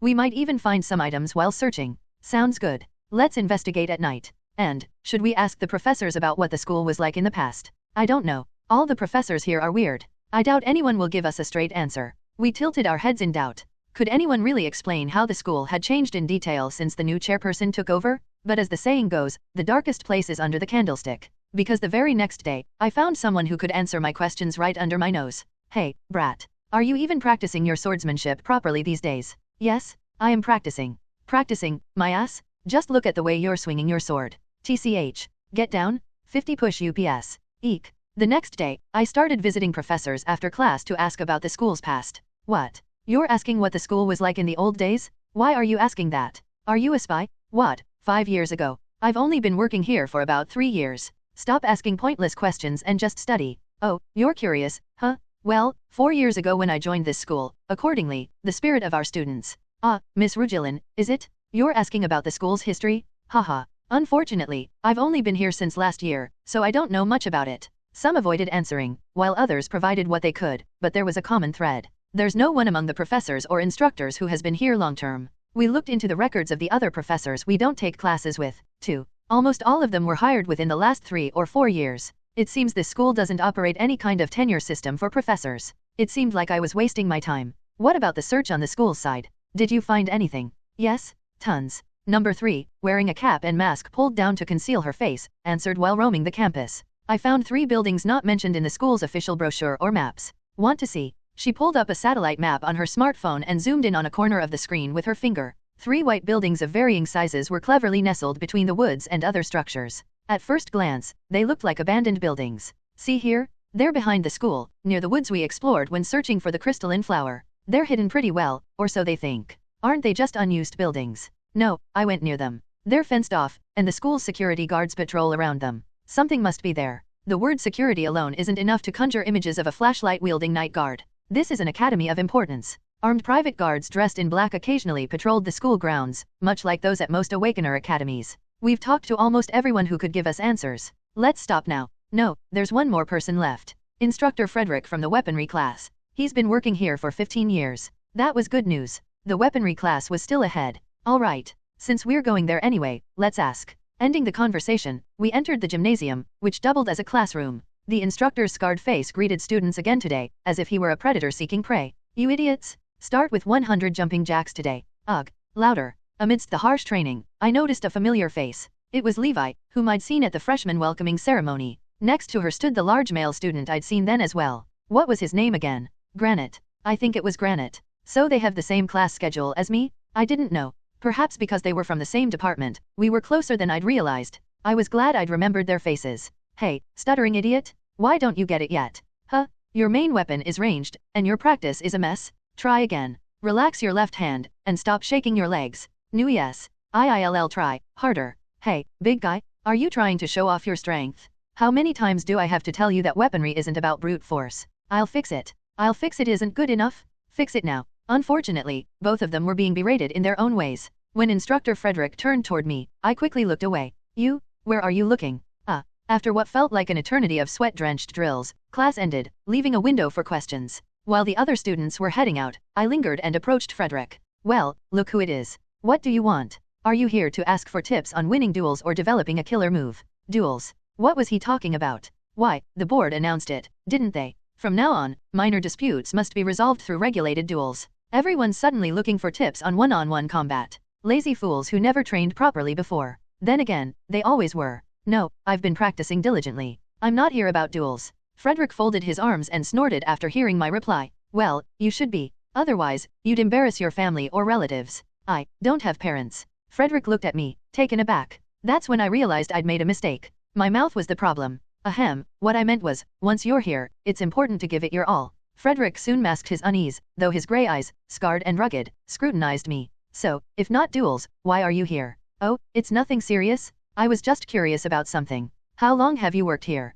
Worked here? Let me think. Since I was drilling the idiots before your seniors, about 15 years, I'd say. 15 years just as the record stated. Then, how was it in the old days? What? How was it before? The students were much sharper, quicker, and more polite than the likes of you. Model students everywhere. Sometimes, they'd even stay in touch after graduation. Why? Despite his brusque tone, he gave an answer. Time to take it a step further. Well, you've been here since before the current director. How did the school change after they came? Huh? Old stories, huh? I don't mind sharing. His gaze drifted somewhere distant, as if recalling memories from the past. Yeah, it was better back then. There were fewer students, and most of them were well-mannered. The school had order. Although, I guess it's not all that different now. He trailed off and glanced around. But why are you asking about this, kid? His gray eyes scanned me sharply, like a bird of prey assessing its target. Oh, no reason, just curious. There's an assignment, too. Don't lie, kid. You're too simple-minded. Your thoughts are written all over your face. You're curious about this school. What's your goal? As expected, I wasn't skilled enough to maintain my cover. A direct approach would be better. I think this school is strange. I want to find out why. Haven't you noticed anything odd in your 15 years here? Are you acquainted with that purple-haired girl? The spearman's daughter. Why was Irene suddenly mentioned here? No, I don't know her. Really? Must have been my mistake. Frederick shook his head. Anyway, I get what you're looking for, but this isn't something I can talk about. He waved his hand dismissively, signaling me to leave. But I just want to know how the school has changed. Frederick yelled. Hey, kid. If weird rumors reach the higher UPS, do you think they'll leave me alone? I have to earn my living too? Now get out. I kept my mouth shut. Frederick carefully scanned the surroundings again, then walked over to a desk on one side of the gymnasium and tore a small piece of paper before scribbling something with a pen. Anyway, I've been living off swordsmanship all my life, so I can't explain things properly even if I try. But there's this insufferable bookworm outside. He wrote down the necessary information. If you say Vulture sent you, they'll answer your questions. Before leaving, I thought of something to ask. If you're not going to answer me, why are you giving me this? Frederick looked at me with a peculiar expression. After hesitating as if he had something to say, he suddenly snapped. If I don't do this, you'll just keep pestering me, won't you? It's almost my time to leave work? Annoying brat. Get out already. Well, that's harsh. Once outside, I noticed that the note had a phone number and a home address written on it. I put the note in my pocket and was about to leave when a text message arrived. Violet. You don't have any classes this afternoon, right? If you're free, could you meet me at the school gate around 5 p.m? There's someone I want you to meet. Dress casually, and let me know if you can come. Irene. Sure, I'll come. I sent my reply. I spent my time leisurely and arrived outside the school about 10 minutes before the scheduled time. Someone tapped me on the shoulder from behind. It's me, Violet. Whoa, you startled me. I didn't recognize you without your uniform. The studious girl I knew was gone, replaced by a suspicious-looking woman wearing a cap and a hoodie pulled low over her head. What's this about? I just got an interesting lead from the weapons instructor. Are you talking about Instructor Frederick? I actually wanted to see you because of that. Irene pulled out a note. I got this too. Quite the coincidence, huh? He didn't want to answer and just handed me this instead. So you asked him to, huh, Violet? I looked into who has the longest tenure at this school, and he was the only one. Did you call him yet? I told him I had questions about the school, and he tried to hang up at first. Then I mentioned Vulture, and he told me to come right away. That's why I called you. Can we go? Anytime? Let's go. We immediately hailed a taxi and headed downtown. It took over 2.5 hours by taxi to reach the address. By the time we arrived near the destination, we were in a quiet suburban area lined with small two-story houses surrounded by fences. The amount displayed on the taxi meter was no joke. While I had money, it still felt a bit steep. Irene, we should probably split the fare, right? What are you talking about? I invited you, so I'll pay. Here's the card. Irene promptly handed over her card and paid. Isn't the fare a bit much? Are you sure it's okay? She glanced back at me with a puzzled expression. Isn't this amount normal for everyone? Oh, sorry. I guess I assumed wrong. Right. Irene was a rich girl. We walked to the address, which corresponded to an ordinary 2-story house. Excuse me? Hello? We're here because Vulture sent us. I pressed the doorbell, and an angry voice sounded from inside. Stop, freeze, just stay right where you are. The lights from the street lamps and the area around the entrance suddenly disappeared into pitch darkness. Then, colorful, dazzling magic circles surrounded us, shimmering as they pulsed up and down. This is bad. Could this be a trap? Run. Calm down, Violet. I know what this is. It's a magical security scan. It's harmless. As I panicked, the darkness soon lifted, and the magic circles disappeared. The door swung open, revealing a dimly lit interior. A voice echoed from beyond the hallway. All right, come in. Don't forget to wipe your feet. As we stepped inside, the door shut itself with a loud thud. I wondered if we'd just walked into a haunted house. Feeling uneasy, I followed behind Irene. Stop right there. The voice gave another command. Okay, now sit. There's no chair, so how do we even sit? The scene before us suddenly shifted. The dark hallway vanished, replaced by a brightly lit, cozy room. Irene and I landed softly on a plush sofa. So, Vulture sent you? You must be from Polaris. A middle-aged man with shaggy gray hair and a rather irritable expression sat in a chair, scrutinizing us. Caught off guard by the sudden encounter, Irene and I were flustered. The man adjusted his glasses and continued to study us. Yes, that's correct. But, excuse me, who are you? Such rude brats. The man snapped his fingers. Beep. A piercing noise rang out, stabbing into our ears. What's the meaning of this? Arg? My ears. The sound stopped. By the time we recovered, the gray-haired, bespectacled man was standing, glaring down at us fiercely. Now, are you paying attention? Ow. You kids are unbelievably rude. Where are your manners? Don't you know how to introduce yourselves? And who the hell are you, old man? When I protested, the man looked at me as if I'd said something incomprehensible. What? You're asking who I am? Do you think it's normal not to recognize me? You ignorant little punks. He adjusted his glasses and raised a hand. A document bordered in white with gold embellishments appeared in his grasp. Let's hope your eyes aren't just for decoration. The document read. Having completed the first-class educational curriculum, this diploma is hereby awarded, Polaris Comprehensive Academy. Now do you understand, you insolent whelps? Your great senior is before you. I was speechless, blinking like a bewildered cow. We had stumbled upon a supreme elder. The encounter with that difficult and rude self-proclaimed senior was the worst. What? Senior or whatever, what are you even talking about? I was annoyed. To my question, the man clicked his tongue and replied shamelessly. Hey, you little brat, didn't you feel anything from this great person here? I even went out of my way to show you my diploma, yet you still don't understand? Pathetic fool. He seemed to harbor a lot of grievances against us as he spoke in a grumpy tone. To think such fools are Polaris students. The world is truly in decline.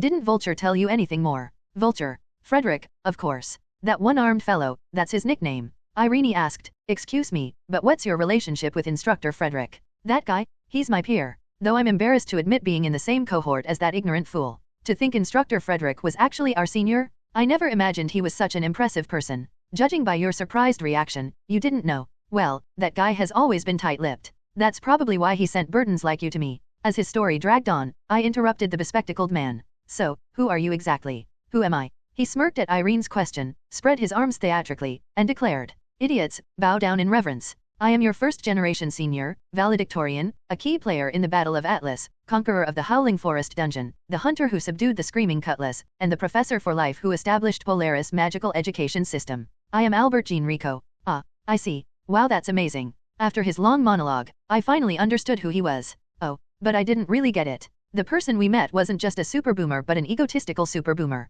As Albert boasted, Irene chimed in. Pardon me, Professor. You called yourself our senior? Since you mentioned that. Indeed. Not just any senior. I am a senior of such stature that worms like you shouldn't even dare to speak to me. Look at that. What do you think all that is? When he pointed his hand, I noticed large and small trophies and medals neatly lined up in a corner of the room. That's a medal I received for graduating as valedictorian, a commemorative coin for the third expedition to an otherworldly region, and a plaque of gratitude for defeating the Cutlass. Albert's explanation was so tedious that I cleared my throat to cut him off. I deliberately ignored his glaring eyes. Thanks to me, Irene finally got a chance to speak.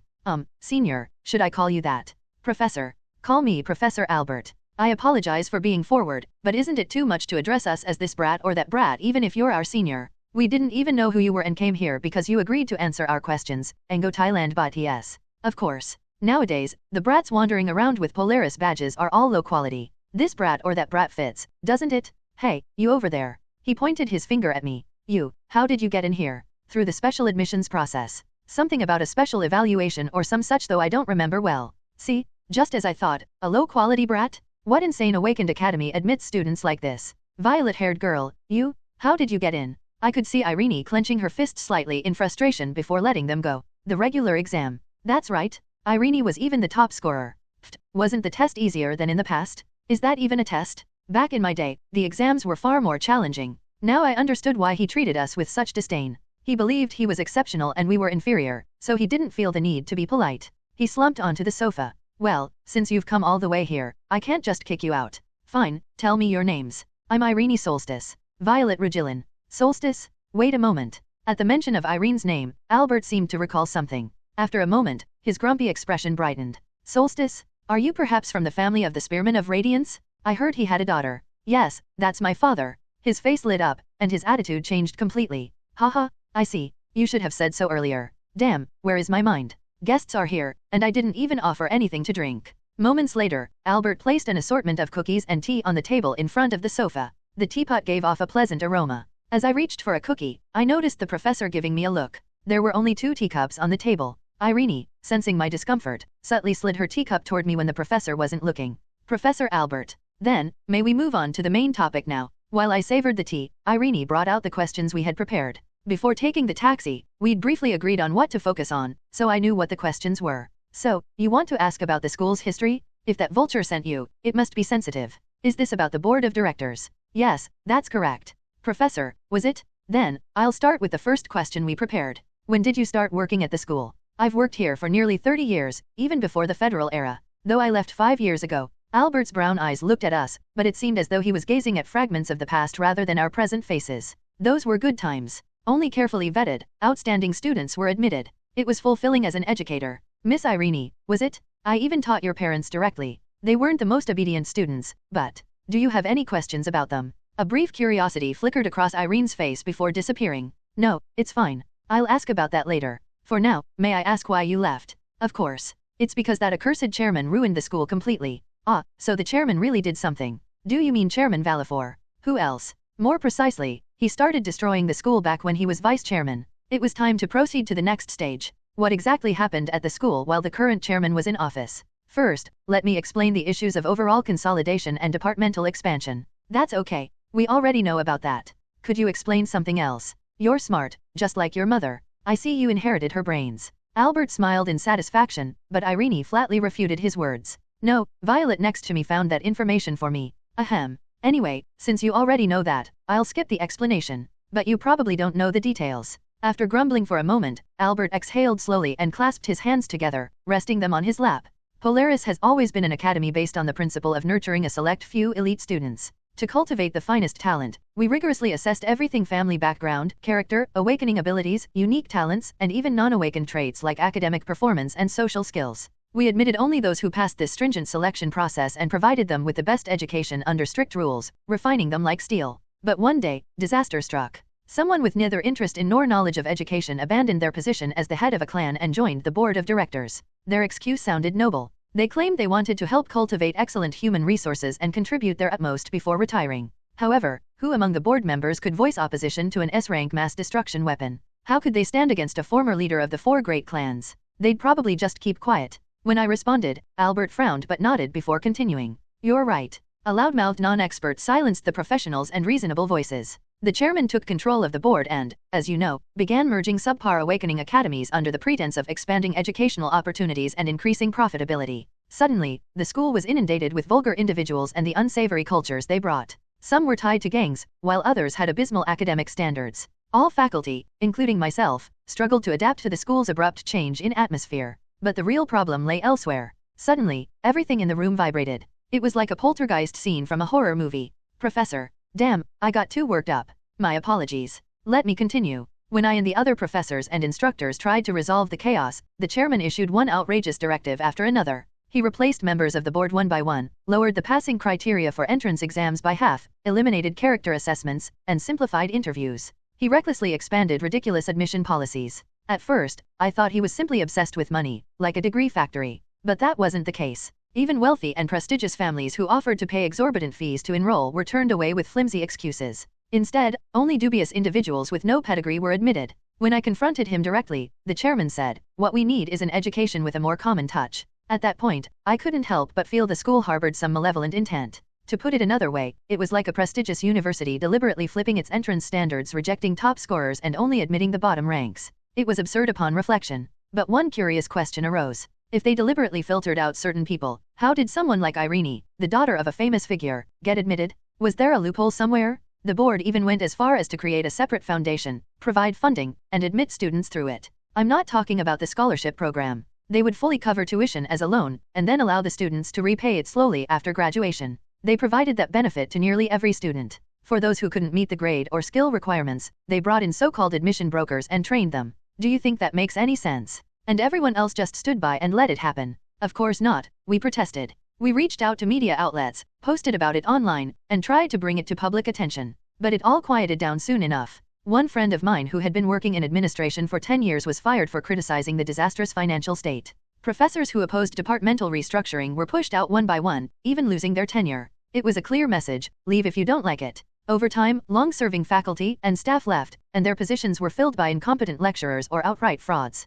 At some point, even the procedures for managing and supervising students were simplified and then abandoned. Naturally, the school fell into chaos. When I left, senior students were subjecting juniors to bizarre forms of discipline. Does that still happen? Yes, I've experienced it myself. They'd pile up a mountain of food and threaten us if we didn't finish it. Exactly. Seniors force juniors into all sorts of irrational practices and even commit violence, and the student council just turns a blind eye, just as I expected. He accepted the current state of the school as if it were a given. That's not all. During the entrance ceremony, real monsters showed up. Albert listened to Irene's words and responded nonchalantly. So what? That happened occasionally when I was there too. Monsters crashing the entrance ceremony was practically a tradition. A little scare is no big deal. People died or got injured because of it. Albert hesitated and adjusted his glasses. No way. Are you sure you're not mistaken? There were always people fainting from the illusion of monsters. No, it wasn't an illusion. They were real monsters. I confirmed it myself. She's right. I saw Irene take them down firsthand. Albert's expression hardened. Damn it, what the hell has been happening at this school? He was at a loss for words, murmuring in denial of reality. Did Vulture not know about this? What's been going on? Professor, it was clearly orchestrated. And then everything was swept under the rug as if nothing had happened. Enough. Let's drop this for now. I'm too confused as it is. Albert gripped his head in frustration, frowning deeply. Fine. I don't know what's been going on, but from the state of things, it's clear the chairman is involved. But Professor, wasn't there any other way to protest against the board? I raised my hand and asked, prompting Albert to shout in frustration, as if overwhelmed by emotion. What? Another way? What do you know, being one of the students admitted through those shady methods? Do you think I, or anyone else, just sat back and did nothing? There was a massive clan backing the chairman. And damn it, should I have dueled that old bastard myself? We tried everything. We filed complaints, and one of the more idealistic instructors even handed over incriminating documents to a journalist. But one day, he was found hanged in his own home. That's how things went. He paused to catch his breath, his voice weakening as he continued. I was powerless. The opposition was too enormous, and I was just a professor. What could I have done? As an educator, I did everything I could. Seeing the school in that state, it made me lose all attachment to the place. That's all there is to it. He stopped his long explanation. That's all I can tell you. I don't know anything beyond this. Is that enough for you, little juniors? Yes, this has been immensely helpful. Thank you for taking the time to explain, Professor. Helpful, huh? I'm just a pathetic old man with nothing to do but stay at home these days. Thanks for listening to my complaints. He slowly turned to look at me. So, Violet, was it? I apologize for snapping earlier. If Irene's bringing you around, you probably aren't as bad as you seem. Yes, understood. His apology didn't feel like much of one. But expecting kindness from the start would have been asking too much. I decided to ask one last question before leaving. How did you know we'd be asking about changes to the school under the chairman's influence? When I left, Vulture made me promise something. He told me to speak to anyone reporters, whoever asking about the last 5 years of this school. Someone had to know. By the way, how is that one-armed fool doing? The instructor is doing fine? He's scary because he loves giving us drills and yelling at us, though. Hearing my explanation, Albert chuckled lightly. That's just like him. He was always so stubborn. Even when I left, he stayed, saying he couldn't abandon the students. All right, we're done here. Off you go. Don't skip class tomorrow, got it? Albert, our distant senior and former educator, now reduced to an unemployed man, seemed somewhat pitiful. He quietly, weakly saw us off, his earlier prickly demeanor nowhere to be found. As we stepped out, Irene seemed to recall something and turned back. Professor, what do you think of a student named Crocell Torrance? Crocell? You mean the student council president? Albert's expression grew serious. Skill-wise, he was top-notch when I last saw him. But he's narrow-minded and rotten to the core. Stay far away from him. He continued. Young juniors, here's some advice from a senior: stop meddling in dangerous matters and get out of that wretched place as soon as you can. Got it? I'll try. And tell that idiot Frederick this: I'll be coming for him soon, so get out of that hellhole ASAP. We took a taxi back to school. Or rather, we parted ways midway since Irene was a commuter. Thanks for coming with me. Honestly, he was a bit much, but I think we learned some useful things. See you tomorrow. Yeah, see you? As I rode the taxi through the darkened streets, I reflected. We learned a lot. But it still felt like we were just scratching the surface. Damn it, this is all stuff we already knew? The school's downfall was because of the chairman. Who doesn't know that? We're still far from the core of the issue. We're just circling around it. The other violets who heard Albert's conversation whispered amongst themselves. Let's investigate that suspicious school building right away. Then let's start tonight. I've got the equipment ready. Remember that second-hand weapon shop I mentioned? The weapons were junk, but they had some interesting stuff. What Irene and I uncovered was merely a narrative of how the school fell apart. What I truly wanted to know was why it happened. Ultimately, we came to the conclusion that to find the core truth, we'd have to enter the tiger's den. Get your gear ready. See you later. And as the rest of the world slept, the violets quietly moved across the shadowy campus. 3 violets crossed the school grounds past midnight. The nighttime scenery of the academy was quite different from the daytime. The streetlights that had been lit until evening were now all turned off. The lively atmosphere of the day was replaced with a pitch-black stillness, as if smeared with dark paint. However, the streets were not as silent as expected. Even at this late hour, well past midnight, various people and vehicles roamed the vicinity. The source of the noise was the academy's security team. It feels more like a military patrol than regular security. Quiet. They'll hear us. Fortunately, most of the security personnel were concentrated near the school's main gate and the dormitories. Once we slipped away into the shadows between the school buildings, encounters with others became rare. The violets carefully made their way to the back of the school, relying on sparse lights and moonlight to guide them. Of course, they didn't charge in recklessly. Even though there were fewer guards than earlier, security was still patrolling the grounds. The issue of our conspicuous golden hair remained a concern. How's the performance? Is it effective? It's a bit stuffy and hot, but the camouflage works. So, we made use of tools. The items we bought in the central district are surprisingly effective. When we were in the bushes earlier, the guards walked right past us. In the outskirts of the central region, the violets had visited several second-hand weapon shops in succession. Unfortunately, there weren't any weapons rated above 3 stars. All they had were 1-star weapons. The few 2-star weapons available weren't the long-range weapons we wanted, like firearms, crossbows, or bows. Instead, we managed to procure some interesting tools. Currently, we were crawling cautiously, covered by camouflage nets adorned with fake grass and leaves. It resembled the ghillie suits snipers wear in movies, though it was more like a cloak than clothing. According to the shopkeeper, this is a military-grade camouflage net used to conceal vehicles and equipment. It's even supposed to block infrared detection. Hunters use it sometimes. Beta Epsilon. It's rough and smells like oil. Well, it's thick, so it might be nice to sleep under later. Carefully cutting through the darkness, we moved toward the back of the school when something approached from the road. As the light drew closer, we hid among the shrubs. Get down. Is that a security vehicle? A luxury sedan climbed the road, different from the off-road vehicles typically used by the security team. Who could it be? Someone important. After a long walk, we reached our intended destination. In the dim light, the silhouettes of 3 small buildings emerged from the darkness. The sedan we saw earlier was parked in front of the largest 2-story building. That must be it. The tight security, which was noticeable even during the day, was even more evident now. There was even a fence around the area. What could be inside that building? How do we get in? Let's try climbing over the fence first. Number 35 and 43 moved to the fence and crawled up to it. Out of curiosity, 35 touched the fence. BZZZT. Arg. It's electrified. 43. Pull her away. Quickly using a wooden stick, we pried 35 away from the fence and dragged her back. We overheard the patrolling guards whispering nearby. The fence definitely went off. What was that? There are lower-level beasts living nearby, right? Must be them again. Luckily, they didn't notice us. -35 can't move anymore. Reverse generate her. Climbing the fence or entering through the main gate seemed impossible. Was there another way? But doesn't that building seem a bit small? What do you mean? Number 2, who was sharing the situation remotely, pointed out something. It's too small to be hiding anything significant. It doesn't even look like a residence. Look at the windows, they aren't even lit. They're not covered by curtains either. Could there be something underground? We decided to scout the surroundings first.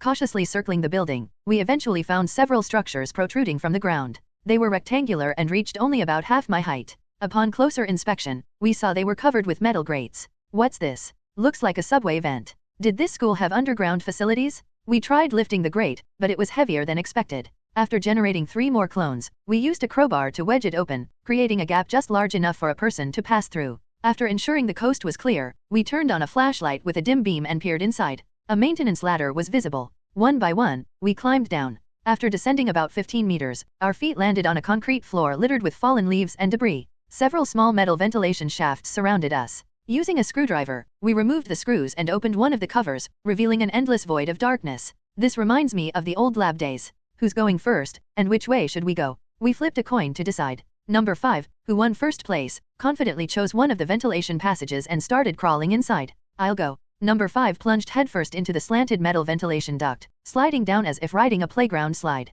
While enthusiastically descending, another set of bars appeared in front of her. Ugh. She slammed her face directly into the bars. Nosebleed? My nose is bleeding. Wow, you went deeper than I expected. The feedback from the other violets who followed was more or less the same. This path is blocked. I almost crashed into a ventilation fan. There was still plenty of time before sunrise. We wandered through the ducts, quietly unscrewing obstructive grates with a screwdriver. This place is way bigger compared to the lab. The ventilation shafts at the lab were barely large enough to crawl through. Here, the ducts were so big that 2 violets could squeeze in side by side. It meant the facility required substantial air supply, possibly larger than we anticipated. Moreover, the layout was complex. Although we hadn't explored the full extent of the ducts, the sections we had seen so far were already quite vast. The problem was finding a way to descend to the areas supplied with air. None seemed evident. How about we create a clone and send it down? No, what if it lands right in the middle of people? Don't forget we need to move stealthily. Having multiple clones active already involved risks. My power worked best when others were unaware of my cloning ability.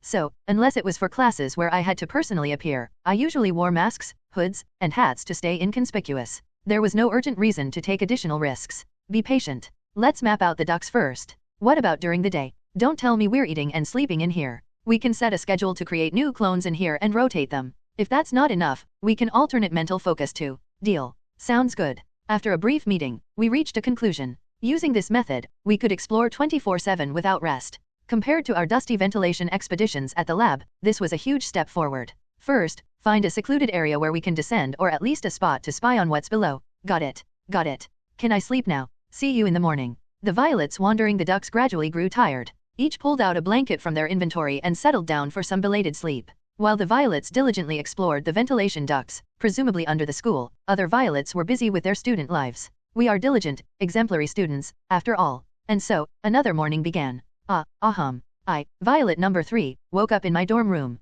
Come to think of it, I hadn't had any nightmares recently. Thanks to that, I woke up feeling refreshed. The nightmares hadn't disappeared entirely. But when those terrifying, awful things appeared in my dreams, making me scream and run, something strange happened. A warm light suddenly descended, and the bad things all vanished. That warmth felt familiar in a way, almost nostalgic. At times, it even made me a little sad. Strange, could it be a good sign? When we sleep, we share dreams, right? Maybe having more of us is influencing the nightmares. It seemed like our abilities were developing. Perhaps it was a kind of lucid dreaming. Rubbing my eyes, I climbed down from my bed. Daphne was already up, sitting at her desk and studying her textbooks. Her diligence never ceased to amaze me. Sensing my presence, Daphne turned her head toward me. Miss Regillin, good morning. Did you sleep well? Yeah, I slept well. Why? Did something happen last night? No, nothing at all. It's just good to hear you rested well. Apparently, it wasn't anything important. And so, life continued its monotonous, repetitive cycle, attending classes, goofing off, watching games, and working. The central team started motorcycle deliveries, and the dungeon team hunted scracks and other minor beasts every other day. Oh my, student. You're here again. Don't you study at school? I feel like I see you quite often. Haha. Tuition fees, you know. Tuition is important. Take care. After finishing class, I strolled along the path. The breeze, carrying the scent of grass, gently brushed my face. I closed my eyes softly. With just a slight connection to the network of violets, I could sense countless me-s living, breathing, and moving. I could experience it. Oh no, another cockroach. I hate ventilation ducts for this reason. No 51. Another delivery request just came in. Number 67 is near the residential area. Pick up the package, cut through the alley, and send it. Inventory or transmission. It's small, so I'll transmit it. Ha ha ha, this show is hilarious. Charge, charge, watch out for the Skrex caster on the left. Rear line, prepare to strike. Channel mana into the shield. Attack. What? Arg. The truck engine stalled again. What? It's a flooded vehicle. We could unmistakably feel each other. I could perceive myself. The others could embody me. They could experience and savor everything. So, if we had the chance, we should enjoy it. If my actions could ease the pain and fatigue of the other me-s, even for a day, why not? And so, I spent a pleasant time under the September sun. I tried to, at least. Damn it. I don't know why. Please stop. Until I saw a student being bullied behind me. It was Levi. The classmate who had taken me to the infirmary after my drunken collapse. The incident began when I sat down on a nearby bench to have a quick lunch. I had just taken a bite out of a massive 300 credit sandwich when someone behind me shouted angrily, "Hey, damn it. Do you think I'm a joke? Do you? Damn it. I don't know. What's wrong?" A familiar black-haired girl with pigtails was trembling among the other students. It was Levi. What's she doing over there? As I approached while hiding between the flower beads, I began to grasp the situation. Why are you pretending not to know? I saw you hanging out with her.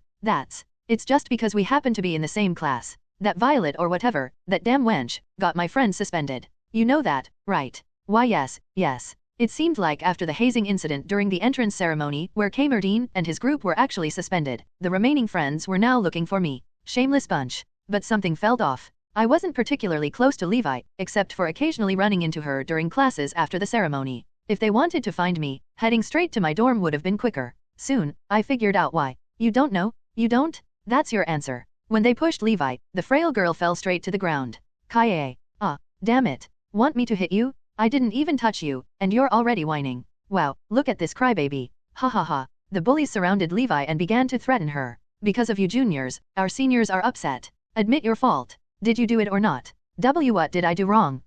Screw it. Take out your wallet. Terrified, Levi shakily pulled out her wallet. Poor thing. Looking at them now, it was clear they were just using me as an excuse to harass someone they found easy to target. On top of that, they intended to extort her money. These lowlife thugs. Albert's lecture from before came to mind. Lately, those who go around flaunting the Polaris badge are nothing but scum. It was hard to disagree with his words. Suddenly, irritation boiled up within me. Why were these cowardly scumbags picking a fight with someone unrelated to me? This was something I couldn't let slide. I pulled out my hammer and quietly closed the distance. The optimal distance for a replicated weapon to fly without disappearing was about 4 to 5 meters. I infused it with mana, stretched my arm back like a baseball player, and swung it with a whip-like motion. At the last moment, I let go, and the hammer spun through the air. Hey, look over there. It's her. What? Who's her? They noticed me, but it was too late. The mana-infused hammer, glowing with a crimson aura, slammed into the head of the senior girl who had been laughing. Clang? Kayaa. Critical hit. You attacked from behind, triggering the synergy trait, backstab proficiency.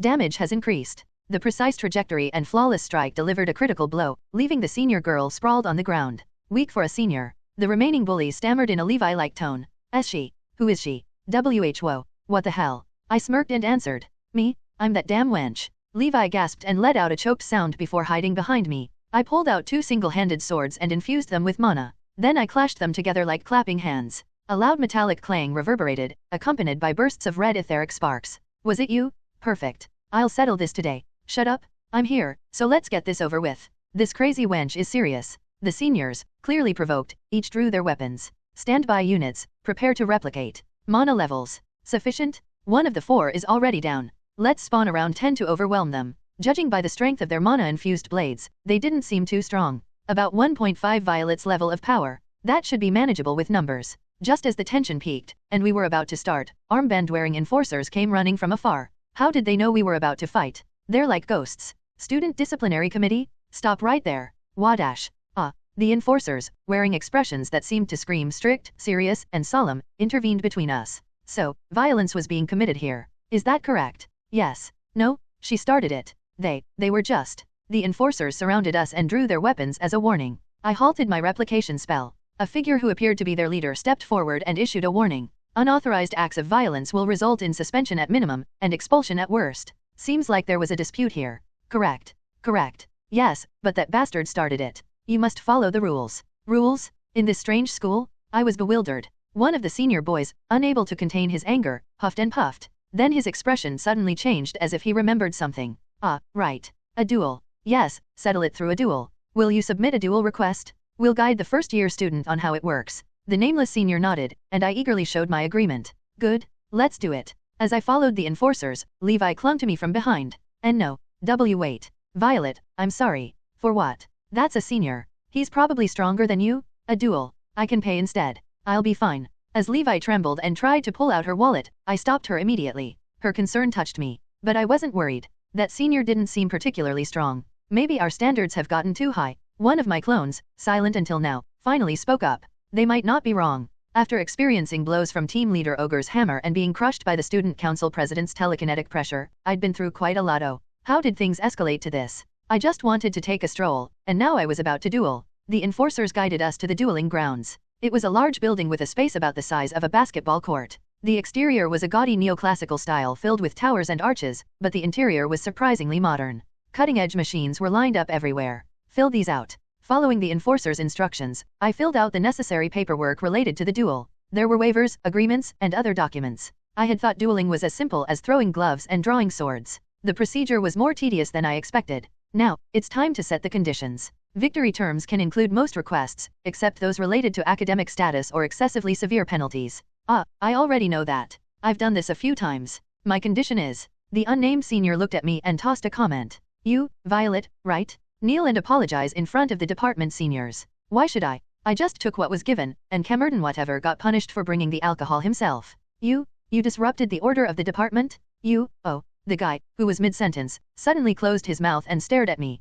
What? Is there a problem? Date me? Did my ears malfunction? I thought I heard something strange. Date me? What? I stood there dumbfounded for a moment before screaming. Kalia. Was he crazy? A sudden confession out of nowhere? Horrifying? Although I've become a beautiful and adorable young woman, I still remember the days when I was a man. And to top it off, I absolutely despise shady and creepy guys like him even more. A bizarre heat suddenly filled his eyes. You're rude, but you look decent. How about this? If you lose in a duel, you date me. In return, I'll let the apology to the seniors slide. What do you think? Oh, look at this guy. I glanced at the disciplinary officer, but there was no reaction. This kind of demand was allowed? Crazy. That dirty gaze made me feel worse. I decided to make an unreasonable demand myself. Sure, sounds good. What? If you surrender now and agree to date me, I'll cancel the duel itself. Wait, what? In return, if you lose, you and your friends will kneel and apologize to me and Levi. He sneered. That's nothing. It's not over yet. You'll kneel and apologize naked. In front of a camera.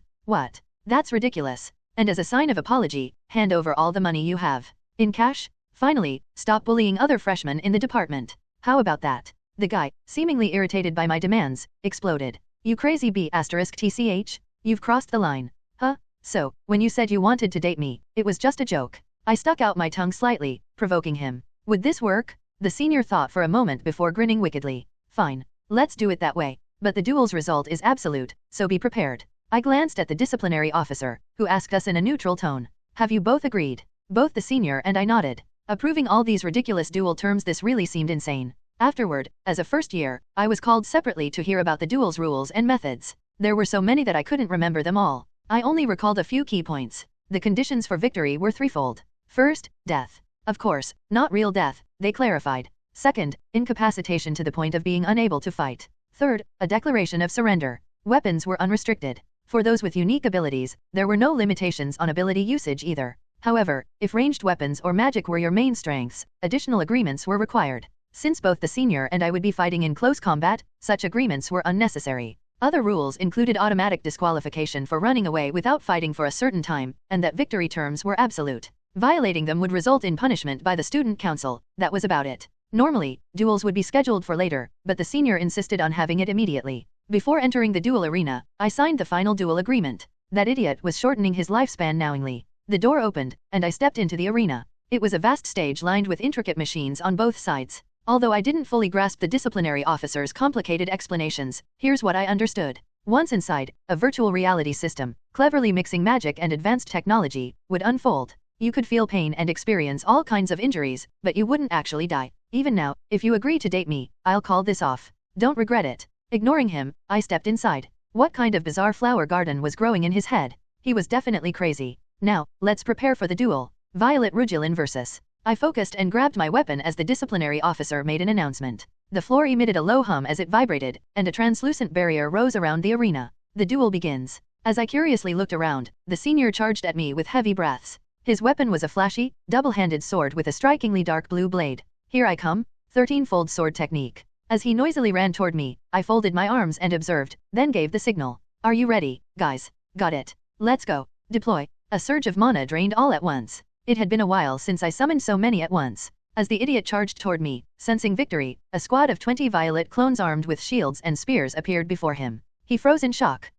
Charge, charge. Hi-ya. While I, number 3, watched from the back, the violets charged and swarmed him. Arg, ah.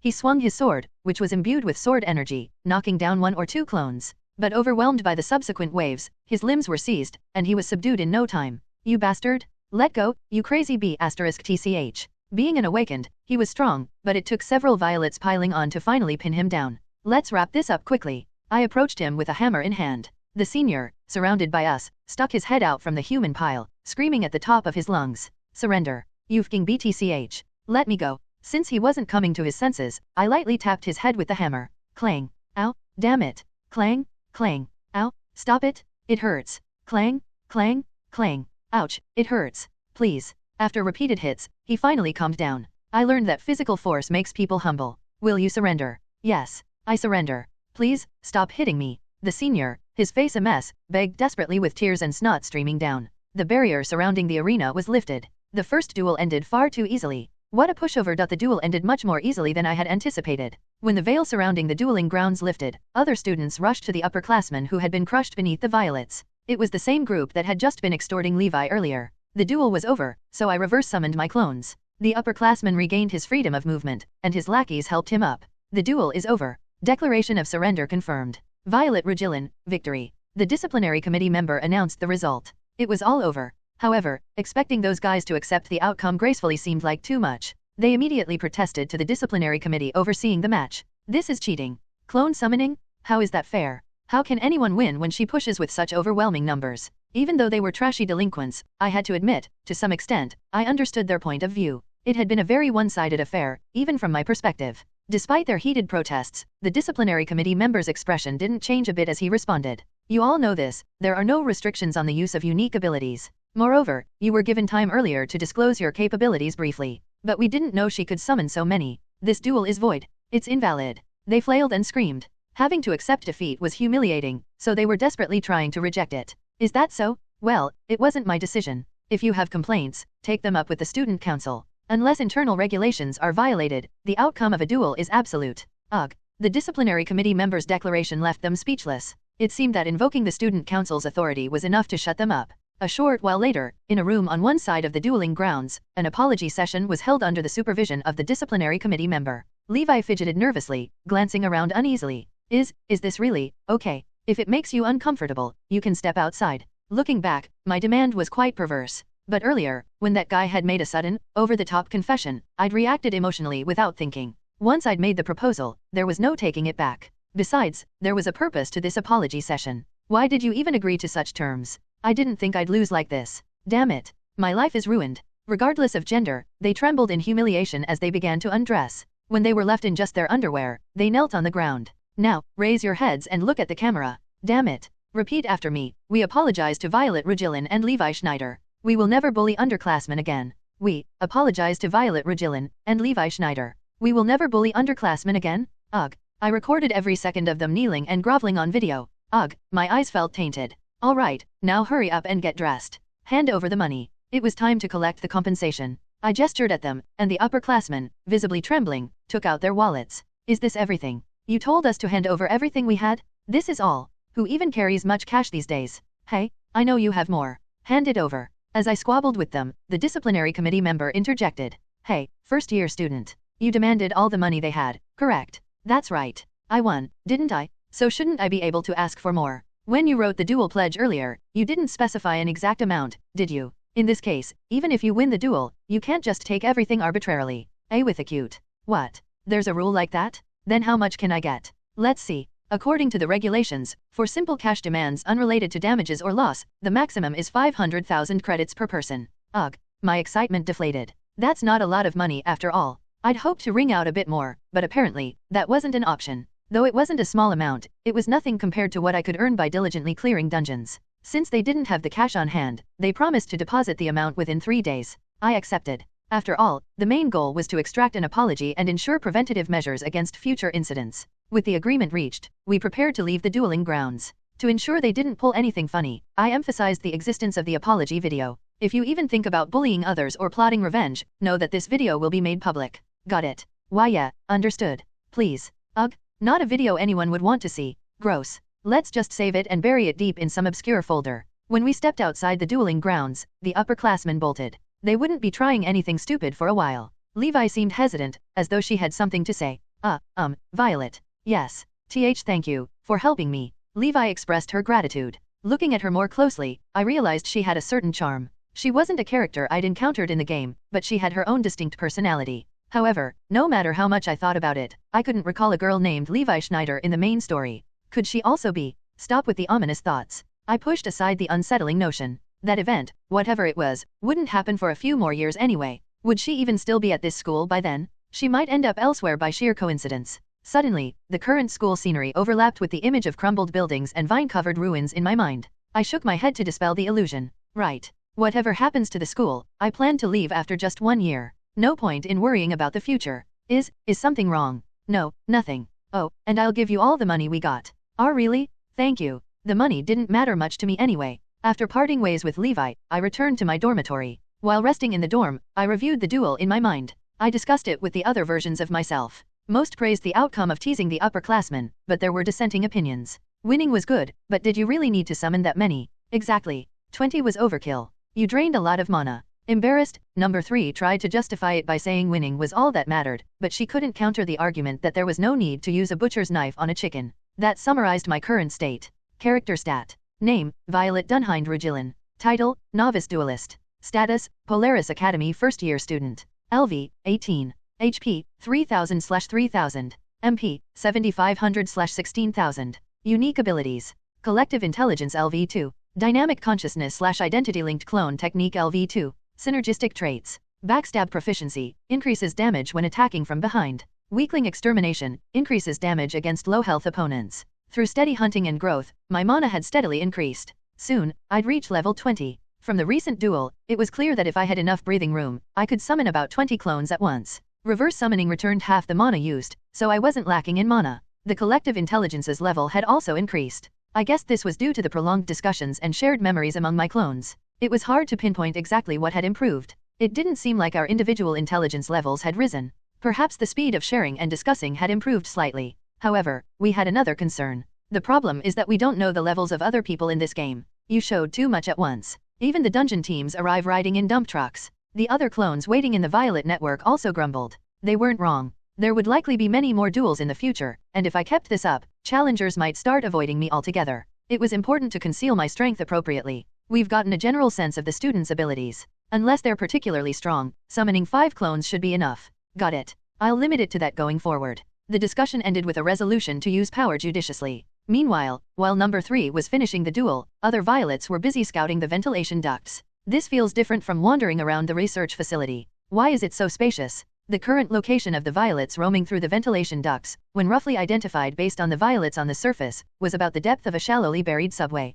The one that moved the farthest had gone a few hundred meters away from the suspicious building. The reason I could ascertain this was simple. I could intuitively sense the locations of other versions of myself. As the level of collective intelligence increased, the accuracy of this perception also improved. In the current state, I could pinpoint the locations more specifically based on the senses of other versions of me. It was a kind of navigation method that utilized shared consciousness and senses. Those resting, please find some information about this school's underground facilities. The Violets lounging in the central dormitory began flipping through books and documents. They scoured everything from printed materials to books and promotional brochures. Ah, I just found something. Soon, number 54 started explaining. According to the brief materials, this was what they found. The site where Polaris Integrated Academy was located had once been used as a military base during the dimensional invasion in the past. As a result, various large and small air raid shelters were constructed underground. From the illustrations, it looked like a mix between a catacomb and a Viet Cong tunnel. But now, it says they've all been sealed off for safety reasons. They must have expanded construction based on these foundations.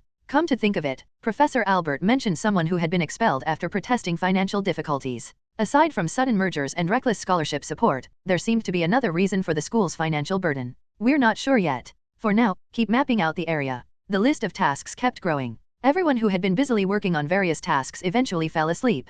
I found myself trapped in another nightmare. The reason I recognized it as a nightmare was simple. This lifeless space felt far too familiar. The scenarios were always different. Sometimes, ninjas would invade during a live internet broadcast, other times, monsters would chase me. Again. But this nightmare never disappeared. It burrowed into me like a parasite, tormenting and gnawing at me. I'm tired of it. I'm so tired. What kind of agony would visit me this time? This time, a one-eyed monster was chasing me. When it opened its mouth, a mountain of razor-sharp teeth was visible. Its bizarre foreclaw gleamed menacingly. I screamed and ran. Don't come near me, stay away. In reality, I could confidently confront threats with weapons, commanding forces like an army. We were always together. But in dreams, I was always alone. The other versions of me were likely experiencing this same dream right now. Even knowing it was a dream, we could only endure it. I ran until my lungs felt like they'd burst. I desperately wished it would stop chasing me. After running for a long time, I hid behind a wall and crouched down. Please, just go away. I held my breath and waited, but the wall crumbled. The monster grabbed me.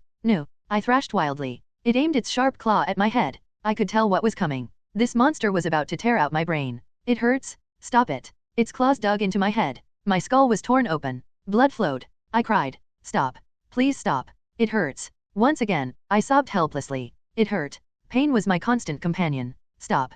Please let it end. Miss Regillin always suffers like this. What did she go through? Suddenly, the surroundings were filled with green light. Ah, I had forgotten. Nightmares always accompanied me. But at some point, their endings began to change. At the end of this pain, a warm light would envelop me and erase what tormented me. I don't know what kind of nightmare this is, but I hope you find peace. I also heard a concerned voice from somewhere. As I bathed in this warmth and light, it felt strangely familiar. It reminded me of childhood memories, of the comfort of a mother's embrace. It was warm. I soared toward the light. I rose. I slowly opened my eyes. Ugh. Number 5, whom I had been hugging as a substitute pillow, also woke up at the same time. Simultaneously, other versions of me in different areas also stirred awake. Judging by the faint light outside the window, it was dawn. There was about an hour left until wake-up time. What's going on? There's something strange about my head. But someone was stroking my head at this early hour. It was an odd sensation. When I slowly turned my head, I saw the hair of a woman with long, flowing locks. The situation sent chills down my spine. I was lying on the top bunk of a bunk bed. How could there be someone's head here? The Violet Network, activated by fear, performed high-speed calculations and reached a conclusion. A woman's head located on the top bunk. Her hair was white. The current time was dawn. That thing is. A ghost? Attack it. Violet, attack. I shouted and shoved the ghost's head hard. Kaya. The pale woman's head fell to the floor with a thud. The physical exorcism was effective. Justice prevails. We declared our victory. But something felt off. Suddenly, an eerie intuition crossed my mind. Was that scream I heard earlier really a ghost's? Ghosts can scream too. Okay, fine. But what about the thud when it fell? Do ghosts have mass? I'd heard of spiritual beings fixing their positions in the spatial coordinate system, but did they really interact with gravity? Sob. And more than that, can a ghost cry in pain? No, more importantly, the face I saw earlier, it looked incredibly familiar. Both of us peeked out from the bed. When we shone the flashlight of a smartphone onto the floor, I realized the magnitude of what I'd done. Lying on the floor below the bed, clutching the back of her head and wincing, was Daphne. Ouch, my head. Huh? It wasn't a ghost, it was Daphne. Miss Regillin, what was that all about? Daphne looked quite hurt. She had been hanging onto the top bunk and had fallen flat on her back. Did I really cause that? Are you okay? Miss Regillin, I was doomed. I am currently facing a troubling situation. I woke up at dawn to see a pale-haired woman, and I instinctively counterattacked. However, the ghost turned out to be Daphne. For some reason, she had been hanging from the second bunk of the bed, and when I pushed her, she toppled backward. By the time I understood the situation, I was sitting like a criminal, being scolded by a sulking Daphne. Why would you suddenly push me like that? I'm sorry, I thought you were a ghost and attacked. A ghost? Me. Fortunately, Daphne is also an awakened. Falling from the height of a second bunk bed hadn't resulted in any injuries or fractures. However, her emotional wound seemed significant. My usually easygoing roommate, who would laugh off anything even while snacking, was sulking for the first time. I was checking if you seemed unwell, and you just shoved me. Does that make sense? That's so mean. But you suddenly popped your head out in the middle of the night. It really looked like a ghost. Especially since your hair is silver. My clumsy excuse only made things worse. Daphne opened her mouth as if to say something, then closed it, lowering her head with a dejected expression. I guess I was wrong, too. I'm sorry for startling you. I just wanted to help. Her voice trailed off, and she looked like she felt wronged. Her beautiful blue eyes, glowing faintly, held a touch of sorrow. What do I do? She seems disappointed. This is our fault. Let's apologize. I was wrong. I'm sorry. I won't push you next time. I spent the next 5 minutes earnestly apologizing to Daphne and managed to earn her forgiveness. I apologize again. If I see anything that looks like you, I'll talk first next time. No, it's okay. Thinking about it, it makes sense. If someone unknown touched my head at night, I'd probably freak out too. She laughed awkwardly, seeming a little embarrassed. I should be more careful next time. If I had reacted more recklessly, I might have drawn my weapon. By the way, there was one thing I was curious about. But Daphne, why were you on the top bunk? She calmly began to explain. Actually, she told me that I often groaned and tossed around in bed at night. In the first week, it was occasional, but it had become more frequent after the second week. Rainoi. At first, I thought it was just sleep talking. She opened her palm, and a gentle greenish light of magic glowed from it. One day, you looked so distressed lying in bed that I decided to use my unique ability. I thought I'd tell you directly about your condition later, but things turned out like this. Every night, Was it really that bad? You wouldn't know since you were asleep. Does anything come to mind? Just earlier, you were crying out in pain in your sleep.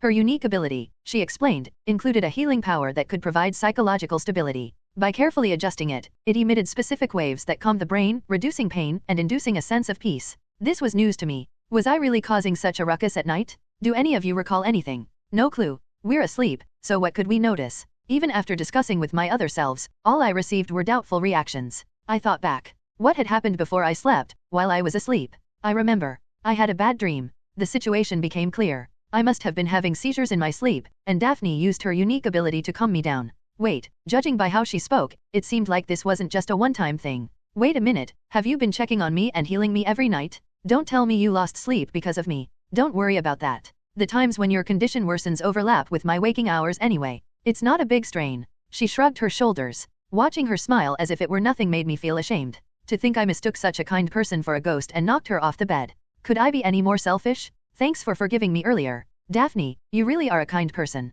A kind person. She seemed to hesitate for a moment at the last part of my sentence. I'm not that kind of person. What do you mean? You lost sleep because of me. Well, I just can't stand seeing people around me suffer or in pain. Her sudden self-deprecating comment left me unsure of what to say, and I sat there awkwardly. Perhaps sensing my discomfort, Daphne changed the subject. Did I say something strange? I must have been reminded of the past for a moment. Anyway, may I ask you a sensitive question? As long as it's not too strange, I'll try to answer. Alright, then. Rugilin, have you ever experienced something bad in the past? Something bad? What do you mean? She began explaining with a serious expression. Caught off guard by her use of psychological and medical jargon, I struggled to keep up. In summary, this was what she meant. I'm not a professional doctor, but I've seen similar cases before. What you're experiencing resembles symptoms of PTSD. PTSD? Isn't that something war veterans suffer from? At my question, she shook her head. PTSD can affect anyone. Anyone who has experienced something traumatic can suffer from it. Something traumatic from the past? I don't think so. Let me think about it. I fell deep into thought. Like flipping through an old elementary school diary, I sorted through my memories. There was the time I spent at the research institute. Memories of being harassed by that mean ponytail researcher or electrocuted by that slicked-back bastard came to mind. More recently, I had experiences in the dungeon where my head exploded or limbs were severed. But were those events really that hard to endure? Now, they've faded into a that happened level of insignificance. Besides, I dealt with the culprits myself. So, what could the problem be? Could it be something from even earlier? The moment I tried to think, a headache began to build. I couldn't remember. It felt like someone had deliberately cut off parts of my memory. A bright light, a mask. I was lying down, unable to move, and then, someone approached. My head. It hurt. Ugh. Are you okay? I clutched my head and shook it side to side. The world spun around me. When I stood, my body staggered, and I suddenly found myself short of breath, cold sweat pouring from me. As I nearly collapsed, Daphne caught and held me close. Enveloped in her soft, warm embrace, my breathing began to calm. Once again, a healing wave enveloped my head. Only when a gentle hand stroked my hair did I manage to catch my breath. Hyuk. I'm sorry, it's all because of me. It's not Daphne's fault. Once again, a healing wave wrapped around my head. Only when a tender touch brushed my hair was I able to calm my breathing. Just stay with me a little longer. Daphne silently patted me on the back. I didn't want to think anymore. I just closed my eyes and leaned into her embrace for a moment. When my emotions settled, I was finally able to sit back down with her support. How about going to the hospital, just once? The hospital? No way. The word hospital triggered an automatic and intense reaction in my body. For some reason, the mere mention of it felt unsettling. Alright. If you don't want to, I can't force you. But if it gets worse, you have to promise to seek help. Okay. She kept emphasizing the severity of the situation with a serious expression. Maybe I should actually schedule a session with a therapist someday. I'd never gone even before this possession. It might be worth trying now. My head throbbed again. Could you use the healing wave on me again? My head hurts. Alright. Then lie down here for a moment. I lay down with Daphne's lap serving as my pillow. Once more, her soft hand covered my forehead, and a warm wave enveloped my head. It was as refreshing as a spring breeze and as soothing as sunlight. When I opened my eyes, I was greeted by a large, soft curve blocking my view. As always, I noticed that Daphne's chest was larger than mine. How her slim, delicate body managed to coexist with such fullness was beyond me. As my pain and anxiety faded, a random thought crossed my mind. With a figure like hers, wouldn't it feel warmer and cozier to cuddle with her while sleeping? I wondered what it would feel like to hold Daphne tightly as I drifted off. Would it be incredibly comfortable? Sensing something amiss, Daphne's gaze shifted toward me. You seem to be having an amusing thought. Can I hear it? Huh? It's nothing. It's not something weird, is it? Ihihi. I decided not to tell her. Enough strange thoughts for now. When the central district began gleaming under the early morning sun, number 58 sought out Kalia. Oh, Violet. Which number are you? Never mind. There are so many of you. Is that submerged card issue still unresolved? No, I came to check on something else. Ask quickly. I'm busy. Before heading to school, number 58 asked Kalia if anything unusual had happened while staying at the Brotherhood's quarters. Unusual? No, nothing like that. Oh, there was one thing. What was it? I didn't mention it because I thought it might embarrass you, but during the first few nights after you escaped the lab, we often heard crying from your bedroom. It was odd, but it gradually stopped after a few weeks. Everyone was worried back then. Why are you suddenly asking about this? It's nothing. Thanks for telling me. I gave a vague reply. Kalia scrutinized me for a moment before making a blunt remark. Hey, Violet. Are you doing okay lately? There's nothing wrong. Why? She bent slightly to meet me at eye level. Her calm emerald eyes studied me closely. Are you really sure? It's good that you've been keeping busy with deliveries and searches, but you don't look well. I'm just tired. A good rest will fix everything. It's not that kind of thing. Even the others. Never mind. If you say you're fine, I'll drop it. As she turned to leave, Kalia looked back, her tone laced with concern. Later, if things get tough or overwhelming, come find me. Don't make me come to you. Got it. Got it. Number 58 walked off briskly, disappearing into the alleyways. That afternoon, during a brief moment of free time, we discussed our condition. Kalia is right. Except for the first few days, I haven't had any nightmares. But they seem to be increasing lately. The second week? What happened back then? That's when we started increasing the number of clones and actively engaging in activities. Could the rising number of clones be connected to the frequency of nightmares? Someone suggested that our bad memories might amplify with the number of clones, but nothing was certain. However, we identified one common thread. We realized there was something we didn't know. We had forgotten something important. Every time we tried to recall it, enduring headaches and dizziness, an empty sensation filled our minds. It feels like we forgot something. Yeah, something really important. It's like forgetting the password to a door. What could it be? It felt as though someone had carved out a part of our memory, leaving a blank space. Well, maybe we'll remember someday. I brushed it off lightly and headed to the meeting place. Sitting on a secluded bench, I waited until Irene appeared. You're early. I heard you won your duel. Yeah, it was no big deal. So, what is it you wanted to say? Today, Irene seemed even more confident than usual. I'm going to challenge the freshman council soon. I finished preparing faster than I expected. I knew it. Irene was bound to take action. Maybe this ridiculous control could end sooner than expected. 3 people stood facing each other in the dueling arena. Unusually, the size of the arena within the Veil was larger than the actual space of the building. This was because the arena within the Veil functioned as a sort of virtual reality, allowing the interior to be adjusted more spaciously than the exterior. The tense standoff, fragile as thin ice, lasted only a minute. The girl with purple hair, who had roughly assessed her opponents, aimed her vertically upright spear at them. In the blink of an eye, she sprung forward like a compressed spring. She moved across the hard-tiled floor as if flying. Her hair rippled like waves with each step. She charged, holding the spear, longer than her height, upright in front of her. The momentum of her rush resembled a battering ram striking a fortress gate. 2 opponents stood before her. To the left, a female student held a crossbow with a drum magazine attached. Slightly ahead to the right, a male student armed with a rapier and wearing gloves engraved with peculiar patterns stood on alert. Eat this. The male student raised his left hand, causing the patterns on the gloves to light up.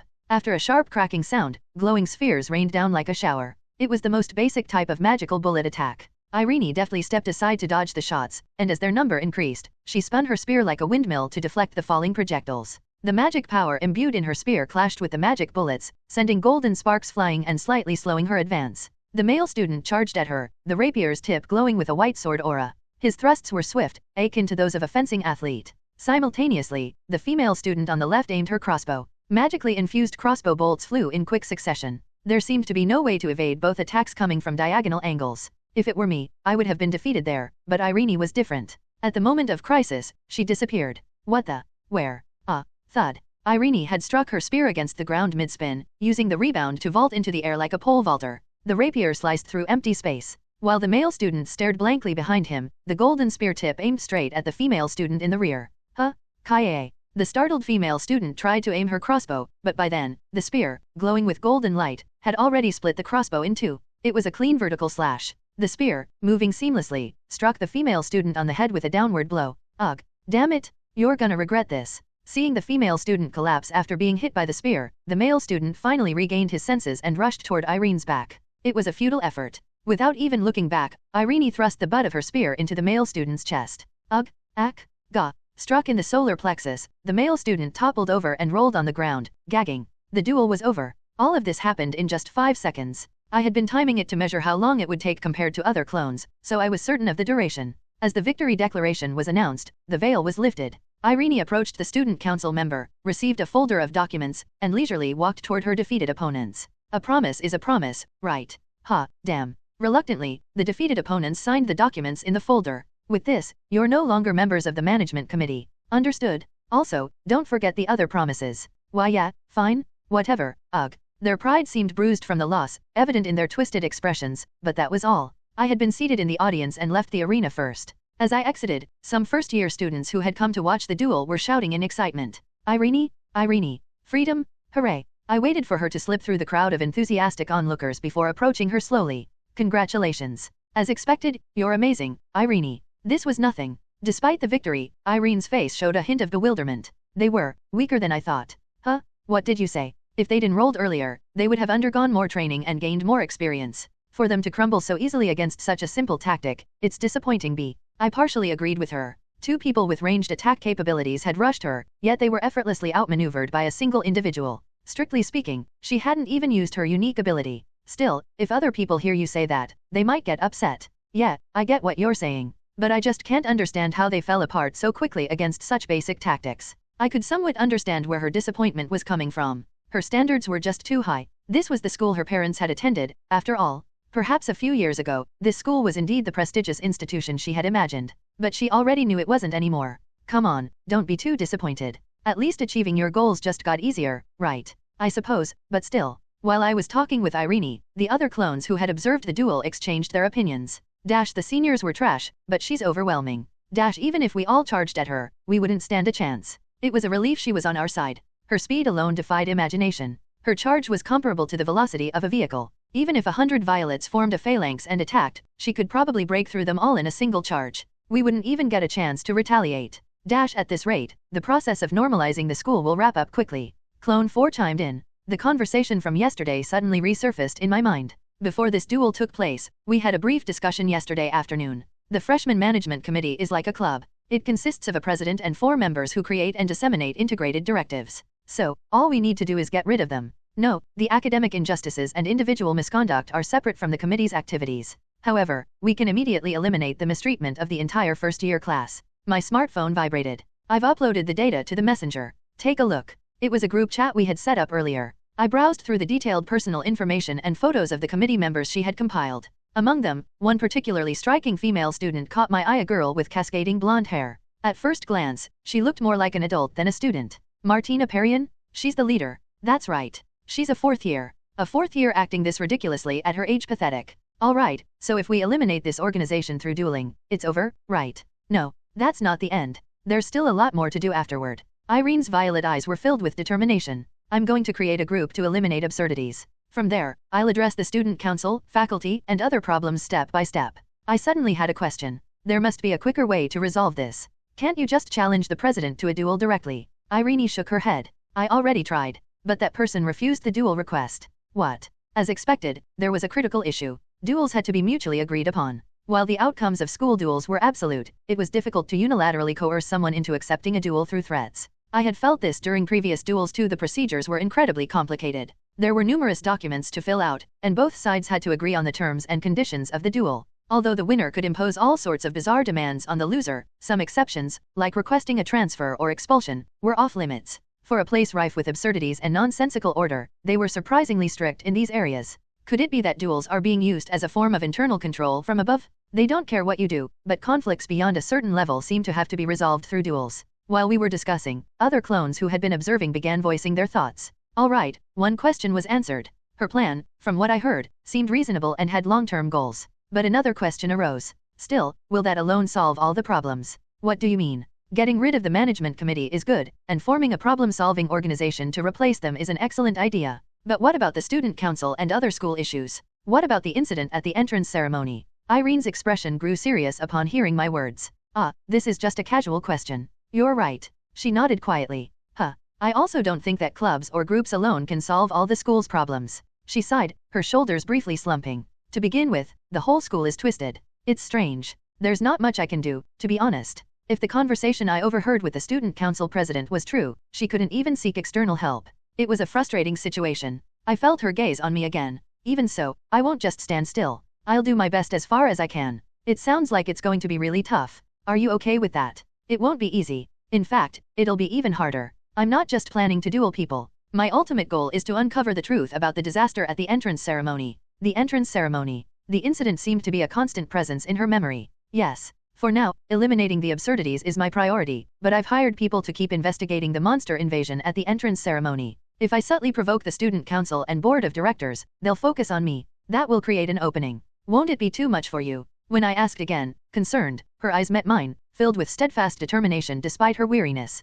It will be difficult. But someone has to do it. Someone has to stand up and protest against this injustice. It's probably what the other graduates of this school and our parents would want. Her calm demeanor carried a quiet resilience. It struck me as reckless but admirable. Considering her capabilities, she could have just transferred schools. Choosing to stay in this mess and voluntarily take on such arduous tasks was no easy feat. That's why I want to restore this school to normalcy and uncover the truth. Because it's the right thing to do. I wasn't sure if it was possible, but I didn't want to argue with her. I didn't know why she decided to take such a stance. But it wasn't a bad cause. That was enough for me. Since the mood had become overly serious, we managed to steer the conversation back to the main topic. Anyway, for now, the solution is to incapacitate the group's activities. They can't do anything alone. That's right. If we keep the pressure on, that person will have no choice but to act. If they keep avoiding duels, I'll take down everyone related to the management committee through duels. If the head hides, she plans to cut off all the organization's limbs. It didn't seem like a bad approach for now. By applying enough pressure, they would eventually be forced out.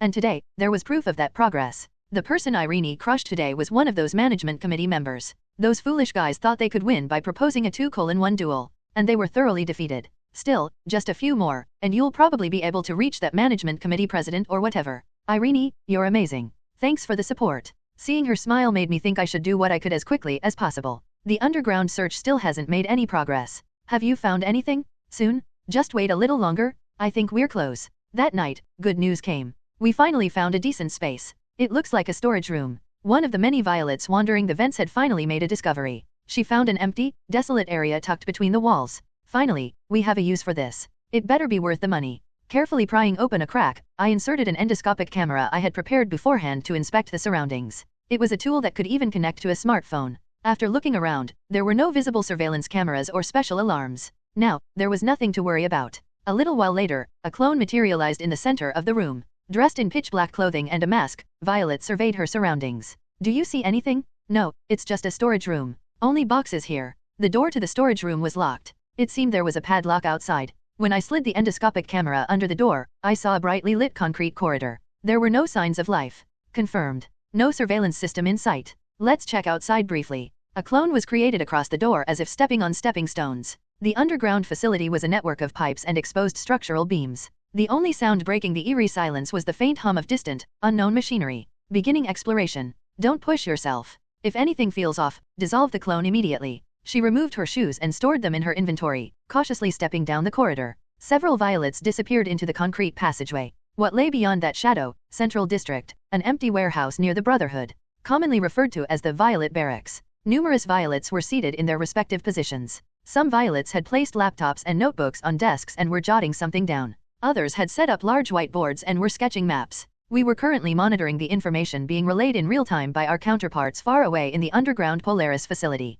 The facility was vast and complex, so we established a temporary command post for efficient exploration. It might look shabby, but everyone was fulfilling their roles well. At the center of the headquarters, Number 1, sitting cross-legged on a worn-out armchair, was issuing various instructions. All right, everyone, move calmly. For now, we're just surveying briefly, so don't do anything too conspicuous. Number 67, who was scribbling movement roots on the chalkboard, glanced at Number 1 waving their hands theatrically like an orchestra conductor and grumbled. TCH. Anyone would think you're the leader. Sure, you're Number 1, but we're all equals here. Number 1, who had been busy directing, paused for a moment, then stuck out their tongue teasingly at Number 67. Yeah, I'm not a leader. I'm like a monarch in a constitutional monarchy. Just like the British royal family, I'm the first, after all. Ugh. As Number 1 basked in smugness, Number 2, who had been placing paper cups and drinks on the table, interjected sharply. British royal family? Don't forget, you don't even have the authority or prestige of the Japanese emperor. Startled, Number 1 shouted back. I'm not that powerless.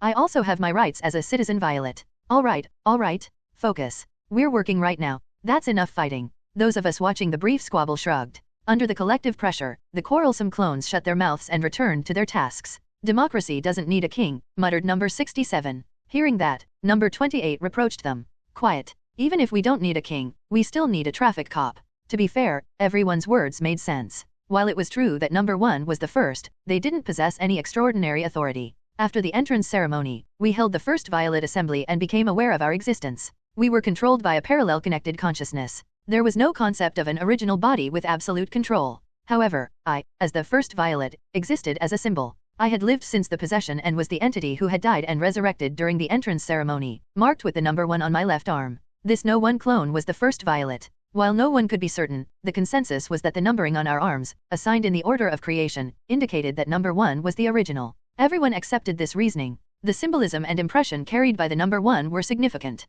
However, symbolism was just that, a symbol. The number 1 clone held no special authority. Thus, the authority I, number 1, possessed was nothing more than an intangible emblem. Anyway, since everyone thought of themselves as Violet, even this symbol had long since faded. Let's consider memory, consciousness, and self, and control over clones as 3 elements akin to political power or sovereignty. The earlier Violet was an absolute monarch monopolizing political power. The other clones merely obeyed orders and, even if they had consciousness and a sense of self, they were ultimately subordinate to the original. However, everything changed when the absolute monarch was crushed under an outdoor unit and revived as the first numbered clone. Each of us gained our own sense of self and began to share memories with one another. Additionally, we could independently control our physical bodies and wield equal ether manipulation abilities for generating or regenerating clones. The original Violet, who had once been the first, became just another number 1 Violet. To draw a parallel, it was like a monarch stepping down and becoming a citizen of a democratic republic. They might have voting rights, but that was it. Every Violet became a direct democrat who could freely elect or restrict one another. The Violets had advanced quite deeply into the facility. The corridors twisted like a labyrinth. So far, we hadn't encountered a single person or even a bug. Has anyone found anything? A lot. Let's review the action cam footage later. Each of our heads bore a small action camera as we scouted the underground facility. Though the Violet network allowed us to receive real-time visuals and information from deployed clones, we attached these cameras to ensure we didn't miss anything during post-mission reviews. Of course, buying electronic equipment for exploration had cost us a lot of money. I know it's necessary, but it feels like such a waste of money. There's no other way. Replicating electronics makes them malfunction. Unfortunately, our unique ability was ineffective on certain complex objects. Either the replicated item wouldn't work at all, displayed a blank white screen, or endlessly vibrated without function. Number 12, who was on guard near the barracks entrance, fiddled with a second-hand 10-shot crossbow we had purchased. Their fingers slid over the black fiberglass frame. This replicate's fine, though. Maybe the issue lies with semiconductors or batteries. Right, since ether has properties that disrupt or block electromagnetic waves. While the exact cause was speculative, it wasn't an urgent issue as long as money could address it. It was something time would resolve. As we navigated the corridors, the surroundings grew increasingly intricate. The number of pipes attached to the walls and ceiling increased, as did the lighting. There were more metal structures supporting the ceiling. Judging by signs like no smoking and fire hazard, it appeared to be a passage frequently used by people. Occasionally, as we moved through the corridors, we found storerooms or unused rooms. Someone's here? Hide. As number 27, the clone who had advanced the furthest, turned a corner, they immediately withdrew in alarm. Beyond the corridor, they saw people bustling back and forth. Despite only being separated by a few meters, the atmosphere of the space was completely different. Number 27 bent the tip of an endoscope camera and carefully peeked it over the wall. We all held our breath as we observed the scene displayed on our smartphone screens. The first thing that came into view was a wide space with a high ceiling. It was at least 4 or 5 meters tall, covered with metal panels forming an arched roof. Below it, aluminum platforms were scattered, with steel staircases extending down. It seemed to be a makeshift workspace. Several individuals in white lab coats moved about up and down. White lab coats. Our heads throbbed momentarily. Number 1 quickly calmed everyone down. All right, everyone, take deep breaths. This isn't the Laplaxia Research Institute. Calm down, okay, ugh. As we slowly composed ourselves, our condition improved. We resumed our observation. Below the bright lights of the expansive area, large and small machines were lined up. Thick cables connected to the machines were neatly laid out on the floor. Several large transparent boards were marked with complex equations written in white markers. On some boards, various shapes and colors of magic circles were drawn on large sheets of paper, attached here and there. Nearby, researchers were examining multiple monitors, their screens displaying graphs and various numerical data changing in real time. On one side, a researcher was inserting electrodes into a small piece of gray matter inside a transparent glass container. These people are working this late, huh? Do you think they're getting overtime pay? But what caught our attention the most was one particular detail. When the camera panned slightly to the left, we saw a large pipe extending in a curve from one end of the facility to the other. Is this a sewage treatment facility? It looks more complicated than that. And it doesn't smell. A large metallic pipe stood at the height of an adult man's chest. Its endless length gave the impression of a massive bow. Judging by how its end disappeared beyond the tunnel, it seemed to be even larger than what could be seen. Look at this. I found the same pipe too. At that moment, number 49, who had been wandering through the underground facility, also discovered the pipe.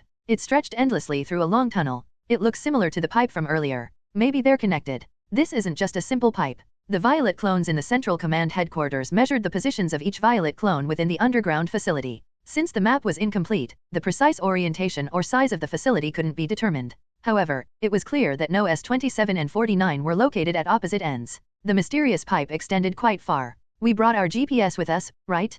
Can't we calculate based on that? We can't get a signal from your side. Probably because we're underground. While looking around, number 49 spotted a well-dressed gentleman draped in a cape. He had long, ash-gray hair tied behind him. Behind him was a young man with a similarly colored head of hair, someone vaguely familiar. It's the chairman. The student council president is here too. It was the second time seeing the chairman in person. As the two descended the stairs, researchers who had been working below hurriedly ran over and lined up in a row. Shortly afterward, an elderly researcher stepped forward to greet them. The chairman said something and casually gestured with his right hand. Only then did the lined-up researchers disperse back to their original positions. The elderly researcher remained, continuing his conversation with the chairman. From the looks of it, he seemed to be the person in charge of this place. They're talking, but I can't hear from here. Did you swap your listening device for candy? Take it out already. Number 49 retrieved a long, black device from their inventory. It resembled the endoscope used earlier, but this one had a dish-shaped antenna attached to the tip of its microphone. It was an unusual design compared to the typical gun-shaped listening devices.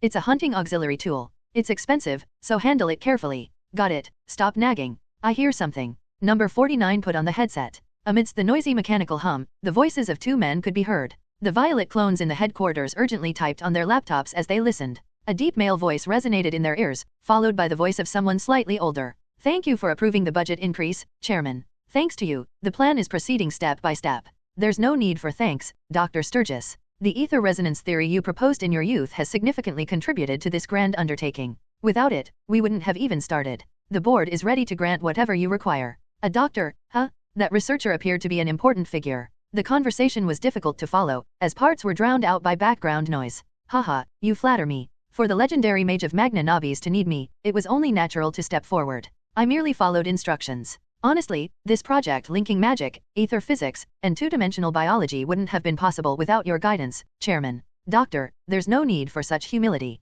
Exceptional individuals deserve exceptional treatment. If there's anything else you need, do let me know. If that's the case, to ensure the project progresses as scheduled, we'll need more research personnel. There's no need to report such matters in detail. I'll leave that to your discretion. The trivial conversation between the chairman and the doctor ended quickly. The Violet clones watched through their smartphones as the doctor returned to his station. So far, they hadn't gleaned much significant information. The chairman and the student council president were seen leisurely inspecting the facility. Is that all? No? Keep listening? Can't you hear something? Seeing the chairman and the student council president standing together, they almost seemed like brothers. The chairman was known to be quite old, but he appeared youthful. It was said that powerful awakeners could delay aging. Crocell, did you see? The plan is proceeding smoothly. What's your take? Chairman, I have nothing more to add. At this rate, the project should. By the way, I've heard there's been a minor issue lately. Among the newly admitted students. That seems to have been an oversight by the administrative office and the admissions department. How they approved the daughter of the Spearman of Radiance. It's too late to expel her now,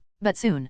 Crocell. The chairman cut off the student council president. It was just one word, but the intensity in his tone was palpable even through the headset. On the transmitted screen, the chairman's cold gaze made the student council president bow his head in silence. Do you know how many resources the council expends on internal controls? In the past few years alone, we've put considerable effort into silencing the stray voices leaking outside, and the cost of dealing with that impudent girl's unpredictable actions, alone. I'm sorry. Do you think an apology resolves this? Crocell, you've always been like this, committing unnecessary acts in the name of loyalty. At this year's entrance ceremony, why did you do it? I was trying to prevent the admission of low-level recruits who don't meet the plan's criteria. Child. I gave you the authority to discern gems from stones, not to destroy the gems. I'm not chastising you over the deaths, it's the excessive number of casualties. There were other ways to handle it. I'll be more careful. I understand your intentions. But from now on, don't let personal emotions influence your work. I trust you. Their voices were drowned out by noise as the conversation continued. A short while later, the two ascended the stairs and disappeared. Perhaps there was another exit. Even after the chairman and student council president left, the Violet clones patrolled the research lab for hours but couldn't gather any definitive information. They reabsorbed their clones and retrieved the recorded data. Before dawn, they held a brief discussion. Listening and watching isn't enough. Then what should we do? steal some documents. Number 1, who had been resting her chin on her hand, suddenly raised her head. I've got a good idea. What is it? Before number 1 could speak, an idea shot through the network, piercing the minds of all the violets. Everyone's eyes widened simultaneously, like lit lanterns. Sometimes, this was inconvenient. Whether spoken aloud or thought silently, any opinion would instantly be grasped by the others. It lacked dramatic flair. Still, the reaction this time wasn't bad. Everyone was so shocked their thoughts froze. Watching their reactions, I, number 1, smirked in satisfaction. I prided myself on having a truly wicked grin. Standing before the speechless group, I, number 1, declared, "Let's kidnap a researcher." The next morning, I woke up after a short sleep and reviewed the plan number 1 had mentioned. I don't know what kind of research they're conducting, but it's definitely suspicious. Yeah. After reviewing the recorded audio, it's clear they intentionally caused that chaos during the entrance ceremony. And those guys have built a massive facility under the school. These were undoubtedly the culprits who created the ruins of the school scene in the main story 5 years later. Are they trying to summon demons or something? Idiot. There are no demons in the Deep Crimson Academia. How about top-tier beasts or high-ranking ruling species from another dimension? They're similar. They can't come here because of the ether concentration issue, not because human souls are missing. The genre of this game was a mix of sci-fi and fantasy. There was no occult atmosphere, so there must be a more scientific and plausible explanation. Finding that explanation was our goal. Let's swipe a thesis or maybe a computer. Rejected. If something intact disappears, they'll suspect an internal infiltrator. Security will tighten. And here's the most critical problem. Who among us knows this world's science or academia? Can anyone interpret the materials if we look at them? We only know the setting. Don't delude yourself. No 2's point was valid. Let's assume we know that mixing lead and copper and baking them produces a remarkable metal. Knowing that fact and actually making it are two different things. Even if we employed collective intelligence to understand a thesis, we couldn't fully grasp the entire process of their project. Capturing someone and figuring out what they're doing is the most certain method. It's quick and efficient. After all, the human brain was the best storage device, soft and vulnerable enough to be exploited. Then who do we kidnap? First of all, not that doctor. Everyone agreed on this. Judging by his meetings and demeanor with the chairman, he was clearly a key figure. If we harmed someone like him, the board or, at worst, one of the 4 major clans connected to the chairman might intervene. If that happened, it would be over for us. While we wouldn't fear for our lives, we'd have to give up on a comfortable life. We might even need to buy a ticket out of Ruslam. Yes. It would be like trying to sabotage the Manhattan Project by assassinating Oppenheimer. Even then, it's uncertain if that mysterious plan would actually be halted. Can't we just set the lab on fire? We've got enough fuel ready. Destroy it without even knowing what it is. It's an underground facility. If we set it on fire, everyone inside will suffocate. Rejected. There might be other ventilation or fire suppression systems we don't know about. And what if the people inside are innocent? They could just be graduate students following orders.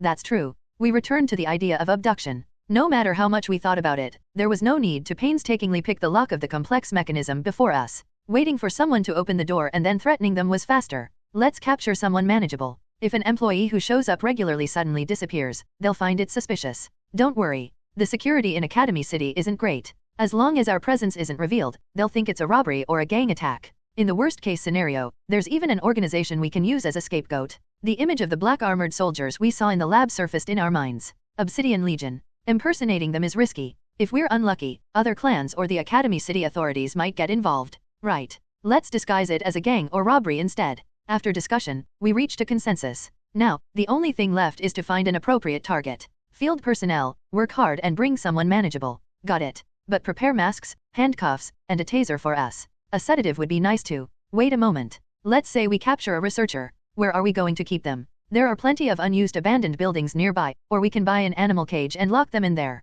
That's a great idea. Everyone clapped in satisfaction. The discussion concluded smoothly. Everyone stood up and went back to their tasks. Finally, number 1 handed over to number 2 and went to sleep. Only the clones on duty remained in the temporary command headquarters. What's the situation on the dungeon side? Going well. Casualties have decreased to an astonishing level. While it's not easy to imbue magic into arrows, they're sufficient to pierce those things' hides. Saying that, number 67 turned her head. A mountain of Scrax corpses piled high in front of her, with violets working amidst the heap. These were the results of a crossbow barrage launched by the violets under the protection of a defensive formation in the recent battle. There's so many of them. Aren't these things asexual? No matter how many we kill, they keep coming. The more I looked, the more amazing it seemed. Not just us, but hundreds of hunters entered Novastia daily, grinding the creatures into powder to produce Ethereum raw materials. Yet, these beasts kept pouring out as if they were mass-produced in a factory. Although the dungeon's size rivaled that of a city, its barren landscape offered nothing edible. The violets in the dungeon irritably removed crossbow bolts deeply embedded in the carcasses.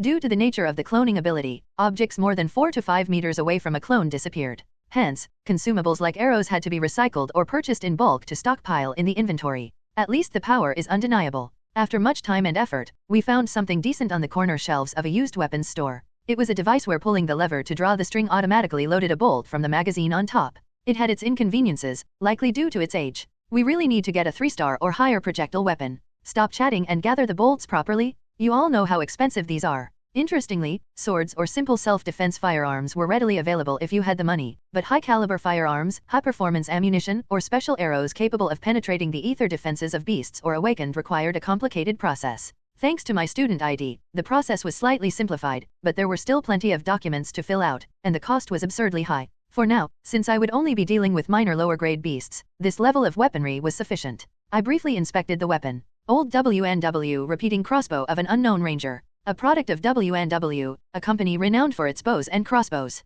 It's a 10-shot repeating crossbow with a simple lever pull reloading mechanism. The bowstring area was stiff from prolonged use. No one would ever know how this weapon, soaked with the sweat and blood of an unnamed man, ended up in a second-hand shop on the outskirts. As I read the brief narrative displayed on the status window, I inadvertently frowned. The fate of the original owner was all too obvious. While I was engrossed in work, Violet, who was on lookout at the perimeter, noticed unusual movement. A clone urgently sent a warning. Beast? Prepare for battle. Each of us pulled out a weapon and aimed it at the figure. Something human-sized and writhing was approaching us. It wasn't particularly large for a Scrax, nor was it a felinate. Perhaps a growler? No, it was smaller than that. This was a beast I had never seen before. Ugh. Soon, its nature became apparent. Eyes filled with only whites, a body covered in various scars, skin so pale it was tinged blue it was a ghoul. The creature spotted us and staggered toward us at a run. Should I shoot? It's just a small fry, don't waste an arrow. Violet, armed with a spear, approached it. A strike to the thigh, one to the abdomen, and another to the chest. The creature fell without having a chance to resist, its dark blood pooling on the ground. Poor thing. Which clan do you think it belonged to? We cautiously examined the corpse. Judging by its clothing, there's no badge or emblem indicating clan membership. Looks like it was alone. Probably let its guard down since there were only low-level beasts around. Based on its gear, it only had a sword and a water bottle. Oh, and a chocolate bar wrapper in its pocket. Must have been a rookie. Those who entered a dungeon looking so ill-equipped were usually either novices or impoverished. In addition to the wounds we inflicted, there were large and small injuries concentrated on its neck, back, and head. The cause of death was obvious. It likely managed to take down 1 or 2 Scrax, ventured deeper, and got cornered in an alley by a pack. A scenario we had struggled with ourselves. Considering it turned into a ghoul, it must not have been completely dead. Somehow, it managed to escape.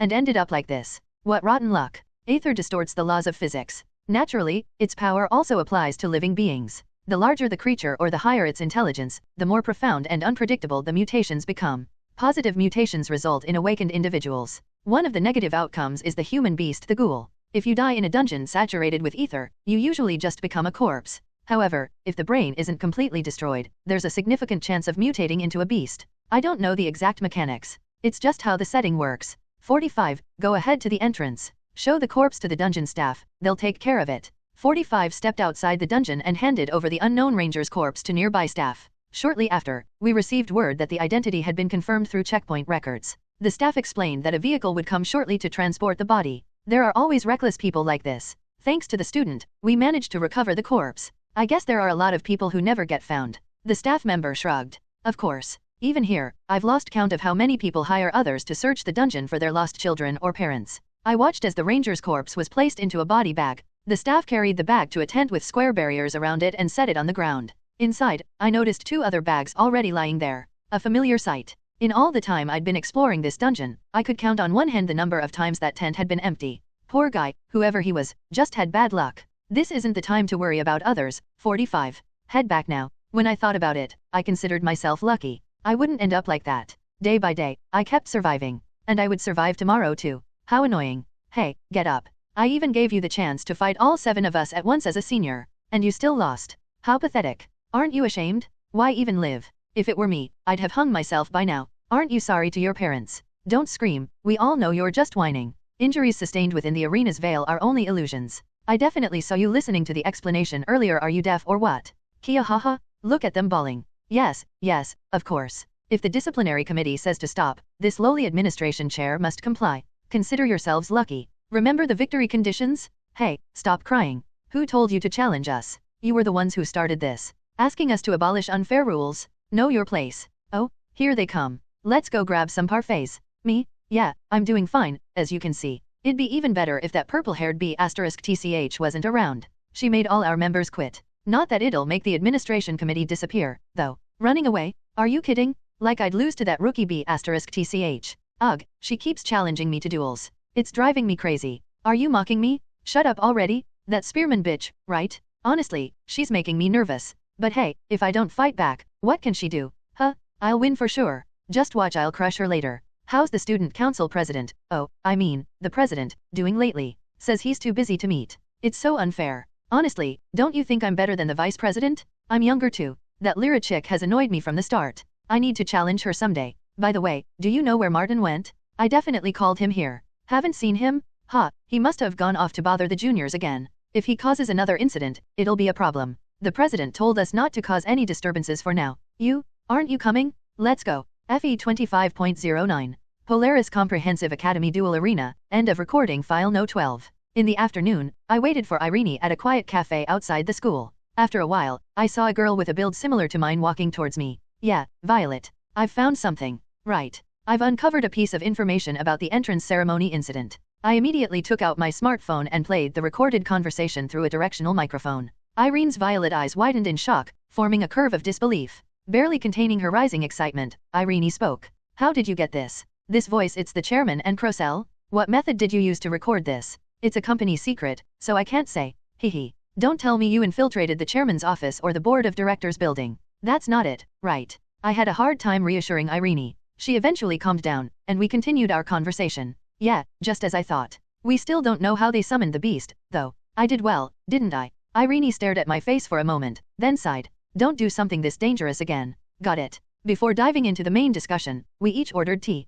Irene ordered black tea, while I opted for milk tea topped with whipped cream and various garnishes. The teas were served shortly. I took a sip, and the warm, sweet flavor spread through my mouth. Isn't it too sweet? Drinking it like that will ruin the tea's fragrance. Try it, Irene. It's really good. Irene vehemently rejected my suggestion. She must dislike sweet things. With some sugar in my system, I felt relaxed. Now it seemed easier to carry on with the discussion. They used the phrase separating the wheat from the chaff. What do you think that means? They probably have their own set of standards for what this school needs. We put our heads together and exchanged ideas, but no clear answers emerged. Why don't we just release this recording to the media and online, and report it to investigative authorities or the Oversight Bureau? A counter-argument came immediately. That's impossible. Even our last report was dismissed as a mere accident, and it didn't make it into a single news article. This unidentified recording? Yes. It's useless. They'll claim it's fabricated. Eventually, the evidence itself might disappear. Irene's reasoning made sense. Even on Earth, politicians or corporate moguls rarely crumbled over recordings or minor evidence.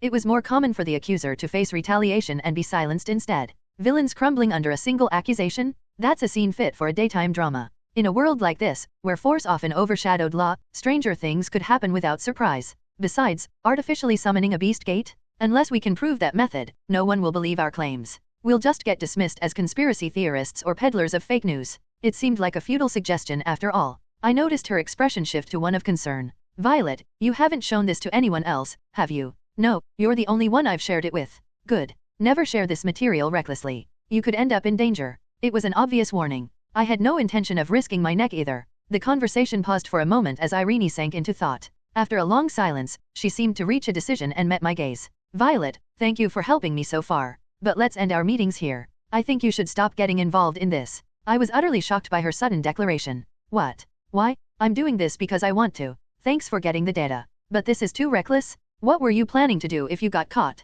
More importantly, Violet, you're a student. You're a student too. I'm in a better position. I have my parents' reputation, and I can receive the protection of the Helios clan. But Violet, what about you? I can't promise to protect you too. What if there's a way to avoid danger? A way to avoid danger? Oh no, don't tell me. I called her to an unpopulated area inside the building and summoned a clone. Ta-da. Oh, your unique ability. Wait, your clone can be controlled remotely. Yep, my clone is a bit special. Irene's face finally brightened a little. You should have explained it. I thought you had sneaked into some building on your own. Like when you eavesdropped on the student council president the other day, crawling on the floor. Oh, right. I forgot to explain. Sigh. She looked at me with a pitiful expression for some reason. Why? I felt slightly wronged. Once again, don't overdo it. I appreciate your help, but I'm already hiring people to look into things myself. You don't have to help. Your intentions are enough. Don't worry. After exchanging some minor conversations, we quietly parted ways. Before we did, Irene said something to me. Oh, right, Violet. I heard a rumor.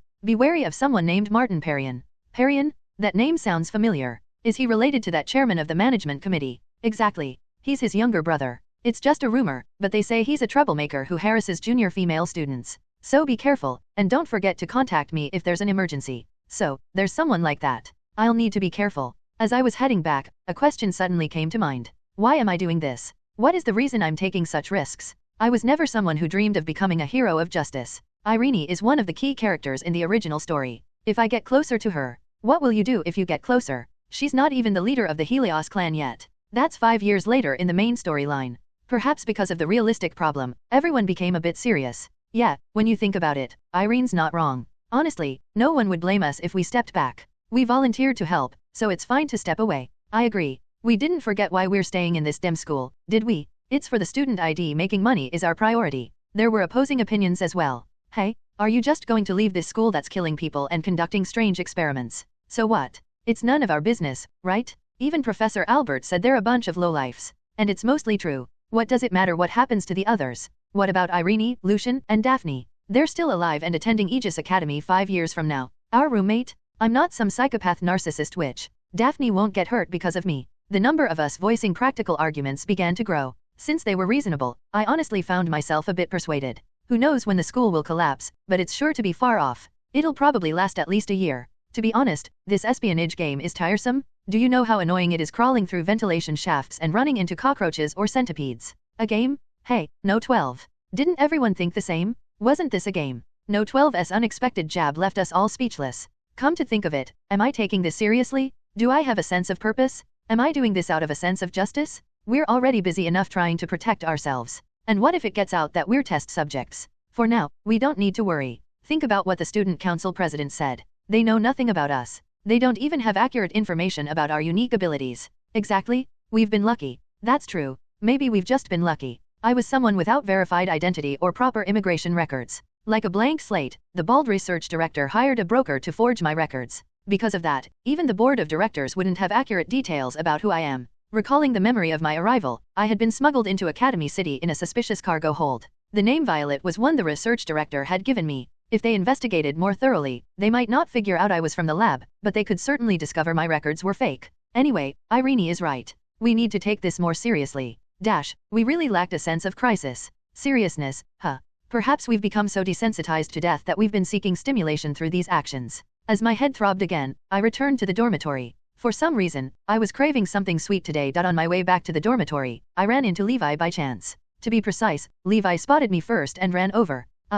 Violet. Here. Levi hesitated as she handed me a small white shopping bag. Last time, thank you. What's this? When I opened the bag, a small, mysterious box came into view. It's a cake. Enjoy it. After saying just that, she bolted away. If someone saw that, they'd think it was a bomb. Lucky me, I was craving something sweet. Back at the dormitory, I examined the cake box Levi had handed me. Opening the small box revealed a mini strawberry decorated cream cake, no bigger than a palm. I took out a dagger and sliced off a corner, putting it into my mouth. The soft cream was impressive. Sweet. After a few bites, I found it tantalizing and cut off another slice, eating it with my hand. The tartness of the crisp strawberries combined with the soft texture of the cake was pure art. I even licked the cream off my fingers clean. This is good. Where did she get it? I'll ask her next time in class. Everyone else had only praise for it. After eating about half of the cake, I started to get full. I debated saving the rest for later when someone came to mind. Where's Daphne? She hasn't come back yet. She's probably studying at the library. I'd been eating way too much of the cookies and drinks Daphne had brought lately. Even I thought I'd overdone it. So, I figured she might like this as a gift. Wow, that's a great idea. I agree. The other Mies enthusiastically agreed, so I left the cake on Daphne's desk and headed out again. Eating cake had sparked a craving for something else. Although it was a hassle, I decided to go out of school once more. I want tteokbokki. Spicy stir-fried noodles too. There's cup noodles, a nigiri, sushi. Why isn't there anything like that here? Though I was now a pretty girl, part of Violet's personality had deeply absorbed memes originating from the Korean peninsula. While I didn't have to eat kimchi with every meal, I had been craving something spicy lately. Let's at least buy some hot sauce. Better than nothing. Chatting cheerfully with my clones, I stepped out of the campus. Walking along the wall, I spotted something familiar ahead of shimmering silver hair. It's Daphne. She's here. I was about to run over, waving excitedly, but I stopped. There were others around her. Even from afar, the atmosphere seemed off. It looked like trouble. Who's that guy? A shady-looking guy, flanked by 2 henchmen, was harassing Daphne. Behind her, there was a trembling girl I didn't recognize. I didn't know who the guy was, but his messy blonde hair and unpleasant demeanor screamed lowlife.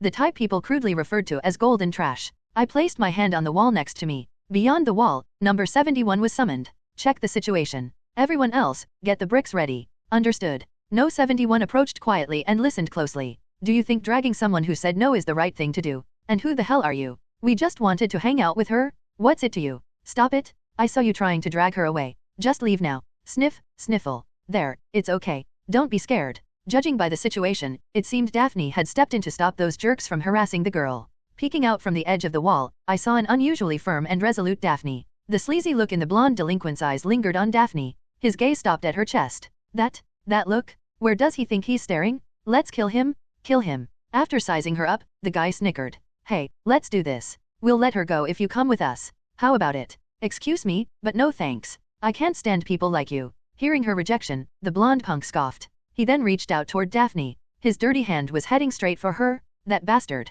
Let's jump in. 5 clones summoned themselves over the wall, preparing to leap. But his hand never reached her. Ping? Huh? What the hell? A bright green barrier materialized instantly, deflecting the jerk's hand mercilessly. The semi-spherical shield surrounded Daphne and the girl. Without hesitation, Daphne turned and began to lead the girl away through the group. The delinquents stumbled, shoved aside by the barrier. What the hell? Hey, turn off the shield. Why is this thing so damn strong? They kicked at the barrier, but Daphne's unique ability, capable of withstanding mid-tier beast breaths, wasn't something they could break through. With an unchanging calm expression, Daphne led the trembling girl away. Damn it, what the hell? Furious, the blonde punk drew a knife. Oh, this guy. As the blade gleamed with an ominous aura, we leaped off the wall simultaneously. Our target, the heads of the punks below. Using the weight of our bodies, we delivered a crushing blow to their heads. Gravity strike. Thunk. Ugh. Ack. Whoa. Critical hit. Back attack triggered the synergy effect. Severe back damage. Damage increased. The punks collapsed under the weight of the impact. Got them? Daphne, let's go. Rugilin, what are you doing here? No time to explain. Let's move. While I guided Daphne and the girl away, other clones stayed behind to check on the state of the punks. Ugh, who the hell? This one's still conscious. The blonde punk groaned as he tried to get up. He was tougher than we thought. Though he hadn't seen us directly, one hit wasn't enough. Whack, whack, whack. We kept hammering the back of his head with gusto until he finally passed out, his tongue lolling out. People will pass by soon. Let's grab their stuff and go. Got it. We robbed the wallets and smartphones of those nasty punks and immediately reversed back. Maybe we should have stripped them of their clothes too. Are you okay? Thanks to you, I got out quickly. Thank you. Seeing Daphne's smiling face made me feel like I had done a good job rescuing her. There was no way I could hand over my pretty roommate to those third-rate, low-class thugs. Thank you for helping me. The girl Daphne had saved thanked us several times before leaving. Originally, I had planned to indulge in some more snacks, but somehow things escalated. I decided to call it a day and just head back. Want to go eat some cake? Cake. I actually received one as a gift.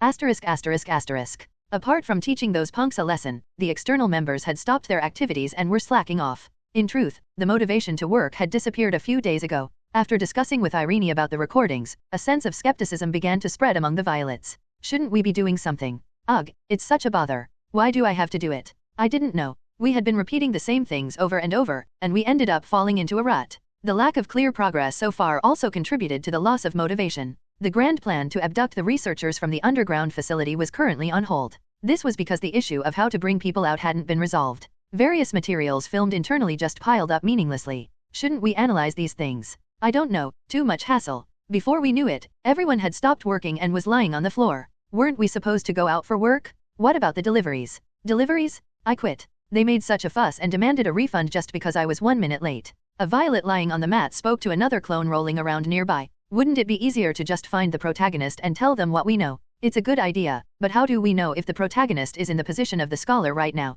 We don't even know if the scholar is a man or a woman. The other violets, who had grown tired of working, also agreed with the idea of finding the protagonist. The underground facility was too vast, and it was difficult to search through crowded places. Above all, there were limits to what an individual could do. Let's contact the inspection bureau. If we tell them the protagonist's name and ask for their contact info, as if they'd give it to us. The Inspection Bureau was one of the few organizations we could trust in this academy city. Its official name was the Central Dispute Adjustment Inspection Bureau, CDAB, the protagonist scholar's workplace. In typical gacha games, protagonists often act as managers or commanders who oversee and manage characters from the rear. However, in some works, the protagonist fights alongside their companions on the battlefield. The scholar followed this trend and was created as such a figure. In the dictionary, a scholar refers to an education official who supervises and advises on practical education in schools. However, in the world of Deep Crimson academia, the scholar of Academy City had a different meaning. They not only carried out the usual duties of an education official but also played a political role of coordinating interests among various clans and academies managing the city. Epsilon-S. However, conflicts among the awakened, and the power struggles between clans, corporations, and secret societies in the shadows, aren't easily resolved through dialogue. Thus, in practice, the scholar acts as a troubleshooter bulldozing through the discord between corporations, schools, clans, and federations. Since the Tea Time Accord, which limited military forces, the scholar was the most potent asset Academy City could deploy. Suddenly, the whereabouts of the bag that went missing last time came to mind. Could the scholar have taken it? It's still uncertain who took it. For now, it's likely someone like us. What if it was just an insider who picked it up by chance? A multidimensional storage bag is an artifact of the highest value. If even a rumor spread, all sorts of people would have swarmed that dungeon. So far, there's no sign of that. It must have been someone with internal knowledge. Someone like us. Right. Given that we exist, there's a possibility of other possessed individuals too. Quietly, subject number 7 raised her hand and suggested a new idea. What if it's a regressor? What? Someone who traveled back in time using some method and landed in the past. Aethers are substances that perform miracles, after all. That's an absurd story even by this world's standards. Let's say, hypothetically, it's true. Then we'd have to pack our things and run. Why? Oh, right. The Violets quickly understood the reasoning. Come to think of it, the scholar and future Violets had a deep-rooted grudge. Couldn't we just persuade them through conversation? Do you really think that's possible? Assuming the future version of them is here, we're like baby Hitlers in front of a Jewish time traveler. Or Bin Laden in front of an American. The bizarre analogy made by subject number 8 sparked objections among us. You? Comparing us to an Austrian painter or a terrorist? Apologize, no 8. Apologize, apologize. Flustered, number 8 had no choice but to bow her head under the Violet's reproach. Wah. I'll apologize. You've apologized, right? Then it's fine. Don't do it again next time. What I had hoped would be a productive conversation ended here. The whereabouts of the bag remained unknown, and we were too lazy to care. Still, after lying around helplessly and raising a fuss, I felt a little better. Although I was still unmotivated. Between the narrow alleyways, the Violets marched lethargically. The Violets staggered as they searched the desolate, grey landscape. Some dragged swords or spears along the ground. They resembled a ragged militia. The scraping sound of metal on the floor grated on everyone's ears, but no one paid attention. How stifling. Number 71 instinctively tried to remove her mask. The masks we wore only had holes for the eyes. Wearing them for extended periods felt suffocating. The temperature in the underground prison was relatively cool compared to the outside, so we didn't sweat, but not taking off the masks for hours made them itchy and uncomfortable. Nearby, number 14 grabbed 71's hand as she tried to pull the mask up to her chin. What are you doing? Did you forget the rule about hiding our faces outside? This is a dungeon. No one's going to see. The two bickered briefly, but when the surrounding clones gave them pointed looks, they fell back into place. These days, our hunting trips often played out like this. We moved mechanically, fought, got hurt, died, and resurrected. In the process, it felt like something inside us was being worn down. Just as sawdust scatters when carving wood or stone dust falls when chiseling rock, my drive, my passion, was disappearing. Was it because we were tired? Pain could be distributed, but fatigue couldn't. Not feeling pain and maintaining vitality were entirely different matters. This caused disputes. In the past, we rarely quarreled like this. To combat this issue, we swapped consciousnesses with other Violet units, either those waiting in the Violet network or stationed in different areas at regular intervals. A Nigerian Nairaobes. It was a measure to prevent mental exhaustion. Even so, the switch to my internal motivation had been turned off long ago. The Violet leading the formation spotted a human-sized figure moving among the ruins. It was a beast, twice the size of an adult man, walking on 2 legs. Oh, a beast spotted. What kind? A growler. What should we do? Do we really need to get close to fight it? Let's just shoot it. All the Violets moved in unison but silently, encircling the creature. They stowed their spears and swords and took out cloned crossbows. Without a word, we positioned ourselves and aimed at the beast. We braced the stocks against our shoulders and placed fingers on the triggers. The glowing red dot at the center of the square sight aligned with the creature's torso. We imbued the bolts with magic. Unlike our swords, it took us some time since we weren't used to this weapon. The bolts were tinged with red magic. At the synchronized moment when our minds aligned, we pulled the triggers simultaneously. The strings of the crossbow snapped lightly as over 20 crimson streaks flew toward the beast. The creature's broad ears twitched as it heard the twang, and it turned to look our way. But it was too late to dodge. Kwaya! The glowing red streaks engulfed its body. In less than a second, the magic imbued in the bolts burst like fireworks. The beast collapsed to the ground, resembling a porcupine. The Violets pulled back the levers under the crossbows to reload before cautiously approaching the beast's corpse. Thin smoke rose from where the bolts were embedded. Now we can't sell it. One of the clones grumbled. The growler's body, caught in the crossfire, was utterly ruined. Unlike other lesser beasts, its hide could be skinned and sold at a high price. Though I didn't know how to skin it myself, there were people near the dungeon entrance who would do it for a fee. But with holes riddling the hide like this, it was destined for the shredder. Why didn't you speak up when I suggested shooting earlier? You're right, but it's such a waste. The violets retrieved the bolts. Some were damaged or broken by the magic and seemed beyond reuse. Bored, a few clones poked the corpse with their swords. Others hacked thoughtlessly at its head with axes. Beasts were strange creatures. When alive, their tough skin felt like stone, even when slashed with concentrated sword energy. But once dead, they turned soft and pliable. What are you doing? Look at this, the blood's black. You've seen it before. Stop wasting time and let's go. Not taking anything. Whatever. Let's just eat. As everyone began retreating, one clone stared blankly at the growler's severed head before casually kicking it away. What are you doing? Hurry up.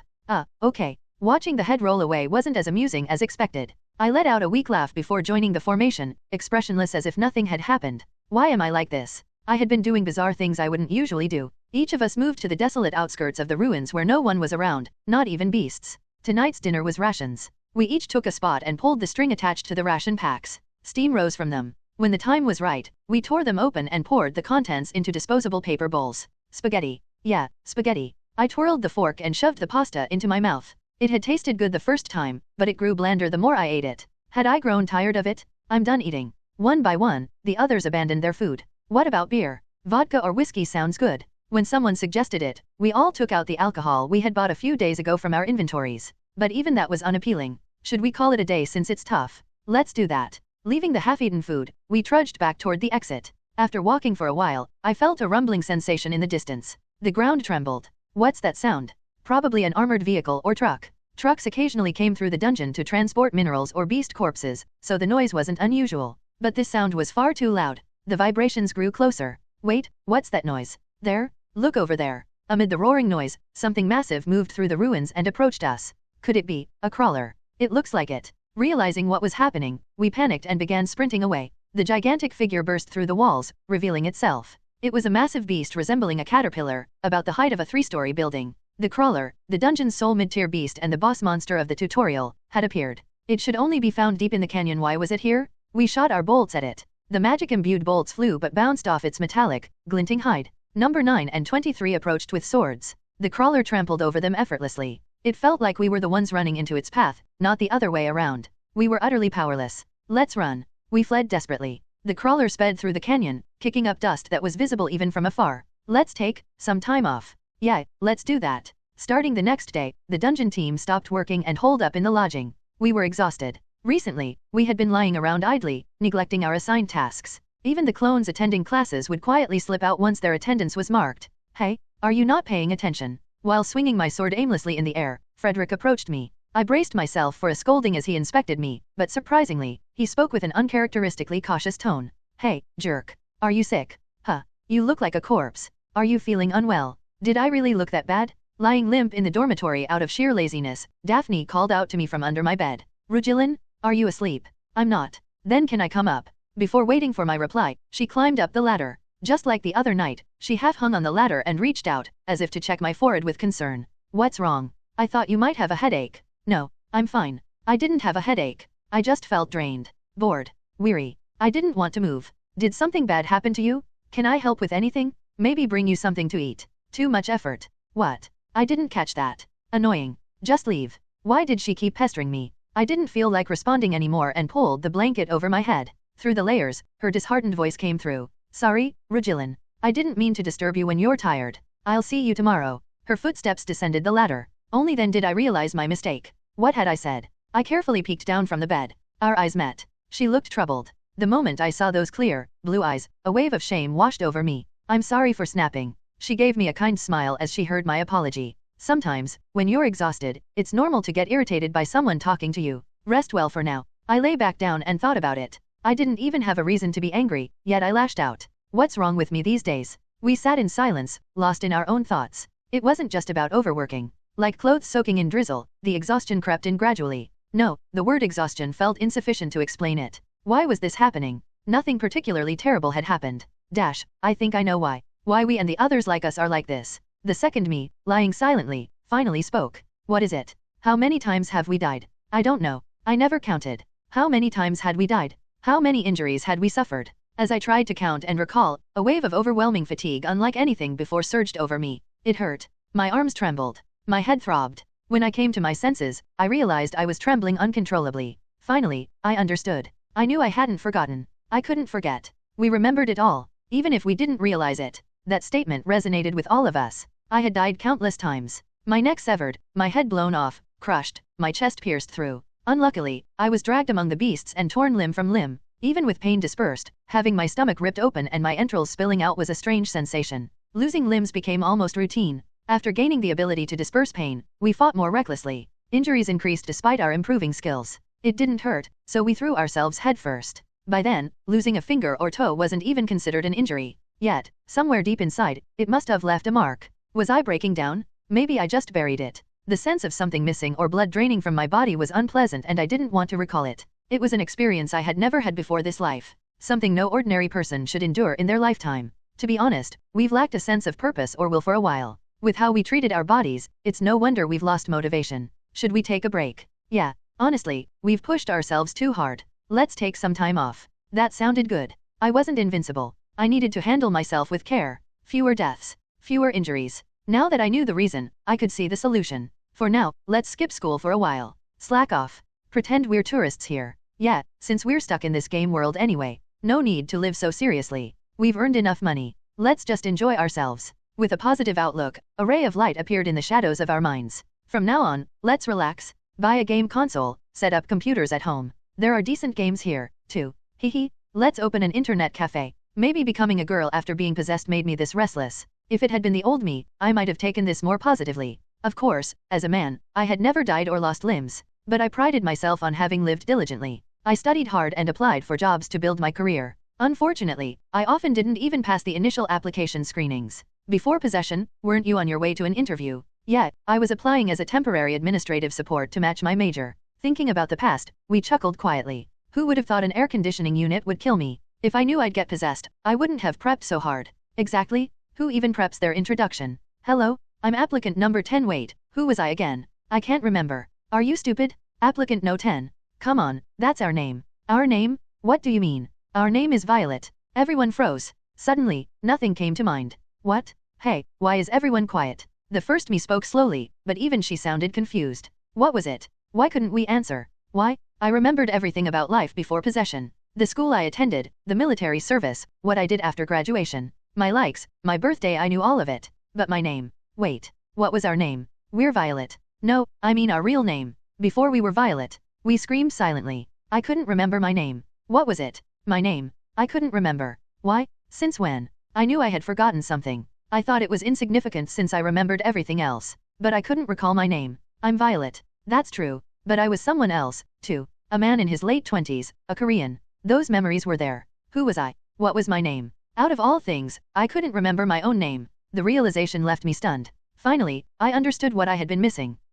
By the time I came to, tears were streaming down my face. Late at night, a drinking party broke out at the dormitory. Ugh. I wanted to get drunk. I wanted to get drunk quickly. I wanted to forget everything. If I could, I would have downed bleach just to numb myself. If I could bleach my mind, turn this suffocating heart into a blank canvas, and erase everything, I'd sell my soul right now. We are Violet, right? You're that Violet, aren't you? The first one. Number 2 looked at number 1 with bloodshot eyes. Unfortunately, number 1 couldn't answer. Her memories were the memories of all the Violets. She flipped through the pages of her mind repeatedly, only to realize she couldn't even remember her name. When, and where, did she start forgetting her name? It was like realizing you'd lost your wallet but having no clue where it had dropped. Maybe you forgot it at the entrance ceremony. That's impossible. Was it at the lab? I don't know. When exactly did I forget? The moment we became aware of our oblivion, we were trapped in a blind spot of thought. Realizing we'd forgotten our names made a fatal suspicion, long buried in the corners of our minds, rise silently to the surface. A doubt emerged among us. Are we really the beings we believe ourselves to be?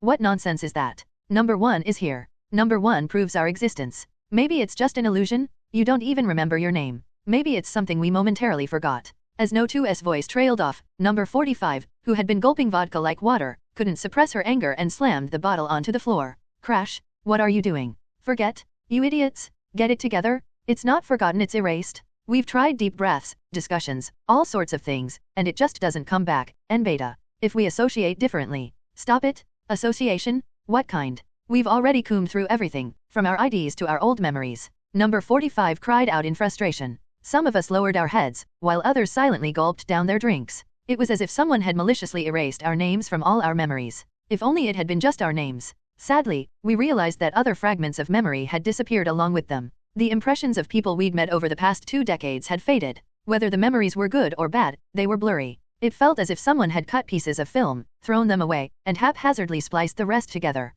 Should I at least be grateful that I still remember my parents' names? Of all things, military memories are still intact. Number 3 forced a grin, chuckling dryly. After a feeble laugh, we all took another drink. Number 7 slowly opened her mouth. I'm not sure when it started. Was it after the entrance ceremony, when we died and awakened to a new unique ability? Or was it even earlier, back when we were dragged to the lab? So, are we saying that we're actually lunatics who mistakenly think we're someone else? Wow, amazing. And now we've added dissociative identity disorder to the mix. That discussion already ended during the first meeting. We might have to revisit the assumptions from the first meeting, given how our memories have become unreliable. The violets began noisily shouting, raising bottles and cans. Unable to take it anymore, I found myself yelling, "Everyone, be quiet." Number 1, who had been sitting silently, stood up and shouted. After taking some time to calm everyone down, the other violets finally quieted down. There must be another reason. Let's go over past events one by one. For instance, try recalling what happened right after the possession. Right after the possession, we were taken to the lab. Those thugs dragged me in, and then, what happened after you got into the lab? Well, I was lying down, there was a bright light. Ugh, the headache that struck during nightmares slammed into me again. I quickly used pain distribution, but since all the violets were suffering, it was barely effective. Arg, what the hell happened back then? I don't know, but the Laplaxia bastards must have done something weird to us. Barely escaping the pounding pain, we once again lost our motivation. We pulled out every last drop of alcohol left in our inventory and drank it all. There's nothing we can do. My vision spun. The world swirled. I felt slightly better. Relaxed. Sleepy. When I opened my eyes, the faint light of dawn peeked through the curtains. The room was a mess, filled with overturned bottles and cans rolling on the floor. Some of the violets were sprawled across tables and chairs, while others had collapsed right onto the ground. The air reeked of alcohol, regret, and despair. Groaning, I forced myself to sit up. My head was pounding, and my throat was parched. It wasn't just the hangover, it was the weight of the unresolved truth that pressed on me, heavier than any intoxication could numb. In a haze, I stepped over the scattered debris of the night's chaos and stumbled toward the window. The dawn sky was beautiful, its pale hues a stark contrast to the turmoil inside. For a moment, I wondered if I could leave it all behind, let go of the doubt, and accept things as they were. But I couldn't. The truth was too heavy, even for Violet to bear. Number 1 staggered out of the dormitory. Ugh. The effects of drinking alcohol on an empty stomach yesterday were harsh. My stomach twisted on its own and rebelliously emptied its contents. After emptying even the stomach acid in the restroom outside, I turned back, only to find Kalia waiting in front of the dormitory door. Hey, Violet. I came to talk about what I asked you for yesterday. Wait, are you okay? Hi, it's nothing. As I tried to open the door to go inside, Kalia grabbed me. Nothing? Look at you. Wait, what's that smell? Did you drink? He. Just a little. Kalia sniffed a couple of times and quickly caught on to my state. I was busted. A little, my foot. Looks like you had several bottles. What the hell did you do last night? Kalia pulled open the dormitory's main door. The rusty hinges screeched, and light streamed in, revealing the mess inside. The violet clones were sprawled across the floor in a chaotic state, surrounded by empty liquor bottles and beer cans. Kalia clutched her head. Unbelievable. Was this some kind of party? No, I just intended to drink a little. Violet, does this look like a little to you? Without giving me a chance to explain, Kalia folded her arms and glared at me before stepping into the dorm. She clapped her hands with a spark of mana in each palm. The sound echoed like a firecracker going off. All right, everyone up. Wake up. Ugh, my head hurts. This is worse than a pigsty. Did you rob a liquor store? Sure, there are a lot of you, but still, this is. One by one, she went around shaking us awake. Ugh, I feel awful. My head hurts. Who told us to drink so much? The violet clones got a scolding. Eventually, Kalia handed out a peculiar drink to each of us. She called it a hangover remedy, and just one cup of it cleared up our misery in under 5 minutes. Amazing. The technology in this world is definitely more advanced than on Earth, and I could really feel it. Under Kalia's watchful eye, we cleaned up the messy dormitory completely. After finishing the cleanup and having breakfast, we sat down to rest, but I could feel her gaze scanning us. Why isn't she leaving? She broke the silence bluntly. Violet, I noticed this before, but are you sick? Did something bad happen at the academy? No, nothing bad happened at school. Everything's fine. I'm just. Liar. As I slowly tried to back away, she gently placed her hand on my shoulder. I've noticed since our time at the lab, Violet. You're bad at lying, it's written all over your face. Don't even try to dodge it. Just tell me honestly. Did something bad happen at the academy? Is someone bullying you? It's not like that. Hey, it's okay. Whoever it is, if it comes down to it, I'll personally go and teach that bastard a lesson. I'll wreck them completely. Kalia cracked her knuckles for emphasis, her fists glowing with a pinkish-purple flame that matched her hair. The sight made me chuckle. He. What? What's so funny? Nothing, I'm just grateful. We sat together on the small sofa inside the dorm's storage room. Really, nothing bad is happening at school, right? I didn't say this before, but honestly, I was worried about you at first. I thought you might struggle to adapt or get involved with weird people at the Awakener Academy. But you seem to be doing okay now. Yay, I'm fine. It's not because of school. Really? So, nothing's wrong at the academy. Her concerned eyes made me hesitate. I didn't know how to explain the reason for my lack of energy, my forgotten real name, or any of the strange things happening to me. It's just, I've been tired. We've been busy lately, you know? Hehe. Well, if you say so. I gave a faint laugh to gloss over her concerns. Kalia's expression tightened briefly before softening again. Hey, Violet. What? I don't know what's troubling you, but if it ever gets to the point where you can't handle it, tell me. Anytime. Got it. She gave a reassuring smile, trying to put me at ease. Suddenly, I felt like trying something.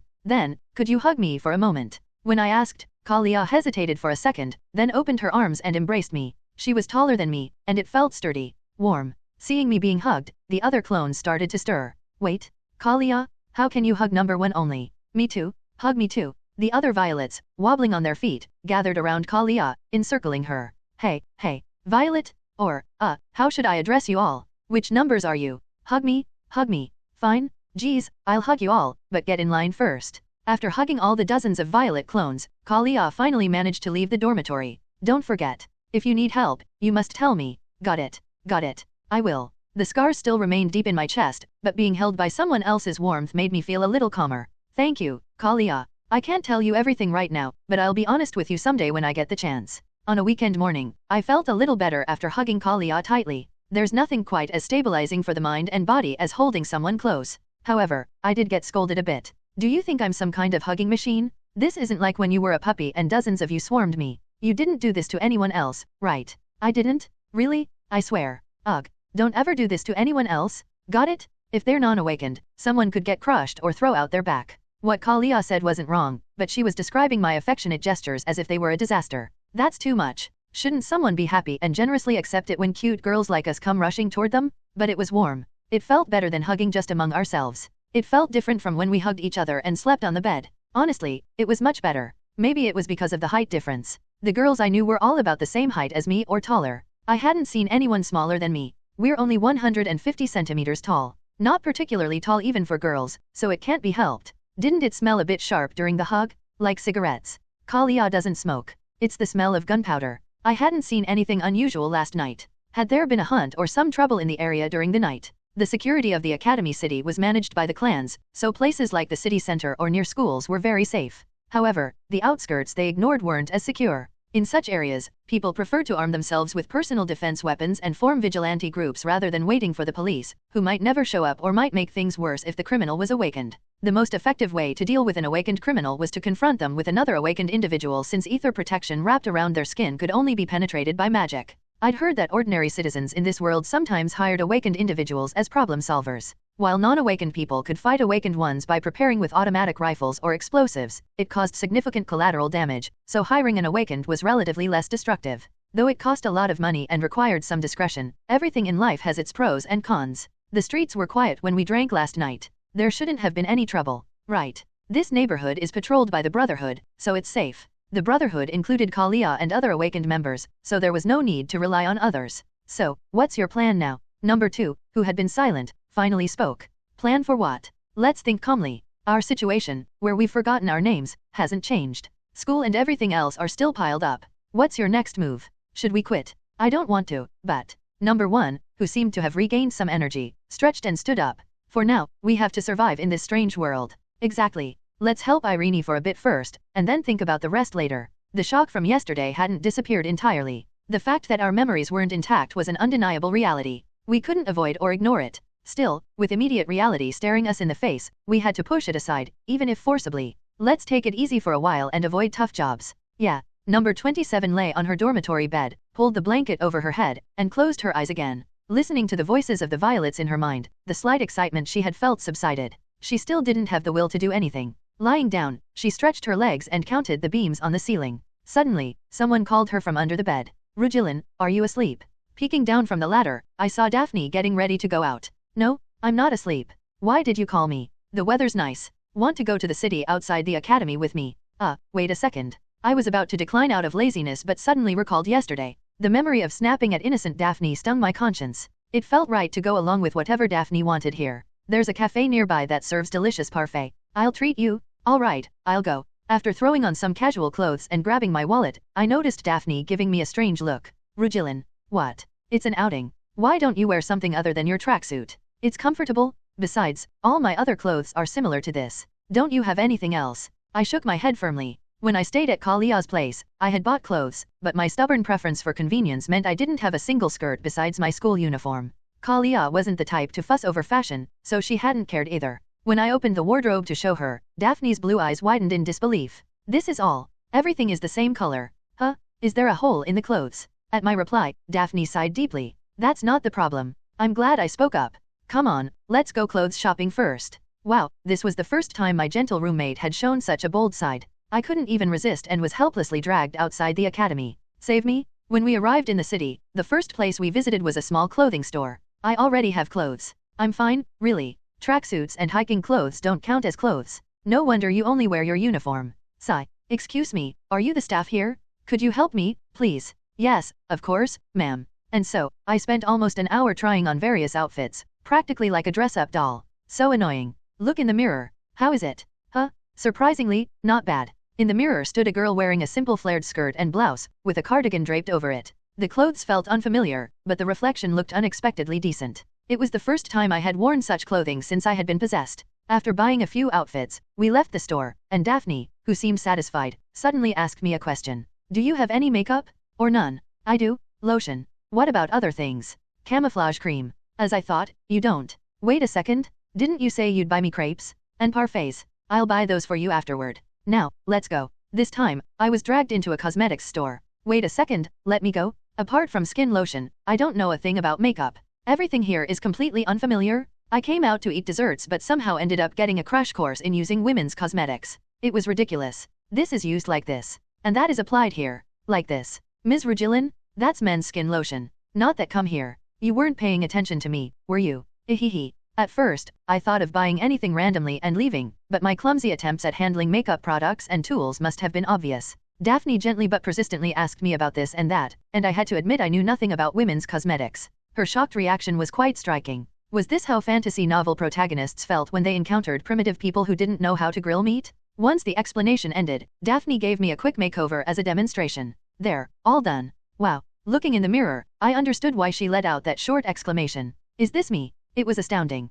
It was undoubtedly me, yet someone else stood there. If the previous Violet had been a 100-point beauty, the current Violet was a 1000-point beauty? Is this the power of makeup? Honestly, I'm a bit surprised. You've never done makeup before, and this was your first time picking clothes. Ms. Rugilin, your past makes me curious. I'm not teasing. It's just that I've never seen someone like you among girls your age. Well, I'm curious too. This sudden experience made my head spin a bit. It was all too overwhelming. After everything was over, I mindlessly devoured the parfait Daphne bought me at a cafe. How did you feel today? My feelings? It was fine. We left the cafe and walked through the city. Daphne handed me a waffle. Actually, more than fine, it had been chaotic and overwhelming, so I wasn't sure how I felt. But it hadn't been bad. The parfait was delicious, after all. And this waffle is good too. Then I'm glad. Glad about what? Do you know what your expression was like all week, Ms. Rugilin? You looked incredibly worn out. So, I thought you might feel better with some fresh air. You weren't uncomfortable, were you? No, it was nice. The parfait was delicious.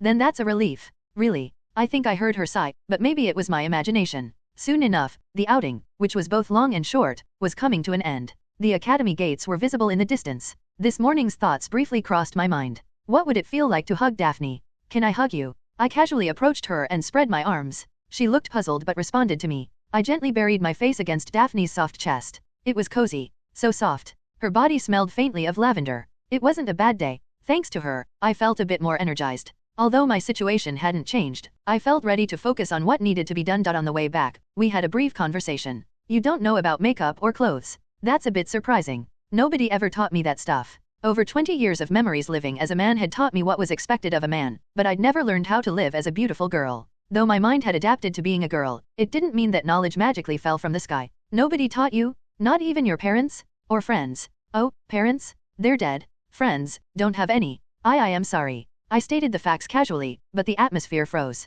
I felt like I'd said something unnecessary. Next time, I should be more careful with my words. This damned mouth of mine, always spouting nonsense. It's okay. They weren't good people anyway. Is that so? Parents, huh? I didn't get along with my parents in my past life. It wasn't a completely broken family, but it wasn't something I liked thinking about. Whenever I recalled my past, it brought up the nagging issue of forgetting my own name. And my parents in this world? I had no idea. To put it bluntly, I was an orphan. No mom, no dad. That's probably why I ended up being sold to a lab. The woman who would have been my legal mother? I'd smashed her to bits a long time ago. Daphne's expression grew increasingly troubled as she listened to me. So that's why, you were looking for your mom back then? Huh? What? The reaction I got from Daphne reminded me of what it felt like to see a malnourished child sharing a single bowl of noodles with their sibling in a cheap restaurant. The customers and staff in such a scene would feel so sorry for them, they wouldn't know what to do. They'd want to help, but then the child's food card would show insufficient funds, leaving everyone in silent despair. Daphne's expression mirrored that pity. Daphne, did I say something wrong? Rugilin, you must have had such a hard time. Suddenly, she grabbed my hand. From now on, if there's anything you don't know, I'll help you. Is there anything else you're curious about? Are you feeling unwell? If you have another headache like last time, call me immediately. I'm fine. No issues. I spent a while calming her down as she became teary-eyed and jumpy. To change the subject and ease the mood, I decided to ask her something. She had asked me first, so it seemed fair. By the way, I'm curious. What about your parents? Do you have any siblings? My parents? They were good people. And she gave a small smile. I had a younger sibling. A sister. She smiled faintly. Oh, I didn't know Daphne had a younger sister. She was probably kind and beautiful, just like her older sister. Wow, so, maybe one day, I'll get to see your sister join the academy too. Well. Daphne, who had been speaking smoothly, suddenly faltered. I started to feel uneasy, worried that I might have touched on a sensitive subject. That would be wonderful. But actually, this time, I fell silent. My parents and my sister passed away a long time ago. What the hell is wrong with our conversation today? I'm sorry. No, it's fine. It's all in the past. We lost the thread of our conversation and wandered in awkward silence. Silence is like glue, it seeps into the cracks between people and clings, refusing to let go. As we neared the school gate, someone suddenly appeared from a side alley. Hey, you, Daphne Grace, right? Yes, that's me, you're the guy from before. A blonde male student with a nasty look. He seemed familiar. Good timing. Where's my wallet? Your wallet? What are you talking about? Don't play dumb, you little punk. I don't know what you did, but my friends all passed out that time. When I came to, everything was gone. Was it magic? Or an inherent ability? I understood now. It was that blonde thug from before. I shouldn't have robbed him. Since it was my fault, I'd have to deal with it. I immediately stepped between Daphne and the guy. Stop. And who are you? If you mess with us, the disciplinary committee won't let it slide. Back off, my roommate. Or how about a duel? Disciplinary committee? A duel? You're hilarious. Ha ha ha. The guy burst into crude laughter. I was puzzled. Was this guy insane? You idiot. The disciplinary committee doesn't operate outside school grounds. What? No way. So, that's what gave him the nerve to act up. I should remember this trick for later. Fine, hold on. I have something to say. Will you follow me? Rugilin? Wait, what are you doing? I led the guy into an alley. As I walked ahead, I quietly placed my hand on the wall. Mana seeped out of me. So, what do you want to say? First of all, my roommate didn't rob you, so stop accusing her. And second, from between the walls and buildings, 10 masked individuals emerged. The thug's face twisted in confusion at the sight of us. Who the hell are you guys? Oh dear, not recognizing us? We'll make sure he remembers. Wait, don't come any closer. Arg? We surrounded him with makeshift weapons and beat him senseless. He didn't even manage to draw his knife before collapsing. This shortcut to avoiding duels was effective. The fool had cornered himself. When he tried to speak, we paused. The guy, bleeding from his nose, wailed pitifully. Ugh, do you know who my sister is? You damn freshman. Freshman? What an absurd word choice. The fact that he had a sister was surprising enough. Your sister? Is she a star at the red light district? What? You crazy bit arg? Stop. Wait. Let me talk. My sister's on the freshman council. Martina? You've heard of her, right? That rang a bell. Irene had mentioned something similar. Rumor has it she's a troublemaker who harasses younger students. Be careful. Call me if you need help. So, the thug with a perverted streak among younger girls was this guy. Wait. Is your name Martin? Yeah. Aha, now I remember. I know who you are. Despite his injuries, the guy smirked nastily, finding confidence from somewhere. Yeah, finally realized, I'll make you regret it so much. Get on your knees right now and... We raised our weapons again. Clang, clang, arg, I'll kill you, stop, sister, Your sister? Like I care. Unfortunately for him, his sister was far away, but my weapon was close. Trash like him deserved a beating. Life is a lonely road, and being alone is best. The guy sobbed like a pig before fainting. Annoyed by his audacity, I stripped off his uniform and carried it away. Dusting myself off, I stepped out of the alley. Are you okay? Oh my gosh, what is that? Are you a pervert? Put it back immediately. But he started it. Daphne scolded me seriously, so I reluctantly returned the clothes. Feeling a bit awkward, I ignored the discomfort and laughed it off when Daphne continued to fuss. What could possibly happen? Violet was invincible, and the clone technique was all-powerful. I don't care, just go for it. If they come, we'll smash them. I've been feeling irritated lately anyway, so this works out. The other versions of me spoke in unison. Even if that thing cried and whined, it couldn't harm me. I couldn't die. If things got messy, I could just run away. No one could touch me. Somewhere in the underground facility, number 65 woke up. The only thing that distinguished the wall inside the room from the outside lab was the dim light filtering through a pinhole in the wall. What time is it now? Dawn. 7 p.m. Want to sleep more. I couldn't even if I wanted to. Arg, my back, my neck. The underground facility was massive, and exploring it took a long time. Unfortunately, areas with people had surveillance cameras or guards. On top of that, the mental exhaustion from battles and the loss of identity left us drained. The Violet clones assigned to investigate also grew bored and slacked off due to the lack of results or progress. There were even suggestions to withdraw entirely, but the majority agreed that at least a minimal number of personnel should stay behind. After all, we could always multiply if we had enough magic power. However, waiting in a confined space for extended periods was exhausting in many ways. To manage this, we used our ability to swap consciousnesses among our bodies, setting up shifts for rotation. If we needed to wash or relieve ourselves, we simply created a new clone, then reversed the previous one, solving hygiene issues that way. Eliminating fatigue or hunger was a bonus. It did cost some magic power, but hygiene was non-negotiable. Unfortunately, the ventilation ducts, storage areas, and gaps in the walls or ceilings weren't suitable for resting. They were narrow, damp, dark, and hard. As a result, the biggest discomfort for the investigation team was the lack of proper sleeping arrangements. I considered taking a sleeping pill. There was still a long time left before the next shift. After some deliberation, I accessed the Violet network to pass the time by watching the others amuse themselves. Then, I heard the sound of several footsteps beyond the wall. When I perked up and focused, I realized there were more footsteps than usual. The researchers here rarely moved in such large groups. I carefully inserted an endoscopic camera through the hole in the wall. About 10 people wearing name tags labeled Visitor Pass were visible. Look at them. It's the first time I've seen anyone like that working here. Yet, have we missed them before? Before we stopped operations, we had roughly mapped the faces and behaviors of the researchers here. Some had black-rimmed glasses, others wore red checkered shirts. Features like that were categorized. Personnel changes were rare, and schedules were strictly managed. This made us cautious about engaging in any contact beyond secretly recording or collecting data. But these people were unfamiliar. Up ahead, the scientist who had been speaking with the chairman earlier was explaining something to the group. I quickly recognized him. It was Dr. Walter Sturgis, the scientist who had spoken with the chairman earlier. Dr. Sturgis was unexpectedly famous. A quick search yielded an abundance of information about him. They say he's a top-tier scholar in the academic world, especially in ether physics and research related to awakeners. Ether physics was this world's unique academic field, repeatedly mentioned even in games. Though it carried the term physics, it was actually an interdisciplinary field combining biology, quantum mechanics, and chemistry. Because the research dealt with the nature of awakener abilities and unique powers, no single discipline was sufficient to analyze it. Thus, ether physics covered everything from the existence of ether and its mechanisms on living beings to proving the principles behind awakener abilities and addressing issues like dimensional intrusion and ether erosion. Of course, magic was another field that delved into ether. However, the Deep Crimson Academia's magic relied on mathematical processes during practice but was fundamentally rooted in personal experience and perception. Therefore, scientists were the ones defining the principles of this world. When Dr. Sturgis gave some instructions to the senior researcher beside him, the latter nodded and led the group outside. Watching them walk in a line reminded me of a kindergarten teacher escorting children. Hey, they're leaving? Number 83, deploy. Number 83, who was on standby within the network without a body, materialized beyond the wall.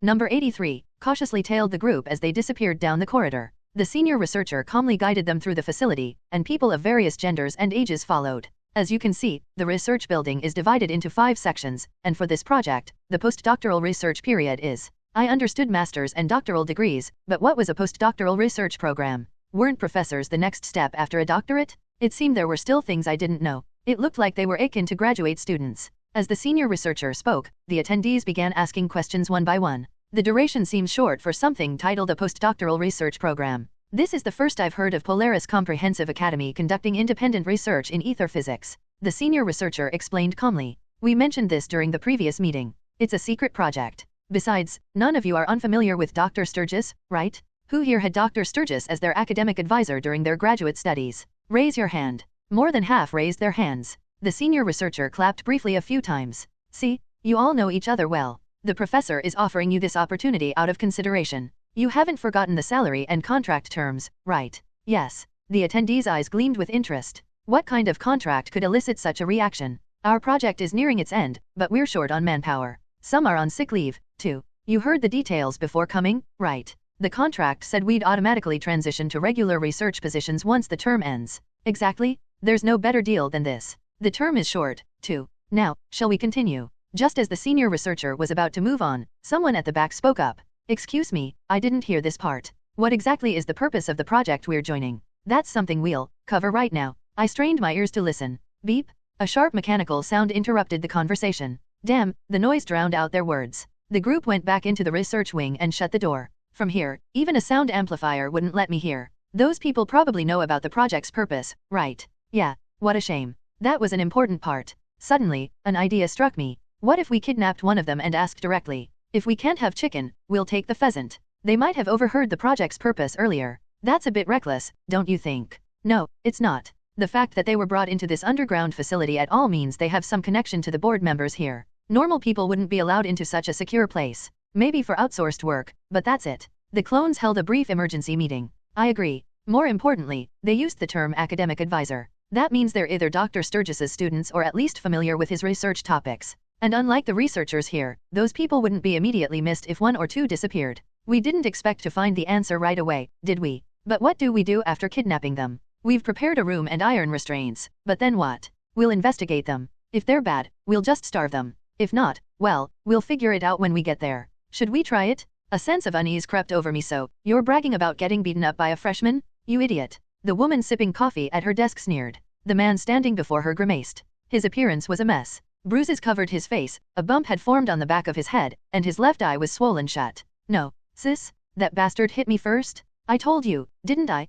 My wallet got stolen last time. Thinking back, it must have been him. Ignoring Martin's complaints, Martina lightly twisted a strand of her dangling side hair with her finger. Damn, her hair was damaged. Watching Martin's furious outburst only made her more amused. Oh, my poor little brother. How tragic. So, what? Didn't I tell you to stop messing with the underclassmen for a while? This is your fault. Ugh. Damn it. You're my sister, aren't you? Isn't dealing with stuff like this your job? Martina found Martin's whining increasingly irritating. Unable to endure his complaints any longer, she growled softly but firmly. Shut up. Ugh. I told you not to mess around, but you did anyway. This is on you. I'm already irritated to death because of that violet-haired girl, and now you're making it worse. Faced with his sister's overbearing attitude, Martin backed down, looking sheepish. No, I just thought, you might take care of it for me. Fine. What's their name? Violet? She's called Violet? And Daphne, too. Martina replied in an exasperated tone. How am I supposed to figure that out with just that? Do you think I'm like the student council president, memorizing every face and name? Here, I asked a friend to look into it. Here, I'll send you a message. Martin immediately texted her the information. The message included their names, places they stayed, and their department. There were even pictures. One was of a stunning silver-haired girl, seemingly captured on the street. The other was a blonde girl devouring food as if starved. That was a familiar sight. Oh, her. It's her? You know her? Yeah, I do. Not personally, but I've seen her photo on Messenger. Remember that third year who got suspended for drinking? Their friend fought a freshman and got beaten up. I heard they tried food torture, but she ate everything prepared. Didn't they say she could create clones or something? Turns out, that's her N. Martin's swollen face brightened instantly. So, you'll help me, right? Yeah.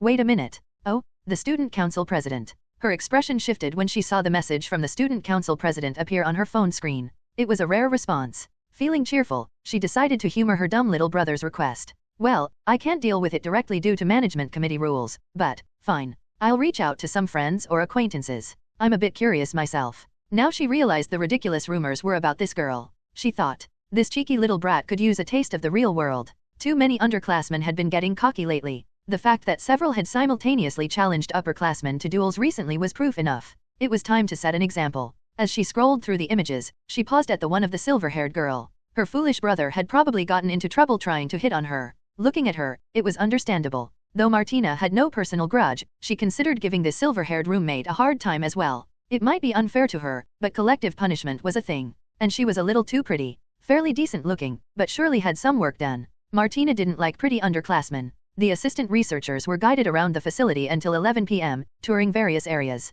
They even visited the tunnel with the large pipes we'd noticed last time. Nothing particularly unusual happened. The scene before me resembled a company orientation. People were seated while a senior researcher spoke at the front. The content wasn't academic, just trivial details about the job. Are we really going to do it? Let's just gather more data instead. Data? We've gathered everything we can. We scoured the internet to identify the research equipment in the photos and videos. We've compiled a basic list of the personnel here. Do these people even go home? Last time, I saw some staying here overnight. After spending time and effort, we had a rough idea of who was here and what they were doing. But it wasn't enough. It felt like assembling a 1,000-piece puzzle with the middle missing. What we'd found were scattered corner pieces at best. Let's just kidnap Dr. Sturgis. What's the point if we don't even know what they're up to? The risks outweigh the benefits. Besides, you know as well as I do, this is like abducting a factory worker to investigate a nuclear weapons plant. The clone's opposing voices grew louder in my mind. Frustrated by the interruptions, number 2 snapped. Ugh, stop interrupting me? That's not even a good analogy. With their expertise, they're more likely to have the critical information we need.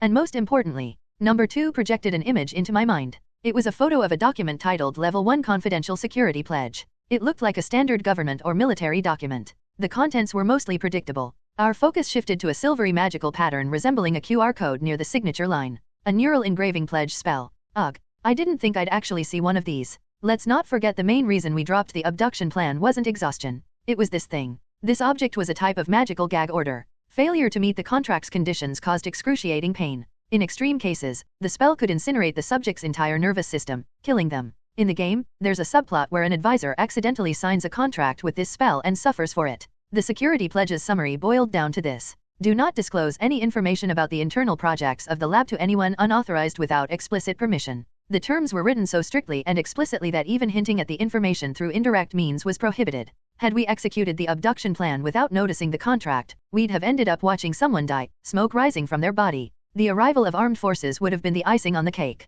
Well, it's not ideal, but we don't have a choice. What are the chances these people have signed it to? First, let's confirm whether they've signed it. If the neural engraving spell has been applied, there'll be a physical mark. If it's there, we'll just pretend to be robbers and knock them out. The plan was crude and impromptu, but we needed human intelligence. Even if they didn't know any classified information, it didn't matter. As long as they could help us interpret the data or research papers we'd obtained, that was enough. On another note, this research facility had an interesting mix of personnel. Based on job titles, books on their desks, and their research papers, the facility housed experts across various fields. From physicists and medical doctors specializing in awakened research to neuroscientists, psychologists, and even big data algorithm specialists. The purpose of bringing together such diverse experts remained a mystery. Are they trying to create super soldiers? Or maybe a ghoul army? You've felt it yourself, haven't you? That's just a low-tier beast. Even a well-trained, unawakened mercenary with a gun could handle it better. Well, we'll figure it out eventually. Oh, right. I had something else to explain, but I forgot.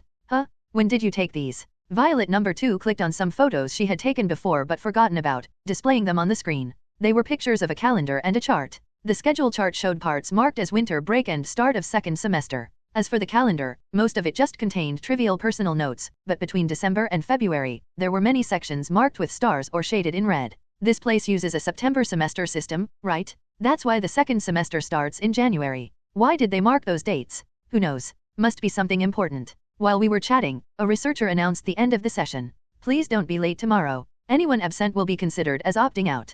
People began dispersing, and number 65 watched them gradually scatter. Number 2, who was sharing her vision with us, spoke in a grave tone. Let me go over this again. What we're doing is kidnapping. Once we start, there's no turning back. In the worst case, we might have to kill someone. Is everyone clear on that? Speak up if you're against it. Hesitation was palpable among us, but no one voiced any objections. All right. Who's the target? Should we catch them inside the facility? Number 2 shook her head vehemently, the motion relayed through the network. There's probably an exit we don't know about somewhere on this campus. Let's just wait for them to come out. While we're at it, we can try to deduce the location of the exits. Let's focus on capturing one person. Are the others in different areas ready too? Ready. Number 54 is waiting with a truck at the rendezvous point. Fuel's checked, and the engine's fine. We're good to go. Before the conversation even concluded, Violet's disguised undercloaks had already arrived at the front gate, back gate, and the school parking lot. We're in position. Standing by. After waiting for a while, the people we had seen earlier began to trickle out of various buildings in pairs or small groups.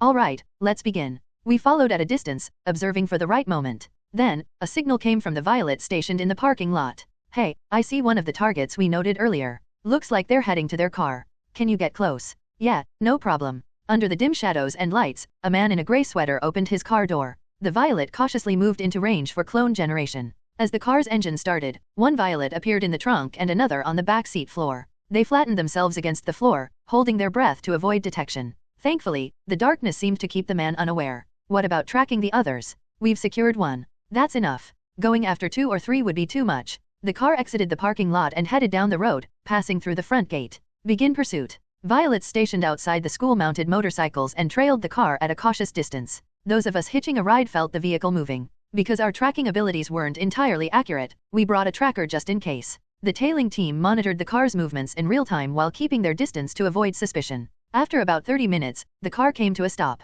Checking the location, we found ourselves in a small residential area a bit removed from the Polaris Academy. It appeared the man lived nearby. Yawn, so tired. The man parked in front of a multi-family housing complex and turned off the engine while yawning. Now. The Violet lying flat in the back seat rose. Sensing movement, the man started to turn around, but sparks flew from the taser in Violet's hand. What the? BZZZZT? Erg. As the man fainted, Violet number 15 immediately generated 3 more clones on the spot. Search for the target's belongings. Don't forget to tie up his limbs. One Violet retrieved the man's wallet, keys, and phone while the others stripped his clothes. There was something we needed to check. No traces of a magic circle. Looks like he hasn't signed any binding contracts. Everyone sighed in relief. Good, but I'm still not sure. Does this guy really know what we're looking for? No 3 hesitated. He's probably aware of something if he was briefed about the project. If not, we'll just dump him back on the road. That's why we prepared those disguises in advance. There's no need to rush. Using a flashlight, we carefully examined his body multiple times, but no magic circle like the one seen in games appeared. The man had dusky skin and wore thick black-rimmed glasses, an appearance stereotypical of a science nerd who'd become an online meme. While number 21 used the man's keys to enter his housing complex, we blindfolded and gagged the unconscious man. We started the car and drove to the agreed meeting point. After traveling for some time under the moonlit sky, we spotted our truck parked by the side of an empty road. Good work. See you later. We hoisted the man into the truck. Number 12 drove the compact car back to the residential area. After securing the man tightly, we threw him into the truck bed and covered him with a blanket. The destination was an isolated warehouse between the western and central districts. After a long drive, we arrived to find other Violets awaiting us at the warehouse. Welcome back. Great job. We're going to rest. Take care of the rest. We carried the man into the warehouse and tied him to a chair. The effects of the taser had kept him unconscious for quite some time. It was time to wake him up. After removing his gag, we shook him lightly. Splashing water felt a bit too inhumane. Wake up.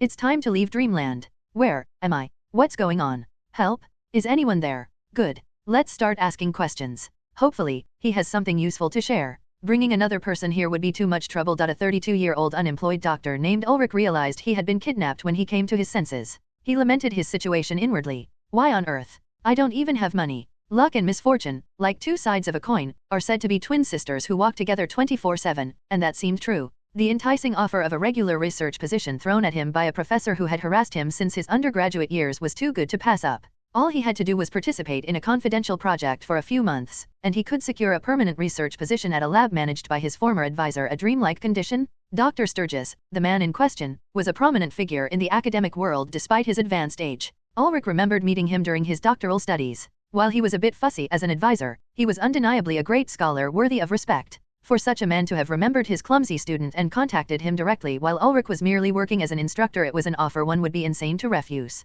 He heard that it was a type of industry-academia collaboration, but they were short on personnel. He was told that after a short training period lasting a few days, he would sign a contract and be deployed. There were some strict security-related conditions due to the nature of the work, but the salary was good, and the benefits were attractive. Although the short-term nature of the project seemed a bit odd, he figured it was understandable since it was a confidential project and refrained from asking too many questions. But when he got home, he suddenly experienced a flash of pain and lost consciousness. When he came to, this was the state he found himself in, tied to a chair, with his eyes blindfolded. Is this a robbery? A gang? He was terrified. Stories of heinous crimes he had heard on the news flashed through his mind. Things like an office worker being murdered during a robbery or a business owner being buried alive after a dispute with a partner. Never did he think he'd become the protagonist of such a gruesome crime story that he had always thought was someone else's problem. No, surely he wouldn't die like this, just when his life seemed to be improving. Damn it, please, no. His fleeting rationality melted away like snow, and his mind was overtaken by fear. Someone, please save me. Where am I? What's going on? Help? Is anyone there? He screamed frantically. If he didn't scream, He felt like his wildly beating heart would burst. What he couldn't bear most of all was the darkness, the complete and utter blackness. He couldn't see a thing or hear anything. Anyone, please respond? Shut up. And his wish was granted in the most ominous way. The harsh, heavy sound of a modulated voice reached his ears, and Ulrich realized something was terribly wrong. Whoever you are, I'll give you money. I'll even tell you my bank account and card pin. Quiet. His desperate plea was curtly dismissed. I'm the one asking questions here. For now, shut your mouth. If you understand, nod. Ulrich obeyed. The cold metallic sensation pressed against his neck dredged up the remnants of his waning rationality. Soon, the distorted, inhuman voice began its questioning. Are we doing this right? SHH, keep quiet? Communicate through the network. We were interrogating the captive. Before starting, we had made some preparations. The voice modulation effect works well. Did you see how he flinched earlier when we spoke? Of course. It's scarier than hearing our real voices. First, we secured a voice modulation program to hide our identities. When number 46 spoke into the microphone in front of the laptop, a commanding, heavy mechanical tone echoed through the speaker to the captive. It was far more intimidating than a girl's voice. We brainstormed ways to apply psychological pressure, even mimicking the speech patterns of mobsters or gangsters from noir movies and crime dramas to exude dominance. RN. Of course, we had other methods prepared as well. Ulrich Ferreira, age 32, participated in several competitions during middle and high school, earning 1 Excellence Award, 1 Encouragement Award, and 2 honorable mentions.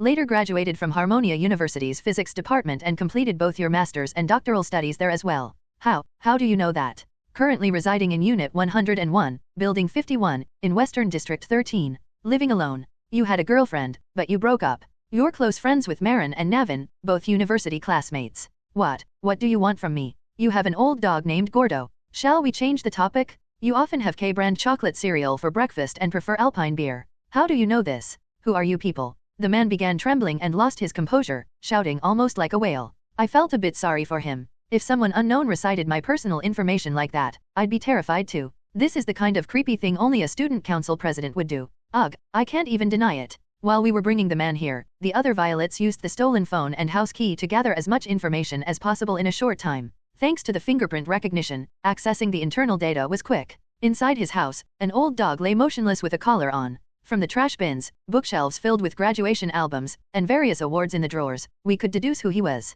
Using all that information and the right setting, scaring someone into submission was easy. Our acting was a bit awkward, but judging by his reaction, he hadn't noticed. I feel a little bad for him. Let's release him quickly once this is over. We're just unknown, evil corporate spies. Got it. Right. We're the bad guys here. The man, drenched in cold sweat and trembling, looked like he was about to faint from shock. It was time to stop pressuring him and get to the main point. Who are you? Why are you doing this? Now, do you understand your situation? Ulrich, we know everything about you. It's in your best interest to cooperate. Whether you leave here unscathed depends on how sincere you are. Got it? Yes, I understand. I'll answer. Before questioning, we needed to confirm one thing. Have you undergone any recent magical security measures or signed any magical oaths? Confidential security magic? No, never? Please, take the knife away from my neck. Though we had already checked earlier when we stripped him, we asked again just in case. Now, explain everything you know about the Polaris Comprehensive Academy's research project. What is its purpose or direction? How do you know about that?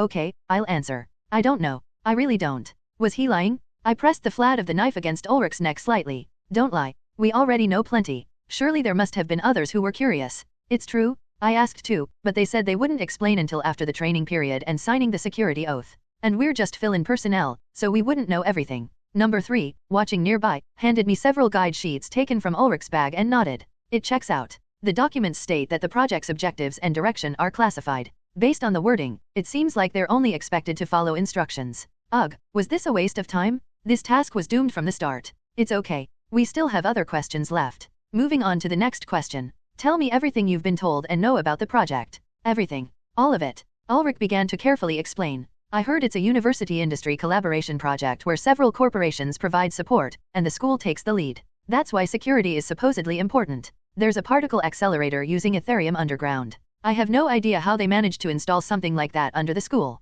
A particle accelerator? Are you talking about the large pipes underground? Yes, that's it. It's said to be essential for researching dimensions and ether. So, the enormous pipe I saw last time was a particle accelerator. They said it requires convergence across various disciplines. Apparently, the professor proposed the idea directly. Does it include research on awakened individuals? Oh, yes, that's correct. They emphasized the importance of understanding how abilities manifest in the awakened and how magic interacts with the brain. They didn't go into much more detail, though. As the testimony was being recorded and filmed, we tried to organize the incoming information. It's a project involving many people, conducted in utmost secrecy, requiring expertise from various fields. It also deals with knowledge about the abilities and brains of the awakened. We listened to his lengthy explanation, but there wasn't much substance. Hey, is that all? I swear it is. I've only been part of the training for a few days, so I haven't heard everything yet. Oops, it seems we brought him in too soon. We exchanged uneasy glances, and amidst our hesitation, number 1 signaled us to get a grip. Excuse me, is that everything? Do you have any more questions? Tell me about Dr. Walter Sturgis. What's your relationship with him? Dr. Sturgis? He was my advisor back when I was in graduate school. The clones investigating Ulrich's house signaled confirmation. His doctoral thesis bore Dr. Sturgis's name clearly. We continued with various questions, but nothing particularly fruitful emerged. He knew almost nothing about the topics we asked and only provided superficial information at best. As the interrogation lost its purpose, half of the violets began devising scenarios on where to release him and how to disguise our identities. Number 1, who had swapped bodies with one of the field violets, checked on the restrained Ulrich. He was drenched in sweat, seemingly from the tension. With some time to spare, we compared his testimony against prior records and other recordings. Was there anything else worth asking? Suddenly, a past conversation between the director and the professor came to mind. There's no need for gratitude. Dr. Sturgis, your ether wave resonance theory from your younger years has significantly contributed to the grand endeavor. Number 1 approached the microphone and took a seat. Do you know anything about the ether wave resonance theory? I had once heard this term in a conversation between the director and the professor. Curious if it was a renowned theory, I searched for it. However, references to such a theory were almost non-existent. Even academic journals and thesis-related sites barely mentioned it. Dr. Sturgis had scarcely used the term, with only 1 or 2 vague mentions. At first, I thought the information might have been intentionally erased, but it felt different. Was it only ever conceptualized? I didn't expect much from the question, but Ulrich seemed to contemplate deeply before responding. Ether wave resonance theory? I heard about it during my graduate years. Explain. It's not a big deal. The professor would occasionally talk about it to me or others. He'd say he was working on something important and that the results of his youthful conceptualization were starting to show. That theory's name was what he used. The theory has never appeared in any of his papers, presentations, or related articles. Really? That's not surprising. He used to say he wasn't fully confident yet. He mentioned it was theoretically possible only in a natural state. So what does the theory actually propose? I pressed him with a threatening tone. Ulrich's complexion turned pale as he struggled to recall. He only explained it briefly. Each awakened individual has unique magic that emits a distinct wave. Depending on the changes or characteristics of this wave, the difference between a regular awakened and one with unique abilities becomes apparent. So, the idea was that if ether waves could be adjusted and synchronized according to individuals, it might be possible to create identical unique abilities. I see. I don't get it. As we racked our brains trying to understand, dawn began to break outside. In our silence, Ulrich, still tied up, began lamenting his situation in a small voice. Are you, from a corporation? Or another clan? Quiet. I'm sorry, but I really don't know anything. If you let me go, I'll keep my mouth shut. I've always been known for being tight-lipped. Really. Besides, I'm just a temp, so I don't have access to or the ability to handle critical information. My contract's only for 3 months anyway. I just joined because they said it could lead to a permanent position. 3 months? That's pretty short. Yes, that's right, isn't it? It's unusually short. Normally, contracts are 6 months to a year. But this time, they said they needed people for the final stages. All of us slowly turned our gazes toward Ulrich at the same time. The final stages? What do you mean? They said the project would be completely finished in about 3 months. Number 1 shot up from her seat in shock. Say that again. What happens in 3 months? 3 months? At most, 4 months. Depending on the pace, it could be done in a month or 2. Why are you reacting like this? 3 months? How many days is that from now? Since it's September, 3 months later would be the end of the first semester, a short winter break, and then the second semester. But you, don't tell me. Check the data? Look at the previous schedules or calendars. I sent all the archived data stored on my hard drive from the central dormitory. Now that I thought about it, the marked or crossed out periods. Examining the photographic evidence once more, I saw periods around December and January marked with slashes, bold letters spelling deadline, and conspicuous stars. For several minutes, we struggled to process the new information. Bridging the gap between the old and the new data was challenging. As the violets shared their thoughts, ideas raced like a highway of information, merging and connecting. The blanks in our mental puzzle began to fill in. The sudden spike in student admissions over the years. The secret project gathering experts from various fields. The massive research equipment installed underground. The desolate school ruins 5 years into the future. The survivors who transferred to other schools after the disaster. And now, the mysterious research project set to finish in 3 months. In that moment, a devastating hypothesis struck our minds like lightning. Some of us jumped out of our seats in shock. The hypothesis was so horrifying that some violets instinctively rejected it. No way. That can't be, right. Right. It can't be. We all know the school collapses in 5 years. No two countered. What do you mean? No way. It's a misunderstanding. 5 years? Forget 5 years. But in the main game storyline, number 1, who had been silent, interrupted. No, you're wrong. What we remember is seeing the school destroyed 5 years later. It wasn't that it collapsed in 5 years. Now that I think about it, there's no way the wrecked state we saw could have developed in just a day or two. Finally, we all realized the truth. As the stunned violets sat in silence, a timid voice came from one corner of the storage room. Can you let me go now? I've told you everything I know. What should we do with him? Put him to sleep for now. Let's think it over. The violets approached and forced Ulrich to drink water laced with a sedative. He resisted briefly but eventually swallowed. Soon, he fell asleep again. We need to run. I had thought I'd escaped from being a lab rat. But I was still one. After escaping the lab, I thought I was free. I wasn't. I had just moved from a smaller cage to a larger one. I knew the school was doomed. But I didn't expect it to be this soon. If my hypothesis is correct, if my suspicions are true, this school is going to collapse soon. Polaris Academy will face its end in 3 months. Or maybe even sooner. Whatever happens, it's over. I need to start packing and prepare to flee, so what do we do now? After the chaos, fear, and absurdity subsided, the violets, who had somehow calmed down through certain measures, allowed number 1 to finally speak. In front of number 1, one violet lay collapsed on the floor. It was number 2. Just moments ago, number 2 had placed a self-defense pistol in her mouth and pulled the trigger. Thanks to that, all of our heads cleared up.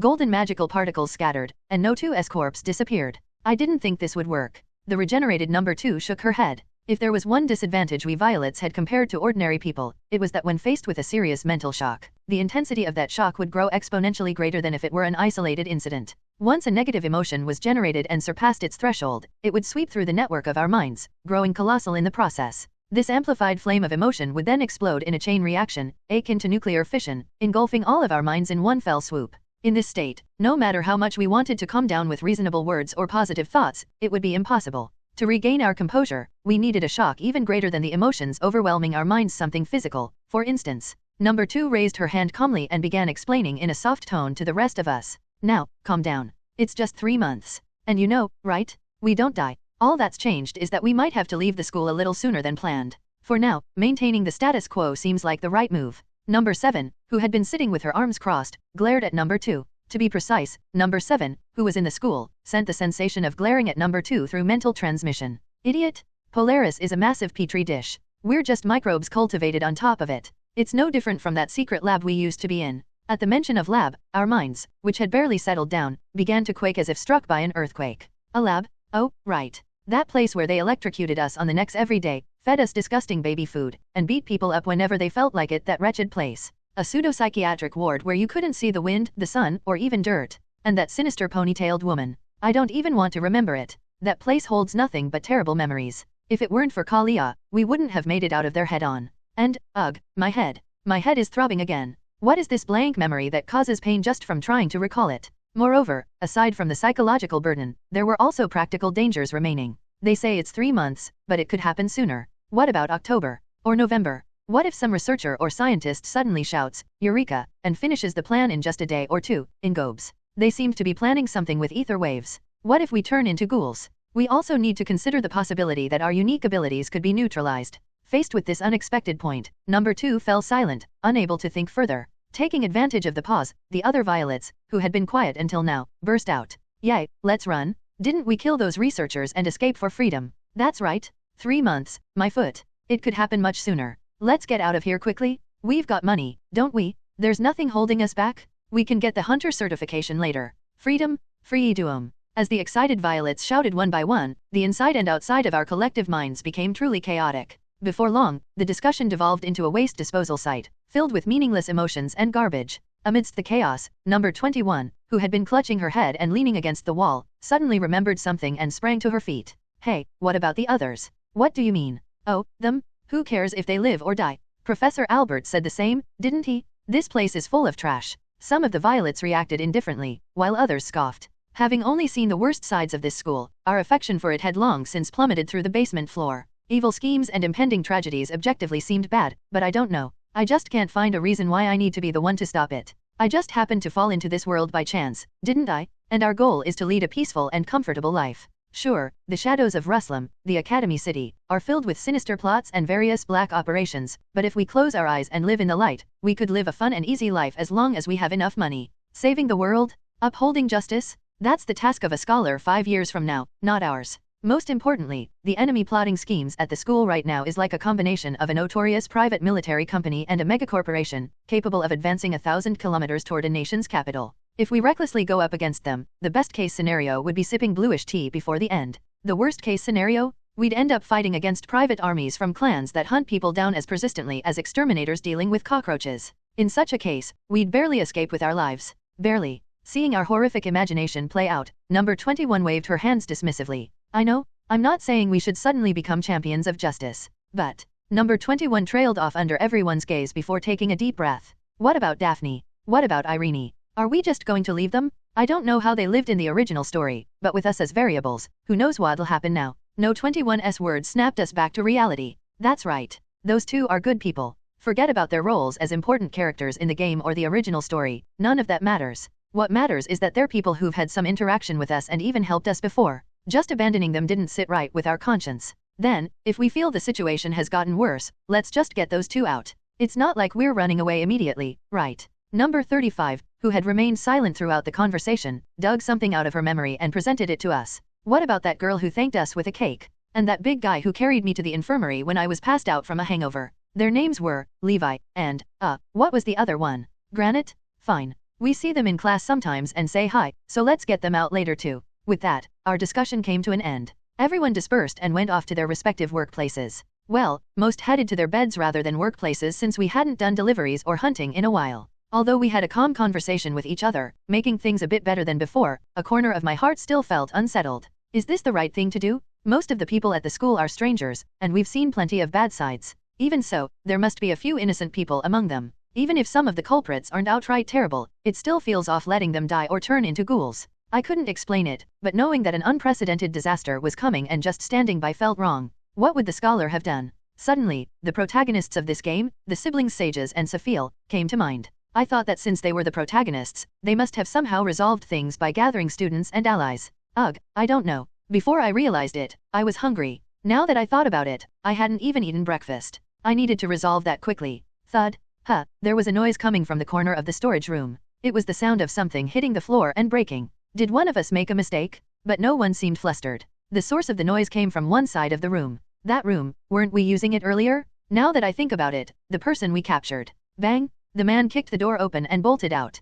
Caught off guard by the sudden situation, all our gazes turned to him. At the same time, we collectively twisted our heads to look at him. Freedom, wait, what? Ulrich, who had rushed out with a spirited cry, stopped in his tracks. His eyes widened as big as lanterns. It was only natural. Reflected in his pupils were more than 10 identical girls.